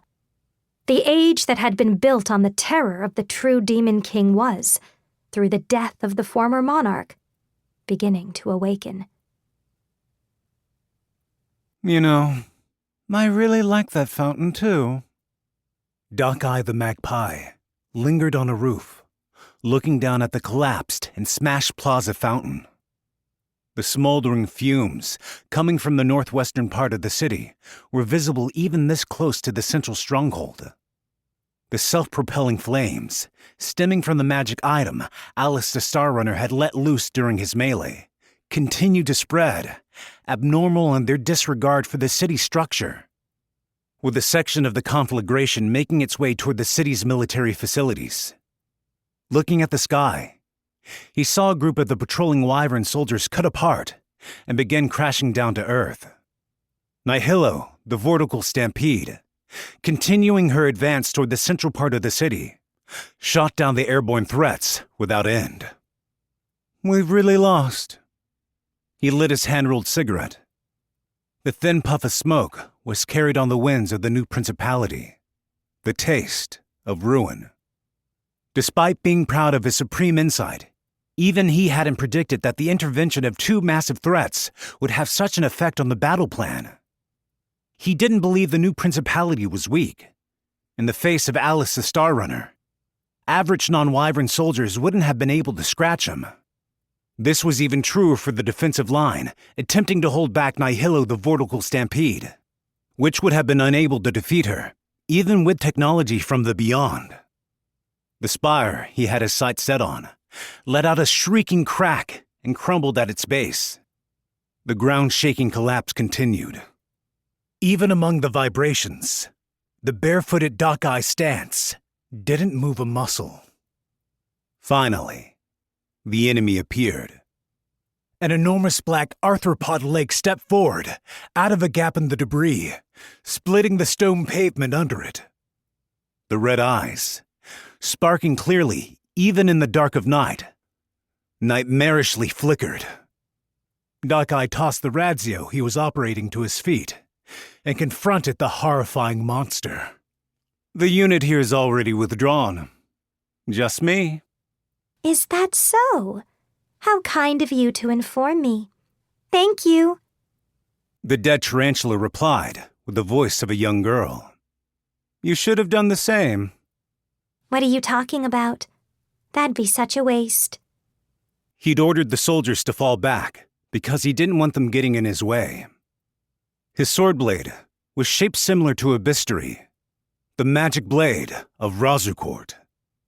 Taking initiative against any and all attacks, it was a sword with absolute agility. It was a vessel that defied the logic of the beyond and those exiled here.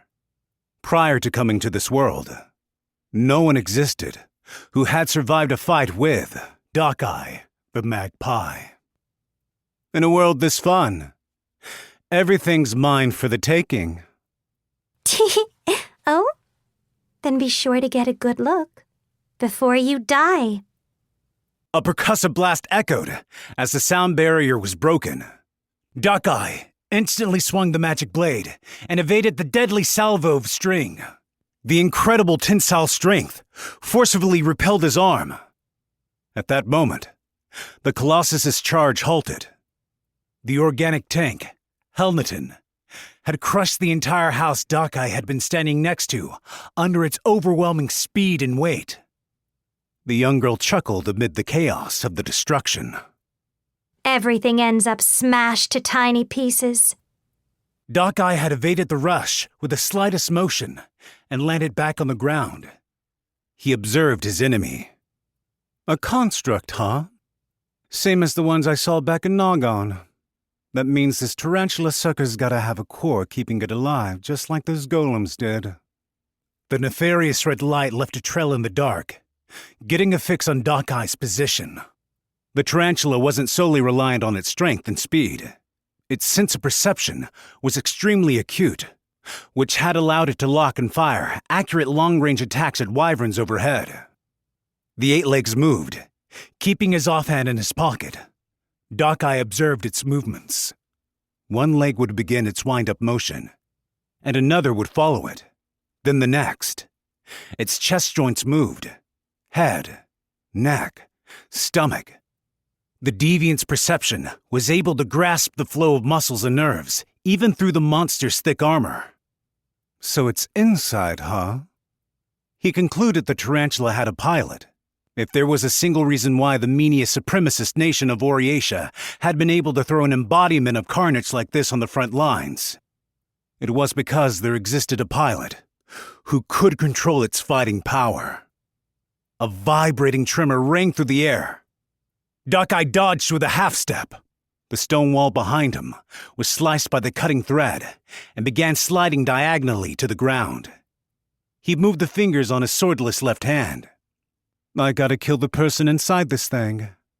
Now, how to do that? The next charge pressed him back. He averted his upper body downward, as if falling. Diving underneath the tarantula's body to dodge the charge, he simultaneously slashed with his enchanted saber in between its 8 legs, utilizing the speed of his opponent's attack. Come on now. He could tell from his saber's feedback. He hadn't notched a single scratch. The slash from the magic blade of Razukort, its speed making it always outpace its opponents, had simply slid right off the armored surface. Isn't that a little too hard? You're quite skilled, aren't you, Mr. Swordsman? His enchanted saber had targeted the joint connecting the leg to the body. But you can't win against me. Swordsman? Swordsman? Huh. There was another attack Dokai had attempted during the previous exchange.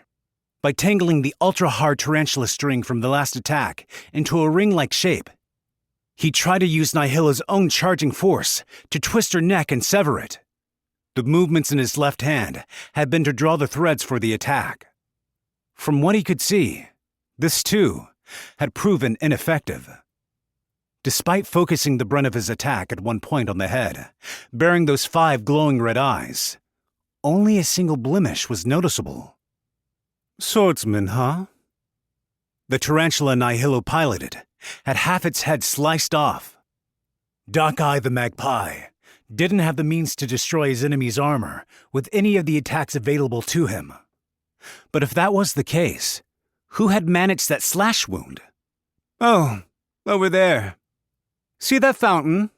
Dokai chattered idly as he moved into a position facing the organic tank head-on. I was pretty fond of it, actually. I like buildings and scenery, see? 'Cause you can't steal them. Another long-range string attack grazed him. Doc-Eye laughed. He was observing his enemy's status. Nihila the Vortical Stampede's armor was wet. Her last charge had destroyed the fountain's water channel. Initial preparations for another forward charge. He had seen them a number of times at that point, but there was a subtle difference to the motion. Planning to use his strings, then? Strings stretched ahead of her as she attacked. All the threads she had fired were a part of her web. Even if he dodged the initial attack, the recoil from her threads would soon target his back. The tarantula string, durable enough to repel the giant's weight, also served to reinforce its trampling power. Now, time to die! Just before the tank's charge, Doc-Eye made a hand signal behind his back. For whom now? Suddenly, a beaming light from above caught Nihilo, sending the stone pavement into a boil. Her black, arthropod legs sunk into the melting earth. While enduring the fierce heat, she tried crawling up with her front legs, but without footing. They too sank. The air sizzled in the heat, and the whites and blacks mixed into a gray haze. The radio communications Doc-Eye had been sending right before the start of their fight were to prepare the salvo. It was the strongest piece of firepower in the new principality's arsenal. A magic item used to bombard cities from long range. The Cold Star. The all-destroying beam of light, launched from a spire dedicated to magic item artillery, continued to shine mercilessly on the new principality's enemy. Even before the first blast had finished, the young girl's cries of pain ceased. Because they had given way to laughter. The cold stone pavement, where her legs were sunk, split open. With her monstrous physical strength, she extracted her body. Immediately after, she fired threads into the sky, annihilating the artillery spire that had tried to kill her. Did you think that would be enough? Her armor was made from deep celestial char steel, a supernatural magic gem. It was a material that average amounts of heat and force couldn't scratch. Not swords, arrows, or bombardments could break it. Even the transcendental Cold Star was no exception. To kill me? The hard truth that the Cold Star was completely ineffective wasn't what sent Doc-Eye the Magpie into a true crisis. Immediately before the bombardment, he had lured Nihilo to spray her with water from the fountain. Once she was hit with a beam of light, the air inside should have swelled up with the heat and formed bubbles in the cracks of the invincible armor shell. However, even with Doc-Eye's peerless eyesight, he observed no such reaction. Completely sealed. There aren't even air vents. How's the person inside still alive? The lack of any gaps in the armor meant that the defect Doc-Eye had intuited, an effective method to injure the pilot, didn't actually exist. I can't try to suffocate her. Flooding is useless. My enchanted saber has no effect. Even if she's buried, she can pull herself free. Tricks to twist her threads, aiming for her joints, a direct attack from the Cold Star. None of it does anything. He could only accept that destroying the tarantula was impossible. He was sure this construct far outstripped the dungeon golem he'd witnessed in Nagan. This world's ultimate weapon even surpassed the wildest imaginations of a deviant from the beyond. Seriously? How the hell did someone even cut this thing? You're in my way. With both arms at his sides, Doc-Eye looked at the tarantula drawing near him. The cross-section carved off its head looked like a smooth mirror surface. The magic gem armor appeared to permeate into the flesh within, given how well preserved the shape was, despite its nerves and inner flesh being burned raw. It raised its kila, faster than the average person could finish a single breath, Dark-Eye's eyes were able to perceive the movement. He watched the glowing red eyes, observed them. An attack came at him from the left. With a subtle move, he parried, and... The overwhelming impact sent Dark-Eye flying. He collided with an iron pole that had survived the fire in the plaza. His supernatural visitor martial skills enabled him to deflect most of the damage, barely keeping his left arm from breaking from the impact of a rush. An average person would have felt the energy travel through their whole body and been scattered to pieces. Okay. It was fun. Dark-Eye the Magpie enjoyed this world. Before he'd arrived here, no one had been capable of standing up to him in a fight. All right. Let's go. Time to give it a shot. You're still alive? The young girl's voice was suspicious. If he'd been able to react this way, he should have been able to dodge the strike entirely from the start. It meant he'd wanted to take the hit. Why doesn't anyone ever believe me? Dark-Eye spun his enchanted saber in his hand. His opponent was already right before his eyes. I'm a bandit, you know. I'm not actually a swordsman or a doctor. See? I see. I think we'd get along then. Nihilo readied her next attack. She knew that Dark-Eye's current stance meant he was prepared to evade her string. Her kicks to send him flying would be similarly ineffective. She needed to stomp him into the ground, or pinch him between her two kila and crush him. I want to be friends with Minia too, but no one will believe me. Really now? First time we've been able to have a chat. I'm quite the talker, see? She approached. Before Dark-Eye had finished speaking, the Colossus's legs were a blur. It was an instantaneous offensive, too fast to be dodged in time, taking her opponent's reaction speed into consideration. The attack cut through the air. Dark-Eye moved, with speed faster than his physical body could manage. See, like this. The threads, Nihilo realized. He had utilized the threads she had been stretching around the battlefield during their fight. He used their elastic recoil to slip right under Nihilo's bosom. I steal weapons. The tarantula's injured face. The deviant bandit pulled the sword out of the monster's soul laceration. I pick locks, too. This was not the magic blade of Razukort. It wasn't a longsword either. In fact, it was Dark-Eye's first time using it at all. With her mount unexpectedly stabbed, Nihilo backed off and tried to regroup.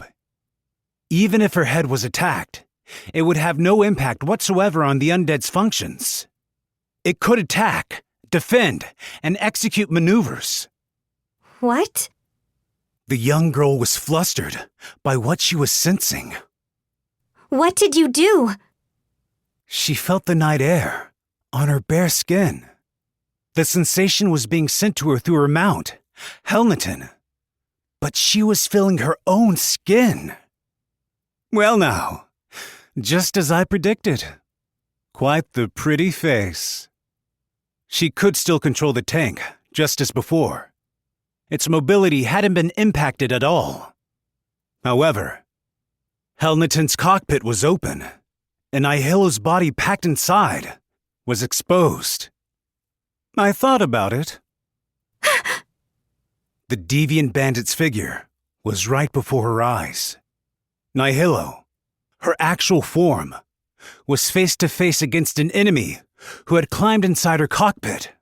If this tank's made from organic material, then it uses its nerves to move. So if someone's piloting it, then it must be relaying commands via the nerves, spreading through its muscles. And I thought, well, if that's the case, then I destroy those nerves, right? In his left hand, Dark-Eye the Magpie held a nondescript short sword with nerve-rendering mandrake poison. It was a dagger from Higuara, the Pelagic. When they first met, and he'd seen Higuara slice up the hawthorn berry. Doc-Eye had already given one of the numerous daggers concealed within Higuara's body a once-over, in his own hands. Right before everyone's eyes, with such dexterity that no one even noticed, he had already stolen one of the deadly poisoned blades. The observational power of an otherworldly deviant, able to perceive even the flow of another's nerves. He had confirmed through his observations that no matter which part of the brain the nerve-tracing poison infiltrated and paralyzed, he would be able to unlock the opening and closing functions. He had purposely taken a direct hit so he could observe from point-blank range. The small wound that Sojiro the Willow Sword had carved into her was, to Doc-Eye the Magpie, a keyhole. Comprehending her own demise, the undead Nihilo laughed. You do love to chat, don't you? I tell a good story, don't I? Perhaps you're right. Nihilo's back tendrils flashed, their metallic terminals aiming for Doc-Eye's neck. Just a few beats faster than her attack, the magic blade, and its absolute speed, sliced the girl's head from her neck. Higuara was killed. As she scrambled up one of the charred towers, Lana the Moon Tempest moaned in terror. He was supposed to be one of the strongest of all, who the new principality had scoured the ends of the wide world to finally find. Yet an even greater power had handled Higuara the Pelagic like a baby, snuffing him out with what seemed like no difficulty whatsoever.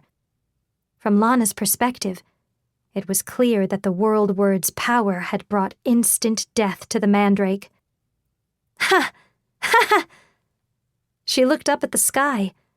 The army Regnage had boasted as unbeatable had been driven back by a single wyvern and was on the verge of total defeat, all at the hands of a champion and deviant from the wyvern race, Alice the Star Runner. The Lithia troops Taran had trained up herself were dead too. The inside of the tower was nothing but miserable corpses, unable to speak of their ultimate fate. The men of the new principality were Lana's and Oriatia's enemy. She had kept her dangerous infiltration duties going in order to defeat them, believing they needed to someday be destroyed and bring back peace. Nevertheless, how did it happen so easily? They were enemies. However, Lana had seen up close just how powerful and fearsome Lithia's military might was. Lithia's power and their will, aiming to be the last self-proclaimed demon king, shouldn't have been so easily trampled underfoot. The foul stench of burned flesh and death drifted in the air. She couldn't tell if it was because of the conflagration itself or the flames of war, but sweat poured endlessly down her tiny body, and she herself couldn't even be sure if it was actually blood or a mixture of the two. After crawling up the final stair, Lana grabbed hold of what she had been after, the cold star.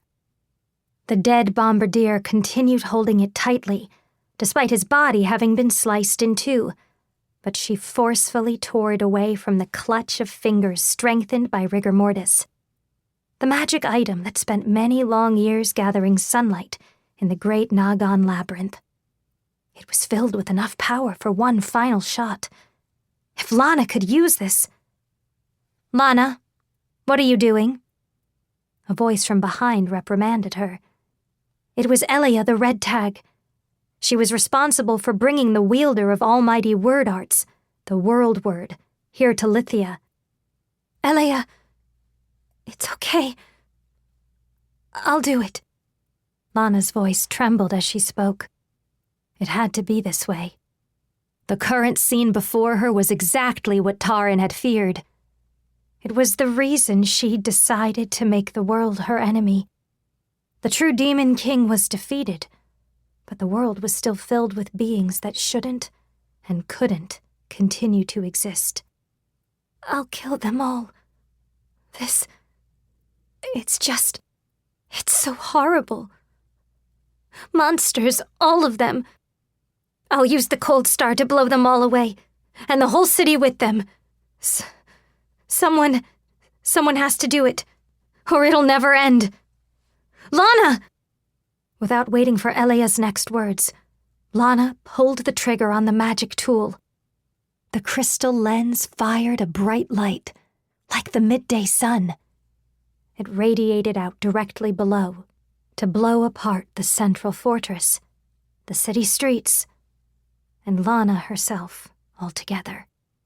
The light and the destruction rushed forward, and then, stop! It ceased. The light from the cold star hung suspended in midair, gathered into a sphere. Unable to advance any farther, the doom-bringing light stalled in the air. It was an impossible sight to bear witness to, one that twisted and bent the fabric of the world's reality. Scatter! With a single word from the young girl, the city-leveling orb burst open, vanishing into thin air without destroying anything.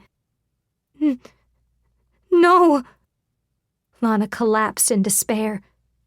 How were people supposed to stand against power mighty enough to stop light itself? Was there anyone in the land able to kill the world word, the embodiment of the world itself? Calm down, Lana. You're probably just so scared you can't think straight. The Lana I know isn't like this at all, right? The incomprehensible entity asked, acting as though she were a normal young girl. Her face had the appearance of worry, even though, despite her elf-child nature, her existence, her unlimited omnipotent power, was a sinister divinity-given form. It's all because there are atrocities like this. She looked down on the burning town visible from the tower. The myriad calamities and tragedies scattered before her showed a merciless world, utterly unimaginable to the still 14-year-old Kia. Hey, Elea, you said my power was a power to bring happiness to people, right? Kia? Lana saw Elea try to stop Kia, as though she knew what the young girl was planning to do. You can't, Kia. You shouldn't show your... Go out. It happened exactly as she commanded. The inferno spreading through Lithia, the fires of war, was extinguished all at once, without so much as a breeze. The quiet and darkness of night returned like the end of a bad dream. This fearsome Shura, who surpassed all Menia knowledge, could both cause terrible calamities and make them disappear as if they'd never happened. I put out the fire, Lana. There's nothing to be scared of anymore.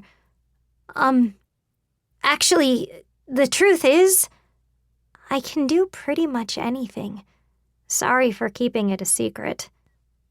If only I could have saved your city sooner. What the hell? What the hell is with you people? Lana! Lana? Let's go home. Elea embraced the frozen stiff Lana in her arms.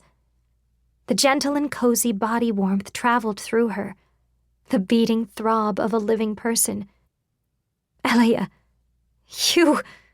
Lana spoke, smiling through her tears. Her former intelligence agent colleague was now one of the 29 officials of Oriatia. Elea had climbed to that position because she didn't hesitate to stamp out her enemies to seize power. Thus, she knew why Elea had come up close to her. Want to kill me, don't you? I get it, though. You can't, can you? Her hoarse whisper sounded entirely like blackmail, but Lana didn't mind. With her voice directly in Elea's ear, too low for the world word to hear, Lana spit out her final, spiteful words.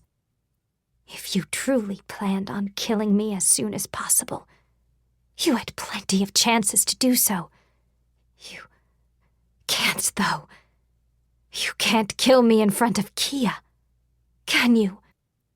Considering Elia the Red Tag's callousness, Lana's accusation was an absurd joke, a laughable jest, even in this nightmarish rock-bottom situation.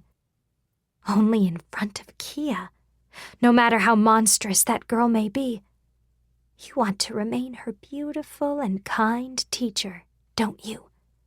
Professor Elia! Lana, Elia replied with a whisper. She looked at Kia, on the verge of tears out of bleakness and bewilderment.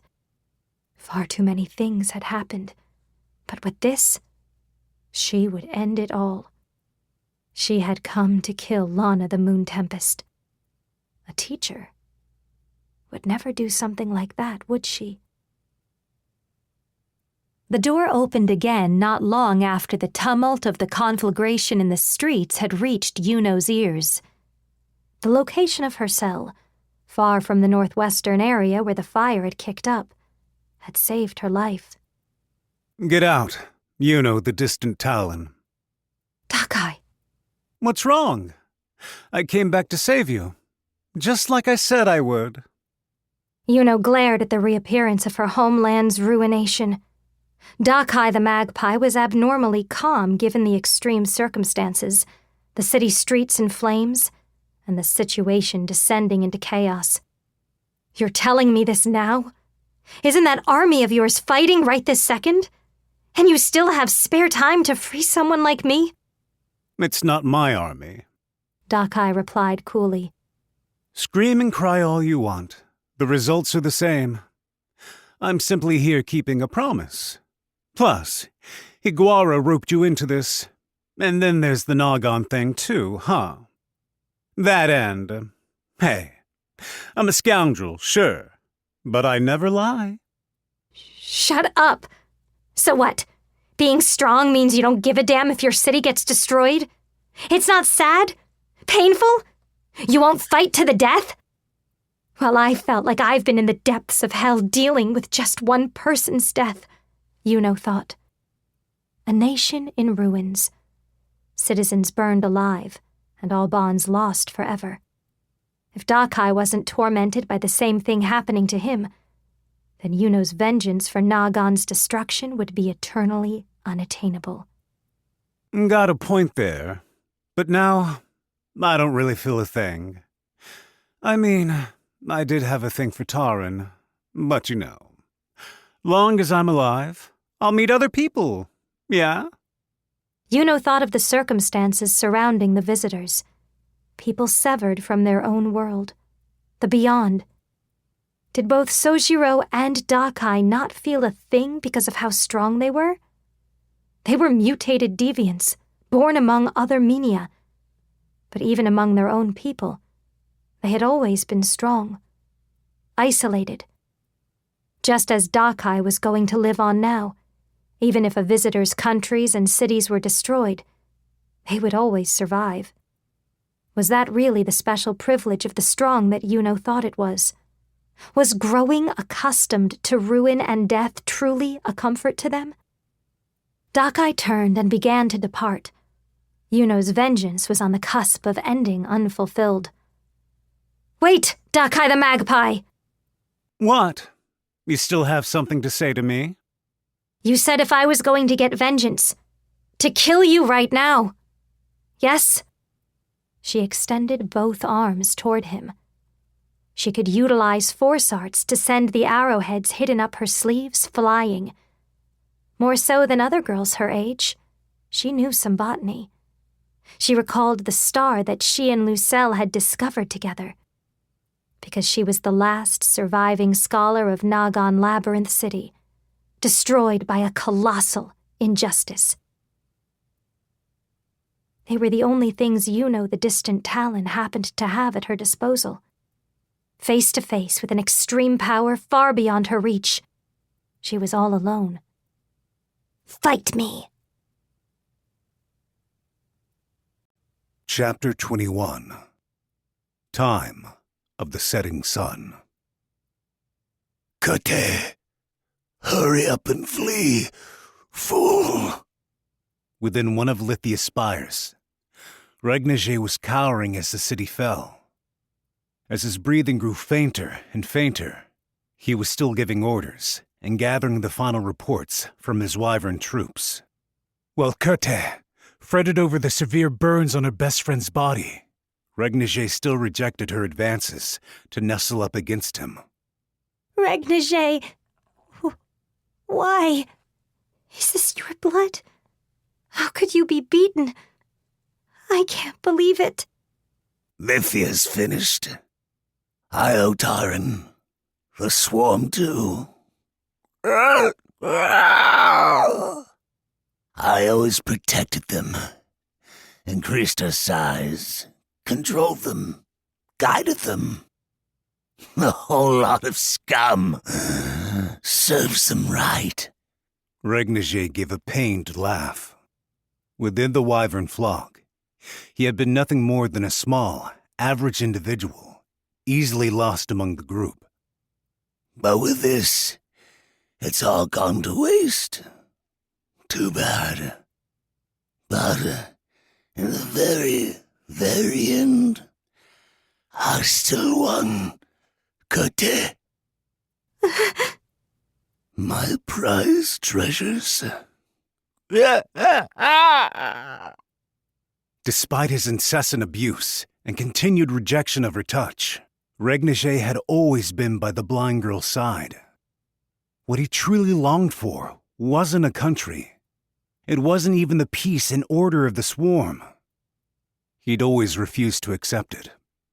In truth, he too had wanted to abandon the swarm.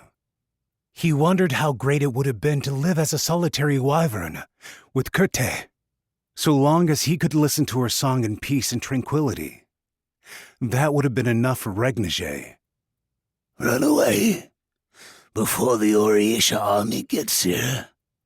As long as you live, that's enough for me. Alice had let Regnier go. He had assumed Regnier was an inconsequential dying soldier. That was fine with Regnier. He was fine being a wretched loser, a fool who made the wrong choice that fateful day. I'll win in the end. You'll see. Alice the Star Runner. Regnier! Kerte smiled with loneliness. She could remember the day she spent with the wyvern, even without her diary nearby. She knew there was always someone with blood-stained wings aiding her, a young girl without the strength to live on her own. She turned to the dying Regnier and tried to find the words with which to part from him. Suddenly, the door opened. Standing there was a soldier holding a musket, looking wary and worn out. He was exhausted and looked very unbecoming for a general. Don't move! The man barging into the wyvern commander's room was named Harjant the Still. Amid the chaotic battle, with the other Mage City soldiers falling one after another, he alone, with his long record of wyvern subjugation, had identified the wyvern commander's position and had been able to plunge so far ahead. Slipping through tumultuous battles in enemy territory, he believed he had arrived at the city's central hub of power. However, seeing the conditions within the room threw him into confusion, sending his desperate efforts and resolve up in a puff of smoke. He wasn't in a wyvern's nest at all. The room was a residence for a young girl. No. Impossible. Who's there? The girl, Kerte of the Fair Skies, stared at the sixth general with her unseeing eyes. On the other side of her, still succumbing to his lethal burns, Regnier glared at his enemy, ever serving as the girl's attendant. I'm the 6th General, a member of the 29 officials of Oriatia, Harjant the Still. On the request of Mage City, I've come here to defeat our foreign enemy. I see. Oriatia. It really is the end, then. Kerte unexpectedly stood up. She was a blind girl, without any combat ability. But before her figure, her overly long, faintly colored hair, Harjant found himself shrinking back. He wanted to believe this young girl had been taken captive by the wyverns. But he knew, even if no one else believed him, Wing-Clipper Harjant knew. Even if the relationship was that of predator and prey, even if they would have been eternal enemies. Stop! It was possible for bonds to form between wyverns and humans. Stop! You can't do this! It's not good! That's a fearsome beast who slaughtered civilians! As Amenia, it's my duty to kill him! Regnage's. He's my friend. A precious friend who saved me more than any Menia ever has. You, girl, you're still so young. There's no need for you to shoulder such guilt. Get away from him. Please. People are dying. I've had enough. I don't actually want to kill anyone either. So please. I knew. I only pretended like I didn't. But from the very beginning, I knew what I was doing. What Regnage was doing. Stop! Harjant was unable to move as he kept his barrel trained on the damnable wyvern. He only needed to slightly pull the trigger. Yet his finger was heavy, as if frozen solid. You were always my angel, Regnage. He's the enemy of all Menia! He's a wyvern! Don't say it, scum! Incompetent scum! Boneheaded fool! Say any more to Kate and... Leaping up, Regnage's talons closed in on Harjant's head. With a loud bang, the wyvern's throat was shot clean through. The bullet pierced a straight line through Kurte's chest, too. If she hadn't risen, she most likely would have avoided the bullet's path. The shot had come from the open window. Don't make fun of. The shooter mumbled, far off in the distance. There was no one to hear the words. My friend. It was the wyvern champion who had once spared Regnage's life. Why did Alice the Star Runner come to Lithia? Why did he first appear over Mage City, where Harjant was fighting? The rogue who was greedy above all else. Harjant knew the reason. He knew why Alice the Star Runner had returned to Vicky on the Smoldering's Ravine, to kill the dragon after already defeating him and stealing all his treasure. Of course, I'm going to try and save my friend.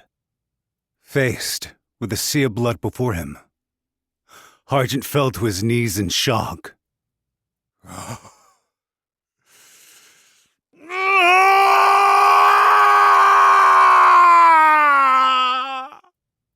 The lead wyvern he was supposed to hunt down, and the young girl he was supposed to protect, were now piled on the floor, as if dumped in a ditch. Their blood intermingled, and with forlorn vigor, the dark crimson spread across the floor. The scene was Harjant's, the incompetent Six Generals' conclusion to the war. Alice! Alice! Rage, despair, sorrow, regret, self-condemnation. The unbearable emotions all blended together, and Harjant fell to the ground and screamed. Alice! Damn you! A number of memories were passing through her visionless eyes, like a slideshow. A number of her personal events, starting from that day, the day the true Demon King stole everything from her. The general named Harjant had left to find help, but given the severity of Kurta's wounds, she knew the general didn't think she would be able to hold out for aid to arrive. She could feel her own weakening heartbeat. Crawling across the floor with her fingers, she touched Regnige for the first time. Oh, Regnige! Tears flowed from her blind eyes. Kurta had realized the truth, but the wyvern never let her touch him, to prevent her from discovering it, to keep her dream alive. You really were a wyvern after all. She heard the door open quietly. She was unable to see who entered, but she could tell it wasn't Hargent. The elongated footsteps came to a stop beside Kurta. With her failing breath, she called out, "Who's there?" A deep voice responded gently. If I said an angel, would you believe me? We've come to see you off, little girl. The man had stooped down and was rubbing Kurta's back. His hand was big and warm. An angel had come. The song she'd heard that day must have been an angel's song after all. I see. Thank you, angel. The truth is, there's something I've always hoped for. I understand. Everyone has the right to be saved. You can ask me for anything. It's my mother. Until her final moments, Kurta continued singing her song. The song she sang for Regnige. The angel of death's blade quietly ended her pain. Many events were already over. At the very least, they were for Taran the Punished. She had lost the feeling in her right hand, but she still gripped her sword tight. She wondered how many of the Oriatia and Mage City soldiers who had broken through the defensive line she had killed on her own. It might have been 10, or maybe 20. On her path forward toward the central fortress, there was a mercenary wrapped in a tattered cloak. A skeleton. A first-rate ending for a self-proclaimed Demon King, Taran. There you are, Shulk. You've put in a lot of work too, I bet. Don't mention it. I never really did much to begin with. I don't know. As far as I'm concerned, you've done plenty. Shulk's white spear, like her own sword, was dyed red with blood. She hadn't been given any information about what he had done after using up all his might to head off the abomination named Sojiro. In the end, he was the only one to return to Taran's side. Regret fighting a losing battle? Never. Entering battle means you need to accept defeat and loss, too. Actually, no. Leaning up against a wall, Taran took a ragged breath. A self-deprecating smile spread over her face. She had the feeling such smiles had become more frequent since she'd become the Lord of Lithia. That's a lie. The truth is, the soldiers who idolized me, the citizens, Kurta, I'm sad I couldn't make them happy. Involving them all in my yet unrealized ideals and seeing them rewarded with death, unable to witness anything concrete, is what's most regrettable of all. I see. I lacked the capacity as ruler to create peace, I suppose. The only world I ever lived in was on the battlefield. Don't let it bother you. I'm in a similar position. Even after dying, this is how I ended up. Shulk the Sound Slicer. You wanted information about the final land, where the true Demon King perished, right? Don't you think it's strange? No one knows anything about the true Demon King. Both you and myself. There's nothing we can put into words, and yet everyone knows just how terrifying the monster was. But I know there will come a time when we need to discover for ourselves. Propping herself up with a sword, Taran took out a piece of paper from her breast pocket with her free hand and passed it to Shulk. I can't read. Then have someone read it for you. We've searched for the final land a number of times, but our survey team, they were completely blocked off. There's some form unknown monster in that place after all. Totally uncharted territory. However, there was one place our survey team barely managed to reach. The hero's corpse and the Demon King's corpse have yet to be found. Learning that is plenty. Had I worked harder, I probably could have helped save you. I can't give you any more reward than this. Now, go wherever you like. You will earn no profit if it is discovered that you served a general like myself. Taran knew someone would appear soon, to put an end to her. She didn't plan on giving up without a fight, but she didn't want to embroil a soldier of Shulk the Sound Slicer's caliber in a losing battle. Capacity to be king, huh? I think you would have made a pretty good one myself. Not quite the word. Taran grinned. You mean Demon King. Shulk the Sound Slicer departed without another look back. Taran knew she wouldn't see him again.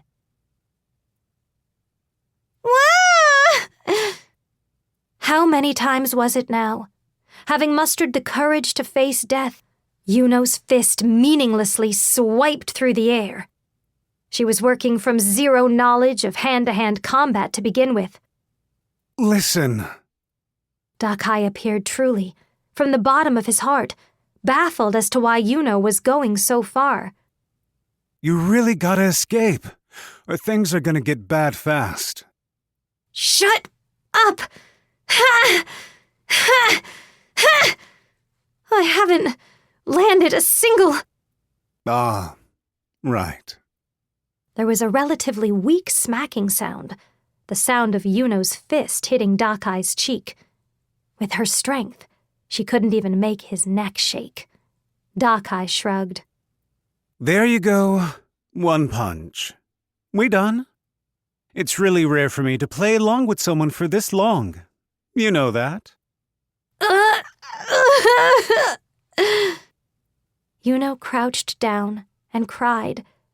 Her hatred and grief were completely worthless, holding no meaning to anyone besides herself. It had been that way in Nagan, and now here in Lithia, too. I don't think we'll ever see each other again, you know. Dakai began to depart, indeed appearing completely unconcerned with Yuno's feelings. A powerful deviant, out of reach of the average person. Yuno couldn't follow his fleeing footsteps, much less take the man's life. Wait! The hand she held out to pull him back didn't reach Dakai, but nevertheless, his feet stopped. Outside of the prison, in the middle of his path, someone was lingering, like an evil spirit. Yo! Yuno wasn't able to follow Dakai or kill him. All the same, there was one other method she had to deliver his comeuppance. Perfect. You look like you'll be a fun fight. With his snake-like face, the blade flashed an asymmetrical smile. From the very start, I never really thought. She had figured there was a chance he'd survived his fight on the plane. She thought there might be a chance he would make it in time. She believed that given the extreme gap in their abilities, there was a chance Dakai wouldn't kill Yuno and humor her challenge to fight him. That I could ever win. Just a chance. Her gamble had extremely low odds, without any sliver of certainty. But with Yuno, all alone in the world, it was worth betting everything on that chance. Ah, those arrows in your sleeves. Dakai looked toward the grated window. In the detention cells, only ever used to house unruly drunks, the gaps in the grate were quite large. I thought it was strange how you had less of them. Left alone in the holding area, Yuno had sent her arrowheads flying through the window with force arts, as far as she could get them, trying to carve marks in a variety of places. The only thing she could use were these arrowheads she'd sharpened herself. Having traveled with her, Sojiro the Willow Sword would have recognized them if they were stuck somewhere. He would have been able to follow the straight line of engraved guideposts from the arrows back to the source. The girl's second name was Yuno the Distant Talon.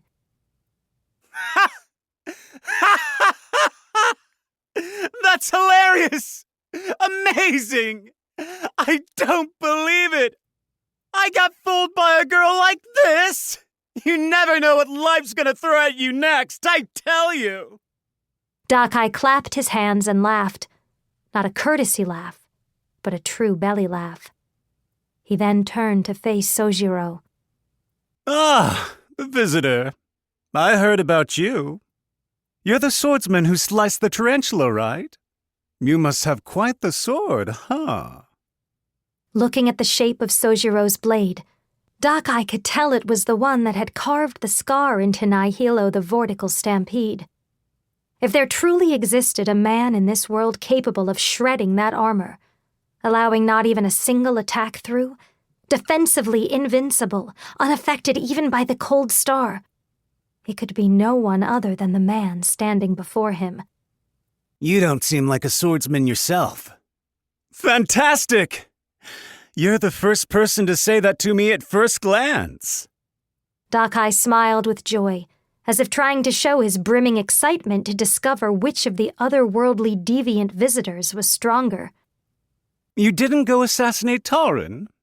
That was your job here, wasn't it? Doesn't matter. I just came to kill. Things I ain't ever killed with my sword before. Stuff that's fun to kill. Stuff that's only here in this world. Instead of going to find this Tauren person, going along with Yuno meant I wouldn't know what would end up happening. So I came. Sojiro. Yuno gripped the sleeves of her own clothes. Though she needed to kill the man eventually, a despised object of her vengeance and one of the detestable and indifferent powerful, at the very least, to Yuno, Sojiro and Dakai were different. The Willow Sword was the man who had, with a single blade, put an end to that hellscape, the extreme peak of her suffering. That enough of the talking? Let's get going. Don't be so hasty. Either way, one of us here's going to die, right? Why don't we reminisce about the beyond? Eh, Sojiro? No memory's worth remembering. The food sucked. People came at me every day trying to kill me. I only ever got to cut down weaklings, and before I realized it, I ended up here. That's fair. I'm the same way. Even with all these people dead, I don't give it a second thought. I've never felt like I wanted to go back to the beyond, or bummed I wound up here. I guess all visitors are deviants like that.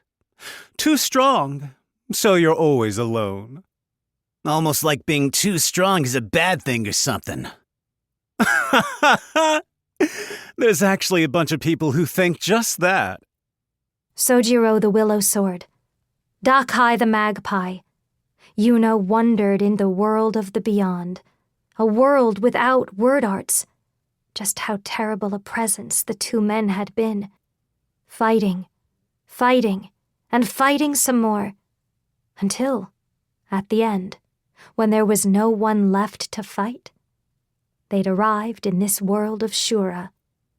Solitude is freedom. See? You know. That's why right now, I love who I am. If there was ever a reason behind getting exiled to this world, I think it was to figure that out. Kill him, Yuno suddenly muttered. She herself didn't even register what she'd said. Losing everything meant being free. Those were the first words Sojiro had said to her. Yuno had to convince herself. It didn't matter if her hatred was misplaced or how elusive the possibility was. She had to carry out her vengeance to save herself. Yuno understood. She had been the one that day in Nagan who deserved her ire. She had been wrong. She couldn't let herself go. She needed to torment herself over it. However, such a sound argument would do nothing to save her. Kill him? Sojiro! If I'm free to do whatever I want, then I'm free to plead with you to kill him, aren't I? Even if it's pointless, even if it's annoying, no one can condemn me for it, can they? If, more than anything else, she was unforgivable, weak, culpable, and deserving of reproach, then the only thing she could do was place her faith in someone who was none of those things. This world had always pleaded like that, too. Pleaded that the age of the true demon king would be ended by someone else. Everyone had pleaded for someone stronger than themselves to beat the bad guy. Yeah, except then I'm free to choose if I'm actually gonna kill him or not. Sheesh. And I was just telling you to flee to safety a few minutes ago. Ah well, you don't need to worry. Dakai smiled coyly, twirling his sword in his hand. Both of them had the inkling that the war was already over, that there wasn't a single reason to risk it all in this life and death gamble. I'll have plenty of time to play with you too, once this is over. Sojiro readied his sword. Like the fencers of the beyond, he bent his wrist and pointed his long sword straight toward his opponent, his left hand affixed to the pommel. It was a peculiar stance. Conversely, Dakai remained motionless. In a close-range fight with another Minya, his otherworldly and exceptional observational abilities, as well as the cold star embodying the ultimate counterattack, meant he needed no stance of his own. One step. Sojiro was the first to make his move. Dakai's anomalous observational skills saw everything, down to the particles of dust kicked into the air. The blade's path was the exact thrust he expected from Sojiro's stance. He noted each individual movement from Sojiro, as if taking a series of photographs. He picked up on the doings of Sojiro's left hand on the sword's pommel, artfully concealed under the blind spot created by the long thrusting motion of the sword. His opponent's intentions, perceptions. He stole all of it. He then started piecing together a strategy based on his observations. With his swordless left arm wrapped behind his back, he lay in wait for the deadly hit. Right before, seconds before, until those seconds dwindled to milliseconds, to nanoseconds, approaching zero. Here it comes. Sojiro's left hand smacked the pommel. Sent flying from his hand, the sword extended out slightly. Very, very slightly. The magic blade existed outside the realm of slightly. Dakai understood this was to trick his own estimation of the distance. It happened at the same time. Sojiro's right hand crossed over and grabbed Dakai's right arm as he brandished his sword, the enchanted saber of ultimate speed, which struck faster than anything else. However, what if the arm controlling said saber could be locked down at the exact same moment its user reacted? The movements were simultaneous. Ultimate technique, moving faster than the electrical synapses of consciousness in one's head. It's mine now. Sojiro clutched Dakai's right sword arm. Dakai didn't move a muscle.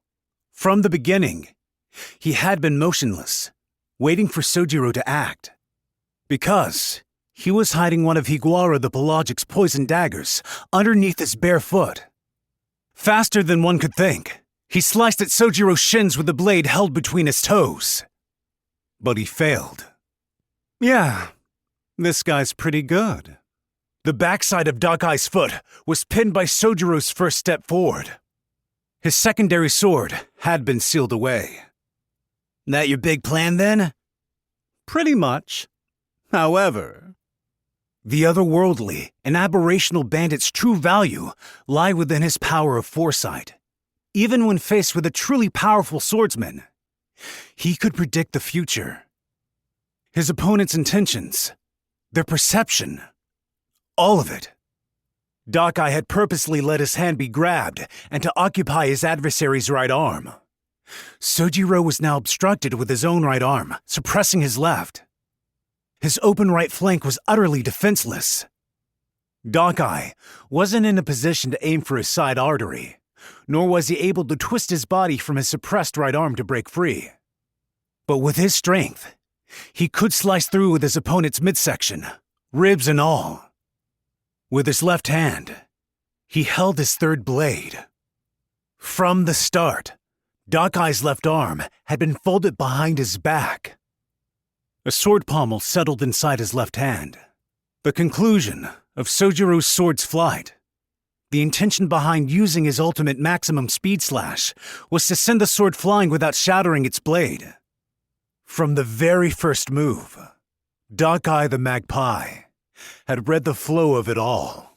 I've got a monopoly on taking things. His third sword, the enemy's own blade. The bandit sword had surpassed the Yagyu and sliced the swordsman's torso. He felt the feedback of the cut travel through his left arm. Then he realized, this thing. Yo. The sliced Sojiro was sneering. Then, on Dockeye's side, a sword gripped in both hands, he realized his defeat. The sword's quality was obvious at first glance. It was an extremely poorly made practice sword from Nagon City. Dockeye didn't understand. If this sword was exactly as it appeared, it should have been totally impossible for it to slice through that tarantula's body.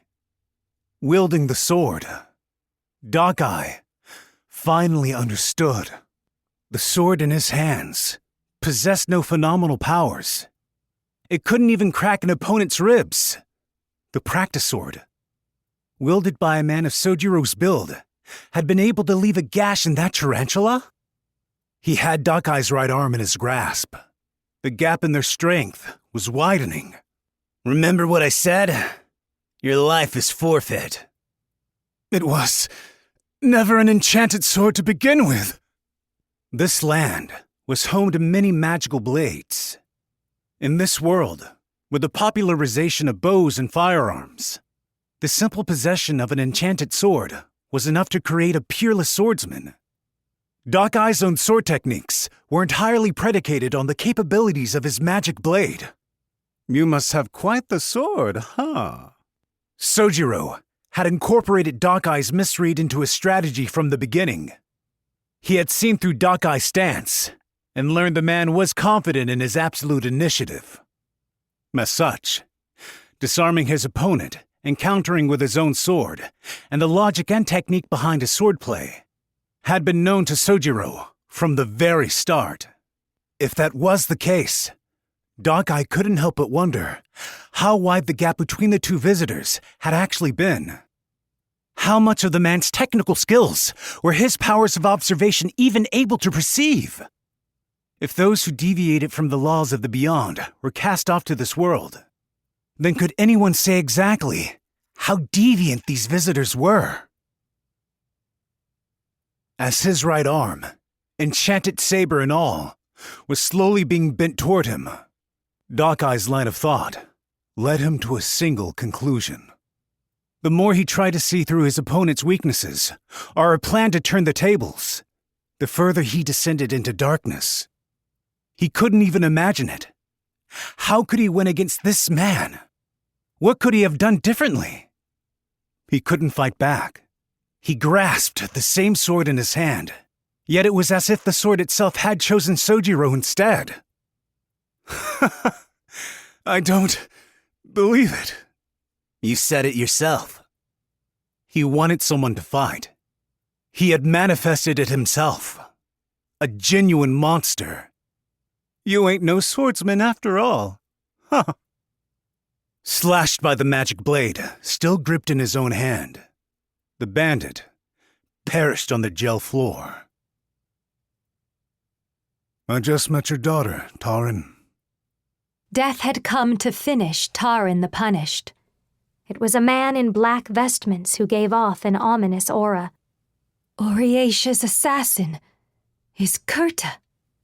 I wanted to save her. I was too late. I see. The man sat down in a nearby chair and looked at Taran. His eyes appeared even more exhausted and morose than Taran's, who had expended all her energy continuing her fight. I'll ask you, for your daughter's sake. Taran the Punished, why did you do this? I wanted to rule the world in Oriesha's place. Is that not a good enough answer? A country that relied on wyverns and sellswords for its military might was never going to last long. Even a layman like myself could figure that out. I don't know. Plenty of statesmen throughout history have been driven mad with ambition before. I'd like to believe that wasn't the case here. The man clearly stated to the woman he'd been sent to kill. The commander of this operation was the young Hito the Clamp. In truth, you were in collusion with the higher-ups in Oriesha from the beginning, weren't you? Part of a plan to round up the monsters that had become threats in this post-Demon King age. This was the qualifying round. Beneath Hito's words, possibly, there had been an even greater purpose in mind. A preliminary to test whether, for Oriesha, their plan was even possible. Supposing that was indeed true, then I definitely couldn't tell you. Okay, then maybe. It was actually, and I know I'm being overly optimistic here. Kuza smiled weakly. It was all for your daughter. No, the undefeated general replied, averting her eyes. A world for Kurta. Outside the new principality of Lithia's borders, there was no world where wyverns and Menia could live together. That's not it. Well then. Even if this was indeed the case, it was a dream that would be forever out of reach. Taran the Punished had lost. One final thing. I'm a paladin, see? So, it's confession time. If you have any last words, I'll hear them. My last words, huh? Taran closed her eyes. Nothing came to mind. She wanted to apologize to Kurta, but the young girl had already departed from the world. Despite living on the battlefield up until the very end, facing down death over and over again, she had never thought about what her legacy would be after she died. She felt she needed to leave behind words that would somehow support her people's future after she was gone. That, or words for the 29 officials of Oriesha, her former comrades, encouraging them to view her defeat as a stepping stone to lead the world down the correct path. The general, having obtained much power, felt for the first time, moments before her death, that there were matters she was leaving unfinished. There had to be something she wanted to say. She opened her mouth. I want a hero. It sounded like the wish of a child. If this world had a power stronger than fear, plain for all to see, a true hero to guide the hopes of the people. The true Demon King was defeated, yet the true hero was nowhere to be found. That was why no one had been saved from the fear. What Taran had truly wanted to achieve was not peace through suppression. If there could be some symbol, able to turn back the world to a time before it had become twisted with fear, that was enough for her. Well, this is a bit awkward. I didn't expect to hear words like that from the mouth of a self-proclaimed Demon King. Taran took up her sword. Even knowing it was over, she intended to fight to the end. Kuza the passing disaster decided that sword would be the only thing that he didn't stop with his shield. I was always afraid too, Master Paladin. I see. I'm glad. I'll grant your daughter's parting wish then. The white-winged angel descended on Taran's neck. She dealt a single blow, but there was no pain. The angel's blade was a deeply benevolent one, the type those determined to die on the battlefield never wanted to see. She asked me to save her mom. The upheaval in the new principality of Lithia, beginning with the Cold Star's bombardment, was settled before the sun could rise. Most of the once invincible army, close to 70% of the Wyvern army in particular, had perished in the maelstrom. The citizen casualties, excluding those killed in the conflagration, were low, and public information was restricted to say that series of battles was due to Taran and her Wyvern army going out of control, and the excessive response to their surprise attack by a group of Mage City soldiers. Oriatia intervened in the name of post-war cleanup to once again bring Lithia into its territory, with the political direction for the city to be decided down the line. Nevertheless, no one knew how the blaze was abruptly extinguished, nor was there anyone who knew the terrifying and abhorrently strong players who were behind the scenes of the whole affair. Then, the morning came. A woman wretchedly fled through the town outskirts that had survived the fire. Lana the Moon Tempest. While she had escaped the danger to her life from Elia the Red Tag, that life was all she had left. She had nowhere to return to, not Lithia or Oriatia. So this is the state of things now that the true Demon King's dead. The monstrous terror that controlled an age gave birth to uncontrollable power, like the body's defensive reaction to a horrible pathogen, causing damage to one's own cells in the process. Even with the true Demon King defeated, this menace still festered across the land. Now, there were all-powerful and terrible individuals, beyond what anyone could imagine. Who could ever take them down? There's nothing we can do. There was no one to be seen on the outskirts she wandered through. Only the scars of tragedy, left behind by the fire. The omnipotent world word, Star Runner, annihilating an unbeatable army single-handedly.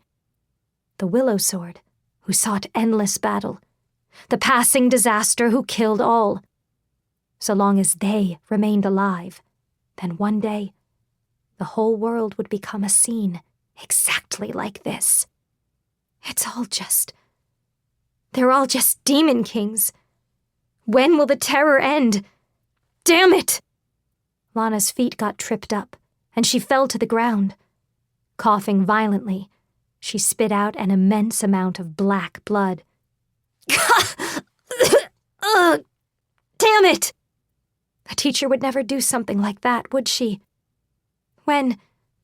It was the telltale sign of a lethal poisoning. When did she get me? It happened when Elia had visited Lana in her cell and pressed her hands to her lips. Caught up in Higuara's attack, Elia spoke the words under her breath, to make sure Lana the Moon Tempest, with her knowledge of everything, couldn't return to the headquarters in Oriatia. By that point, it was already too late. Life hearts. A slow-release poison. Elia! Raking at the ground in agony, Lana wished for an answer. Not an answer for why she was about to die. There were many monsters strewn about the land who were impossible to usurp, and even the new principality Taran built had lost to them. The true Demon King was finally dead, and yet the future held only destruction. What can we do? What are we supposed to do? What can we? The long night was coming to an end. In the city visited by destruction, a new dawn arrived. Before she could meet this new dawn, and before she could see the future of despair, Lana the Moon Tempest died. Chapter 22. Shura. With the coming of the new dawn, carriages departed from Lithia's fresh upheaval, The fighting and the giant blaze had enveloped a majority of Lithia, but at that moment, the news of Taran the Punished's death and the collapse of the new principality wasn't widely known among the citizenry. Nevertheless, a number of the residents chose to depart from the self-proclaimed Demon King's country on these early morning carriages. Some saw their houses burn and had nowhere to live. Others tried to escape from the atmosphere of uneasiness and fear. "Elia, are you there?" Kia weakly muttered in a corner of the crowded carriage. Her bright blonde hair was overshadowed by a pale gray. "I'm right here. What's wrong, Kia?" If once I'm done studying in Oriatia, and when I go back to Eta, maybe... Forget it. It's nothing." Holding her knees against her, Kia stared up from the gap in her hood at the visible parts of the new principality. The smoke and ruins of a past prosperity were vague and indistinct. The end of Amenia City was something she was seeing for the first time. I could have saved so many more. The almighty Kia knew as little about the battle that night as the people sitting around her. The elven girl had no way of knowing about the strife between Oratia and the new principality. As such, she had no idea of how she could have stopped the fighting. Bringing back the lives lost in the fighting was impossible, even with her omnipotent arts. "I'm invincible. I should be able to do anything. Fires and fighting, people dying, hurting others. That stuff is nothing. No matter how sad or awful someone may be, I definitely and absolutely could have taken them down, and yet, none of it is your fault, Kia." "I know that." Elia understood the girl must be harboring feelings of vexed frustration. In her homeland, ignorant of helplessness, where her omnipotence held total sway over her tiny little world, she hadn't felt a single fragment of such emotions. "I know it too. There are some things even you can't change." Elia the Red Tag understood Kia better than anyone. The world word is definitely not invincible or absolutely flawless. The world word, an ultimate existence, outside the bounds of logic and reason, capable of destroying her enemies with a single word, and able to claim ultimate victory for herself. Nevertheless, Kia the young girl was not a weapon, her power utilized at the unconditional commands of a user, nor did she have a mind unbendable by the schemes and designs of others. Before Elia brought her to her first match of the competition, Kia couldn't experience any sort of defeat. Her actual identity as an innocent young girl couldn't be found out by any other faction. Her invulnerability in battle made it all the more necessary for someone to protect her outside of combat. Having survived in the world of espionage and betrayal, Elia the Red Tag was more capable of filling that role than anyone else. Kia and I can win. No matter how difficult or how dirty my hands get, I will absolutely make sure the world word always emerges victorious. That battle would continue until all was repaid. Her birth, her espionage, her betrayal, everything. The young girl suddenly mumbled anxiously. "Hey, Elia, you're not mad about Lana, are you?" "Not at all. Why do you ask?" "Because we parted ways like that. Lana tried to do all that horrible stuff, but anyone, myself included, would be at a loss when faced with all those negative emotions. So, if you and Lana ended up fighting because of that..." The clear turquoise eyes stared at Elia. Most of the people who knew the rumors of the omnipotent and invincible world word imagined an extremely imposing and powerful figure. However, the person Elia had met was just a normal young girl, much purer and more delicate than any of the powerful figures others had imagined. "It's my fault the Lithia fire wasn't put out. So on the way home, I want to come back to Lithia and have you two make up. Well, it was an impossible request. With the morning sun, the poison should have long since suffused itself through her body. Yes, I'd like to do that too. Okay then, it's a promise. The city of Lithia slowly faded into the distance. By their next visit, the territory would no longer be the new principality. They'd never see the wyverns flying between the spires ever again, either. And this time, I'll actually keep my promise. I won't use my power, but I don't want to turn a blind eye to pain and suffering. Your power is a gift to bring happiness to others. Make sure to teach me the right way to use it. Of course. Elea gently gripped the girl's outstretched pinky. She felt the trust she had long since forgotten through the pressure of Kia's hand gripping her own. We're going to always be together, Kia.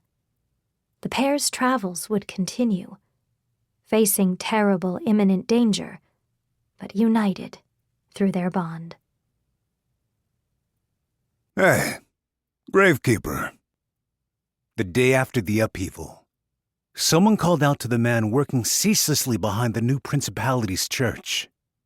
His black vestments and large shield, emblazoned with an angelic symbol, were the dress of a paladin.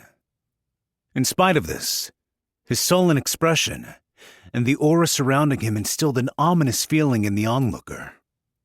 Need some manpower? Yeah, I'd appreciate the help. Just look at these guys. An enormous number of caskets lined the edge of the graveyard, some even being piled on top of each other. That's all from the fire yesterday, and the wyvern's gone out of control. Most of them were soldiers. Sad, really. Look, see, this young man had his wedding a mere 2 days ago, right here at this church. Kuze, the passing disaster, turned to the body and gave a silent prayer. Taran the Punished had been slaughtered, and he had stopped the outbreak of war.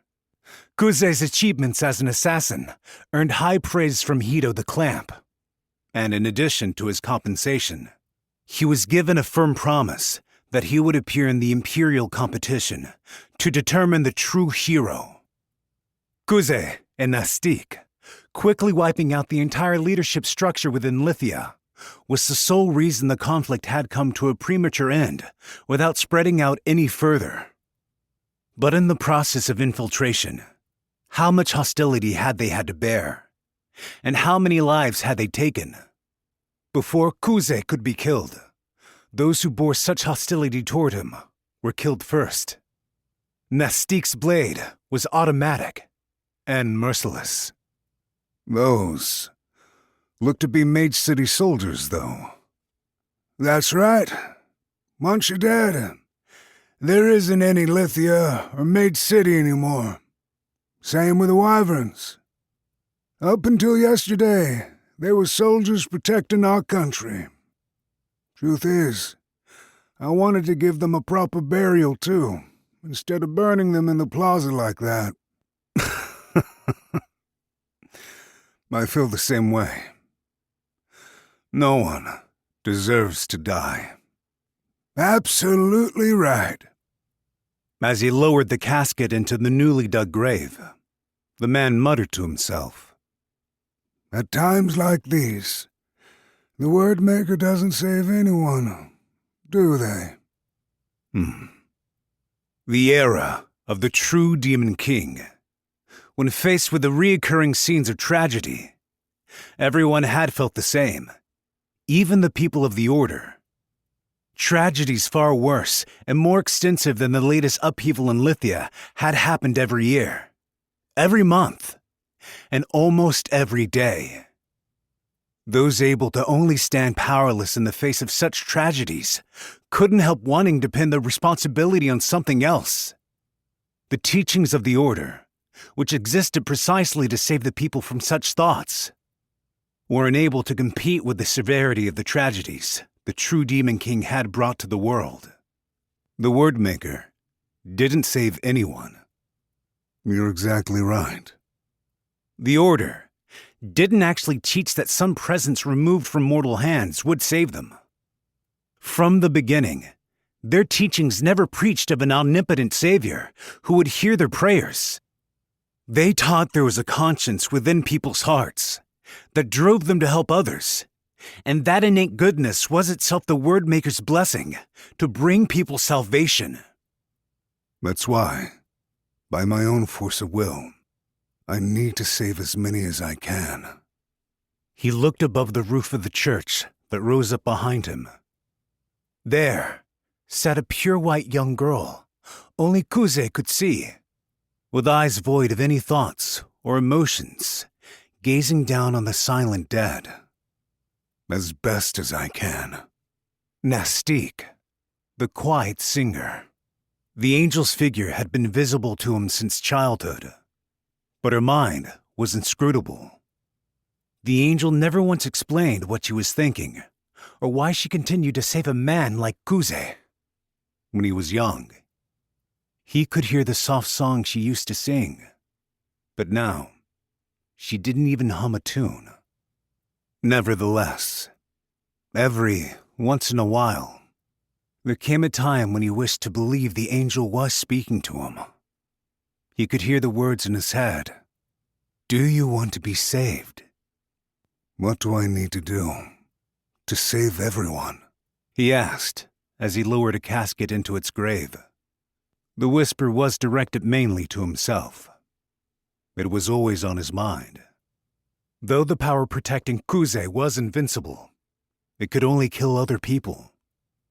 Was a power solely for killing capable of truly saving people? Were he still in the dark age of the true Demon King, then it might have been enough to save everyone. But the true Demon King was dead, and peace had yet to return to the world. Killing Taran may have prevented a number of deaths, but bringing about an age of peace through the murder of another might actually be impossible. I've been a gravedigger for a great many years now. There were times I thought about that sort of stuff. Ultimately, a single person can only save what they can. That's a good point.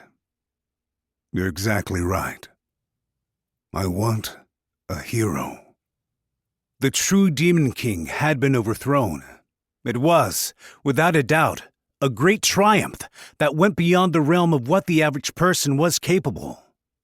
Someone faced an origin unknown, who had exercised the age of fear that had continued relentlessly for 25 whole years, had existed somewhere in the world.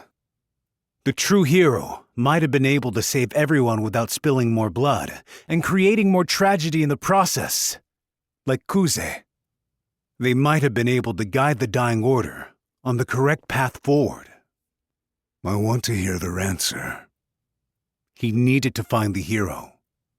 Because Kuze, the passing disaster, was not a hero himself, but someone who would compete to become the hero. The distant Talon hadn't accompanied Sojiro for long, but in that time, she had realized something about him. He didn't enjoy vehicles. He preferred his own 2 feet to a carriage when journeying between towns, and in order to go along with him, it meant that too, would have to travel by foot. Sojiro, I know it's weird to ask this now, but... Walking along the main road stretching out from Lithia, turned back. Are you sure it was okay to choose me back there? The operation succeeded anyway, but, it might mean you won't be a part of that Imperial competition anymore. Sojiro's orders from Hido were to assassinate Taran the Punished. Despite not being pressed on the fact during their post-mission report, or perhaps precisely because of it, thought it was reason enough to believe that Sojiro would be at a disadvantage in the candidate screening process for the Imperial competition. Pretty weird to ask me that now. Right. I know, but... She knew worrying about it in the first place was a contradiction for her.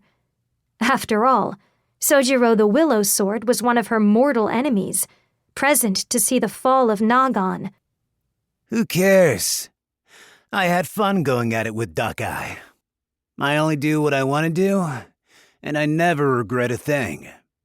I ain't got any reason to listen to you coming at me and telling me what to do. Well, didn't Duckeye the Magpie say something like that? About not caring at all what other people thought of him? Freedom meant not having your will influenced by others' emotions. In which case, for the weak who needed to cooperate with one another to survive, and for Yuno, still bound by her thoughts of her past with Lucelle and Nagan, it meant she would never be truly free. I really can't forgive you after all. That's so, huh? Still mad?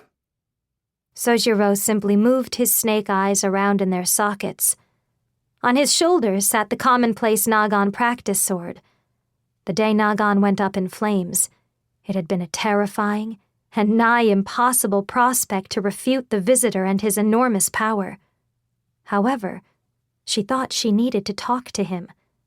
For Yuno to truly get her vengeance for that day, she needed to understand this enigmatic visitor. I can't stand that the bastards trying to change our world don't even bother looking at us. I hate it. That our lives are treated like something worthless. Like it doesn't matter if we exist or not. I mean, look at yourself. Yuno knew. Sojiro believed in only one singular value, and it was a painfully obvious one. You're only interested in finding someone to fight you, right? Powerful individuals like him, those who deviated far from the average person, were the only things that earned his acknowledgement. Yuno was certain these were the sole types of people with whom he could ever form a bond. There's something wrong with that? It's not about being wrong or right, but that's why I can't forgive you. Dakai and Sojiro's particular breed of freedom could have been a wonderful thing. It could be that only jealous, average people didn't want to recognize that. People whose lives were bound by the burdens of relationships and responsibility, unable to rebel against the laws of the world. The world isn't so cheap and worthless. She'd realized it during their showdown with Dakai. The vengeance Yuno desired had to be entirely one-sided. As with meting out justice, unless she made the person responsible realize the value in what they had trampled over and forced them to repent, it was meaningless. She wanted no one but the object of her vengeance to acknowledge the unerasable hatred she continued to bear, that it wasn't misplaced or simply self-satisfaction. You might be right. Sojiro idly murmured, looking up at the sun high in the sky. But I don't get any of that stuff. Hell, I got kicked out of my last world. I don't know a damn thing. I just got here. All I know is how to swing my sword and how to kill the people I end up fighting. I said this when we first met, didn't I? Yuno walked out in front of Sojiro. If he was choosing to travel by foot, she chose to do the same without any hesitation. She thought she had to if she was going to carry out her vengeance. I'll be your guide, both for this world and for the Oriatia Imperial competition. So you need to teach me too, Sojiro. Teach you what? Well, let's see. Yuno thought for a moment. Much like his lack of knowledge about their world, she wanted to learn about the parts of Sojiro she still knew nothing about. About where you came from. The beyond. With the war-torn night ending, Hito the Clamp stood on the front lines of the post-war cleanup of the new Principality of Lithia. He figured even the New Principality moniker would stop being used in time. With the loss of the self-proclaimed Demon King Taran, the country of Lithia had fallen. There, the young Oriatia civil servant found the person he was looking for in the middle of the city debris. A suspended jet-black tarantula and the exposed corpse of its headless pilot. Dead, huh? Hito took a seat beside the colossal corpse. Even seeing it with my own eyes, I can't believe it. If you're dead, then even I can't grant that wish of yours, you know. An invincible mobile weapon to destroy the city and annihilate the enemy's main force, the Wyvern Army. Hito had won at Nihilo the Vortical Stampede to play the role of decoy, drawing the strong champions of Lithia toward her, while Sojiro and Kuze carried out their assassination plot. Sorry, Nihilo. The 29 officials of Oriatia, like all who stood atop the political mountain, always needed to keep the scales balanced, even if it meant avoiding Lithia civilians being wrapped up in Nihilo's rampage was impossible, or not knowing whether the young girl's wish to become an ally to the Menia was genuine. At the point when the Cold Star was fired, and war could no longer be avoided, Hito had determined that releasing and disposing of her together with the rest of the new principality of Lithia's military power was the best possible outcome to ensure the smallest number of casualties. She wanted to be among the Menia people again. Huh. Rising to his feet once more, he continued walking alone toward the city's outskirts. He saw the sorrow of the people who had lost their homes, or the military members of their families. Though Hito had been the one responsible for these tactics, he didn't have the luxury to agonize in guilt. It was his duty to make Lithia achieve an even greater future, rather than forcing them to pay for past transgressions. People suffered from tragedy because they didn't have the strength to face such horrors head-on. Nihilo had actively wished to discard that strength. She wanted nothing more than to be the same as the Menia races she had once crushed underfoot. Being Menia isn't really all that great anyway. Coming to the outskirts, Hito noticed the stone pavement at his feet had finally become sparse, with short blades of grass poking up from underneath. Hito had his offhand in his pocket. He needed to head toward an open area, away from the eyes of other soldiers and civilians, and as visible from the sky as possible. I knew you'd still be here. His feet came to a halt. He didn't need to turn around to know the name of the person who'd landed behind him. You're an Oriatia general, aren't you? The three-armed wyvern spoke in his usual gloomy tone. A big shot, like Hargent. I'm a civil servant, not a general. This is what you came here for, isn't it, Star Runner? Hito produced from his pocket an unaccounted-for apparatus, a crystal lens encased within it. The new principality's ultimate magic item, and their pride at conflict-deciding weapon. The Cold Star. If you were still alive after that commotion, I knew you'd be after this thing. You're free to kill me and steal it. But how about we make a deal? I don't need it, really. The Cold Star wasn't what I was after. Alice trained his musket. Hito looked back at the wyvern for the first time and scowled. Well then, why did you follow me? If you were planning on killing me from the start, you could have shot me from overhead without flying all the way down here. I know already. In Oriatia, you're having some big imperial competition. To decide. The rogue declared, dispassionately. A match to decide the true hero. That's right. In the current age, with the true Demon King destroyed, they needed to decide on a hero who could serve as a valiant symbol. Defeating the self-proclaimed Demon King attempting to become the world's sole authority, as well as a selection of irregularly powerful fighters in the battle, like Kuze and Sojiro, was all part of the singular goal. I'm taking part. I'll fight with Hargent. I'm shocked. I was just thinking about talking to you about it myself. Sojiro had shown his true abilities as an otherworld deviant, killing another visitor like himself. Kuze had infiltrated the tightly guarded central stronghold and put an end to his target, Tauren. They both possessed transcendent power, impressively demolishing all known battlefield wisdom and logic. Nevertheless, Hito recognized that the most fearsome presence within the battle was the one who had faced down an entire army by himself, without even showcasing the full depths of his own power, the Wyvern Rogue in front of him. You were so brazen and violent because you knew no one would be able to pick you out among the rest of the Wyvern swarm, right?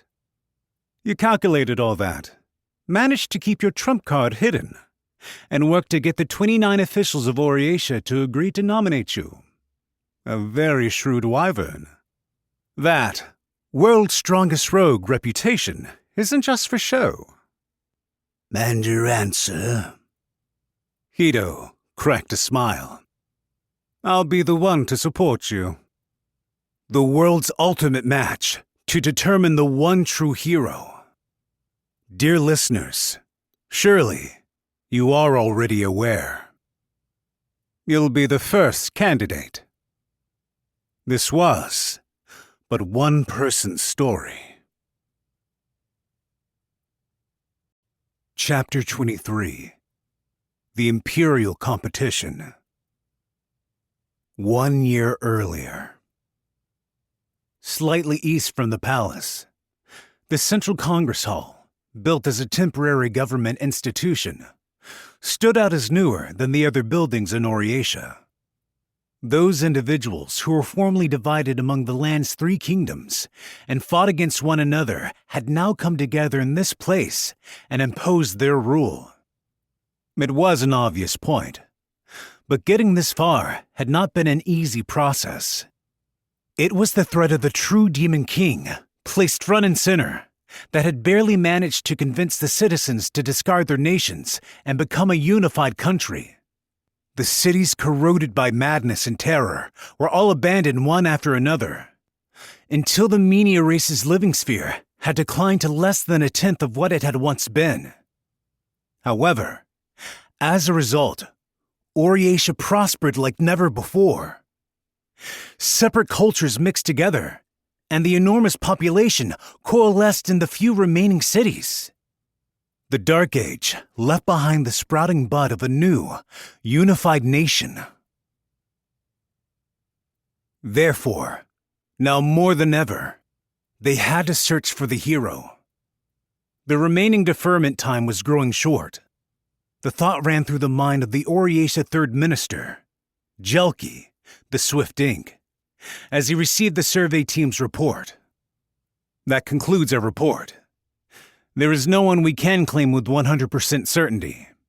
We believe this time, too, the claimant assumed the title for self-promotion purposes. Understood. You may leave. The age of self-proclaimed demon kings has been replaced with self-proclaimed heroes instead, it seems. We'll continue our investigation. Adjusting his sternly furrowed eyebrows, Jelki walked alone through the Congress's corridor. He was a dyed-in-the-wool civil servant, and, on a list of the 29 officials retaining military strength, you'd find his far closer to the bottom than the top. However, the intelligence officers in his employ remained the most skilled among the rest of the 29. They had worked for 9 small months and hadn't even confirmed the hero's name. He understood there was an appropriate conclusion to reach. It was a natural result at which to arrive. Nevertheless, it was a possibility the future of the world couldn't let pass. Could the hero have died without anyone knowing who they were? Insanity. Maybe suicide. Considering the power of the true Demon King, even supposing the hero did indeed kill them, it was extremely likely that the hero had met such an end.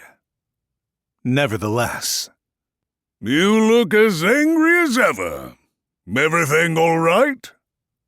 just as he passed by the door, he heard a deep voice call to him. Jelki turned, still looking displeased, before considering things again and pressing his finger to his brow. Oh, it's you, Yuka.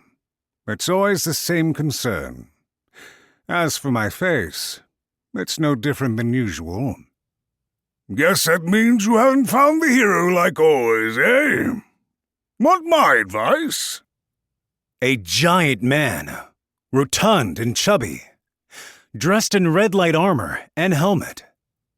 The 14th General, Yuka, the Halatian Gel. His areas of responsibility, as well as the nation he formerly belonged to, were both different from Jelki's. But he was recognized as one of the very few trustworthy men within the scheming maelstrom of the 29 officials. You don't seem the type to handle this problem. Everyone has their strengths. Your jobs are... Wait. You were suppressing rebellious elements again, weren't you? Is that what the armor's for? Well, yeah, that's the gist of it. I killed 2 people. Doesn't feel great, honestly. Our battle with the Demon King army is finally over. But this time I had to kill fellow Menia. The Demon King army were all Menia races too. Yeah, well, I guess. It's a figure of speech. Yeah, you get what I mean, right? In actuality, Yuka's work did much to ease Jelki's anxieties, with the general always taking the initiative on doing the dirty work of suppressing and purging dissent. At the very least, he was much more highly valued than the likes of the 6th General Hargent, who even, at times like these, was toiling away with subjugating non-Menia races. This problem was about suitability for the job. Until the true hero was found, they needed someone to buy time like this, to keep the tides from swelling higher. Yuka, about the hero situation. Wait. When Jelki went to continue the conversation, he directed his attention to someone who'd appeared on the other side of the hallway. Third Minister. The approaching figure was a woman. Her clever and attractive features were plenty to court the average person's favor. Worrying yourself over the hero thing again, are you? However, the wrinkles on Jelki's brow only grew more intense. The woman's name was Elia, the Red Tag. Like Third Minister Jelki, she was a civil servant. But he hated the 17th Minister, Elia, from the bottom of his heart. This conversation has nothing to do with you. I heard a rumor that your soldiers were torturing Lithia troops the other day. What's a woman like you? Jelki's piercing gaze then shifted behind Elia.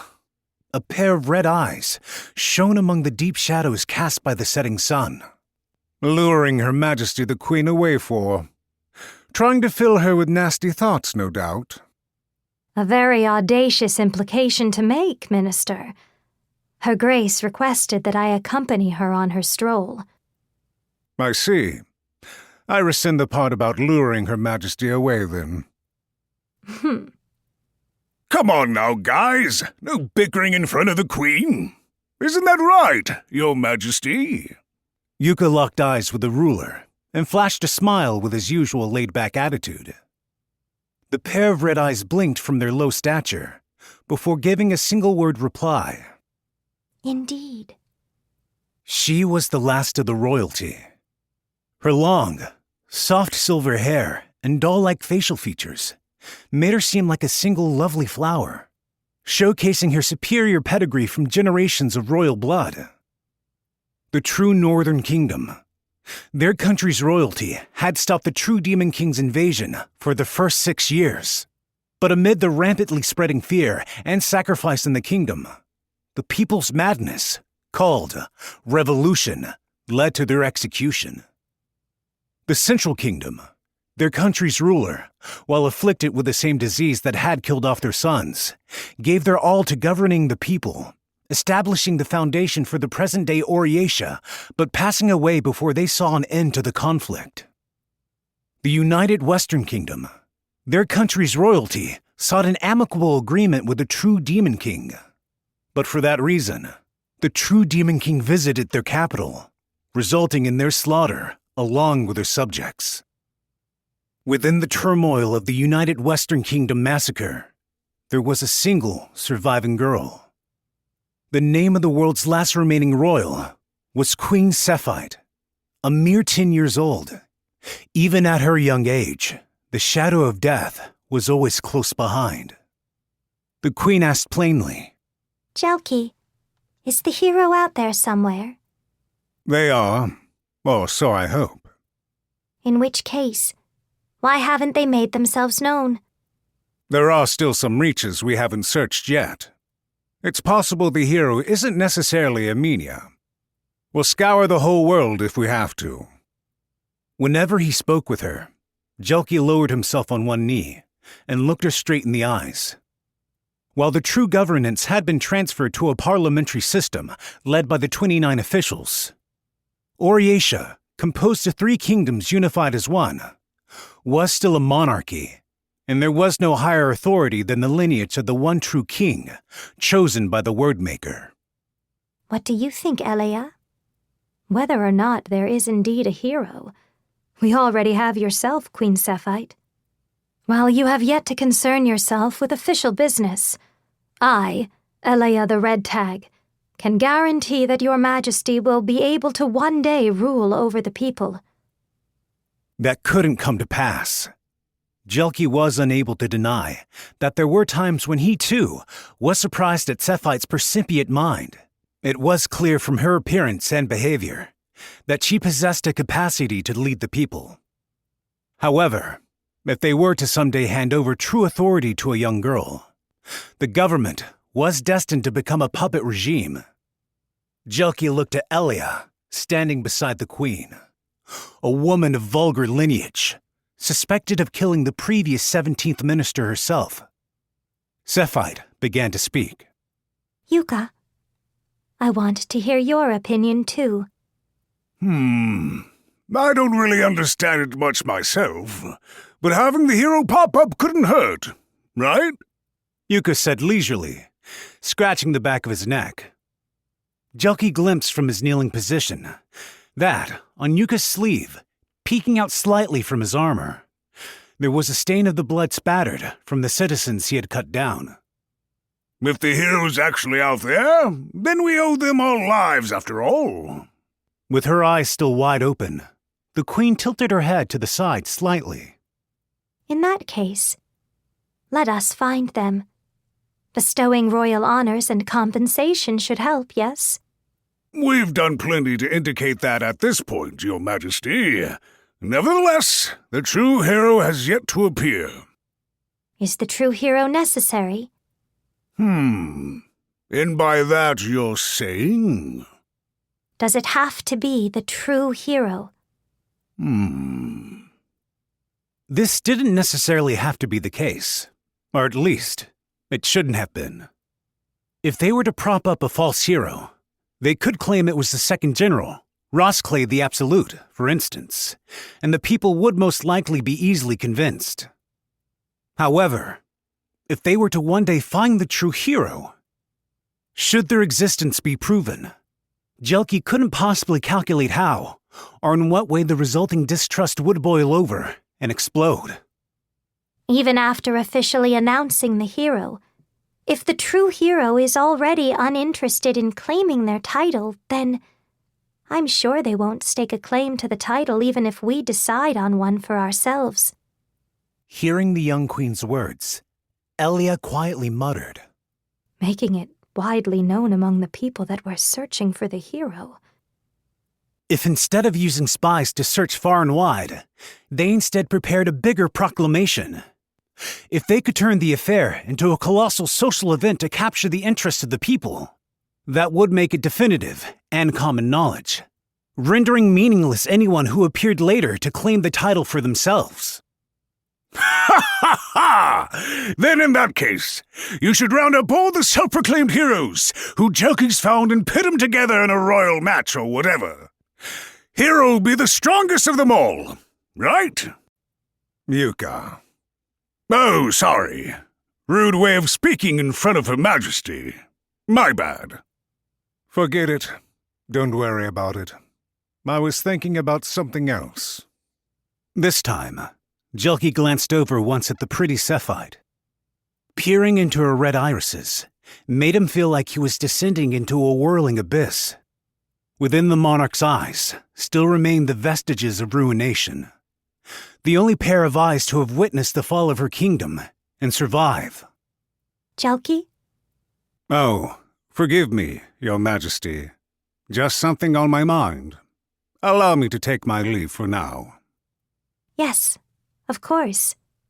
Be well, Jelki. He couldn't reveal to anyone the plot that had just risen into his mind. Not even the Queen herself. Jelki the Swift Ink's thoughts were already in motion. The remaining deferment time was growing short. A hero was needed for the new age. The symbol of authority who'd ended the age of the true Demon King, on par with royalty. Then, with that hero's authority, Cephite would be dethroned. In this upcoming new age, the same monarchical government as before was unsustainable. Now, there existed no one other besides Cephite who claimed lineage from the one true king, mandated by the Wordmaker. However, without the appearance of a new icon in the hero, the people would eventually want for monarchical rule. Such a development would lead to a puppet regime, full of conspiracy and political rivalries. The young queen would be unable to govern the unified kingdom, sowing division among the people once united against the true Demon King threat, and conflicts would arise. Jelki thought that the 23rd General, who'd seceded from the assembly, Taran the Punished, had held the correct view on this subject.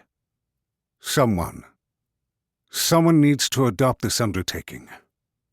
The current parliamentary government, managed by the 29 officials, was administered by politicians selected by the people. The Oriatia 29 officials, a wartime structure gathered together from throughout the three kingdoms, would be abolished, including Jelki himself. Then, Oriatia would become a republic, similar in structure to what a subsection of self-proclaimed demon kings had once created. If there was ever an age where such a thing was possible, it was the current one. Too many people had died. Too much peace had been lost. Jelki couldn't let the world slide back into an age of war and chaos ever again. Someone needs to do it. Someone who has become aware of all this. Self-proclaimed heroes. If they were truly confident enough in their own strength to declare themselves heroes, there would come a day when they became self-proclaimed demon kings and looked upon the unified nation with hatred. It was so in ages past, when all those with power inevitably proclaimed themselves one of the demonic monarchs. As long as a common enemy in the true Demon King existed, these powerful individuals hadn't posed a threat to the nation. However, the past 25 years had birthed too many of these sorts of champions in an attempt to defeat the true Demon King. There needed to be only one hero. To begin the new age, all the others needed to be weeded out. A pretext was needed. The only one who can do that. Adjusting his glasses on his brow, Jelki walked alone down the Congress's corridor. He now knew what he needed to do. Is me. I need to find a way to do it. There wouldn't be a seat left for Jelki in the time of peace he was looking to create. He knew that better than anyone. Then, 1 year later, the enemy of all life, the true Demon King, who had plunged the world into chaos, had been defeated by someone. That individual's name, and whether or not they truly existed, was still a mystery. Now, with the Age of Fear at an end, it had become necessary to determine who this hero was. Now, there were 4 Shura: Sojiro, the Willow Sword; Alice, the Star Runner; Kia, the World Word; Nastique, the Quiet Singer.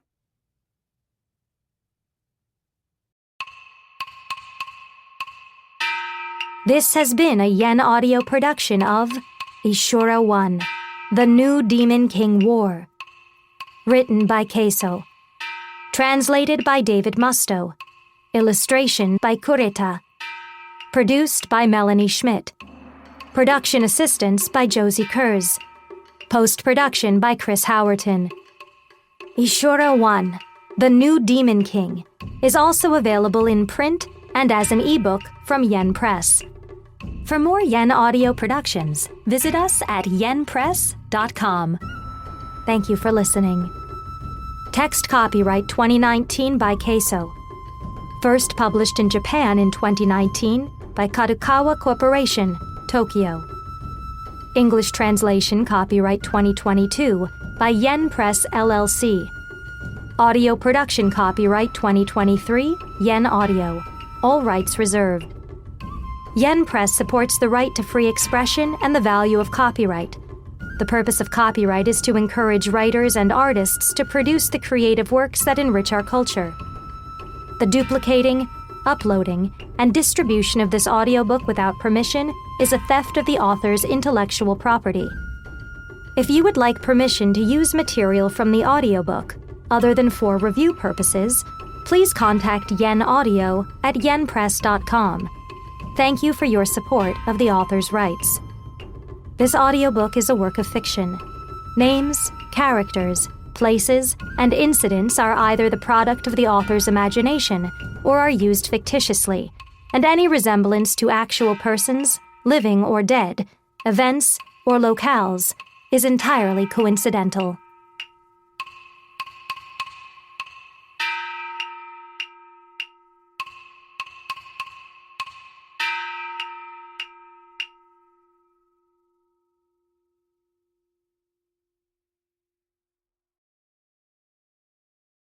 Audible hopes you have enjoyed this program.